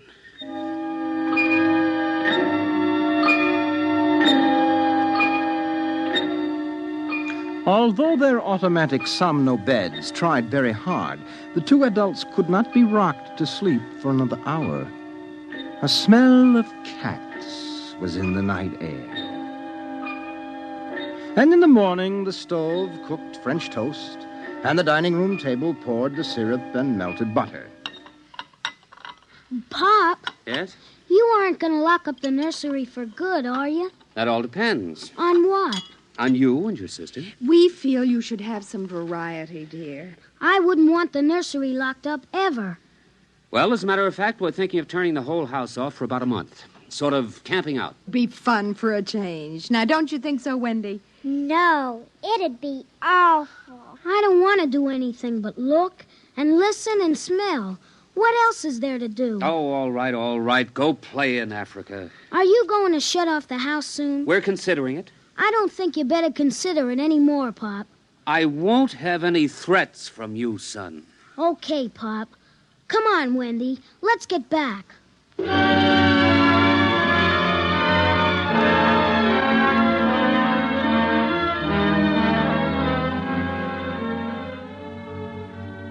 After breakfast, Dr. David McLean arrived. Oh, I saw the nursery last year, George. It looked all right to me. You didn't notice anything unusual? No. The pattern showed the usual violence, a tendency towards slight paranoia. All children feel persecuted by their parents. It's perfectly normal. There it is. Suppose we take a look at it now.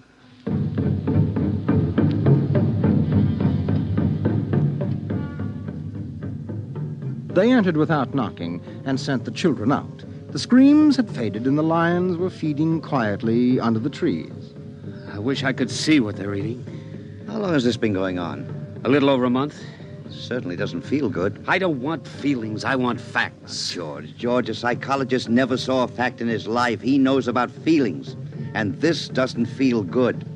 Now, my advice to you is to have the whole room torn down and your children brought to me every day for the next year for treatment. Is it that bad? I'm afraid so.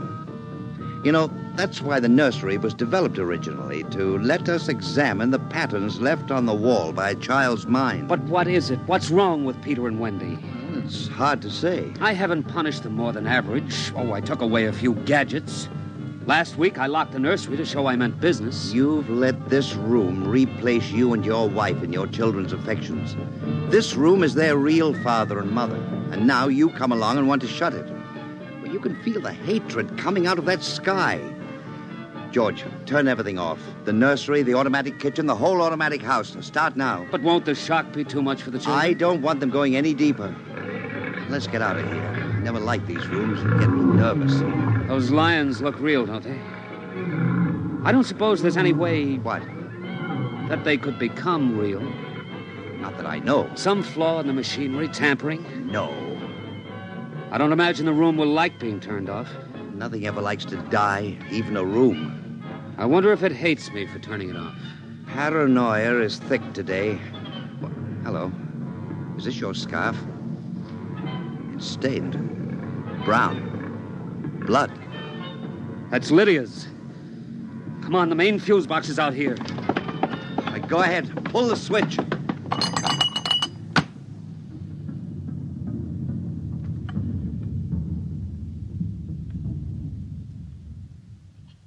Yeah. It's off.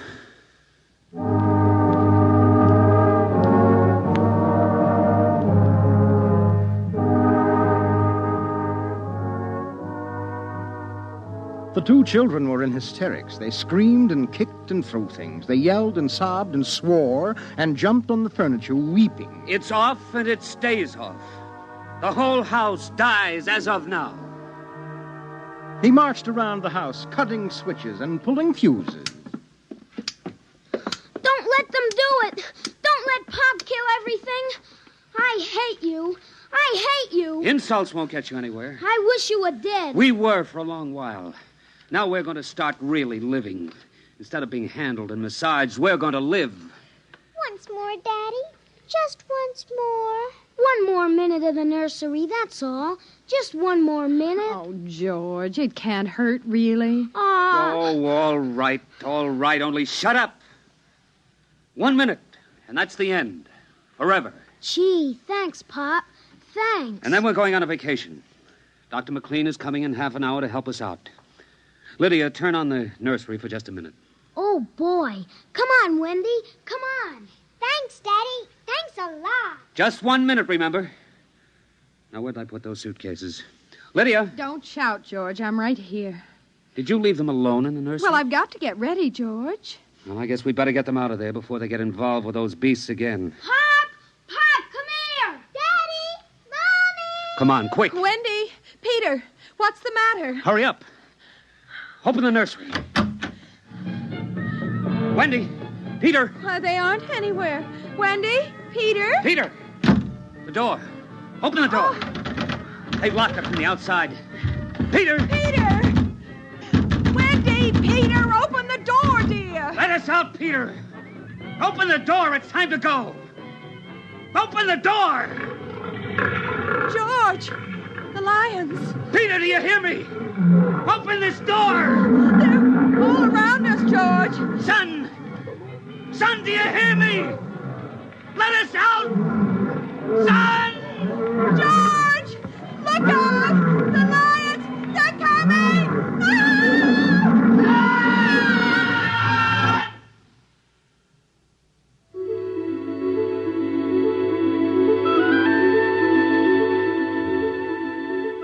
When Dr. David McLean came, half hour later, he found the two children in the nursery sitting in the center of the open glade eating a picnic lunch.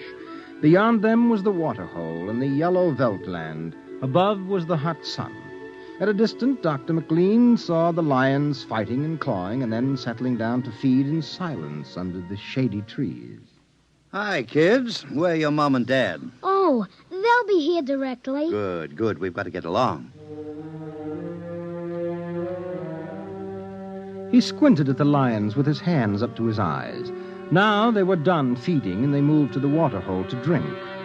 A shadow flickered as the vultures dropped down from the blazing sky to finish what the lions left. Dr. McLean? Dr. McLean? Huh? What? Have a cup of tea?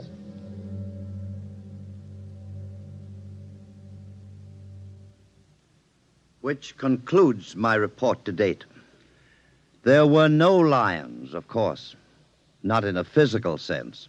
Lydia and George were devoured, however, almost as surely as if there had been lions. Their personalities were devoured by the mechanistic marvels which had usurped their role as parents. All four members of the family are under intensive therapy now and are doing as well as can be expected. Send that by telerope, Miss Carver. Oh, and would you ask George Abbott to step inside? I'm ready for him now. You have just heard X-1, presented by the National Broadcasting Company in cooperation with Street and Smith, publishers of astounding science fiction. Tonight, by transcription, X-1 has brought you The Veldt, written by Ray Bradbury and adapted for radio by Ernest Kenoy.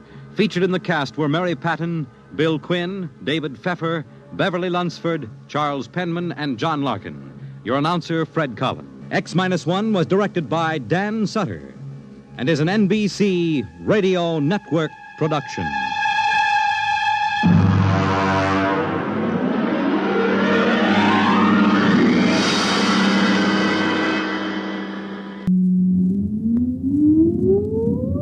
Countdown for blast off.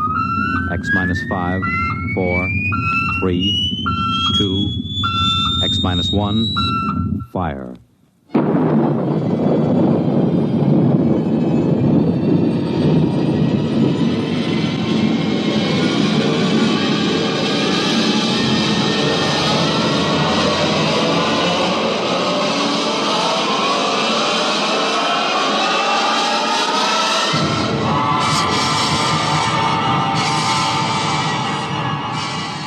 From the far horizons of the unknown come tales of new dimensions in time and space.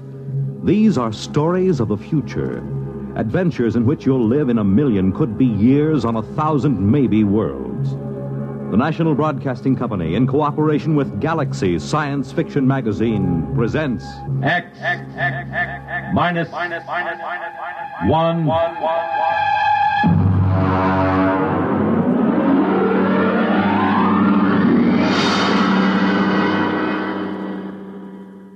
Tonight, Something for Nothing by Robert Sheckley.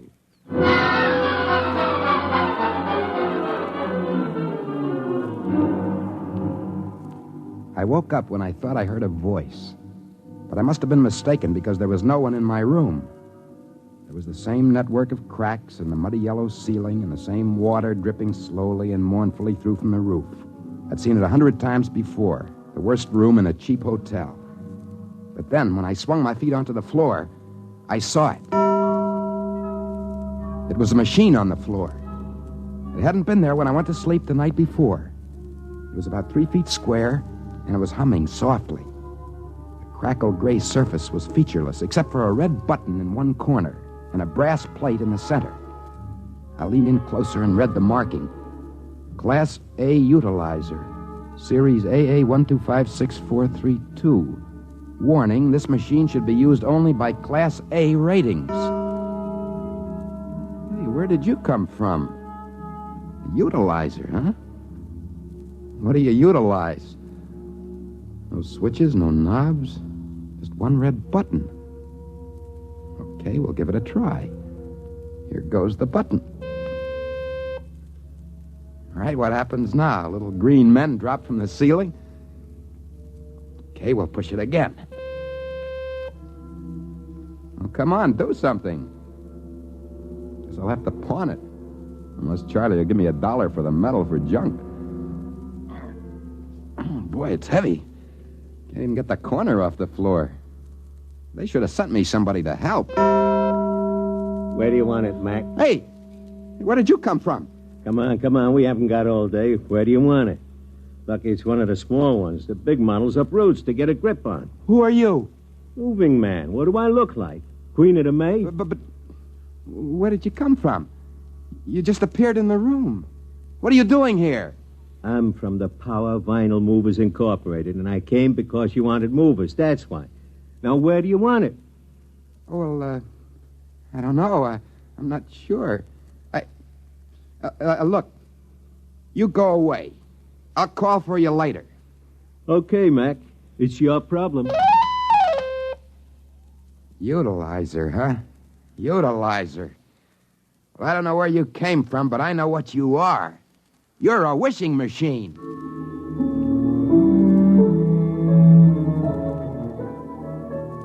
I suppose most people would be shocked if a wishing machine suddenly showed up in their room. But not me.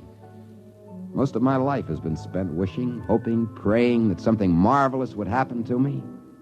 In high school, I dreamed of waking up some morning with an ability to know my homework without having to do it. In the Army, I used to wish for some witch to change my orders, put me in charge of the day room instead of forcing me to do close-order drill like everyone else. Out of the Army, I avoided work. You see, I'm kind of psychologically unsuited for it. I just drifted around hoping some fabulously wealthy person would for some reason change their will and leave me everything. I never really expected anything to happen, but now it did. All right, machine, let's go. I'd like $1,000 in small unmarked bills. There it is. How about that? 5s, 10s. They're all dirty, just perfect. Okay, here's what I'll do. I'll get the machine out of New York. Maybe upstate someplace where I won't be bothered by nosy neighbors. I got a lot of problems on the income tax with this sort of thing. Well, maybe I get organized and I'll go to Central America. Hey, what's happening? There's a hole opening up in the wall. What? Somebody's trying to get through to me. The owner of the machine, he's trying to get it back. That hole's getting bigger. Hey, utilizer! Protect me! Sanisar Leak, Temporal Wall Protection Service. What can I do for you? That man coming through the wall, get rid of him. He's almost through. Oh, take it easy now. There's plenty of time. Let me see. Where did I put that unit? There's his head. Wait a minute. You don't understand. Now, wait. Well, that takes care of him. Anything else? Did you kill him? Of course not. I just veered him back through his glommage. He won't try that way again. Well, you mean he'll try some other way? It's possible. He could attempt a microtransfer or even animation. Say, this is your utilizer, isn't it? Of course. Sure it is, of course. Then you're an A rating? Naturally. If I wasn't, what'd I be doing with a utilizer? Oh, no offense. Just being friendly. Well, how you A's get around. I suppose you've come back here to do a history book. Well, I'm really not permitted to say. You understand, don't you? Oh, of course. I'll be on my way. One call after another, night and day. I'd be better off in a quarry. Bye.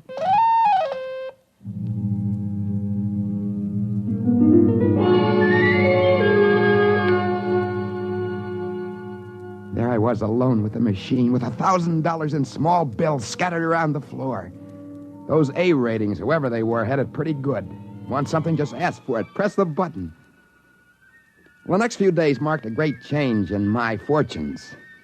With the aid of the power vinyl movers, I took the utilizer to upstate New York. There I bought a medium-sized mountain in a neglected corner of the Adirondacks. And once the papers were in my hands, I walked to the center of my properties, several miles from the highway, with the men from the moving company sweating behind me, carrying the utilizer. On all sides, as far as I could see, were closely spaced forests of birch and pine. The air was sweet and damp. Birds were chirping merrily in the treetops. An occasional squirrel darted by. I always loved nature. This would be the perfect spot to build a large, impressive house with swimming pool, tennis courts, and possibly a small airport. So I pushed the button. Yes, sir. Can I be of service? I want a house. Well, yes, sir, but you really must be more specific. Do you want something classic, like a bungalow, ranch, split-level, mansion, castle, or palace? Or primitive, like an igloo or hut? Since you're an A, you could have something up to the minute, like a semi-face, an extended new, or a sunken miniature. I don't know. What do you suggest? A small mansion. They usually start with that. They do? Oh, yes. Later, they move to a warm climate and build a palace. Shall we start immediately? Oh, yeah, sure. Fine. Start immediately.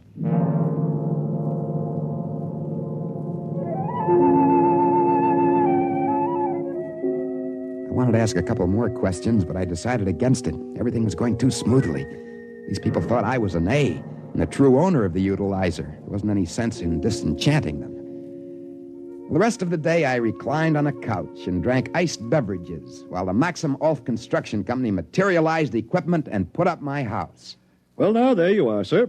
Modest, low-slung affair with 20 rooms. Built only of the best materials from the design of Meg of Degmar. Interior by Toeg, Mueller swimming pool, and formal gardens by Verium. It's really the latest thing. With your permission, we'll include a complete layout on it in Galactic House and Gardens.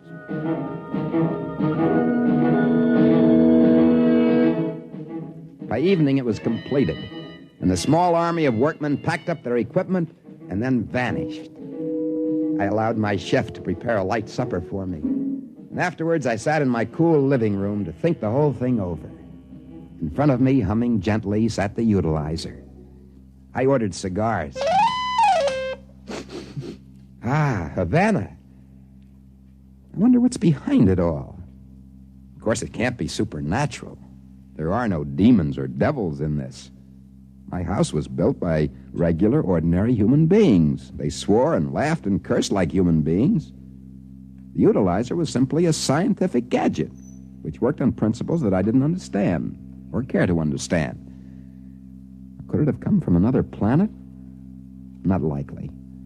They wouldn't have learned English just for me. And so I decided that the utilizer must have come from the Earth's future. But how? Well, accidents will happen. Why couldn't the utilizer have just slipped back into the past and ended up in my room? What a wonderful future it must be. Wishing machines.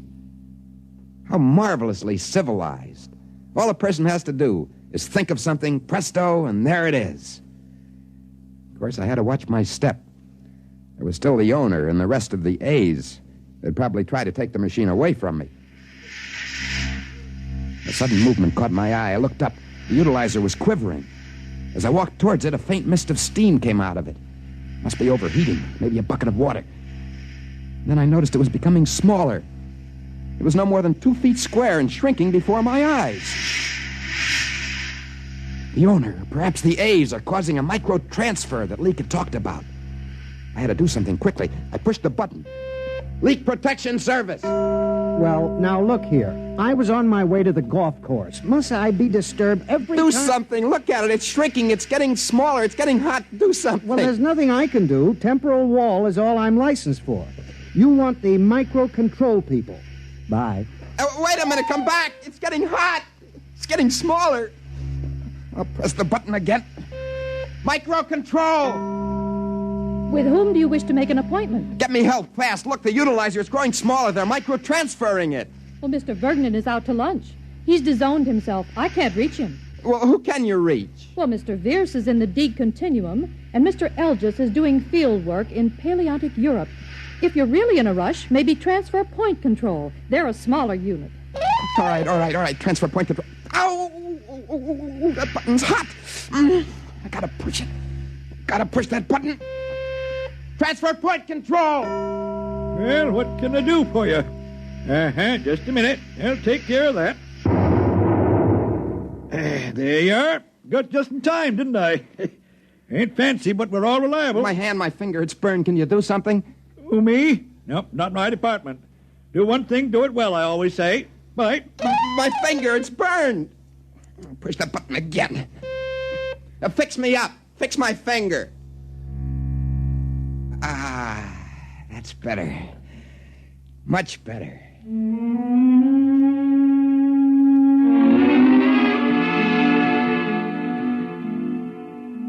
The owner of the utilizer didn't try anything for at least a week. But I found that my mansion in the woods had been the wrong thing to do. I had to hire a platoon of guards to keep away sightseers, and hunters insisted on camping in my formal gardens. Also, the Bureau of Internal Revenue began to take a lively interest in my affairs.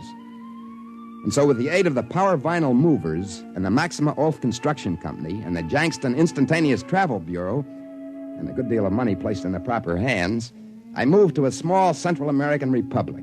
And there, since the climate was warmer and the income tax non-existent, I built a large, airy, ostentatious palace.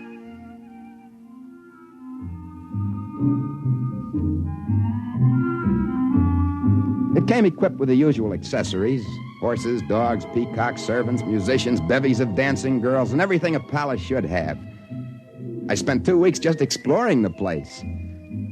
One morning, I went up to the utilizer with the vague intention of asking for a sports car, or perhaps a small herd of pedigreed cattle. But as I bent over the gray machine and reached for the red button... Hey, where you going? Hey, you can't move. You weigh a ton. Hold still so I can push the button. Hey, come back here. It's animation, that's what it is. Hey, come back here. I gotta push the button and get some kind of help. Hey, machine, stop. Back into the corner. There we go. There we are. Careful, can't let it get through the door. One side, a little dodge. Now. Animation control. Wow, that was close. I can't take any more chances. I better do some big wishing now while I still have the chance. All right, pay attention here, machine. I'll have $5 million, 3 functioning oil wells, a motion picture studio, perfect health, 25 more dancing girls, immortality, a sports car, and a herd of pedigreed cattle. What is it? What happened? The utilizer. It's gone. Where is it?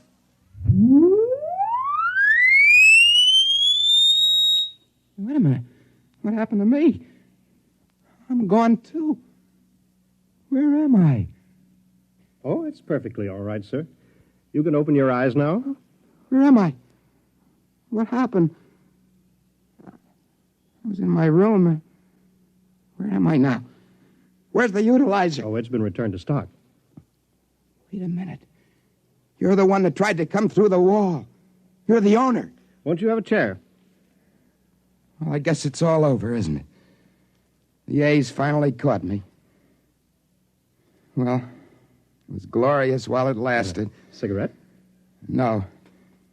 Well, you got your machine back now. What else do you want? My machine? Well, it's not my machine, sir. Not at all. Oh, don't try to kid me, mister. UA ratings want to protect your monopoly, don't you? My name is Flynn. I'm an agent for the Citizens Protective Union, a non-profit organization whose aim is to protect individuals such as yourself from errors of judgment. You mean you're not one of the A's? Well, you're laboring under a misapprehension, sir. The A rating does not represent a social group as you seem to believe. You mean it's not an aristocracy, a hereditary... Oh, goodness, no. An A rating is merely a credit rating. A what? A credit rating. Well, now, you haven't got much time, so I'll make this as brief as possible here. You're quite correct, sir, that this is the future, as you put it. Ours is a decentralized age, sir. Our businesses, industries, and services are scattered throughout an appreciable portion of space and time. Now, the utilization corporation that produces the utilizer is an essential link. It provides for the transfer of goods and services from point to point. Do you understand? Well, yeah. I get it. Well, credit, of course, is an automatic privilege. But eventually, well, everything must be paid for. Paid for? Hey, nobody said anything about paying. What are you talking about? Well, now, of course, you certainly couldn't have expected to be provided with all these services without paying. Well, then why didn't somebody stop me? They must have known I didn't have a proper rating. Oh, credit ratings are suggestions, not laws. In a civilized world, an individual has the right to his own decision. I'm very sorry, sir. Now, would you care to look at this bill and tell me whether it's an order? Bill? What bill? For all the services that you ordered from the utilizer. There they are. There's, let's see, there's one palace with accessories, credit $450 million. Services Maxima Ulf Movers, 111,000 credits. 122 dancing girls, 1,222,000. Perfect Health, 8,882,422. Well, there's a whole list of them here. The total comes to slightly less than 18 million credits. Hey, wait a minute. I can't be held to this. The utilizer just dropped into my room by accident. Well, that's the very fact I'm going to bring to their attention. What's going to happen to me? Oh, it's already happened. You've been adjudged through bankruptcy court. Good luck. Goodbye. What? Where am I? What happened? Where is this place? All right, buddy, on your feet. Who are you? On your feet, Mac. Here, take this. What is it? It's a pick. And over there is a quarry where you and I and a couple of others are going to cut marble. Marble? Sure. There's always some idiot who wants a palace. You better get working now, boy. I'll hand you a touch of that electronic whip. What do you mean? You'll find out. You can call me Jang. We'll be together for some time. How long? You work it out. The rate is 50 credits a month until your debt is paid off. They can't do this to me. It's all a mistake. It was their fault they left the machine. They let it slip into the past. It's all a mistake. It's no mistake. They're short of labor. They don't want to go recruiting all over for it. Come on. After the first 1,000 years, you won't mind it. The first 1,000 years? I won't live that long. Sure you will. You got immortality, didn't you?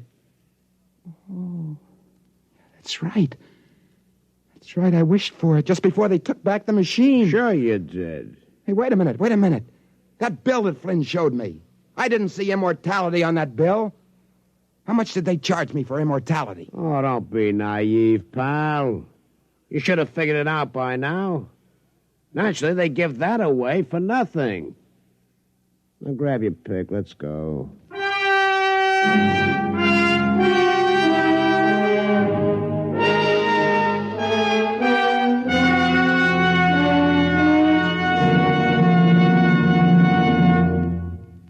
You have just heard X-1, presented by the National Broadcasting Company in cooperation with Galaxy Science Fiction Magazine, which this month features Founding Father by Clifford D. Simak, the story of a man whose job was to be first in the hearts of his countrymen, if he ever managed to find them.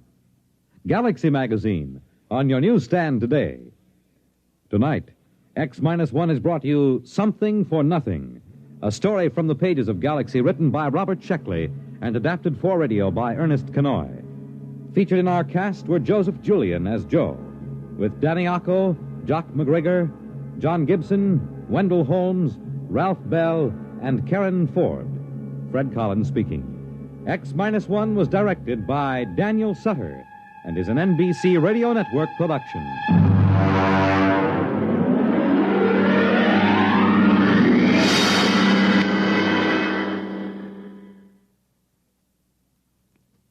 Scanning the globe ever watchful, the NBC Radio News Department maintains a 24-hour vigil on the world.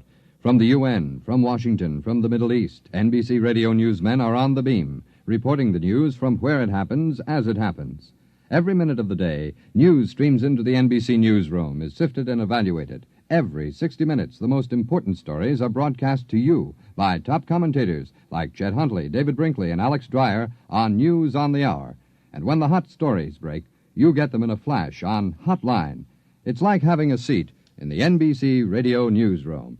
Listen for News on the Hour and the exclusive Hotline service all day, every day on most of these stations.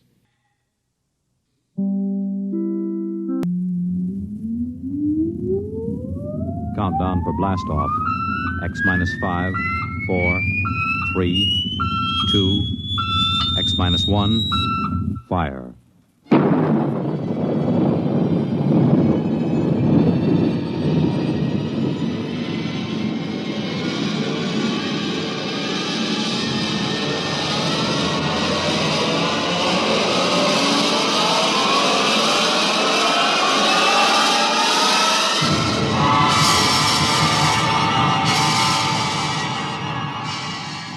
From the far horizons of the unknown come transcribed tales of new dimensions in time and space. These are stories of the future, adventures in which you'll live in a million could-be years on 1,000 maybe worlds. The National Broadcasting Company, in cooperation with Street and Smith, publishers of astounding science fiction, presents X minus 1.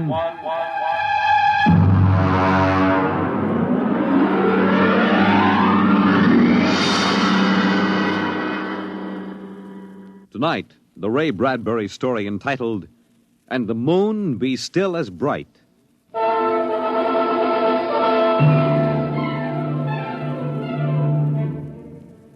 The first 3 expeditions for Mars left Earth in a mushroom of flame, arced through the atmosphere, and finally dwindled to tiny specks in the big eye of the Mount Palomar telescope, and then were lost to sight forever. The prearranged landing signals flashed back to Earth, and then the radios went dead. One after the other, ships had disappeared and were never heard from again. But still the rockets came. The 4th expedition emerged from the silent gulfs of space, angled down toward the floating red disk of Mars, down into an orbit as the order came to land.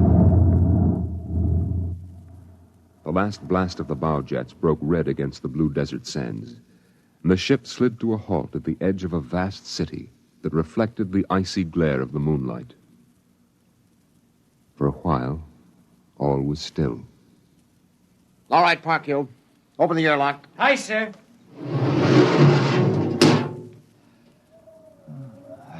Fresh air. Hey, it's cold out here. Who cares? We got here. I thought I'd never hit solid ground again. Hey, how about a fire, Captain Wiley? It's freezing. Later. We have work to do. Oh, smell that air. Well, you could get drunk on it. Say, there's an idea. Why don't we break out a bottle and celebrate? Biggs, there will be no drinking done till we're secured. But we're landed, Captain. 3 other expeditions landed and disappeared within 24 hours. Now, we're not relaxing security till we find out what happened to them. What do you mean, maybe Martians? Fender, you're an archaeologist. How old would you say they are? I can't tell till I study them more closely. It's a kind of engineering we couldn't duplicate on Earth. Well, I'm not interested in the architecture now. I want to make sure there's nothing there that might be dangerous. Mr. Hathaway. Yes, sir? I want you and Spender to take a reconnaissance party into the city and find out what's there. We'll set up camp here. No man is to go more than 50 feet from this rocket. And there'll be no celebration till Hathaway and his party report back.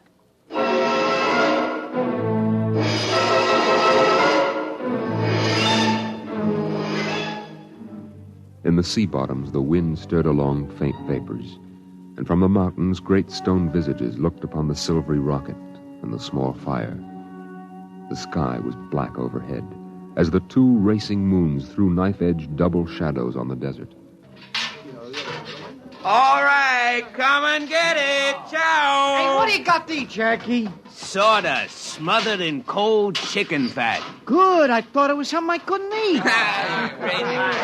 Hey, Captain. Mr. Hathaway's back. Oh, Captain Wilder. Oh, yes, over here, Mr. Hathaway. Well?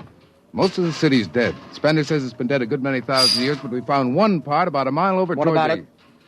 People were living in it last week, sir. People? Martians. Where are they now? Dead. We found bodies, thousands of bodies. They hadn't been dead more than 10 days. What did they die of? You won't believe it. What killed them? Chickenpox. Chickenpox? Yes. Where could they get chickenpox? From Earth. Oh, then the other rockets did get through. Yes. I don't know what the Martians did to them, but I sure know what they did to the Martians. They gave them chickenpox and wiped them out. They just didn't have any resistance to an Earth disease. Think of it, Captain. A race builds itself for 1,000,000 years, refines itself, does everything it can to give itself respect and beauty, and then it dies. Of what? It's like saying the Greeks died of mumps or the proud Roman Empire collapsed because of athlete's foot. We didn't even give them a decent excuse for dying. We just gave them chickenpox. Spender, get hold of yourself. You didn't see those bodies, Captain. Yes, I know. It must have been a shock. You need a rest, a little relaxation. The Martians are dead. There's nothing you can do about that now. Hey, you hear that? The Martians are all dead. Come on, let's break out a bottle and hoop it up. How about a case, eh? Oh, good Lord. They have to do that now? Isn't there time later to throw old beer cans into the canals? Spender, you're an idealist. They're not. All they know now is that they're safe. Little shouting won't hurt. You think too much. I was safe on Mars. The first Earthmen on Mars. We gotta celebrate. Yahoo!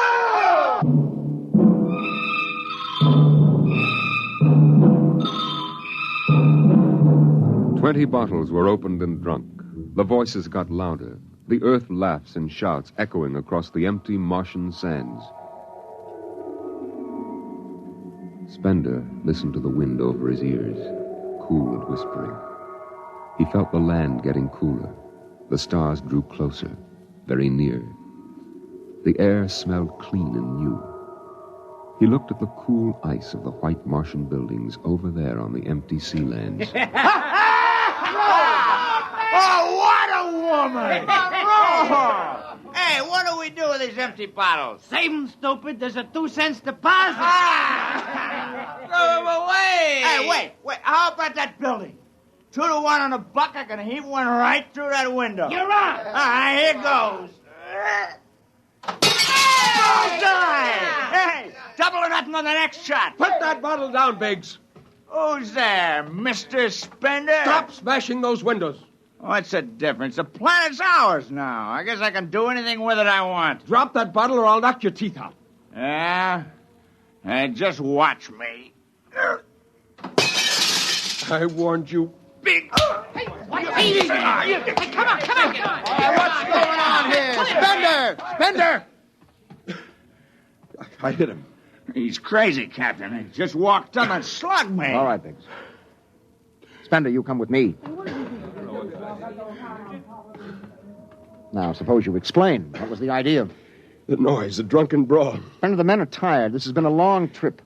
And you have a different way of seeing things. Oh, I'm seeing things, all right. I'm seeing how we'll ruin Mars. We'll rip it up and rip the skin off the way we've already ruined Earth. Is that why you hit Biggs? Yes. I couldn't stand the idea of them watching us make fools of ourselves. Them? The Martians. They're dead. They're all dead. But they know we're here. Doesn't an old thing always know when a new thing comes?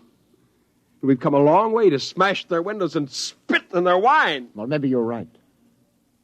But I'm still going to fine you $50 for that fight. Now, come on, Spender. Suck in your chin. We'll go back there and play happy.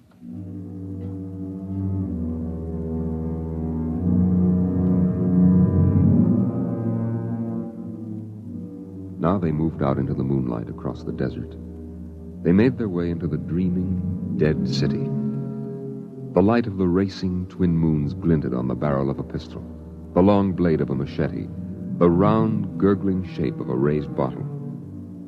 The wind blew in from the Dead Sea bottom and brushed through the silvery wire filigree of the towers. Strange music drifted down to the double-shadowed streets, a thin, haunted music that played as it had played through the uncounted years of time. Nobody moved. The moons held and froze them. The wind beat slowly around them. Hey! Hey, you people in the city! Biggs. I just want to make a little noise. What kind of a celebration is this, anyway? Come on. They built this city thousands of years ago. And now where are they?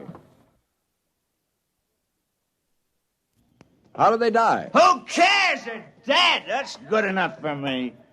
Lord Byron. What? Lord Byron, a 19th century poet. He wrote a poem that fits this city. Might have been written by the last Martian poet. So we'll go no more a-roving so late into the night.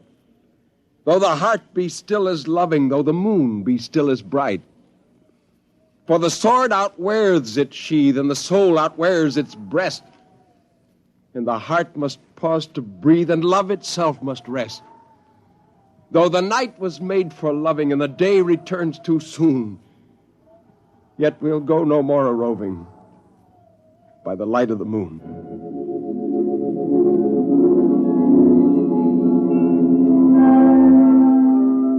Without a word, the Earthmen stood in the center of the city. It was a clear night. There was not a sound except the music of the wind. At their feet lay a tile court, worked into the shapes of ancient animals and images. They stood there, silvered by the double moons beneath the crystal towers of Mars. And then Biggs was sick, and the sour stench of liquor filled the cool air. The men of Earth had come to Mars. And Spender turned and walked away into the city, alone in the moonlight, never once stopping to look back. It was a morning that might have been a Monday, or a Tuesday, or any day on Mars. Biggs was on the canal rim, his feet hung down in the cool water, soaking, while he took the sun in his face. Hey, what are you doing back here, Biggs? Didn't you go out with the search party? Yeah. I come back. I got a blister. Oh, yeah. What do you mean? Look. Look, Cherokee, see that? Anyway, I had enough searching. 4 days hunting for that screwball Spender.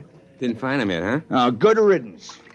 Oh, my feet. I'm going to soak them in the canal. If I was Wilder, I wouldn't worry about that nut Spender. Let him go. He's a crackpot anyway. Well, he's a little foggy upstairs, I guess. Hey, why don't you take your feet out of that canal, Biggs? I gotta make coffee out of that water. Coffee? You call that stuff coffee? I had a motorcycle once that dripped grease that tasted better than Wait that. a minute, Biggs. Hey, look over there. Where? By that bush. There's someone there. Hey. It's him. Hey, Spender! Spender? He's coming over. Why'd he stay lost, that crazy jerk? Hi, Spender. Long time no see. Hello, Cherokee. I've been exploring some ruins. Oh, you and them ruins. You're like a dog in a boneyard. What's the matter? Why don't you just say something? Where you been? Up in the hills. What would you say if I told you I found a Martian? Oh, yeah? Where? Never mind. Let me ask you a question. How would you feel if you were a Martian and people came to your land and started to tear it up? Well, I know how I'd feel. I've got Cherokee blood in me. My grandfather told me a lot of things about the way they kicked the Indians around in the Oklahoma Territory. If there's any Martian around, I'm all for him. How about you, Biggs? They're dead. They're all dead. It's a good thing, too. Well, I found a Martian. Up in a dead town in the hills. I've been reading their books, and they're easy to understand. And I've learned their language. And then I found this Martian. And I brought him here, now. I don't see no Martian. I'm the last Martian. What did you say? Biggs, I'm going to kill you. Oh, cut it out. What kind of a lousy joke is that? And now, don't put that gun away. You're kidding, huh? Spender, you're... He's dead. killed him. You can come with me, Cherokee. You're an Indian. You know how the Martians would feel. You can be with me in this. You killed him. You just killed him. He deserved it. You're crazy. Maybe I am. But you can come with me. Come with you for what? Go on, get out of here, you crazy murderer. Of all of them, I thought you'd understand. I thought you'd remember what happened to your own people. You get out of here, you crazy murdering. Don't reach for the gun. Spender.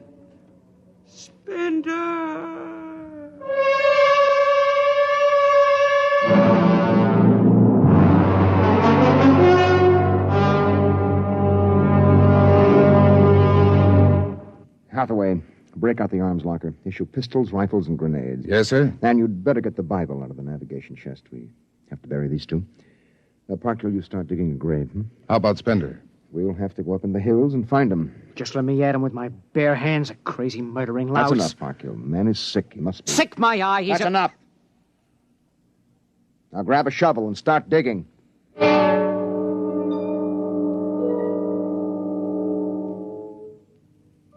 Spender saw the thin dust rising in the valley, and he knew the pursuit was beginning. The sun burned farther up the sky, and the blue sand drifted lazily across the sea bottom below. He sat beside a quiet pool 10,000 years old and held a silver book. Through the house played the strange wind music of ancient Mars, and he heard voices whisper in his mind.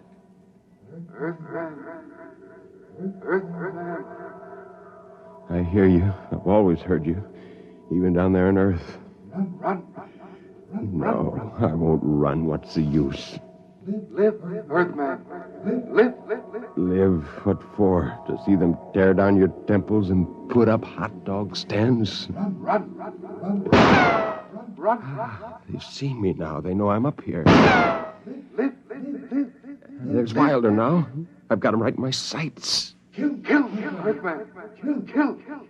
Funny, he hasn't ordered them to use grenades. They could lob one right up here and blow me to bits. Yeah, maybe the captain thinks I'm too nice to be blown to bits. He wants my death to be clean. Just one bullet hole in me, nothing messy. And why? Because he understands me. Kill. The only one in the crew who ever did. Kill. Well, at least I can do the same for him. Just one bullet in his head, a nice clean death. All I have to do is pull the trigger and then... It's no use. I can't do it to him. Spender! Can you hear me, Spender? I hear you, Captain. What do you want? Talk! Truce! All right. Come on up. Leave your gun down there and keep your hands up.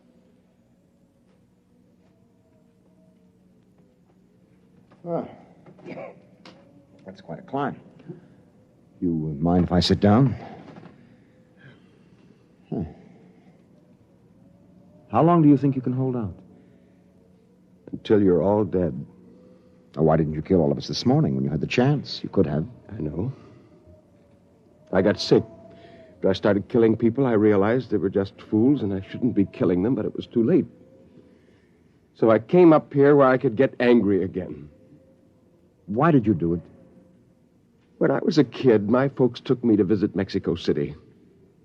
I'll always remember the way my father acted, loud and big. And my mother didn't like the people because she thought they didn't wash enough. I can see my mother and my father coming to Mars and acting the same way. Anything that's strange is no good to us. We aren't fit to take over this planet. But to kill two men. How would you feel if a Martian spit on the White House floor? You know, you haven't acted very civilized yourself today. I'll kill you all off, Wilder. That'll delay the next rocket 5 years, and then I'll kill them, too. And if I'm lucky, I'll live to be 60. And I'll meet every expedition that lands on Mars. Oh, I'll be very friendly. I'll explain our rocket blew up one day. And then I'll kill them off. I'll save Mars for half a century. And by then, maybe the Earth people will give up. And yet you're outnumbered. We already have you surrounded. In an hour, you will be dead. I found an underground passage that'll take me back in the hills, Wilder. I'll go back there. And then I'll pick you off one by one. We'll see. Well, it's a nice town you've got here, Spender. It's beautiful. I'd like to live here. You can. Join me. You're not like them. Why go back to them, Captain? I'll show you what a good life these people had. No, there's too much earth blood in me. I may even agree with you about all this, but that does not change what I must do. You won't stay? No. This is your last chance, Bender. Look, you're sick. Now come along with me quietly. No. One last thing. If you win, do me a favor. Try to see that they don't tear this planet apart. Right. And if it helps, just think of me as a very crazy fellow who went berserk one summer day. Be easier on you that way. I'll think that over. So long, Spender. Bye, Captain. Good luck.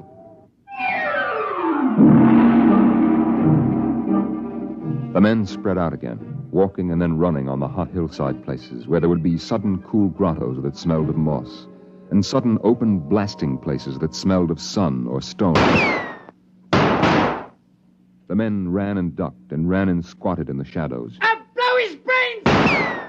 Captain Wilder hugged the rock warmed by the sun. He gasped, for the air was thin and not meant for running. Spender lay at the top of a hill, and a gap in the rocks showed the white of his shirt against the shadows. Wilder looked at the towers of the little, clean Martian village, like sharply carved chess pieces lying in the afternoon. He saw the rocks, and the interval between, where Spender's chest was revealed.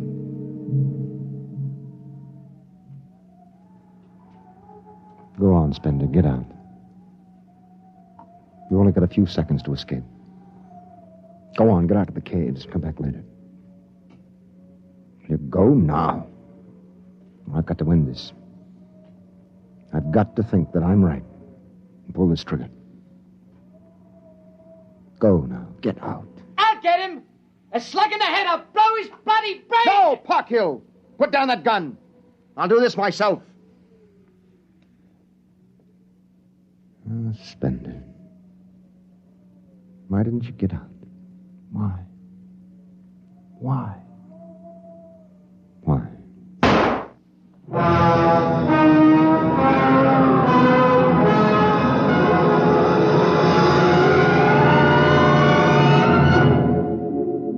They buried him in that ancient valley town, where the music of the wind played on through the days and the nights. They laid him in an ancient silver sarcophagus with waxes and wines which were 10,000 years old, his hands folded on his chest. The last they saw of him was his peaceful face in the cold silver light of the racing twin moons. The captain found the poem in Spender's pocket, and he read it before he shut the marble door. So we'll go no more a-roving so late into the night. Though the heart be still as loving, and the moon be still as bright. Though the night was made for loving, and the day returns too soon, yet we'll go no more a-roving by the light of the moon.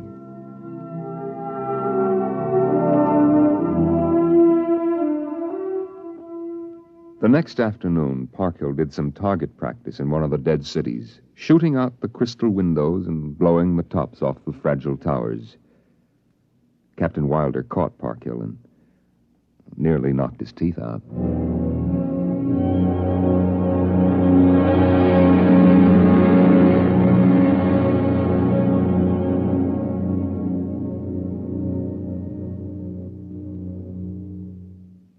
You have just heard X-1, presented by the National Broadcasting Company in cooperation with Street and Smith, publishers of astounding science fiction. Tonight, by transcription, X-1 has brought you the Ray Bradbury story, And the Moon Be Still as Bright, adapted for radio by Ernest Kenoy. Featured in the cast were John Larkin, Clark Gordon, Dick Hamilton, Nelson Olmsted, Lawrence Kerr, and Stan Early. Your narrator was Norman Rose. Your announcer, Fred Collins. X-1 was directed by Daniel Sutter and is an NBC Radio Network production.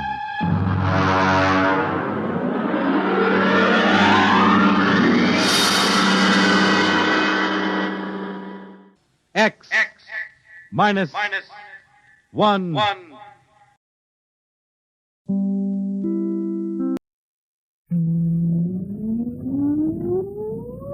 Countdown for blast off. X minus 5, 4, 3, 2, X minus 1, fire.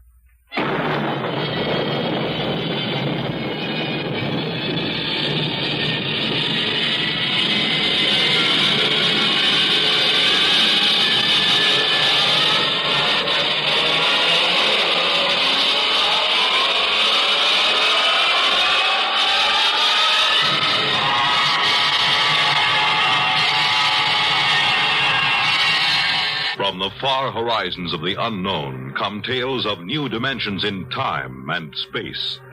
These are stories of the future, adventures in which you'll live in 1,000,000, could be years, on 1,000 maybe worlds.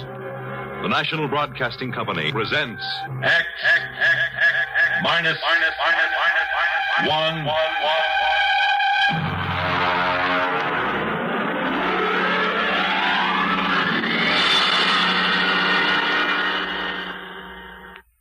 The Haunted Corpse by Frederick Pohl.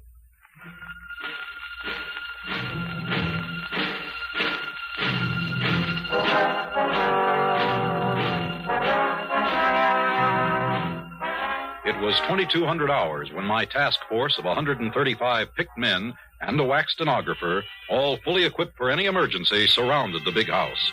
Just as I stepped out of my Jeep, the old boy himself came storming out of the house with fire in his eye. While he was still ranting and raving, I gave him a soft salute and waited for him to Go finish. on, get the whole bunch of you. This is private property and you're trespassing. I won't have it, you hear? Now go on, get out. I'm Colonel Windermere, sir. My orders are to establish a security cordon around your laboratories. Here you are, Dr. Horn. Your copy of the orders. You can take those orders. Say, who put you up to this? I know, Van Pelt. Why, that rotten, overstuffed, backstabbing monster of a... Dr. Horn. Oh, I know Van Pelt. I ought to. He worked as my associate for years.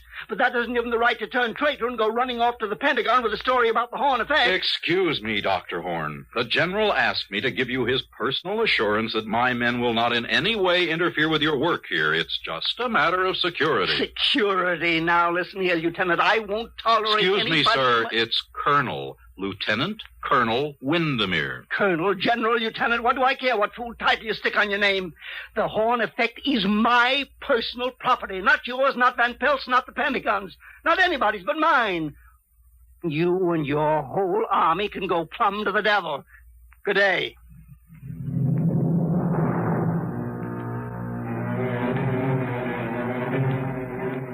I watched the old man, he must have been all of 85, go stalking back into the house.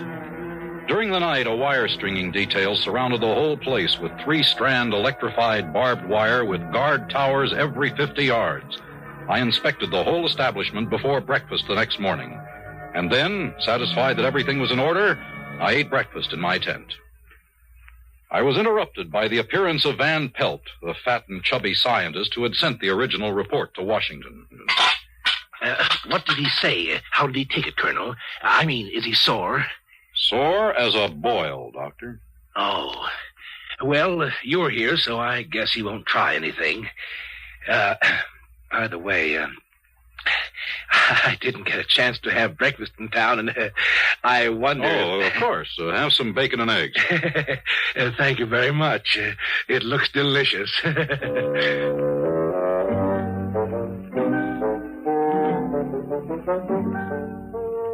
I watched him gobble up the rest of my breakfast. I was beginning to understand why Van Pelt and Horn didn't get along very well. Why Van Pelt finally went running to the Pentagon with his report. Of course, it was my job to keep an open mind, but I couldn't help thinking how I'd feel if my exec, Captain Lefferts, went over my head in that way. No, I couldn't blame Dr. Horn for being angry. At 1400, I went to see the doctor again. I brought along Corporal McCabe, my wax stenographer. Well, what do you two want? Good afternoon, Dr. Horn. I'm here to get your daily progress report. Daily? You want to report every day? Yes, sir. Refer to paragraph 8 of my orders. Corporal McCabe here is an expert stenographer. She'll take down your dictation. Dictation? No, I won't do it. I absolutely will not do it. You'll have to do it, sir. Orders. Why, you and your stinking little two-bit army. I ought to... Oh. Progress report, you say? Yes, sir. You're going to stick to what you say? I must, sir. Well, I suppose I must reconcile myself to the situation. Now, exactly what is it that you want, Lieutenant? The report, sir, and it's Colonel, not Lieutenant. Just so. The report, all about my work. Is that it? You may speak freely, Doctor. Corporal McCabe has full security clearance. Well, that must make her very happy. Yes, the report. Just so.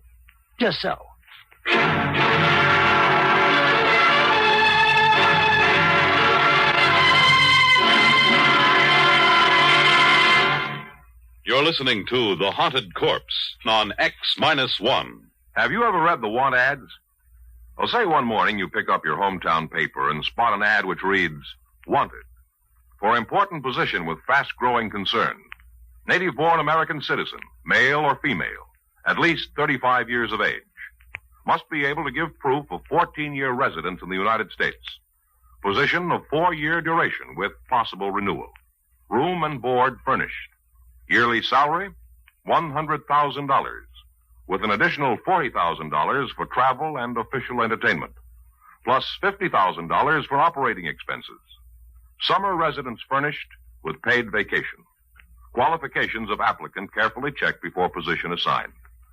Now, an ad sounds mighty attractive, doesn't it? But the job it describes isn't a soft one by any means. As a matter of fact, it's probably the toughest job in America, that of being President of the United States. And the first job of each president is to take an oath that he will faithfully execute the office to which he's been named and will, to the best of his ability, preserve, protect, and defend the Constitution of the United States. Yes, the job of being president is a mighty important one, but preserving and protecting the Constitution is even more important, because the Constitution is the supreme law of the land.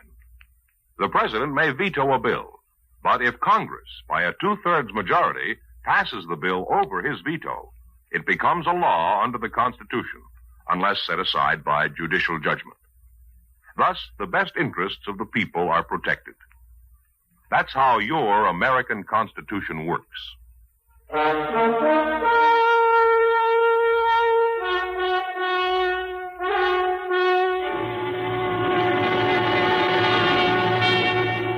Now, back to X-1 and The Haunted Corpse.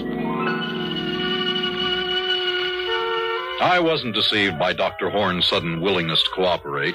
He was probably trying to win my confidence so they could find a way to phone his congressman and make trouble for the whole operation.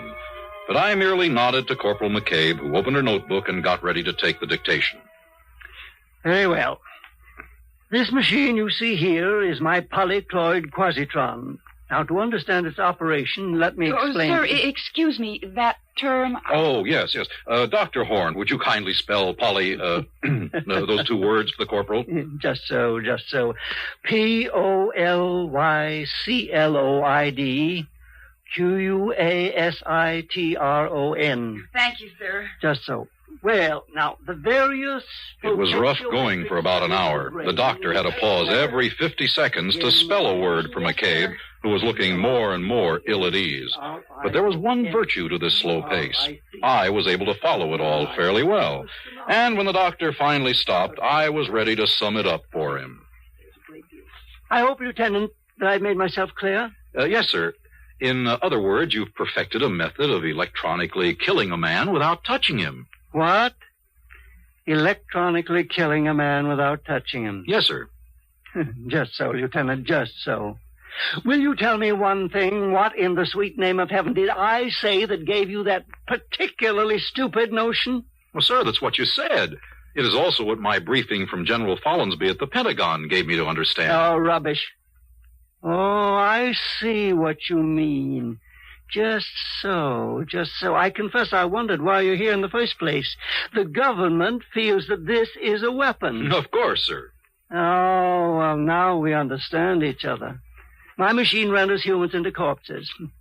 So does a chipped flint, for that matter. Yeah, but never mind. That is the aspect which interests you. Yeah. Very good. But mark this, Lieutenant. My quasitron does something no chipped flint can do. It removes from the human body that thing which possesses only a negative definition, the quantity that we will term X, which, added to the body, produces a man, subtracted leaves a corpse. Oh, but you don't care about all that, do you? Sir, I don't follow you. No, you're darn right you don't. We're all corpses, don't you see? Corpses inhabited by ghosts. And there's only one man in the world who can separate the two without destroying them, and that is me. And there's only one way to do it, and that's with the quasitron. Good day, Lieutenant.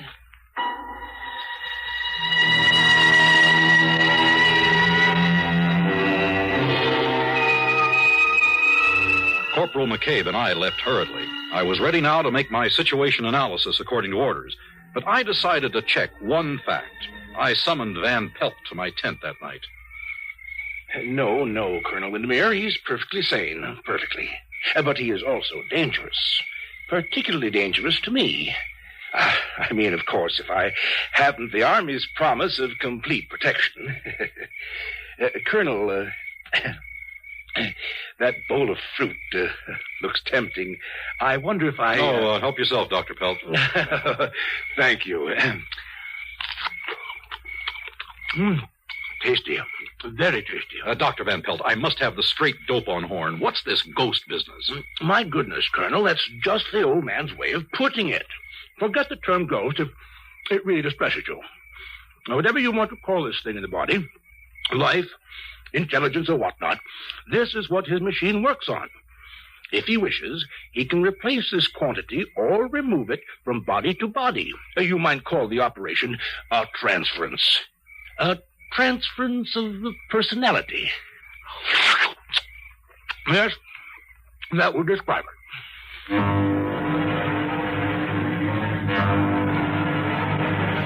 Well, I got rid of Van Pelt fast after that. Now I had something really exciting to look into.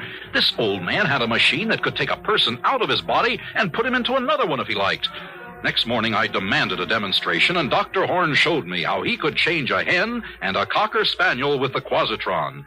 It was weird, but impressive and convincing. Well, Lieutenant, do you believe in my machine now? Remarkable. But can it work with people? Well, indeed it can, but these ridiculous laws governing the conduct of institutions. Heaven knows I've tried to get permission for an experiment. A man dying of cancer, for instance, to exchange with a feeble-minded youth. Why not? Put the sound mind in the sound body and let the other die. But no, they won't have it. I see. Then it actually has never been done. No, but, now you're here, Lieutenant. A military man, very brave. Just so. All I've ever needed was a volunteer. Now, Van Pelt refused, the coward.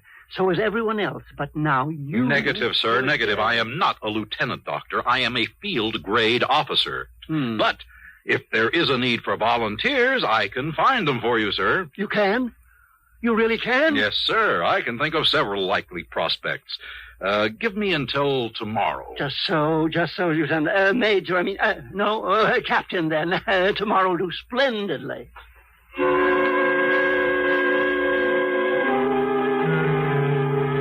My immediate job was to get the volunteers. I would require two. The first was easy, a private in Able Company. I sent for him, and he appeared looking apprehensive. Sir, the colonel sent for me? I did. You're the latrine orderly of Able Company? Yes, sir, I am, sir. Yeah, there's a report on you. AWOL. That means a court-martial. You're aware of the possible consequences? Yes, sir, I am, sir. There is a possibility that these charges might be dropped.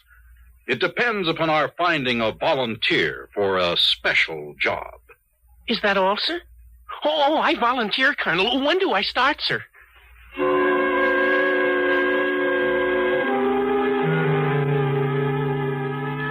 was one. The second was a bit more of a problem. I thought at once of my executive officer, Captain Lefferts, a fine officer typical of the best leadership type. He had just been married, and he had no desire to be transferred to Saudi Arabia. Let me get this straight, Colonel. Are you saying that if I volunteer for this assignment, there's a possibility my orders might be changed? Captain, I hold your transfer orders in my hand. If you decide to volunteer, I will destroy them. Sir, I volunteer.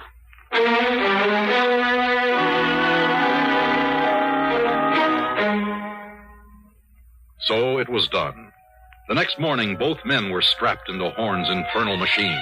There was a great crackling and sparking.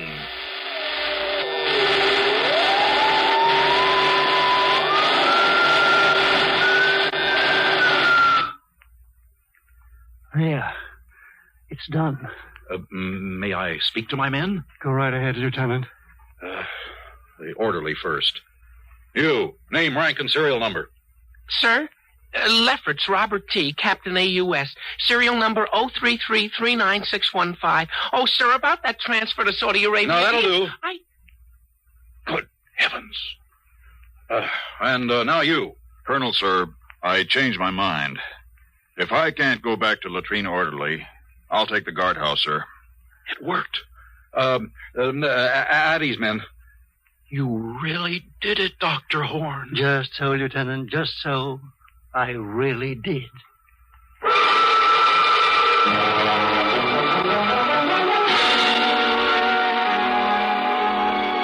Horn switched the two men back again while I rushed for the telephone. Crash priority, the Pentagon, General Follansby, priority and classified. Ask the general to stand by for scrambler.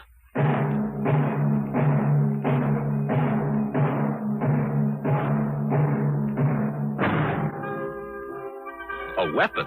This was far more than a weapon. We had the world by the tail. I got through to the general, and I was excited as I pointed out the implications of the device. Suppose a hostile representative visited this country, I told him. One of our men could switch places with him, and no one would ever guess. In time, we could have our men in the top positions of every government in the world. Our men reporting to us. It was the greatest opportunity any government ever had. The general was impressed in spite of himself. We arranged an appointment in the Pentagon for the next morning. As I hung up, I fingered the silver leaf on my shoulder. It would soon be a star. Colonel!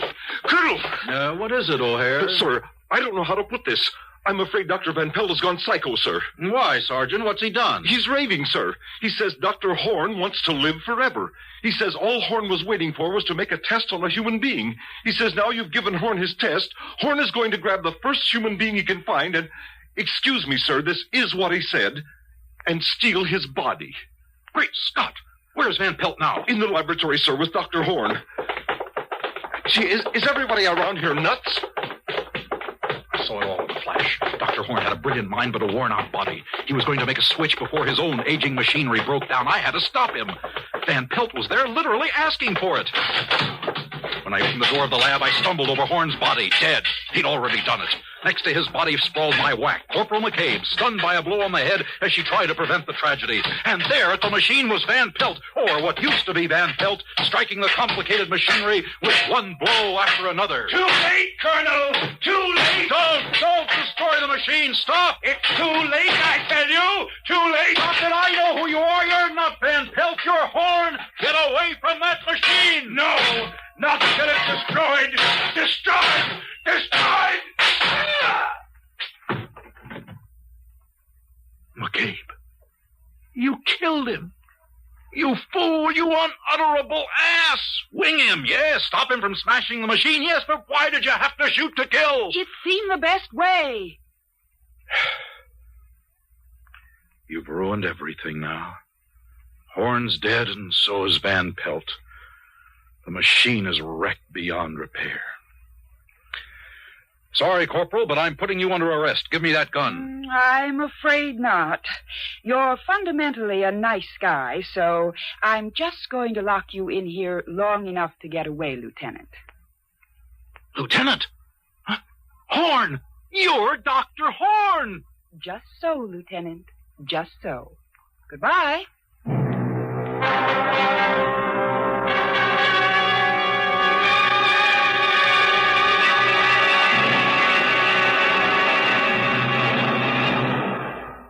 X-1 has brought you The Haunted Corpse, a story written by Frederick Pohl and adapted for radio by William Welch. Featured in our cast were Edgar Staley as Dr. Horn, Walter Black as the Colonel, and Dean Lyman Almquist as Van Pelt. Others in our cast were Lydia Bruce, Alan Collins, Bob Hastings, and Ralph Camargo. This is Fred Collins speaking. X-1 was directed by George Voutsas and is an NBC Radio Network production. We pause now for station identification. Countdown for blast off. X-5, 4, 3, 2, X-1, fire.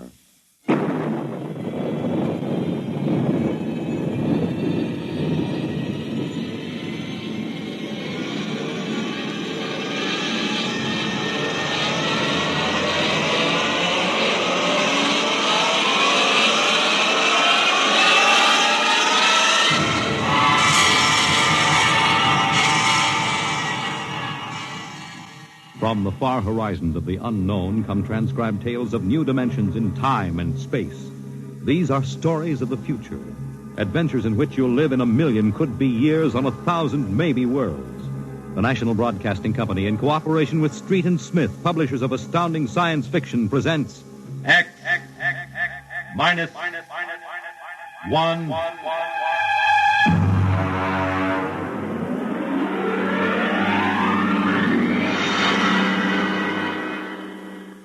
Tonight's story, Ray Bradbury's Dwellers in Silence.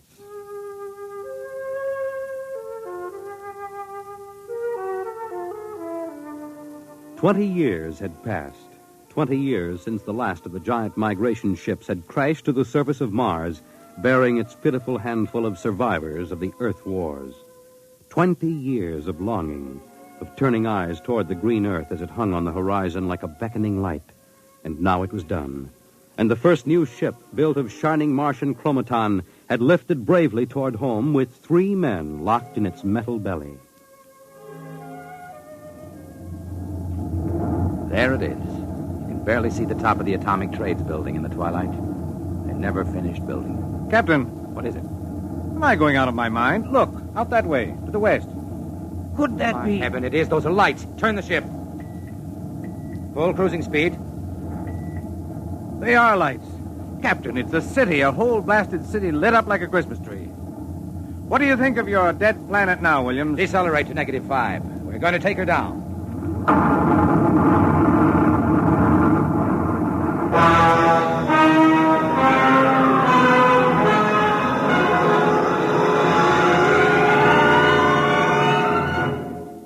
Unbelievable. We've been walking for hours now and not a soul to be seen. There must be someone. How do you explain the lights? Unless they've been burning like this for 20 years. Impossible. I don't know. Municipal building. Do we have a look here, sir?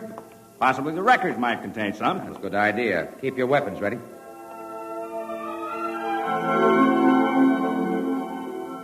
We'll start right here with the city clerk's office. Better check radiation again, Doctor.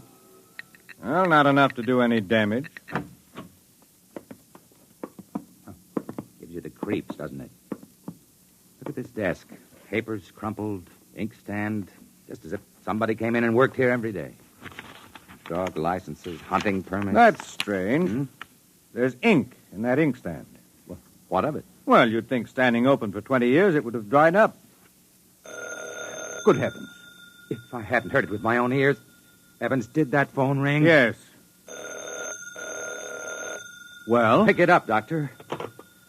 Hello? Good day, Doctor. How are you? I called to ask some advice about a trepanning problem. Can you tell me if the lateral cut should be made first? Hello. Hello. This is absolutely insane. Hello. Thank you, Doctor. I'll do that. By the way, how is your wife, Alice? And the girls? And your son, John? Fine boy, John. I'll call again tomorrow. Goodbye, Doctor. Hello. Hello. Gone dead. Who was it? I don't know. Strange voice carried on a conversation about some surgical operation without paying the slightest attention to anything I said. Captain. What is it? Listen. Someone is coming, walking slowly toward the corridor. Coming closer. Jumping Jupiter. It's a man. An old man. Are you... Is it really someone? You seem to be real. I saw the ship come down, and I thought perhaps I was losing my mind. It's been so many years. I'm Captain John Parsons. These are my assistants, Dr. Evans and Mr. Williams. We returned to Earth from Mars. Then it's happened. We're not alone anymore. Forgive me, gentlemen, if I seem moved. I've waited and hoped for so long. You survived the radiation.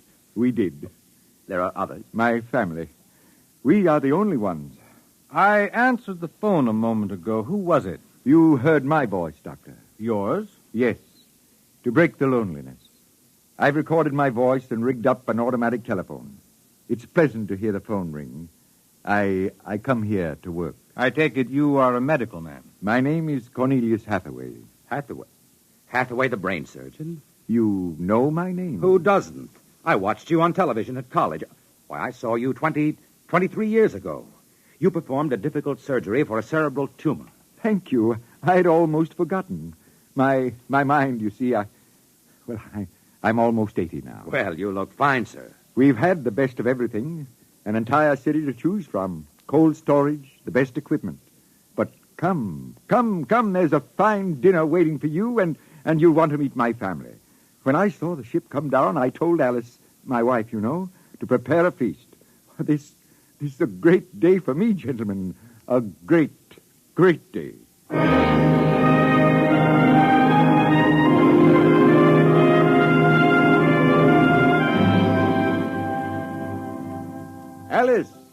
Alice, come out to the porch and see who we have here. Alice, you here? Come out. My wife, gentlemen. Alice, Captain Parsons, Dr. Evans, Mr. Williams. How do you do, Hathaway? How do you do? And now, if you will follow me in, gentlemen, we'll meet my children. Lord, what a beautiful woman. She looks no more than 35. Do you suppose the radiation could have done that to her? I don't know. And these are my daughters, Susan and Marguerite, and my son, John. How do you do? How do you do, sir? Sit down, gentlemen, sit down. We'll have a feast in honor of this occasion. Susan, Marguerite, get the best silverware and the damask napkins. And John, fetch the champagne. Yes, Father. Excuse me a moment, John. Sir? How old are you? 23, sir. Thank you. What is it, Captain? Something wrong? Nothing. Except that it's impossible. You see, Dr. Hathaway's son was already in college when I started. That would make him at least 45.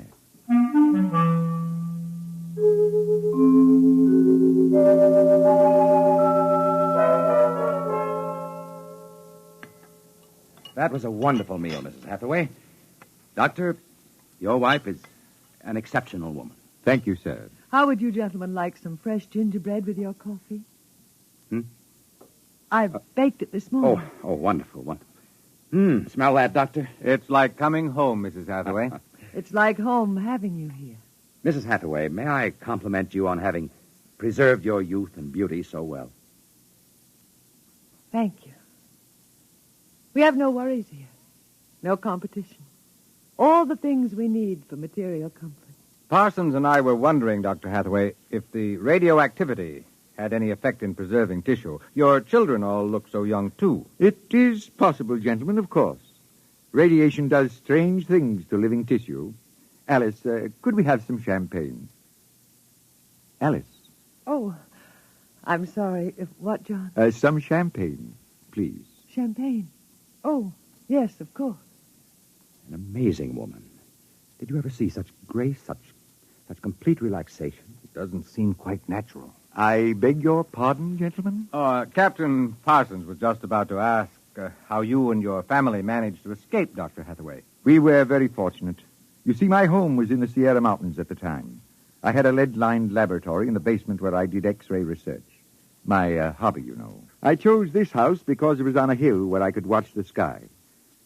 Oh, the loneliness of those first years. But at least you had your wife and children. Yes, I had my family.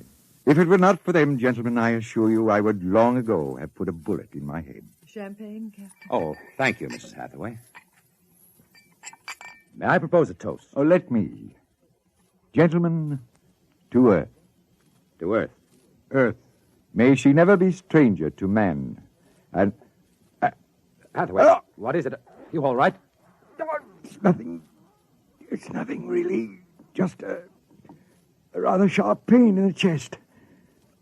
Why don't you gentlemen go out on the porch and enjoy the air? You've had a long and tiring journey. Alice, we'll show you the way. Will you be all right, John? Yes, don't trouble yourself. I'll see you all in the morning. Good night, Doctor. Good night. Come, John. Yes, Father.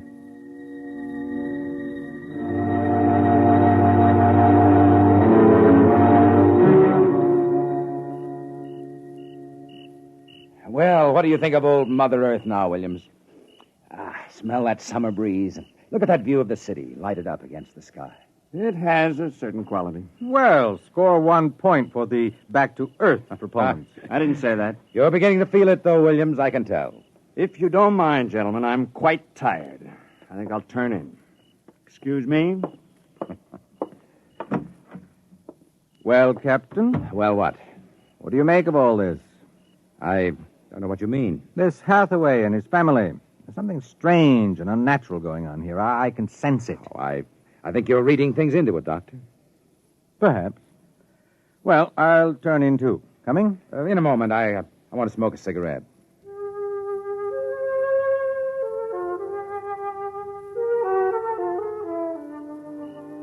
It's a very beautiful view, is it not? Oh, I didn't hear you come out. How is he? Resting. I've never seen him this bad.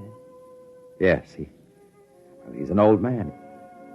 I'm sorry, but the difference in your ages is so apparent. You must have been married very young. You don't know about us, then? No. Perhaps it is better that way. I don't follow you. Is it something about your husband? He acts very strangely. My husband is a very great man, Captain. It is too bad there was no one to appreciate him. Once he wired the whole city with sound speakers. And when he pressed a button, the whole town lit up and made noises as if 10,000 people were living in it. He must have been very lonesome.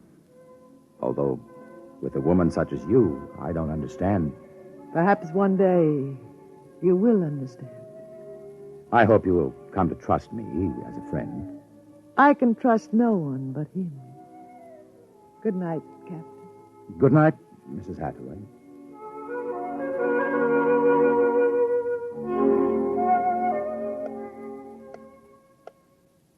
Captain. Captain Parsons. What are you? Who's there? Dr. Evans. Oh, what's wrong? What time is it anyway? 2 a.m. What's wrong? I couldn't sleep. A few minutes ago, I heard someone slip out the front door. In the moonlight, I saw it was the old man. He was headed toward the ship. What are you suggesting, Doctor? Nothing, except that it's fairly unnatural for an old man with a bad heart to go wandering off at 2 in the morning. Very well. We'll follow him.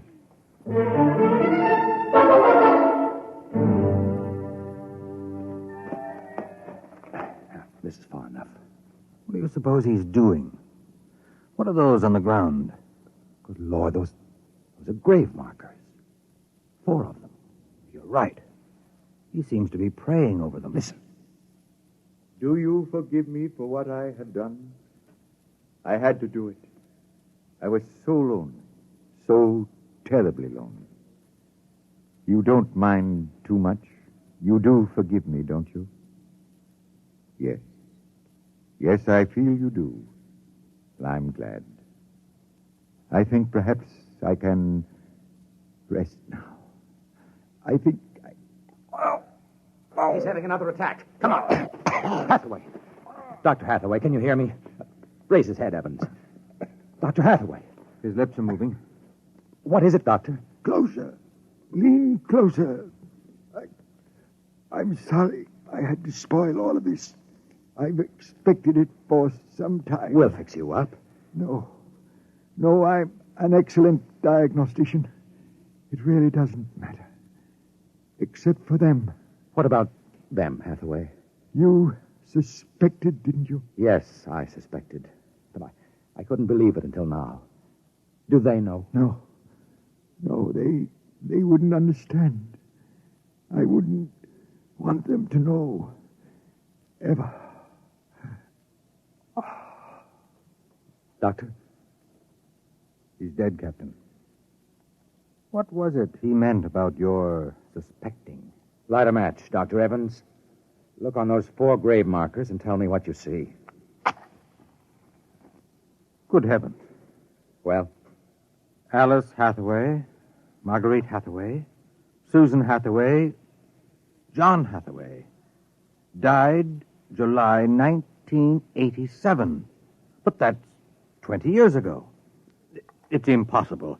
If these markers are correct, then who are those others? Can't you guess, Doctor? Can't you guess?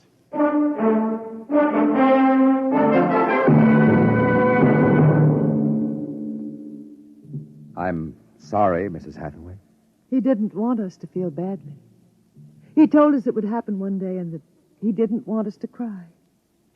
He didn't teach us how, you know. He said it was the worst thing that could happen, to know how to be lonely and unhappy. We weren't to know what death is. Perhaps it's just as well. You know about us, don't you? Yes, I know. I didn't think you knew yourself. The children don't. I've been aware for a long while. No one would have guessed. You're so perfect. He would have liked to hear you say that. He was so very proud of us. After a while, he came to love us, and at the end he took us as his real wife and children. He even forgot, sometimes, that he had made us. You gave him a great deal of comfort. Yes. Over the years, we sat and talked. He loved so much to talk. I was first, you know. Then he became lonesome for the children, and so he made them. There was only one thing. One flaw. And that? He couldn't make us grow old. And so he had to watch himself become an old, old man while we stayed young. It was a great blow to him. We'll bury him on the hillside where the other 4 crosses are. I think he would like that. Yes, he would. Mrs. Hathaway, Alice, I think that you are a very great and wonderful woman.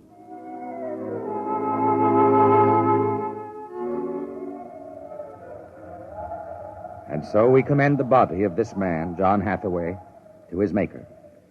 Ashes to ashes, dust to dust returneth. Amen. Come, John. Yes, Mother. Susan, Marguerite. Evans, Williams, stay here a moment, please. What is it? Let them go back to the house. I want to speak to you.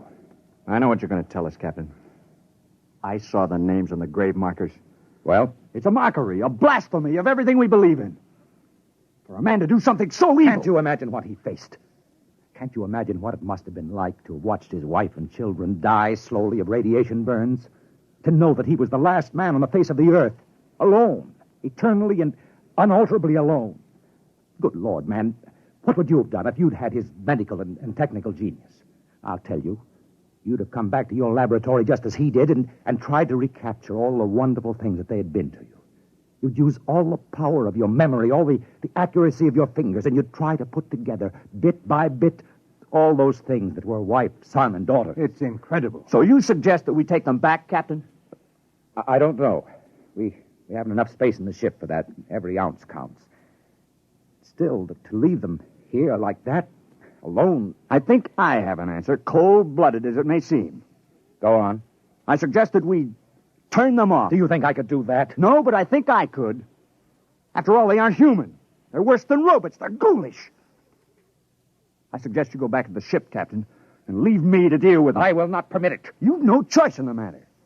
I assure you it'll be quick and entirely painless. I hate to admit it, but he's right, Captain. We can't take them with us, and it would be less than human to leave them here without Hathaway. They were created by him for himself. They have no other feelings, no other purpose. If you leave them, they'll go on year after year, night after night, talking, laughing, baking strawberry biscuits for no reason, not knowing who they are, why they exist. Could you do it, Doctor? I don't know. I've already offered to do it. No, I wouldn't want it to be you, Williams. You're sick. You have no feelings. If Dr. Evans here can do it, well, so be it. It's a difficult thing, Captain. Still, as you say, they aren't human. Logic is on your side. It isn't as if you were murdering someone. Well, give me the blast gun, Williams. We'll wait in the ship. Take off in half an hour. Half an hour.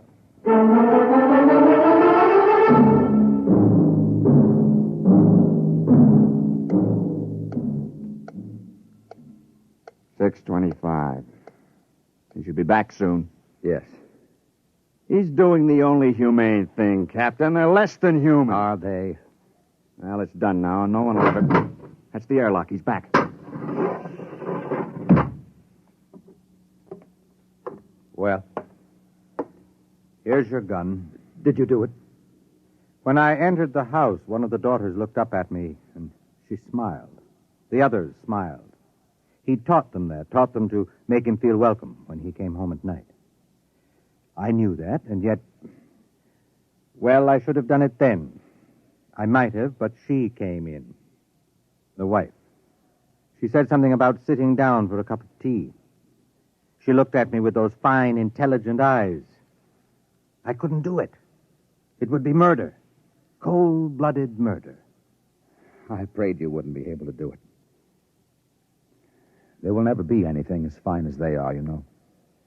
Built to last 100, 200, perhaps 1,000 years. Well, get the course in the integrator, Williams. We'll take off in 20 minutes. I should be back by then. You're going out, sir? I'm going to say goodbye.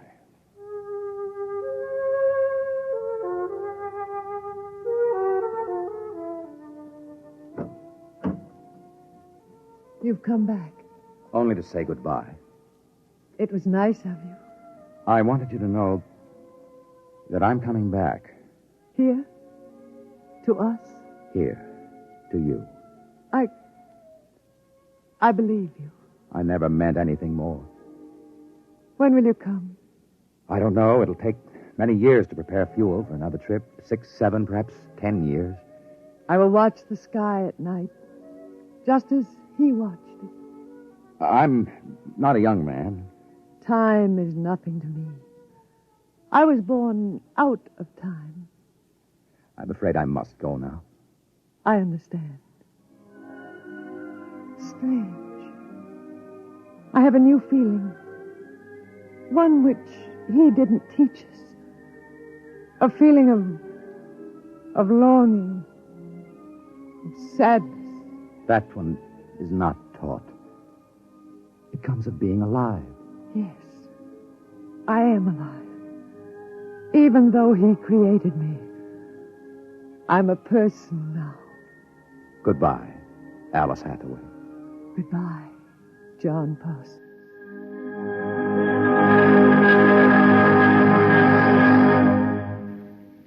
You have just heard X-1, presented by the National Broadcasting Company in cooperation with Street and Smith, publishers of astounding science fiction. Tonight, by transcription, X-1 has brought you Dwellers in Silence, written by Ray Bradbury and adapted for radio by George Lefferts. Featured in the cast were Anne Seymour, Carl Weber, Theodore Osborne, Richard Hamilton, Edwin Jerome, and Stan Early. Your announcer, Fred Collins. X-1 was directed by Daniel Sutter and is an NBC Radio Network production.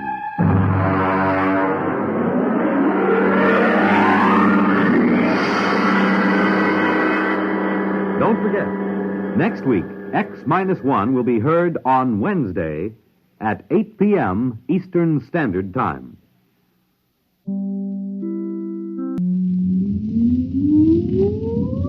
Countdown for blast off. X-5, 4, 3, 2, X-1, fire.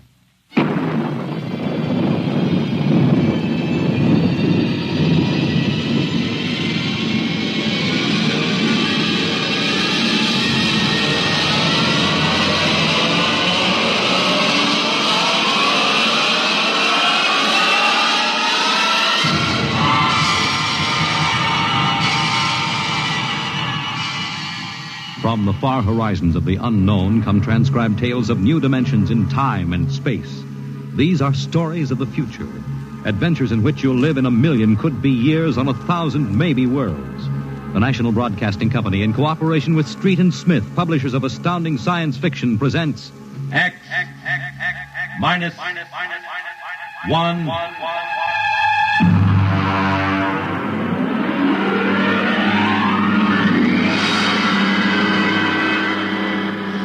Tonight's story, The Green Hills of Earth.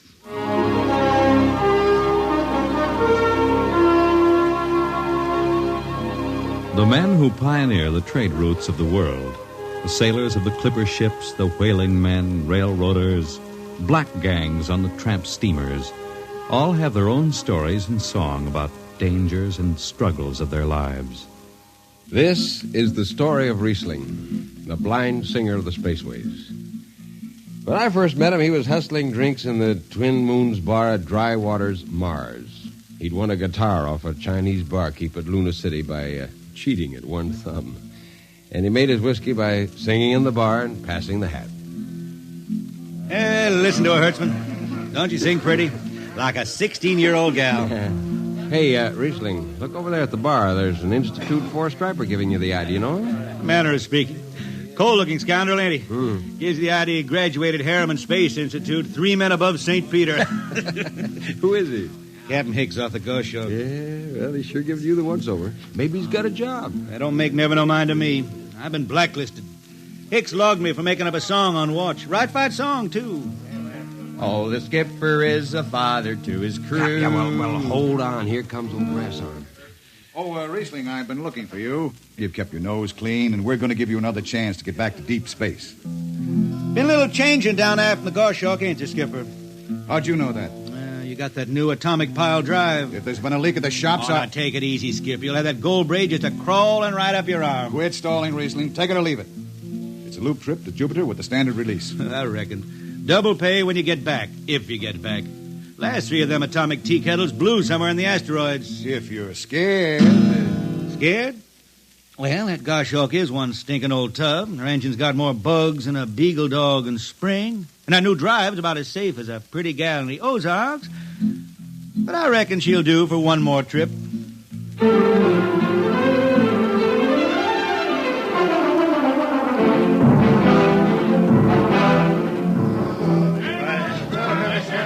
Welcome home, Riesling. Hi, Jimmy Legs.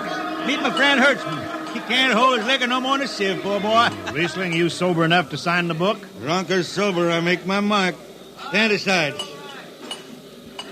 3 X's? Took me a middle name. Ha, ha, ha. You 2 lay below. And Hertzman, yeah? Get him sobered up before the skipper makes rounds.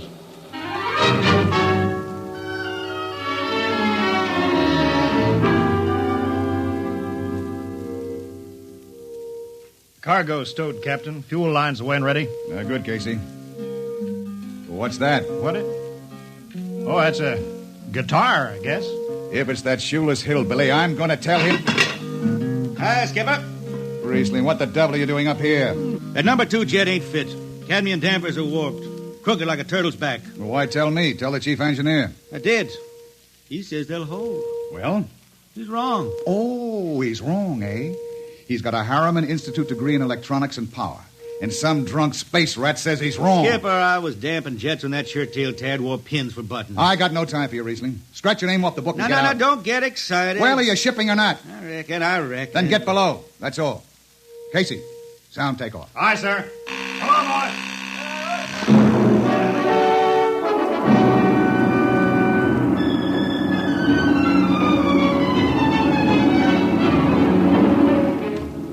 On a Hawk-class clunker in those days, damping was done by hand with a multiplying vernier and a danger peeper. Jetmen slept with one ear tuned to that, and as long as the peeper ticked off slow and steady, we knew the ship was safe. For a while.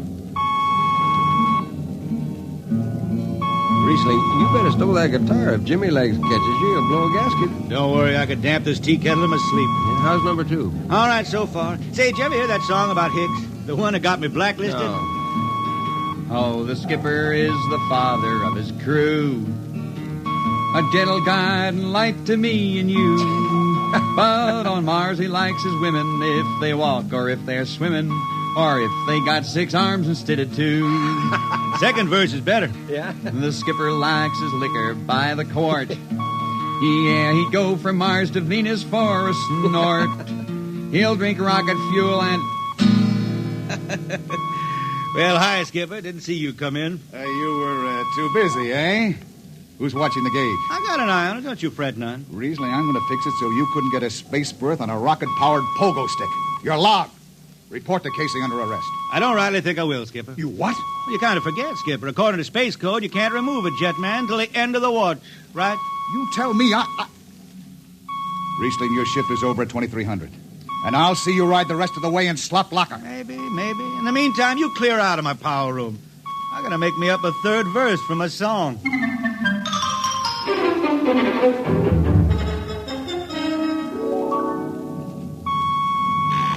Yeah, I got it. Power room. Damp number 2 a point. Number 2, I... Hold on, Hertzman. Jimmy Legs, is that force-drive Boyle up there? Give me that, Casey. Riesling, I've taken about enough from you. And I got a little news for you, Skipper. Number 2 jet is bulging like a fat lady in a satin skirt. Listen, you clown. Damp number 2 a point. Sure. Look out, Hertzman. I'll take it. You watch the gauge. Now. He's riding easy here. It's bucking a little. What? Riesling, hit the emergency! All right. She won't damp. It's that warp. Yeah. There go the lights. Duck her! Duck! Riesling! Stay down behind the baffle. I gotta take a look. It's radioactive. Look out! I've gotta fish the hot stuff out of the tube. What's going on down there? Shut up, Jimmy Legs. I'm busy. She's tight now. What happened? Number 2 blew, you lunk-headed space rat. You all right? A little sunburn. Lights are gone. What's the matter with the emergency circuits? Riesling, Jimmy Legs, get some lights down here. It's dark. Get the emergency light on. But they're on, Riesling. They went on right after the blast. The lights are on. What are you talking about? It's dark. Jimmy Legs! Jimmy Legs, turn on the lights. Turn on the lights.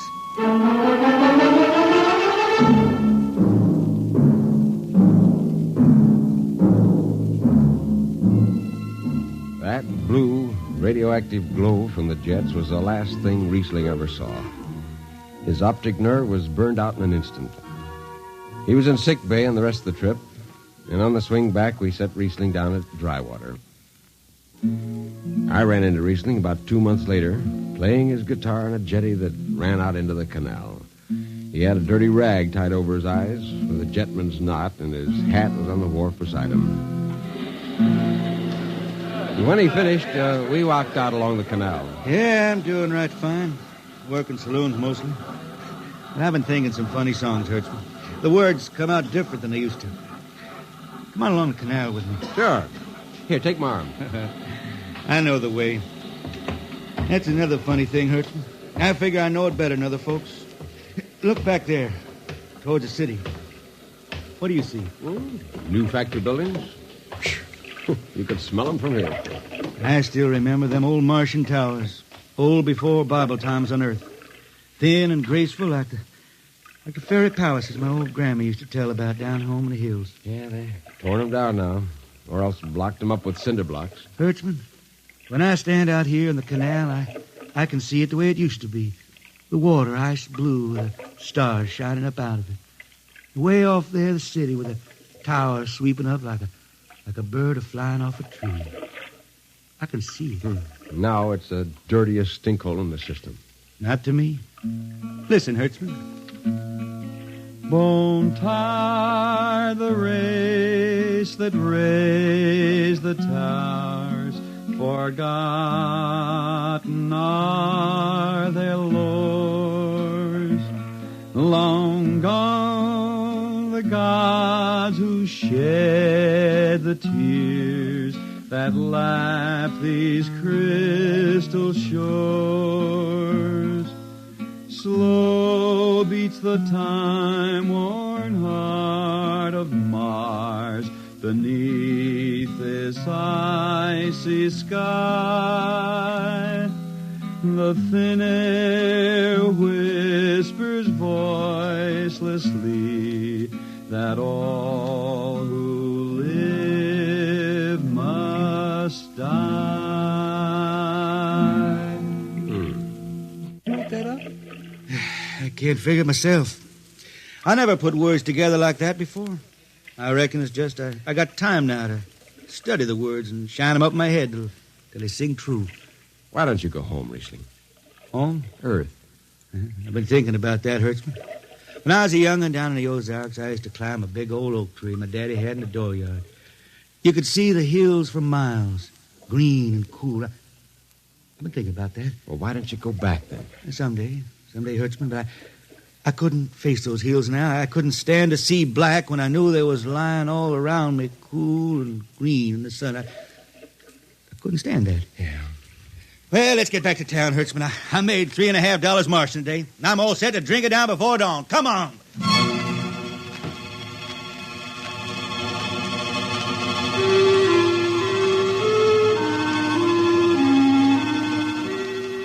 I lost track of Riesling after that.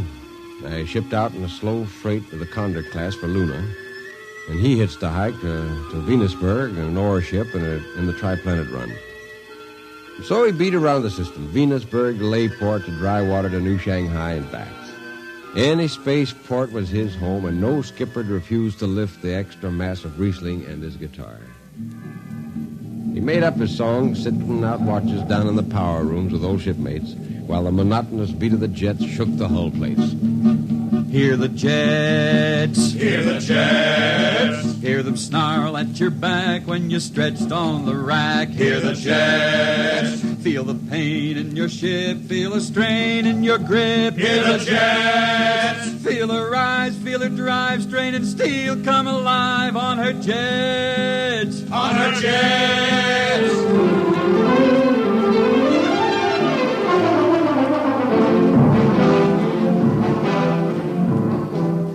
Little by little, his songs began to travel along with spaceways ahead of him. Raw spaceman songs. A different kind of song. Strange, sad songs, like the ones you find printed in the Centennial editions. Well, there's one called Dark Star Passing and Death Song of a Weed Cold. And then finally, The Green Hills of Earth. It grew for 20 years, that song. They say it started way back when Riesling was down in the labor camps in Venus singing for the indentured men. When when he hit Venus, he'd always head out for the backwoods to sing for him. First, if someone will kindly pass a bottle. Oh, it ain't much, Riesling. Here. It'll do. Oh, what is that stuff? Tequila.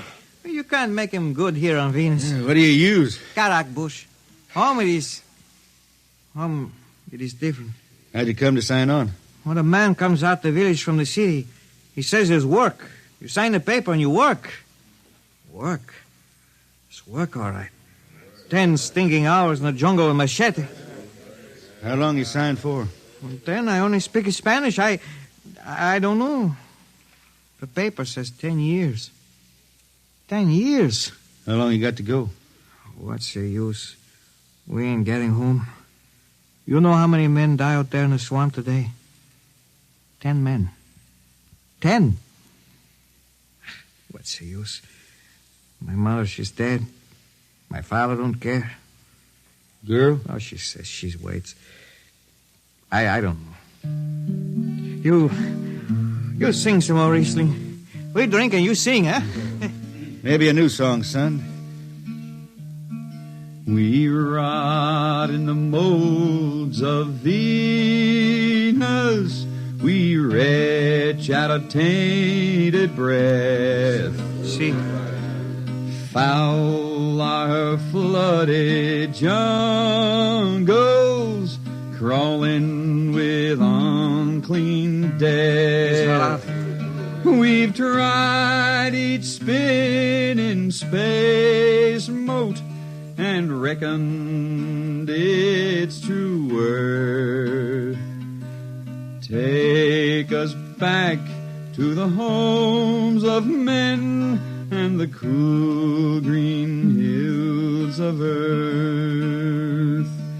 Take us back. What's the matter? Finish the song, Riesling. I can't yet. It just don't come. I'll finish it when I go home. That's it. When I go home to the hills. Now pass that bottle. A dawn whistle don't blow for 4 hours.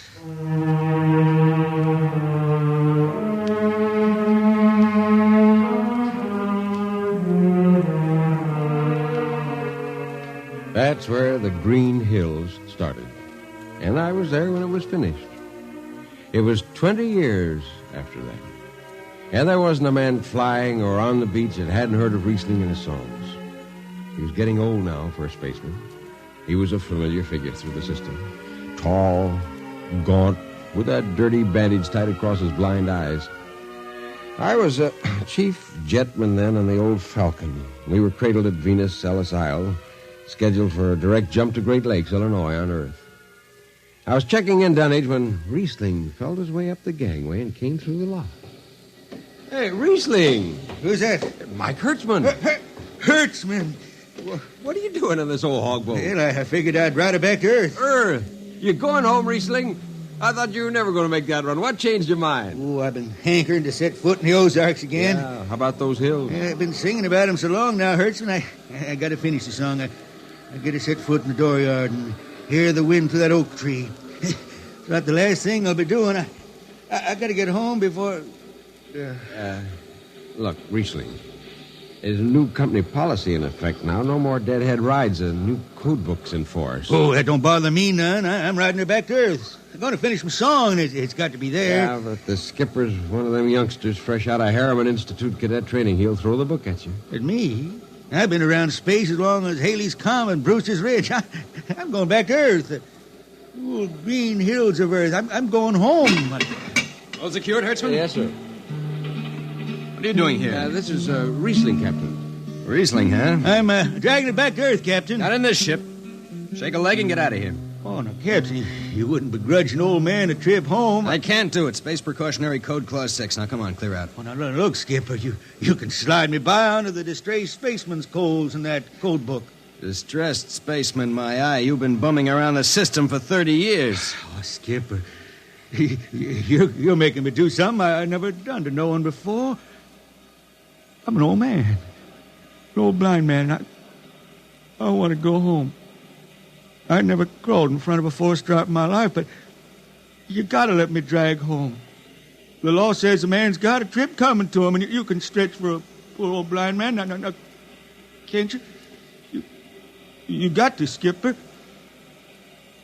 All right, you old space rat, but keep out of the way. I run an efficient ship, and I don't want any trouble. Oh, no, sir, no trouble. I'll just lay down to the power room. I'd kind of like to be near the jets when they blast off for Earth.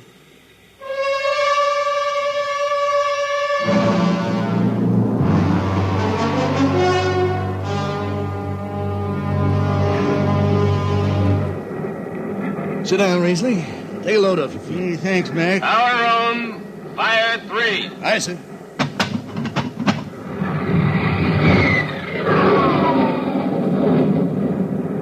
Have you seen these new automatic tampers, Riesling? Don't have to do nothing, just sit and watch. Yeah, where's the peeper? Turned off. It's all automatic. Youngsters have it soft. When I was twisting her tail, you had to stay awake. You got the old hand-damping plates on? All but the links. I unshipped them. They cover up the dials. You might need them. Oh, the automatics handle everything. Well, you're finally going home, Riesling, huh? Won't seem the same out past the moon. Yeah, I've been waiting for this a long time, Mac. It's going to be good to get home, I reckon. The argent sky is calling spacemen back to their trade. Mac, I got the emergency. The hand dampers. Here are the links. Mac, they ought to be on the wall somewhere here. I got them. What's the alarm? Emergency squad coming in. Stay out. The place is hot. Radiation blast. Stay behind the baffle. I got the links shipped. I can hand damper now. What's going on in there? I'm spilling Jet 3. Is this McDougal? McDougal's dead. This is Riesling on watch. Riesling! Get out of there. You'll kill yourself. Don't worry, Skipper. I know this power room like the inside of my shirt. Somebody's got the damper. Riesling, I'm sending in a crew. No use. The whole room will be hot for an hour, and the other jets won't hold. Oh, Skipper, throw on recording tape. What? Throw on a recording tape. I got a song to finish, and I gotta make it right now. Yeah, I can hear it. Riesling, the radiation will burn you down. She's clear now, Skipper. She'll burn out clean. Riesling, are you all right? I reckon. Pretty sharp sunburn. You'll pick me out of here with tongs and bury me in a lead shield coffin. Radiation's getting bright. I can almost see it. Bright, rosy like the sun. Like the sun over the hills down home. We pray for one last landing on the globe that gave us birth. Let us rest our eyes on the fleecy skies of the cool green hills of earth. That's the way he died. Riesling, the blind singer of the spaceways, singing of the home he never reached, the cool green hills of Earth.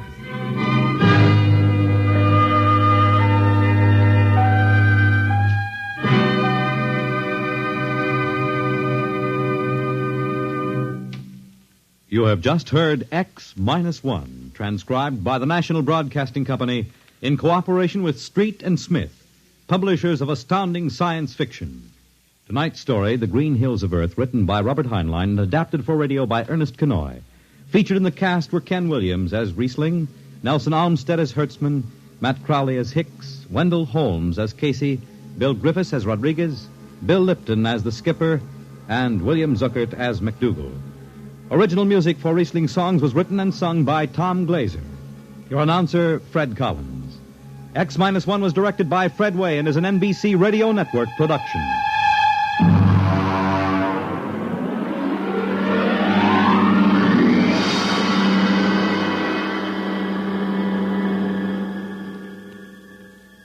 And now, next week,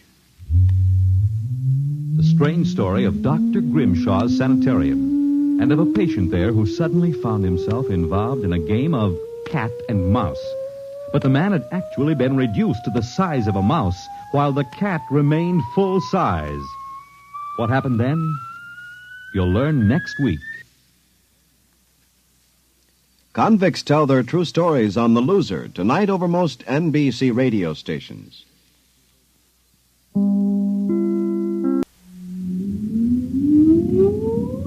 Countdown for blast off.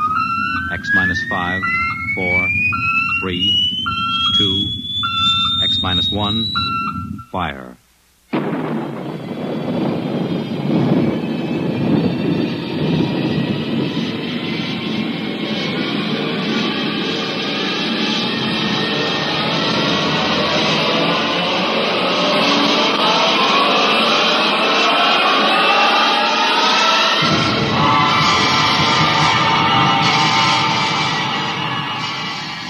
From the far horizons of the unknown come transcribed tales of new dimensions in time and space. These are stories of the future, adventures in which you'll live in 1,000,000 could-be years on 1,000 maybe worlds. The National Broadcasting Company, in cooperation with Street and Smith, publishers of astounding science fiction, presents X-1.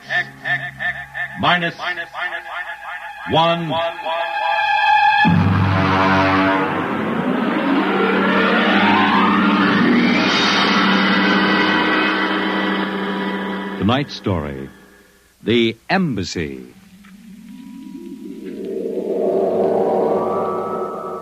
Out of the infinitude of stars and planets in the solar system and other systems in the universe, it is almost mathematically certain that other forms of life exist on other worlds. Someday, in the future, in 1,000 years, or in the next 25 minutes, Daring travelers through space will make contact with the inhabitants of another world. But the question is, will we contact them first, or will they contact us? A private detective agency in downtown New York. Mr. Graffius, Mr. Broderick will see you. Well, what can I do for you? My name is Graffius of Springfield. I would like your assistance in helping me locate a Martian embassy. Would you say that again very slowly? I came to New York to locate the Martian embassy. I assume you were joking. On the contrary, I am completely serious. As it happens, I am interested only in Martians at the moment. I see. Okay, shoot.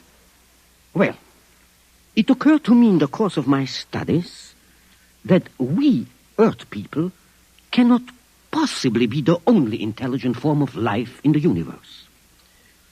Since Mars is older geologically, and since it is also an atmospheric planet, its evolutionary history could easily be similar to ours. Do you follow me? Well, so far I can't say no. If this is true, then they must have been watching us, observing us for hundreds, possibly thousands of years. They also know we are a militaristic, warlike race. We might conceivably set out to conquer and occupy Mars someday. In which case they would try to get the jump on us. Precisely, Mr. Broderick. Now, if you were planning to attack an unknown nation, what would be your first move, Mr. Broderick? Well, intelligence. Find out what the odds are. Oh, you have a very logical mind, sir. You would send agents to scout the nerve centers of earthly civilization and advancement. Not Kansas City or Equatorial Africa, my dear sir, but here, in New York, the most technically advanced spot on the earth. And you want me to help you prove this theory of yours? Precisely. The expense doesn't interest me. Well, now, this may take a long, long time, Mr. Graffius. After all, nobody has ever seen a Martian. I assure you they will be very ordinary-appearing people. Mm-hmm. Very likely they live together in downtown New York. Most certainly they live in a private house with no servants to pry in their affairs. Oh, some ordinary people who live in a private house in downtown New York. I might just as well look up Martians in the classified section of the phone book. There's one other lead which might help you. What's that?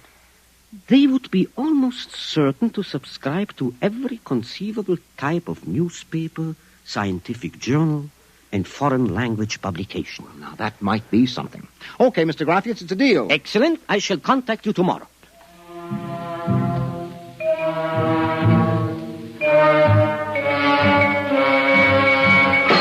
Boss, here's an address. Takes everything from Pick Magazine to the Manchester Guardian. Here, listen to this here.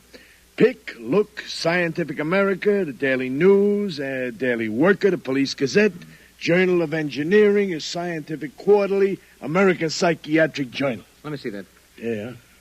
Oh, Doolin. Sometimes I wonder, what is the address on this? Well, it's 9 West 124th Street. Which happens to be the Harlem branch of the New York Public Library. Oh.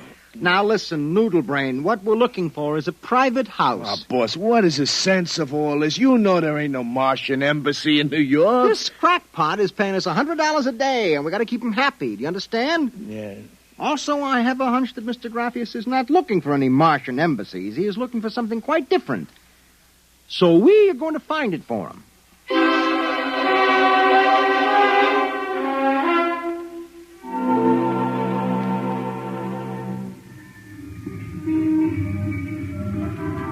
Which house is it, Doolin? It's right down there, number 108. Nobody comes out, nobody goes in. I asked around. You haven't been blabbing around the neighborhood that we're looking for the Martian embassy, have you? Boss, I'm stupid, but I ain't that stupid. Who'd you talk to? I struck up what you might call a casual acquaintanceship with those two girls standing with the baby carriages up the street. That cute one is real cute. Look, Doolin, don't try to do anything intelligent, all right? Just keep walking up and down, see? Check. I'm going back to the office to meet Graffius. I'll see you later, boss.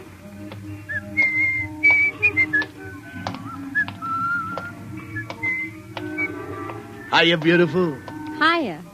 flatfoot. Name is Dolan, honey. Iron Man Dolan. Your line is getting rusty, Iron Man. So help me, honey. If I'm feeding you a line, may the heavens open up and strike me dead. Hey, what's that? Look out!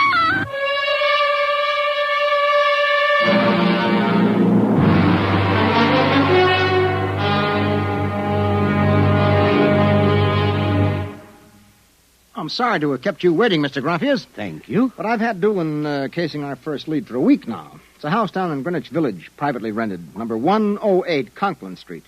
Nobody seems to know anything about who lives there, except that they subscribe to every paper and scientific journal put out. Also, there's a radio antenna on the roof. Oh, you don't suppose your Mr. Doolin will try to get inside the house? If this place is the Martian embassy... No, don't worry. Doolin can take care of himself. It's probably him now. Excuse me. Hello. Yeah, speaking. Doolin? Yeah, he works for me. What? No. No, I can't think of any. Yeah, sure. Okay, I'll be right down. Okay, Lieutenant, yeah. Yeah, right away. Something the matter? Doolin is dead, Mr. Graffius. All right, come on, we get a cab. I have to identify the body.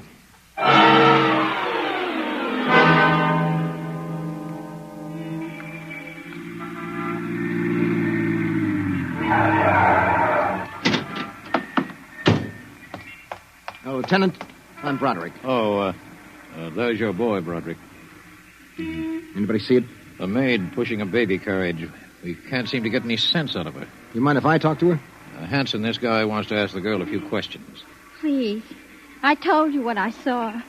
How many times I got to tell you? Look, miss, the dead man was a personal friend of mine. Would you tell me what happened? Helen and I were standing in front of Rackman's candy store up on the corner. We both had the babies out. He said hello and joked a little. Then he... What happened? It's too awful. No, please. Well, first he squashed. And then the stone fell on him. Did you repeat that? They don't believe me. But Helen saw it, too. Saw what? First he squashed, and then it fell on him. He was mashed flat before it even hit him. Now, look. That's the story, Broderick. Please, let me alone. Let me go home. I told you what I saw. Now let me alone. Let me alone. Did you learn anything, Mr. Broderick? I don't know. May I ask, what do you intend doing? Well, as soon as the cops clear out and this place quiets down, little Broderick is going to pay a personal call on the Martian embassy. Or whatever number 108 is.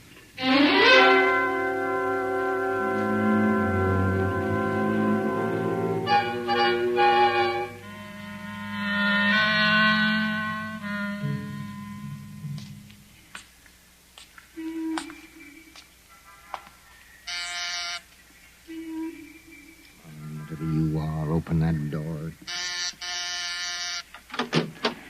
Yes? Oh. Well, young man. Oh, excuse me, ma'am. Is the lady of the house at home? I'm the lady of the house. Oh, well, my name is Broderick. I represent the Manhattan Child Adoption Center. We're soliciting funds and clothing for stranded and unadopted children. I Won't wondered you if... come inside? Well, we don't. Usually Oh, we... nonsense. I'm old enough to be your grandmother. Besides, my son Lauren is working at home. Your son? Oh, he's a bibliographer. He writes summaries of articles and books from scientific journals and publications for libraries and universities. Oh, I see. Sit down, Mr. Broderick. Let me pour you a cup of tea. Oh, thank you. Well, you know, I'm not much of a tea drinker, but it seems to have a strange taste. Oh, it's my own recipe. Uh-huh. Well, I think that I'd better be running along but now. You haven't finished your tea, Mr. Broderick. No, really. I feel a little funny. I'll call Lauren. No. It's all right, I'm leaving. I just feel kind of dizzy. I'm sure Lauren would like to hear about the adoption center. I'll call him. No, don't Oh, but bother. I must. Besides, you aren't well. Tea. Lauren! I've got to get out. Lauren! Lauren, hurry! Look out. You get out of my way. No. You must stay. Yes, Mother. You drugged my tea. You let go of my arm. Lauren! Let go. No! Oh! I've got to get out the front door. Open. What happened? The other one, that Broderick, he was here. I drugged his tea. He got away? He was suspicious. Fool! Idiot! Go after him. Risk another murder on our doorstep. Are you insane? But he suspects. We'll have to take our chances. We'll have to think of some other way. If he goes to the authorities... Oh, they'll laugh at him. How did they find out? I don't know how. But I'm certain someone else sent them. Who? I don't know. I'm afraid to let myself think. It might be. It just might be them.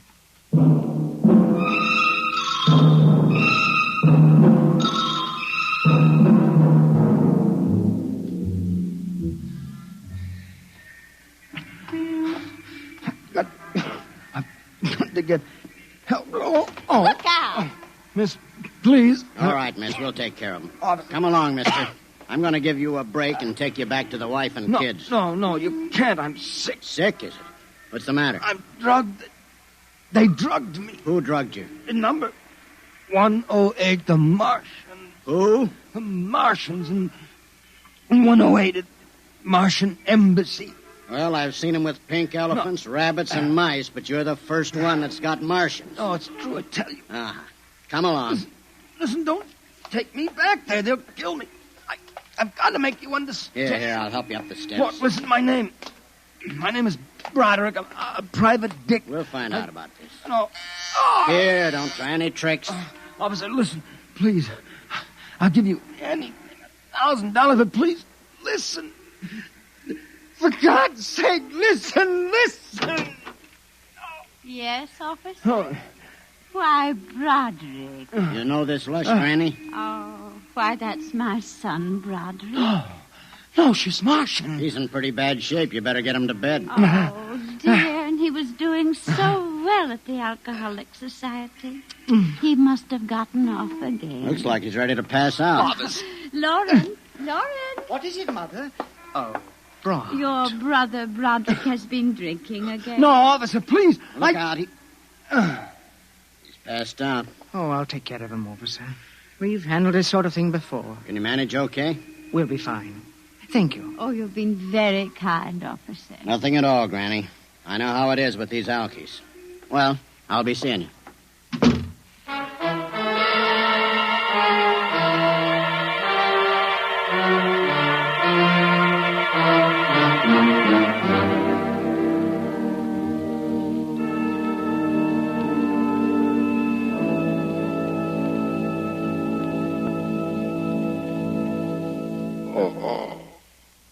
Martian Embassy. Martian. Oh, my head. Our Mr. Broderick is regaining consciousness, Mother. What happened? I can't get up. Oh. Do not struggle, Mr. Broderick. It will be impossible for you to rise from that chair. The pressure from this ray will keep you there. Ray? You've already guessed, Mr. Broderick. You mean this really is the Martian Embassy? Yes.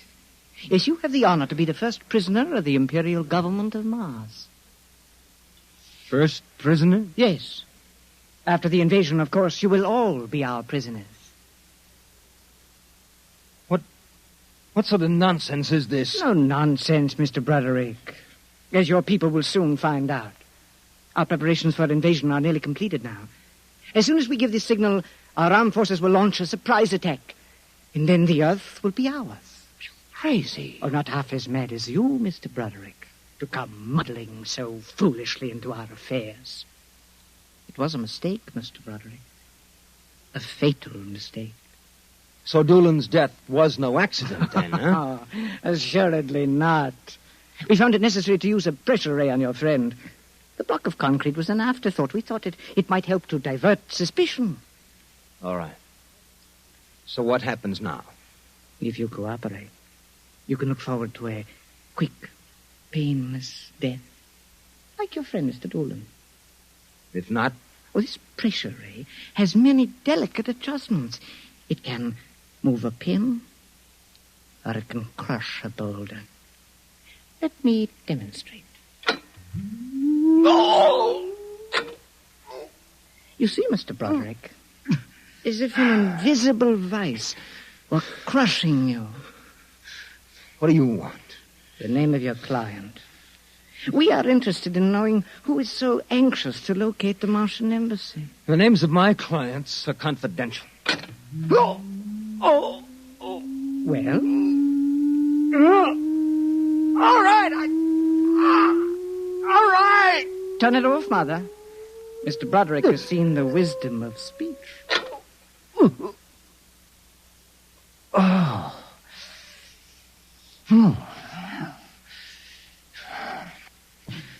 His name is Graphius.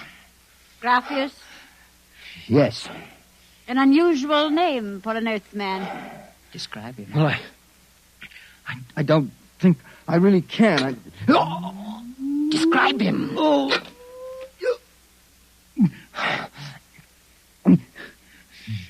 He's tall. The big forehead. It's about 60. Wears thick glasses. He's bald. Lauren, it sounds like one of them. Yes. Yes, it does.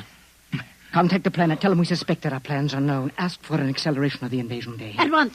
What about me? Oh, I am sorry, Mr. Broderick. But I'm afraid you know too much now. In exactly 5 seconds, you will feel the full impact of the ray which faces you.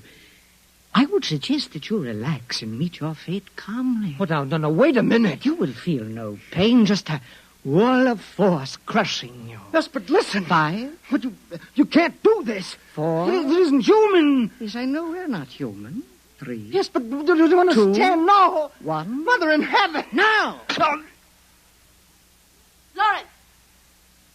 It didn't work. Something has happened. The magnetic field is dead. Stand back from the pressure ray, please. It will not function anyway. I have decontrolled your field. Lauren! Lauren, it's one of them. They found us. Did you think we wouldn't? You are free to move now, Mr. Brown. Look, I don't know how you got in here, Graphius, but stick around. These babies are really Martians, just like you said. They're planning to invade the Earth and take over. There will be no invasion. All right, you keep these characters covered. I'll get the police. There will be no need for the police. I intend to handle them myself. But, Graphius, the police will want Do not call the police. I don't get it. You fool of an Earthling. Don't you realize with whom you are dealing? The invasion of Earth by Mars will be like child's play compared with what... Lauren! Oh! Holy mackerel. They just flattened out. Yeah, like your friend, Mr. Doolin. Oh, I detest the use of violence where the intellect can rule. But unfortunately, the Martians are a threat to us and must be destroyed so that we can proceed with our own plans. What plans? Naturally, you wouldn't comprehend. Wait a minute. There are some things here that I do understand. A second ago, that pressure ray didn't work. Now you're using it like it was a toy. How did you get in here, anyway? Who are you? Another one of these Martians? No, Mr. Broderick. I happen to be a Venusian. A what? A representative of the planet of Venus. You're crazy. Not at all. Martian invasion would be like child's play compared to ours. The Martians would simply have conquered and enslaved your people. We Venusians intend to exterminate you completely. Then I suppose that you were going to start by knocking me off. On the contrary, you are free to leave any time you please. Leave? Yes. Are you kidding? I know your plans, the invasion. I could go... Tell the police? Go ahead. Huh? Why don't you try it, brother? Because the minute I turn my back, you're going to let me have it. Suppose you try it and see. I have no interest in stopping you. Go ahead. Run to the police. Tell them anything you like. All right, Buster, you asked for this.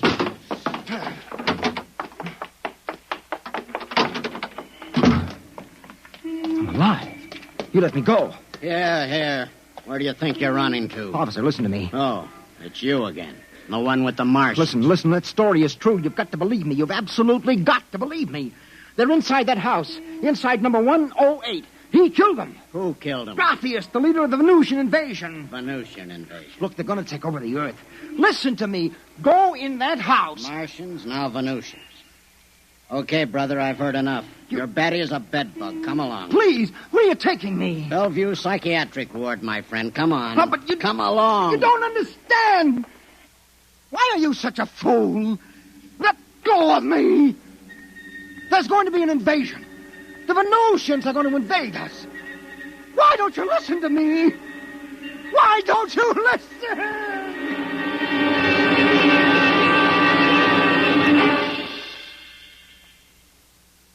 You have just heard X-1, presented by the National Broadcasting Company in cooperation with Street and Smith, publishers of astounding science fiction. Tonight, by transcription, X-1 has brought you The Embassy by Donald A. Wollheim, adapted for radio by George Lefferts. Featured in the cast were John Larkin, Theo Getz, Bill Zuckert, Audrey Blum, Virginia Payne, Clark Gordon, Jack Orison, and Reese Taylor. Your announcer, Fred Collins. X-1 was directed by Dan Sutter and is an NBC Radio Network production.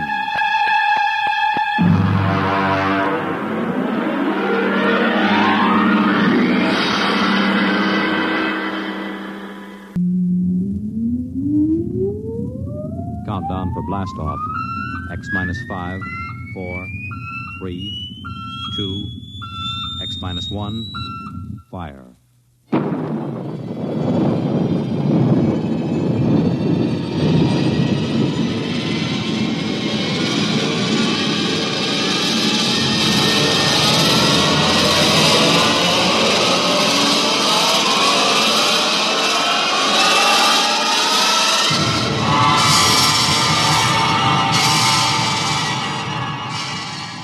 From the far horizons of the unknown come transcribed tales of new dimensions in time and space. These are stories of the future, adventures in which you'll live in a million could-be years on 1,000 maybe worlds. The National Broadcasting Company, in cooperation with Street and Smith, publishers of astounding science fiction, presents X-1.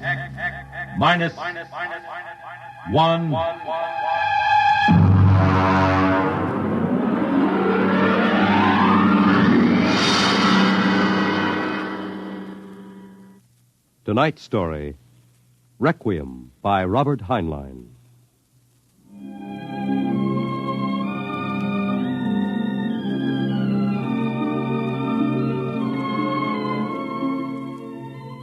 On a high hill in Samoa, there is a grave.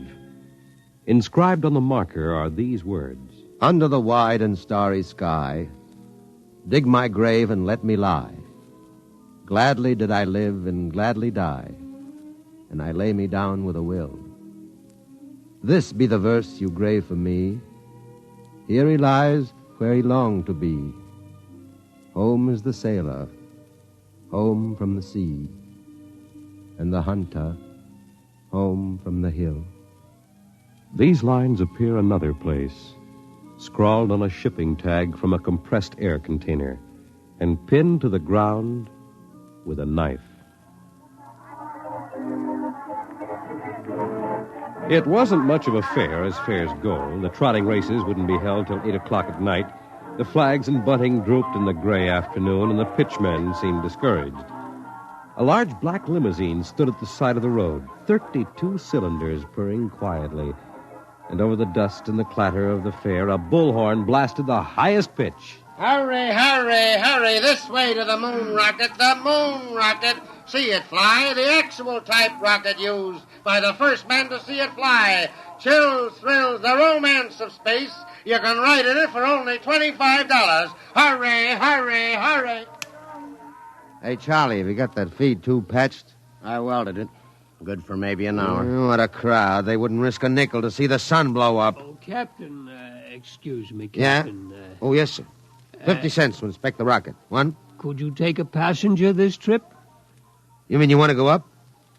$25. That's right. Yes, sir, right away. Charlie, take the pitch. Step this way, sir. Look out for the feed lines. Oh, yes, I see them. Hey, Doc.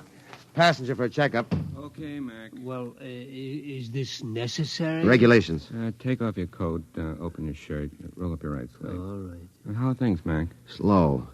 We're not drawing as much as the cooch tent. It'll pick up tonight with the trotters. I'm ready, Doctor. All right, give me your arm.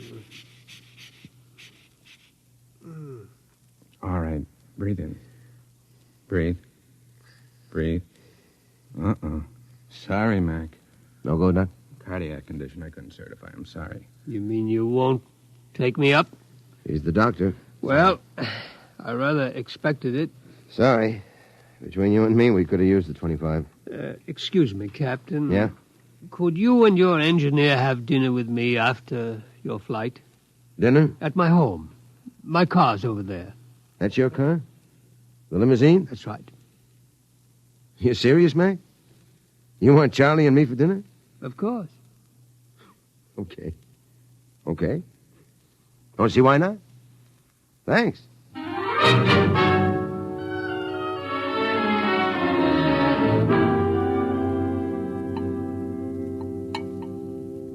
Charlie, you had enough. Lay off, Mac. Oh, that's perfectly all right, Captain McIntyre. Cigar? Thanks. Light? Well, thanks. Yes, it's hard for me to see why any holder of a master's ticket would quit the Earth-Moon run. I didn't like it. Yeah, don't hand us that. It was Rule G washed you out. All right, so I took a few drinks. Tell me, gentlemen, are you satisfied with what you're doing now? Are you kidding? We've been pushing the old junk heap for a year. Half the time, the sheriff has an attachment on the ship for a fuel bill. It stinks. Would it help you to get back to the moon? Well, sure. I could get a short-haul job hopping ore. I kept my nose clean. I might even get back on the run. Would you be open to a business proposition? What is it? You own your own rocket? Barring a couple of liens against it. I want to charter her to take me to the moon. You hear what he said, Mac? He wants us to fly that old heap to the moon. He can't do it. The old boat's worn out. Why don't you charter a regular company ship? Oh, no, I can't do that. The company charter comes up before a congressional committee this year. They have to follow the regulations. You can't pass the physical. Now, if you can afford to hire us, why don't you bribe a couple of company medics? It's been done before. I know, but not for me. I'm D. Harriman. Harriman? You own the company. Hey, what are you giving us? I own a large percentage of the company, but the other directors won't permit me to jeopardize the franchise. You tie that, Mac. A guy with half the money in the world, and he's up a creek. Shut up, Charlie. Why do you want to go to the moon so bad, Mr. Harriman? Well, it's the one thing I've really wanted to do all my life. I'm maybe 50 years older than you. When I was a kid, nobody believed we'd really reached the moon. You've seen rockets all your lives. When I was a boy, they laughed at the idea, but I believed. I wanted the moon then. I used to stand in the backyard and stare at it.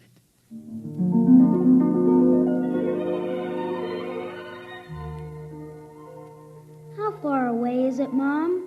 The moon? Far enough. Why don't people fly to the moon? They can't. Why not? They just can't. But not now, anyway. Someday I will. What? Fly to the moon. Sure.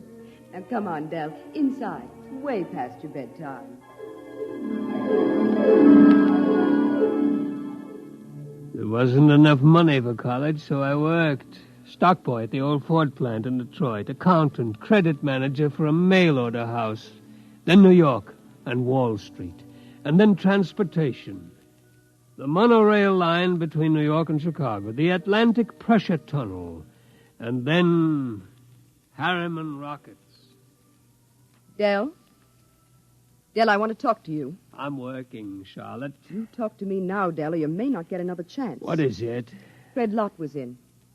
You've sold out again. I run the business, Charlotte. Dell, I'm fed up with it. Up to here. I married you because I love you. I still love you, but I'm fed up. Now, what is it, Charlotte? We're not young anymore. Fred tells me you've bought into a bankrupt engineering firm, sunk every nickel in it. Well, they own the Schwarzmiller fuel injector patents. I need them. How many times do we have to start over? I'm tired. I'm not asking for millions, just a little life for the two of us. I didn't know about the divorce for a month. I lost the papers under a stack of blueprints and stock prospectus. That night I walked through the park, watching the full moon move across the sky.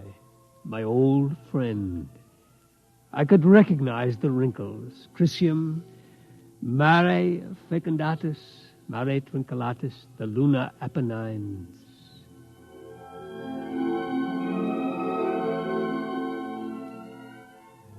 It took 2 fraudulent bankruptcies and an investigation by the Securities and Exchange Commission before we did it. The moon. There were 3 injunctions on the rocket before it blasted off. I was going on the second trip, but my considerate board served a court order on me. You can't go there. Fred, I'll break you if it's the last thing I do. Dell, you've got a bad heart. That's no secret. Oh. If you die out there, the whole card house comes down. Now, we've got an equity in this corporation. We're going to see it protected. You've sucked us in on this wild scheme, and now that it paid off, you're going to sit right down here on Earth and see that the dividends come out on time. You're not going to the moon, Dell. Forget it. I never went. By the time my lawyers shook off the restraining orders, the first cargo rocket had crashed in the Pacific, and Congress rushed through the Space Precautionary Act. My heart kept earthbound, and now I'm old. I've lived longer than I should, but I would not let myself die. I will not until I have set foot on the moon. There, Captain McIntyre, you asked why I wanted to go to the moon, Well? You find a ship, Mr. Harriman, and I'll drive her. You'll hit the moon. All right, then we can get down to business. I'll have contracts drawn up for you. You, too, will have to buy me a ship. I can't do it openly, of course. My dear board of directors would find out and slap a court order on me. Well, we can't get credit. Oh, don't worry. I'll supply the cash in advance. Pick some ship that can be fitted for the jump. A strato yacht, Apply for a strato license. Then after it's issued, you move to a piece of desert. I'll find a strip and buy it. You mean fit her out there? Yes. We'll install extra fuel tanks, change the injectors and timers for space flight. Johnny, you think you can manage the changeover without a dockyard and shops? Well, I'll have to have a load of power tools and a lot of time. It'll be haywired and spot welded. Just so it doesn't blow up when I slap the keys. It won't blow. Well, that's what you said about the last ship. Now, cut it out, will you? I ask you, Mr. Harriman, that last ship was a junk heap and we knew it. Now, this'll be different. We're going to spend some dough and do it right. Ain't we, Mr. Harriman? You spend all the money you want. I'll see that you get it.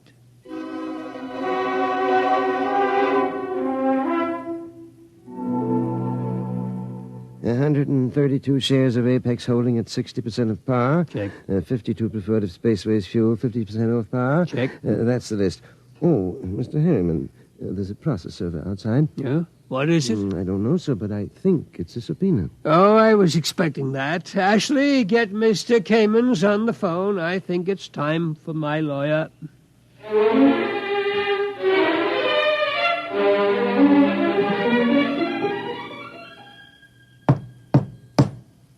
May it please Your Honor, counsel representing Mr. Harriman's relatives contend that his behavior for the past few weeks gives clear indication that a mind brilliant in the world of finance has become senile. They petition you to declare him incompetent and to assign a conservator to protect his financial interests and those of his heirs. May I suggest that in the last few words, my opponent gave away his entire thesis. It is evident that the petitioners believe that my client should conduct his affairs in such a way as to ensure that his nephews, nieces, and their issue will be supported in unearned luxury for the rest of their lives. Therefore, we pray this court will confirm my client in his right to do what he likes with his own. Deny this petition and send these meddlers about their business.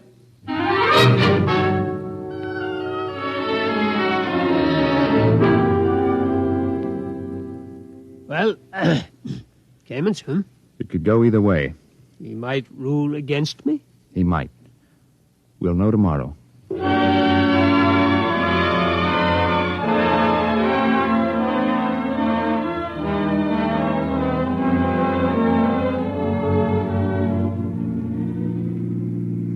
Here it is. Eccentric millionaire disappears. Yes. You eccentric, Mr. Harriman? Well, they used to call me crazy, but that depends on your credit rating. A bench warrant under contempt proceedings has been issued. They won't find me out here. How is the work going, Charlie? My end's in pretty good shape. Well, are you ready to go? My nephews will have detectives out looking for me. Well, I could run those calibration tests tonight. Take till midnight. After that, it's up to the Commodore here. There. There she is, Mr. Harriman. That's the job that'll take you to the moon. It's a good ship, isn't it? Hey, Mac, stop the car. Yeah. All right. Oh. He's out? Look at him. Where's his medicine? Vest pocket. Here. Break the glass. Hold it on his nose. He looks lousy. Yeah. There. He's breathing easy. Come around soon. Mac, we ain't going through with this. Why not? It's murder. He'll never stand up under the initial acceleration. Maybe not, but that's what he wants to do. You heard him. I don't like it. He's an okay old buzzard. What do you want to do with him?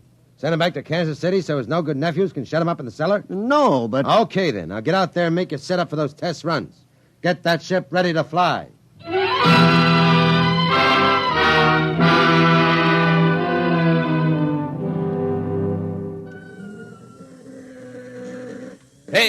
Hey, you. Me? How many other people are there out in this desert? What can I do for you? You James McIntyre? Hey, Mac. What's the matter, Charlie? You McIntyre? Oh. Yeah. I'm the deputy federal marshal in this district. I got a warrant for your arrest. What charge? Conspiracy to violate the Space Precautionary Act. I suppose you're Charles Schwartz. I got one for you, too. Thanks. And a man named Harriman. Got a court order to put seals on your spaceship. We haven't got any spaceship. What's that, a kiddie car? Strato yacht. Yeah? Well, I'll put seals on it until a spaceship shows up. Where's Harriman? In the shed. What shed? Oh, my knuckle. That's the one I broke playing football. I'm always hurting that finger. We gotta hurry. Get Papa to the cabin and strap him into his hammock. Right. So long, deputy. Oh, my knuckle.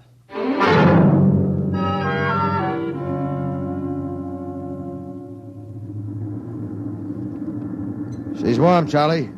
Everything set back there? How do I know? I didn't have time to run tests. Tough. You all right, Mr. Harriman? I think so, but these straps are tight. Have to be when we blast off. All set, Charlie. Give me control. Check. Test keys. 1 bank. Check. 2 bank. There's an auxiliary out. We don't need it. All right, boy, hang on. Let's go.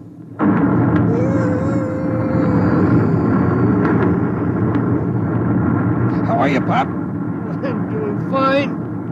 Couldn't be better. You better stay in your hammock. I'll loosen the straps a little. What is it? Nothing. Just go easy on that side. You ain't fooling me none, Pop. You got a couple of busted ribs. There isn't much I can do till we ground. You take a neobaritol and I'll wake you when we cut jets. No, I'll stay awake. Okay, just as you say, Pop.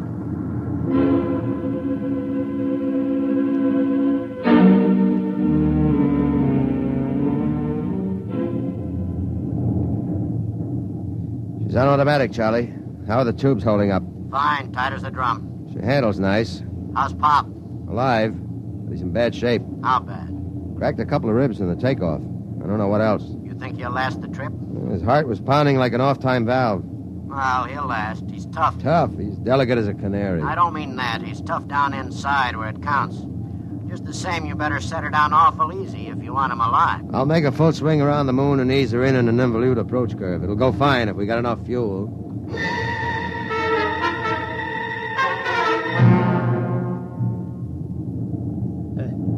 Somebody call me?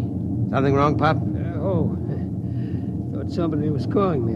Must have been asleep. I swung your hammock around. We're breaking now.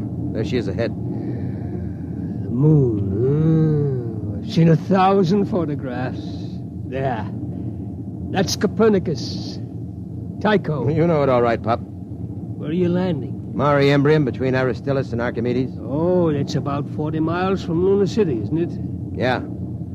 It won't be easy landing without ground approach radar, will it? I've done it before.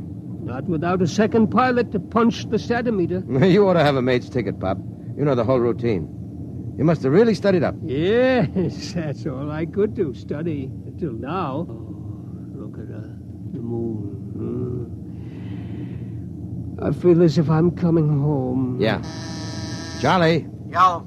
I'm taking her in. Cut in full power. Make it good, Mac. Pop can't take a rough one. Shut up and give me the power. I'll do my best. Okay. Dynamite setting punched. Hang on, here we go.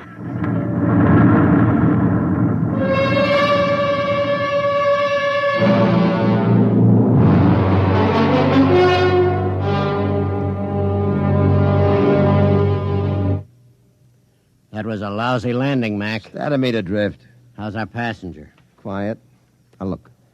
I wouldn't make any bets. That landing stunk. Will you shut up? I did my best.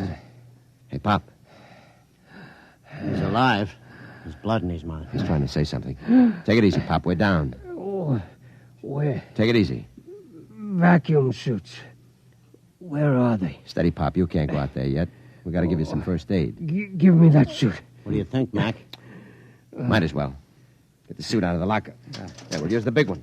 Be more comfortable. Okay. Hurry. Okay, Yeah. Pop. Easy now. Hurry. All right, pull it up.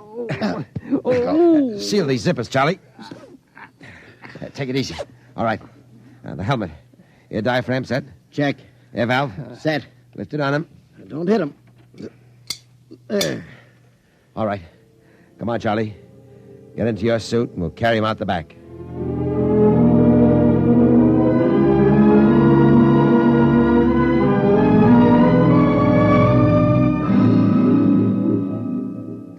Easy with him. Okay. You all right, Pop? Outside. Take me outside. His left leg is gone. Get your shoulder under him. Right. Open the lock. All right, Pop. Come on. We're going out on the moon.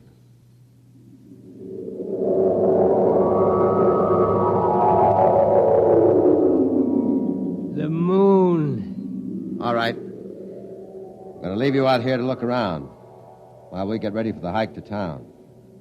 You all right? The moon. We have to break out air bottles and rig a stretcher. It's 40 miles into the dome.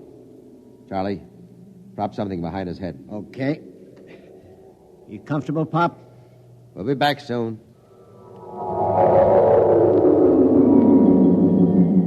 Moon. I can feel the pumice dust, and it doesn't hurt anymore. Why, there's the earth overhead, the earth in the sky, and green-blue. I'm on the moon. I'm on the moon. Del? Charlotte? I thought I heard somebody call my name. Yeah, I'm getting old. My mind wanders. Del?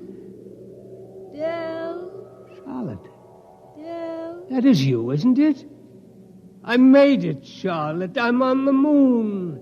You didn't understand. You were afraid I wouldn't take care of myself. But I made it. I'm on the moon. I'm on the moon.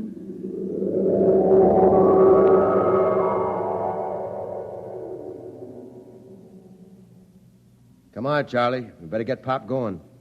Here, give me a hand getting him on the stretcher. Never mind the stretcher, Mac. What's the matter? He won't need it. He's dead. Oh. Better get out the pumice skis and the air bottles. It's a long walk to town. Yeah. What about him? Looks as if he's resting, doesn't he? Propped up, looking out on the pumice. Well, he hit the moon. Come on. Let's start walking.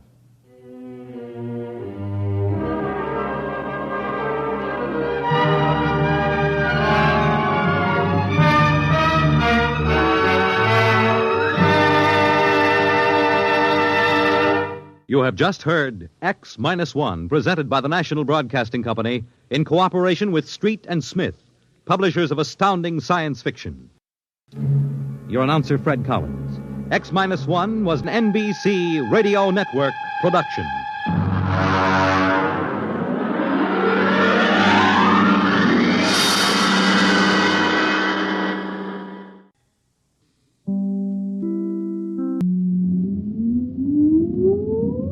Countdown for blast off. X-5, 4, 3, 2, X-1, fire.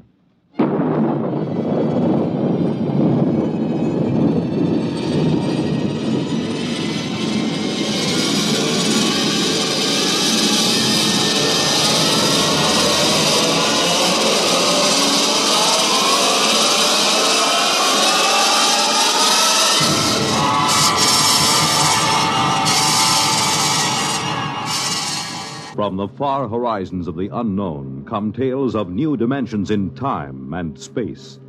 These are stories of the future, adventures in which you'll live in a million, could be years, on 1,000 maybe worlds.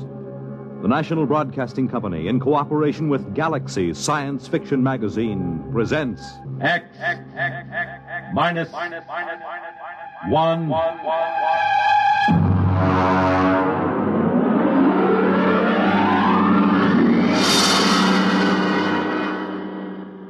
Tonight, we take you some 800 years into the future to meet man's best friend.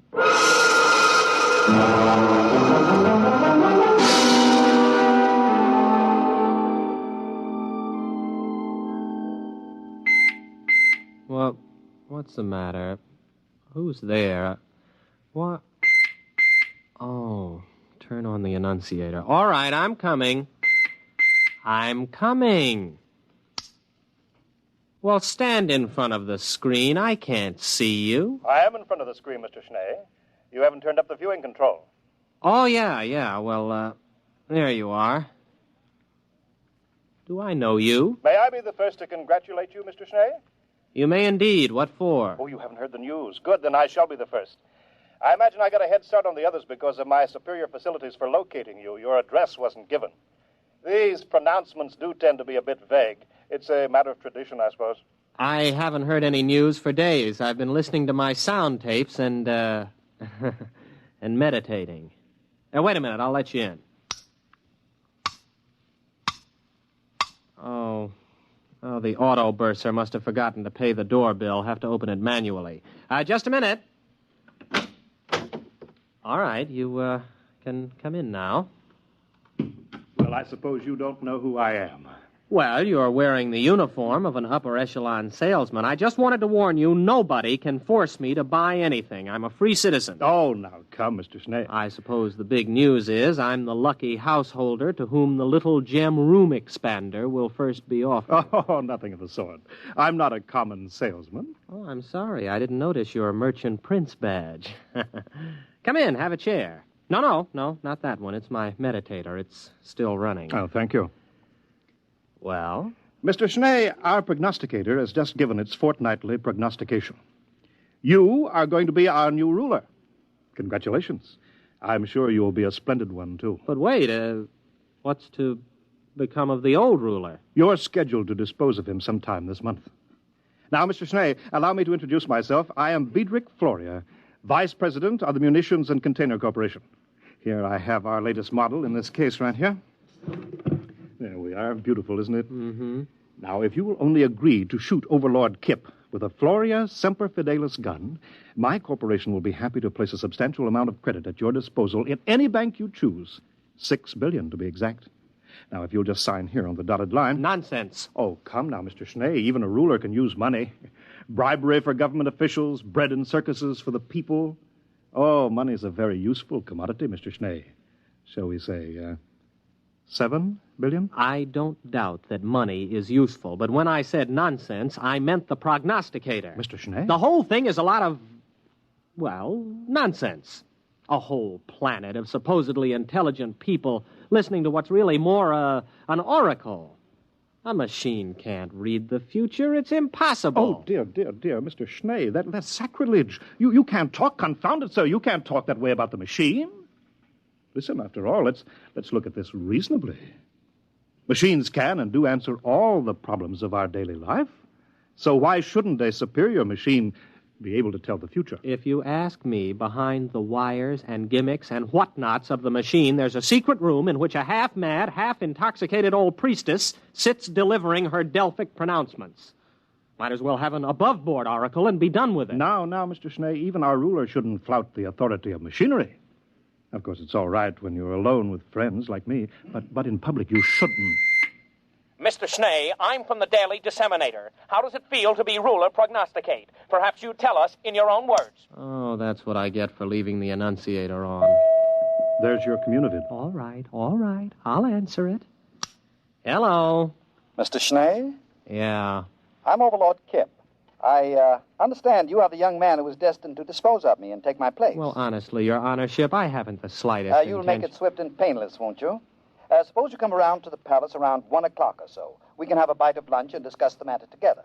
After all, I think you'll agree that I have been a reasonably good ruler, so I have the right to die with dignity. Oh, absolutely. No question of that. I think it's a very good idea having a chat about it first. It is awkward to dispose of someone you haven't met previously. Thank you, Mr. Schnee. I hope you'll find your successor as cooperative as yourself. I wonder whether he wants me to make an appointment so he'll have a band of counter-assassins ready to kill me. You know, that would save him the expense of a standby guard. He's pretty tight, you know. He wouldn't dream of doing anything of the sort. Overlord Kip knows what's due his position. He has a sense of duty and responsibility, which, unfortunately, seems to be lacking in his successor, if you'll excuse me speaking frankly. I am, of course, considerably older than you, and so I feel... It's quite all right. You may speak freely. Furthermore, if he had you killed, the people would probably give him a painful and lingering death for attempting to interfere with the course of destiny. Oh, by the way, speaking of the people, the Polo will probably be around to hail their new leader soon. You really should work up a few well-chosen words. Well, I'm not going to do it. They can't make me kill him and take over, and that is flat. I am not the administrative type. I never have been. Well, in that case, the people will probably kill you for attempting to interfere with fate. Have a cigar? But I wouldn't have done anything. There are sins of omission as well as commission. Come now, it's true. A ruler's life expectancy isn't very long. At least it hasn't been the last few reigns, but it's longer than yours will be if you refuse to fulfill your destiny. I wouldn't make a fit ruler. Consider my origins. I wouldn't tell this to anyone but you. I'm illegitimate. I don't even know who my father is. It's a wise child who knows his own father. And some of the most celebrated leaders in history have been illegitimate. Look at William the Conqueror, Alexander Hamilton. I don't think that's too much of a recommendation. You see, almost anyone can be a leader. The important thing is that he be destined for leadership. But I'm no good at it. Everybody says so. I've never done a thing in my life. My aged mother has had to work to support me. Well, it's time enough that you stood on your own 2 feet, my boy. Remember, destiny must take its course. Oh, excuse me, I'm due on radio monitor in a few seconds. If you don't mind, I'll broadcast from here. I'll just check my equipment here. Fine. Now, here we go. My friends, allow me to introduce to you your new ruler, Gervais Schnee. He is planning to assassinate Overlord Kip with a Floria Semper Fidelis gun. Floria Semper Fidelis guns retail from credit 2.98 for the peasant's pistol, all up to credit 1089.98 for the super deluxe conspirator's model. But each is the best attainable for the price. Mr. Schnee will, of course, use the super deluxe model. And now I give you Mr. Schnee. Right into here? Oh, anywhere. It's non-directional. Thank you for your confidence and support. I only hope I prove worthy of it. That's all. Thank you, ruler prognosticate Gervais Schnee.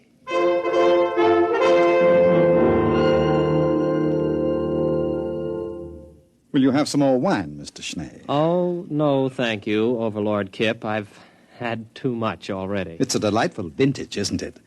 I think it was bought by Overlord Jasper about 7 rains ago. You'll find the cellars in perfect order. I'll give you the inventory and the key a little later. Do we have to talk about it? Oh, well, one has to take these things as they come, you know. Here today, gone tomorrow. That reminds me. Will tomorrow suit you? Well, of course, it really doesn't make any difference to me. All right, then. We'll set it for tomorrow, if that's convenient for both of us. I have the afternoon clear. We'll make a public announcement a little later. Well, all right, if you say so. Of course. And now we can go into my study and discuss the details at our leisure. I've got half a box of some wonderful cigars left over. I think you'll enjoy them.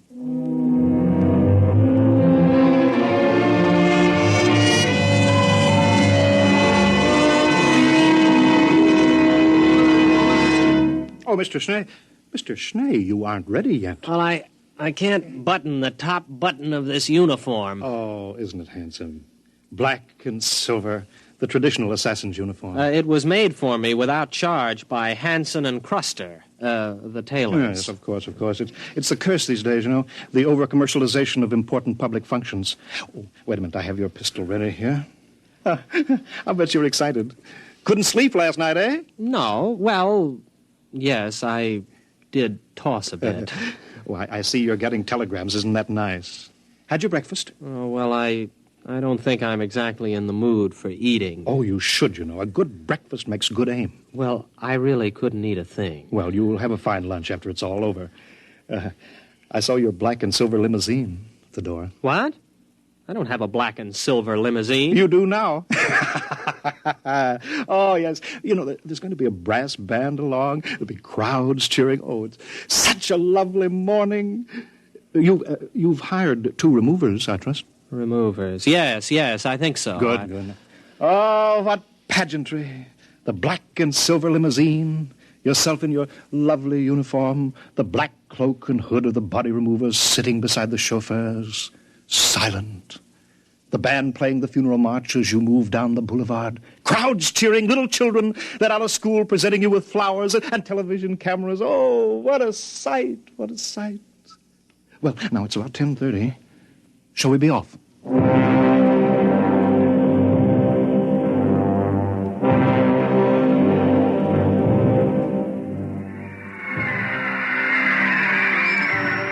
Well, come on. Get out of the car, Mr. Schnee. I don't feel so good. Well, come on now. The television cameras are ready. There we are. Just a moment.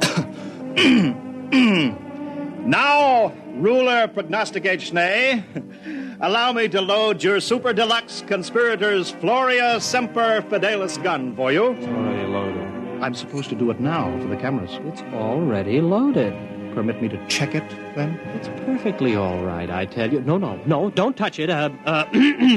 Nobody would have any difficulty loading a Semper Fidelis gun. Yes, that's right. Yes, of course. Whether you buy the peasants or the conspirators model, both have the same freeloading mechanism. Here we are, candy, popcorn, hashish, yogurt. Buy your refreshments here. Program. Sometimes you can't tell the assassins from the corpse without a program. Get your program for the program. All right, Schnee, it's time. Let's go.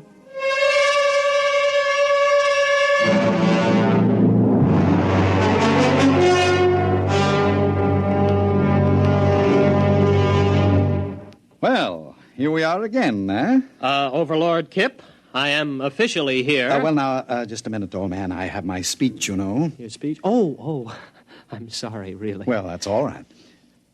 Ladies and gentlemen, before the conclusion of this ceremony, I wish to remind you of a few important facts concerning my reign, which comes to an end in just a few minutes. I call your attention to the budget of 2786. 83 billion credits against an outgo of 72 billion. Not to mention the dam across the Volga River, which was constructed 3 months short of the proposed 5-year date at a cost of 73 billion. I thank you.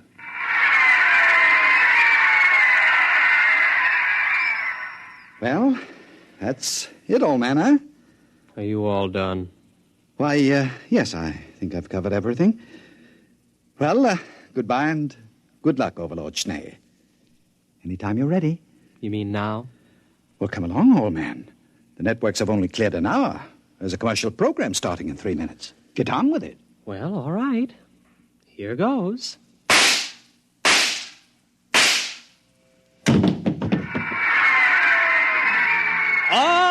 All right. Everyone will now please leave while the removers take over. But the television, the cameras, it's part of the ceremony. Why can't they televise the removal? Everybody leave immediately!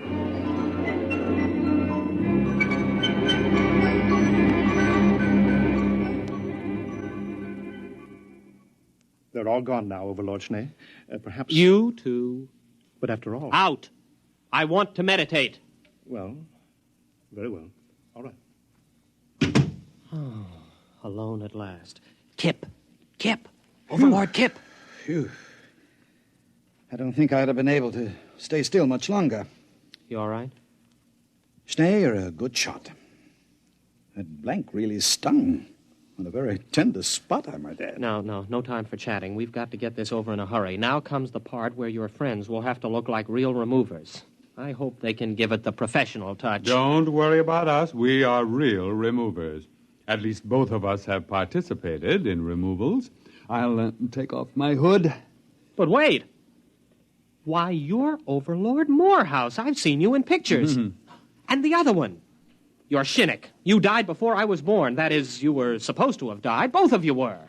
Morehouse was supposed to have killed you. Well, we're not precisely dead, only retired, you might say. The prognosticator didn't say he had to be killed, just disposed of, as Kip undoubtedly pointed out to you in your little interview together. Sorry I couldn't tell you the truth, old man, but you might have changed your mind and given us away. We've formed a little club of dead overlords. We're looking forward to the day when you join us, Overlord Schnee. Well, you better hurry. If the four of us are discovered, the mob will tear us to pieces. Oh, you're right. Get on the stretcher, Kip. Bad enough we're going to have to carry you out. At least don't expect us to lift you up.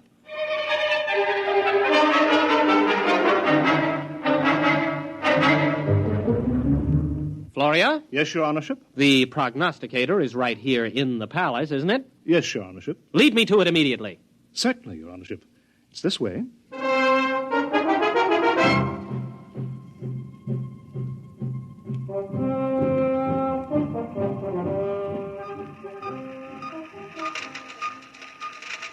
Here you are, Your Honorship. This is the prognosticator. 20 stories high, 100 meters wide, the center of our entire civilization. Leave me. I would be alone with the prognosticator. But, Your Honorship... Leave me, and take all the technicians with you. Yes. Yes, Your Honorship.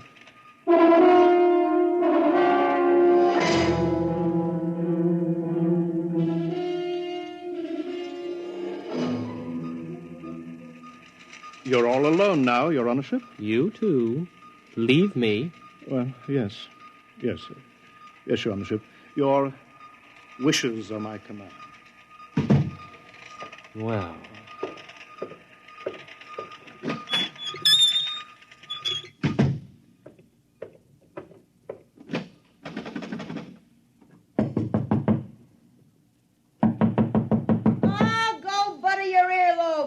Can't you read, you dumb cluck? That door says private. Open up. It's me, Gervais.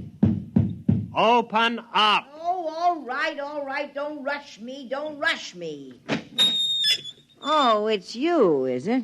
Let me in. Well, hurry up. Don't want any of these nosy scientists around. Well, what do you want? Still the same old place, huh? Teapot, Your crystal ball has dust on it. And why don't you get yourself a new pack of gypsy cards? And please get rid of that old overstuffed horror. That old overstuffed horror is a rare old psychoanalyst couch. You see that hole? That's the original stuffing. What is that smell? That's not tea you're drinking, it's gin. Why, of course it is. Nice to see you, Sonny. It's about time you came to pay your old mother a visit. I kind of thought something like this would stir you up. Mother, you know you shouldn't have done it. What'd I do? You fixed the prognostications, that's what you did. Although why you had to pick on me, Oh, I got tired of supporting you. You're a big boy, and it's about time you earned your own living. Besides, I thought it'd be a good idea to elect a sympathetic administration. Sympathetic to me, that is. Palace needs a new ventilating system. The air in here is terrible. Well, why didn't you use the prognosticator to get new ventilation put in? Oh, they'd have gotten around it the same way you got around killing Kip. But you pay attention to the prognosticator, boy. Don't you try to weasel out of what it says by looking for double meanings. It's time you overlords learned that when the prognosticator says something, it means it. Yes, Mother. I'd hate to have to give orders to have my own boy disposed of. The last 3 disposals weren't so bad. But sometimes those disposals can turn out real messy. Yes, Mother. Oh, maybe blood is thicker than water, but not much. Yes, Mother. And why shouldn't you listen to my prognostications, huh? Just because they're dolled up a little doesn't mean they're not true. Don't I have a crystal ball? Don't I have a gypsy card pack? Don't I have tea leaves? Best tea leaves money can buy. Yes, Mother. So? What are you going to do? I'm going to have the ventilating system attended to right away. Now, that's my boy. Now look at these here tea leaves in the bottom of my cup of gin. Yes, Mother. I can see that everything's going to work out fine. Just fine.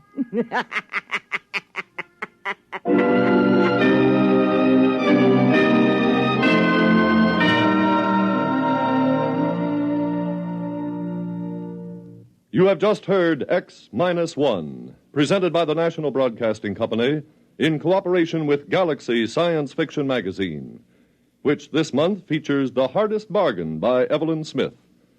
Galaxy Magazine on your newsstand today. Tonight, X-1 has brought you Man's Best Friend, a story from the pages of Galaxy, written by Evelyn Smith and adapted for radio by Ernest Kanoy.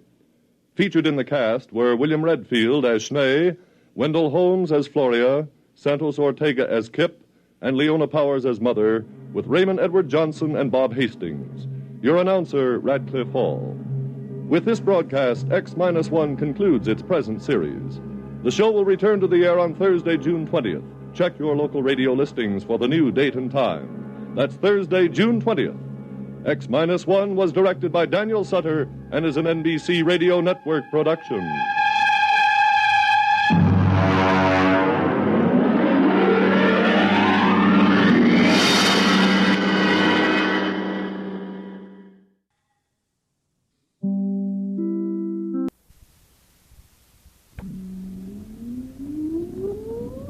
Countdown for blast off. X-5, 4, 3, 2, X-1, fire.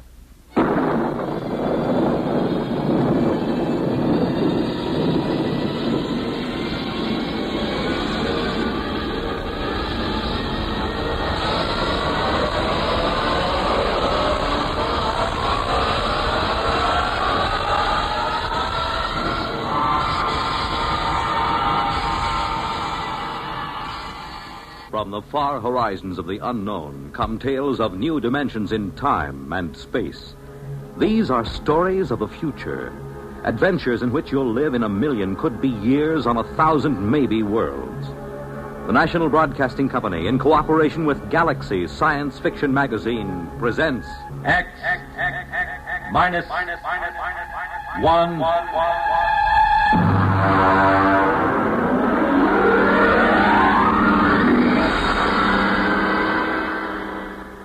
Tonight, gray flannel armor. But first, hear this. Everyone knows about and admires Bob Hope's frequent globe-trotting trips to entertain our servicemen in far-flung corners of the earth.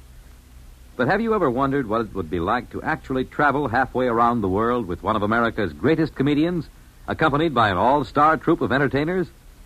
Well, this past Christmas, Bob Hope and Company set out on a 12-day tour of the Far East, entertaining servicemen in Honolulu, Okinawa, Korea, and Japan.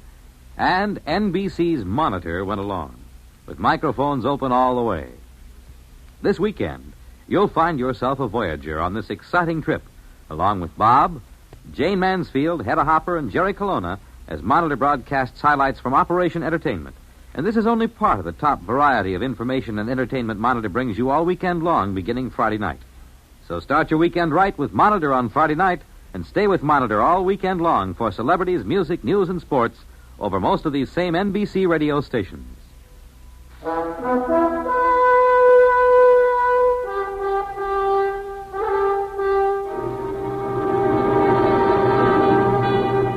Now, X-1 and Part 1 of Gray Flannel Armor. My name is Thomas Hanley, and my case history is of particular interest to anthropologists, sociologists, and students of the bizarre.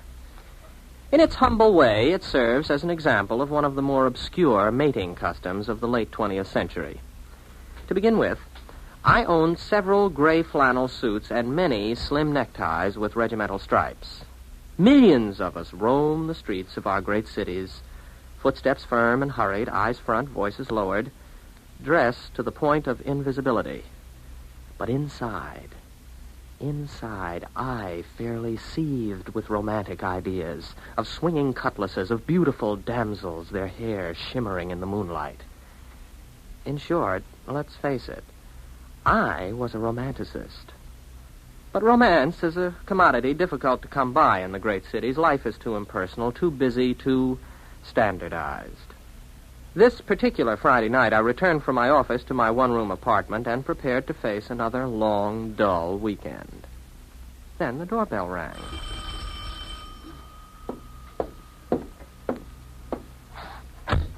Good evening, Mr. Hanley. If you're collecting for something, come back after payday. My friend, I'm Joe Morris, a representative of the New York Romance Service. Main offices in the Empire State Building and branches in all 5 boroughs, Westchester and New Jersey. You must have the wrong party. Oh, no, Mr. Hanley. We're out to serve lonely people. And that means you. Don't deny it now.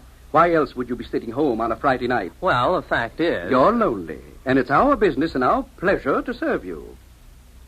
Serve me with what? A bright, sensitive, good-looking fellow like yourself needs girls. Girls? Nice girls. Now, these young ladies I was referring to, Mr. Hanley, are not professionals. They are sweet, normal, romantically inclined young ladies. But they are lonely. There are many lonely girls in our city, Mr. Hanley. Oh, yes, I suppose there are. Funny, you never think of it that way. I mean, if you're not a girl. True. Now, the purpose of the New York Romance Service is to bring young people together under suitable circumstances. Oh, I see. A kind of, you'll pardon the expression, a kind of friendship club? I should say not. We at the New York Romance have done what should have been done years ago. We have applied scientific precision and technological know-how to a thorough study of the factors essential to a successful meeting between the sexes. Factors? What factors? The most vital ones, my friend, are spontaneity and a sense of fatedness. Oh, well, spontaneity and fate are contradictory terms. Certainly. Romance, by its very nature, must be composed of contradictory elements. We have graphs to prove it. Are you saying that you sell romance? The very article. The pure and pristine substance itself. Mind you, I didn't say love. I didn't say common animal passion. I said romance. The missing ingredient, Mr. Hanley, in modern society. The spice of life. The vision of all the ages. That is what we sell. Very interesting. If I'm ever in the market, I'll get in touch with you. No, just a minute, sir. Try our system for a few days, absolutely free of charge. Here. Put this in your lapel. Oh? Well, what is this thing? It looks like a small transistor radio with a tiny video eye. As it happens, it is a small transistor radio with a tiny video eye. Oh? What does it do? You'll see. Just give it a try. Remember, romances sponsored by our firm are fated, spontaneous, aesthetically satisfying, and morally justifiable. Well, all right, Mr. Morris. I'll accept the free trial offer. Wear this in my lapel, you say? In the lapel. Well, all right. There it is. Happy romance, Mr. Hanley.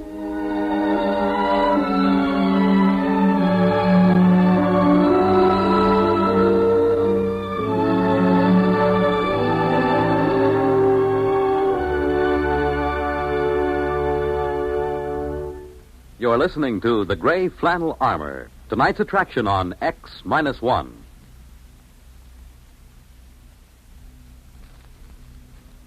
Are you able to brush your own teeth? Not everyone can. Not a man whose arms have been crippled by polio. There are thousands of disabled polio survivors who must depend on someone else to help them perform the simplest, most personal acts. With your help, many polio victims can learn how to be independent. Right now, there are 100,000 survivors of crippling polio who need help. They need your dimes and dollars to pay for expensive care and equipment. Your contributions will provide trained hands to teach a polio survivor how to live with his disability. Thanks to you, a polio-scarred life will once again seem worth living. Remember, your generosity is the one hope of thousands for whom Salk vaccine came too late. Join the 1958 March of Dimes. Won't you right now send your dimes and dollars to your local March of Dimes headquarters?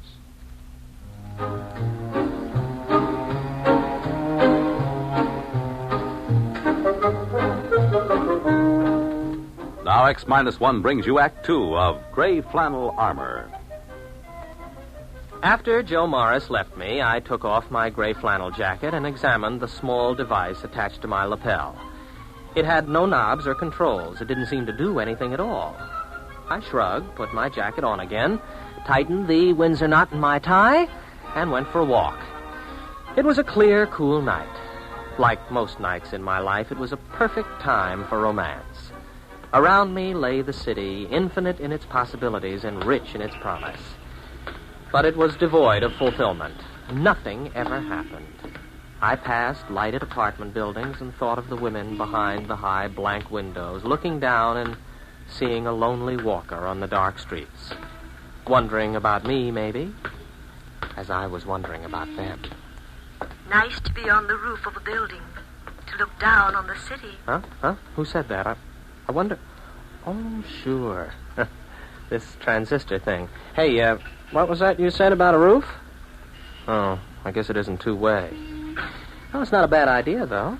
Would be kind of pleasant to look down on the city lights. No. Not that one. Well, what's wrong? Oh, sure. Wrong building. You mean this one over here? Oh, no answer again. Well, it must be the right one this time. At least I hope so.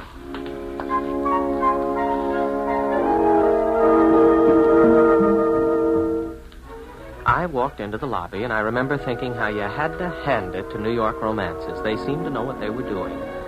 I took the self-service elevator to the top floor. From there, I walked up a flight of stairs to the roof.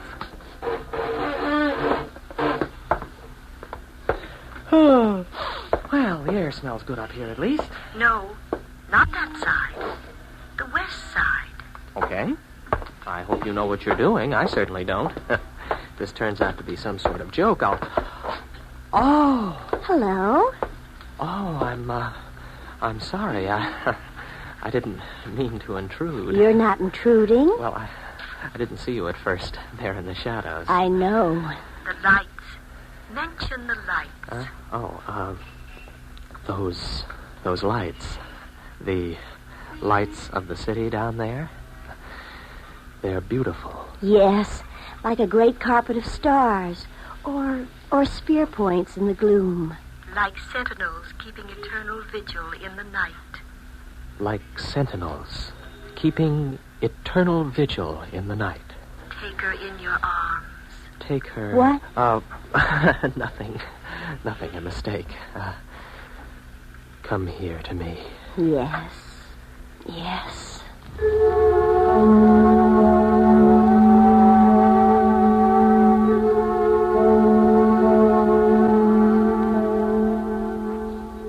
As she was melting in my arms, I caught sight of the small transistor set pinned to her shoulder strap. The one exactly like the one in my lapel. You can't help feeling a little odd about a romantic meeting set up and sponsored by transistor radios. I could visualize 1 million young men in gray flannel suits roaming the streets in response to barely heard commands from 1 million tiny radios. I tried to forget my doubts. The next night, I took another walk and found myself in a slum section of the city. I decided I'd made a mistake and started to turn around. Why not walk on? Huh? You want me to walk down this alley? Oh, well. Help! Help! Oh, good night. 2 muggers after a girl. I better look for a policeman. Why do that? You can handle them. No, a policeman can do it a lot better. No, you must do it now. But there's 2 men. They're probably armed. You can do it. Well, here goes. Oh, you don't. Now, wait a minute. I'll take you. Go over, you rats. Oh, there. Take that. And that. That'll teach you to harm a helpless girl. Oh. You saved me. You saved my life. I had to come. I had to come. Yes, I know. Take her in your arms. Yes, I know.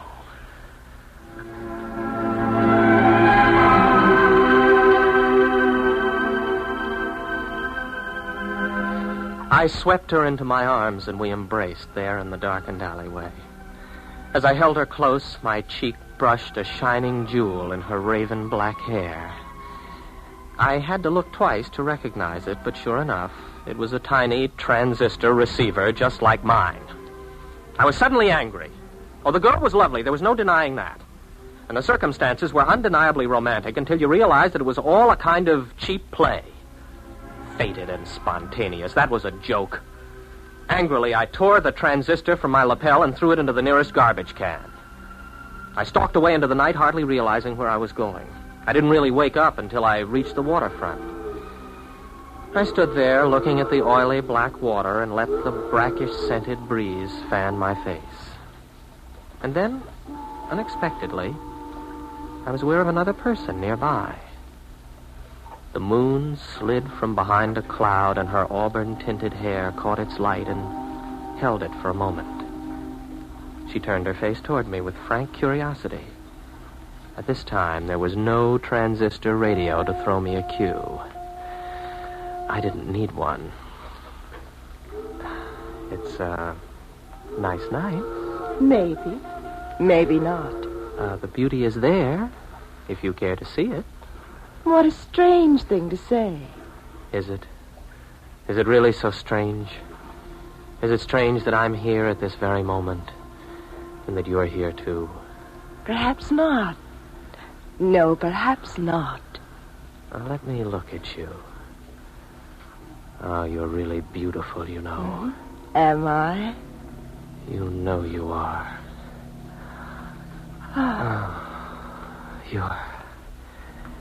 You're lovely. Do you really like me?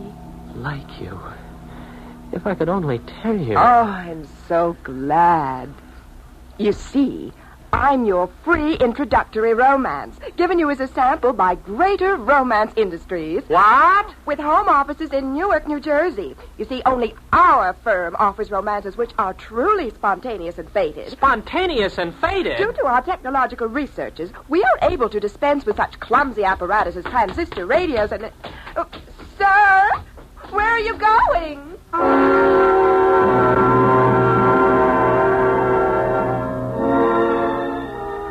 I was sick and disgusted. After that, there were several other attempts to get in touch with me, but I ignored them. I wanted no more to do with the romance game. In a couple of days, I called up a twittering aunt of mine, and she arranged a blind date for me with the daughter of one of her oldest friends. The blind date was a nice, friendly girl with plain, mousy brown hair.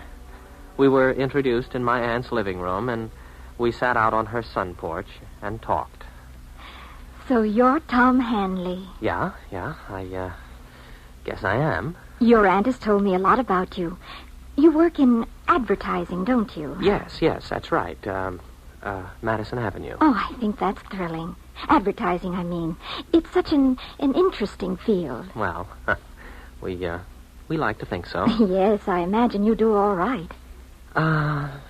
Seems like, it's warmer this evening, doesn't it? Yes, it is. Although I don't mind the cooler weather so much. Lots of people complain about it, but I don't mind. Well, I don't either, I guess. As long as you're dressed for it. Yes, I suppose that's the secret. Oh, I was just thinking, do you like bowling?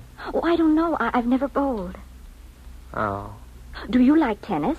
I'm crazy about tennis. Well, tennis is all right. Yeah. I guess you could say tennis is fine. I'm crazy about it.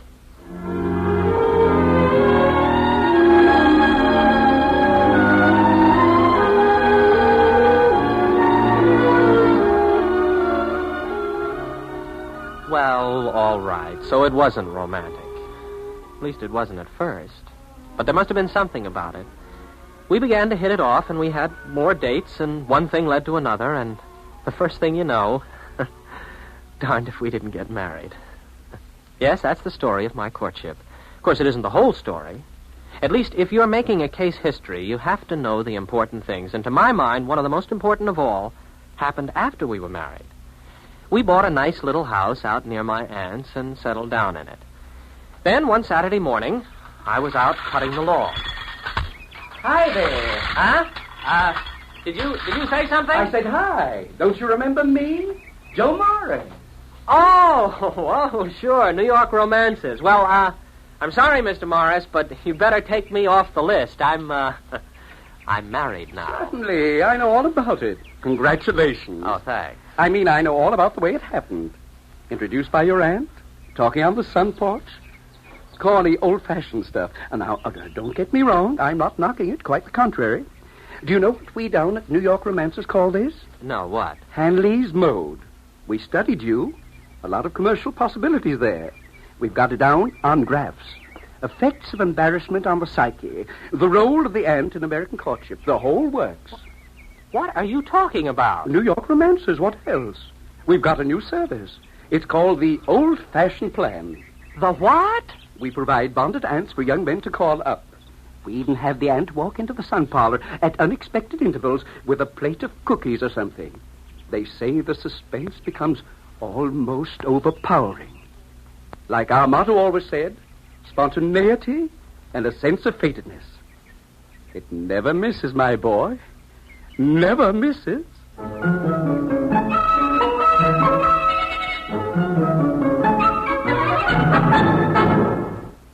Fred Collins again, and I'll have another word about X-1 in a moment. Have you caught one? A bad cold, nose all stuffed up, feeling achy, miserable? Then hear this. More people have taken more bromoquinine for more complete relief than with any other tablet ever sold for colds. You could use aspirin, cough syrups, or nose drops all day long and not get bromoquinine's relief. Because bromoquinine does more. Works to relieve stopped-up nose, body aches, fever, irregularity, that blue feeling a cold brings, and the headache, too. Yes, more relief, even for virus colds. And the reason? Bromoquinine is the only cold tablet sold with wonder-working quinine combined with 5 other medicines and health-fortified with vitamin C. That's why bromoquinine cold tablets give you more complete relief. Remember, every second someone takes it for the miseries of a cold. Millions more take bromoquinine. get the tablets that have relieved more cold discomforts than any other. Get bromoquinine brand cold tablets. You have just heard X-1 presented by the National Broadcasting Company in cooperation with Galaxy Science Fiction Magazine, which this month features The Repairman by Harry Harrison. Being an interstellar troubleshooter wouldn't be so bad if only you could shoot the trouble. Galaxy Magazine on your newsstand today. X-1 has brought you Gray Flannel Armor, a story from the pages of Galaxy written by Finn O'Donovan and adapted for radio by William Welch. Featured in our cast were William Redfield as Thomas Hanley and Guy Rep as Joe Morris. Others in our cast were Abby Lewis, Pat Hosley, Hetty Galen, Freddie Chandler, and Helen Gerald. This is Fred Collins speaking. This broadcast concludes this series of X-1. We sincerely hope you enjoyed it. X-1 was directed by George Voutsas and is an NBC Radio Network production.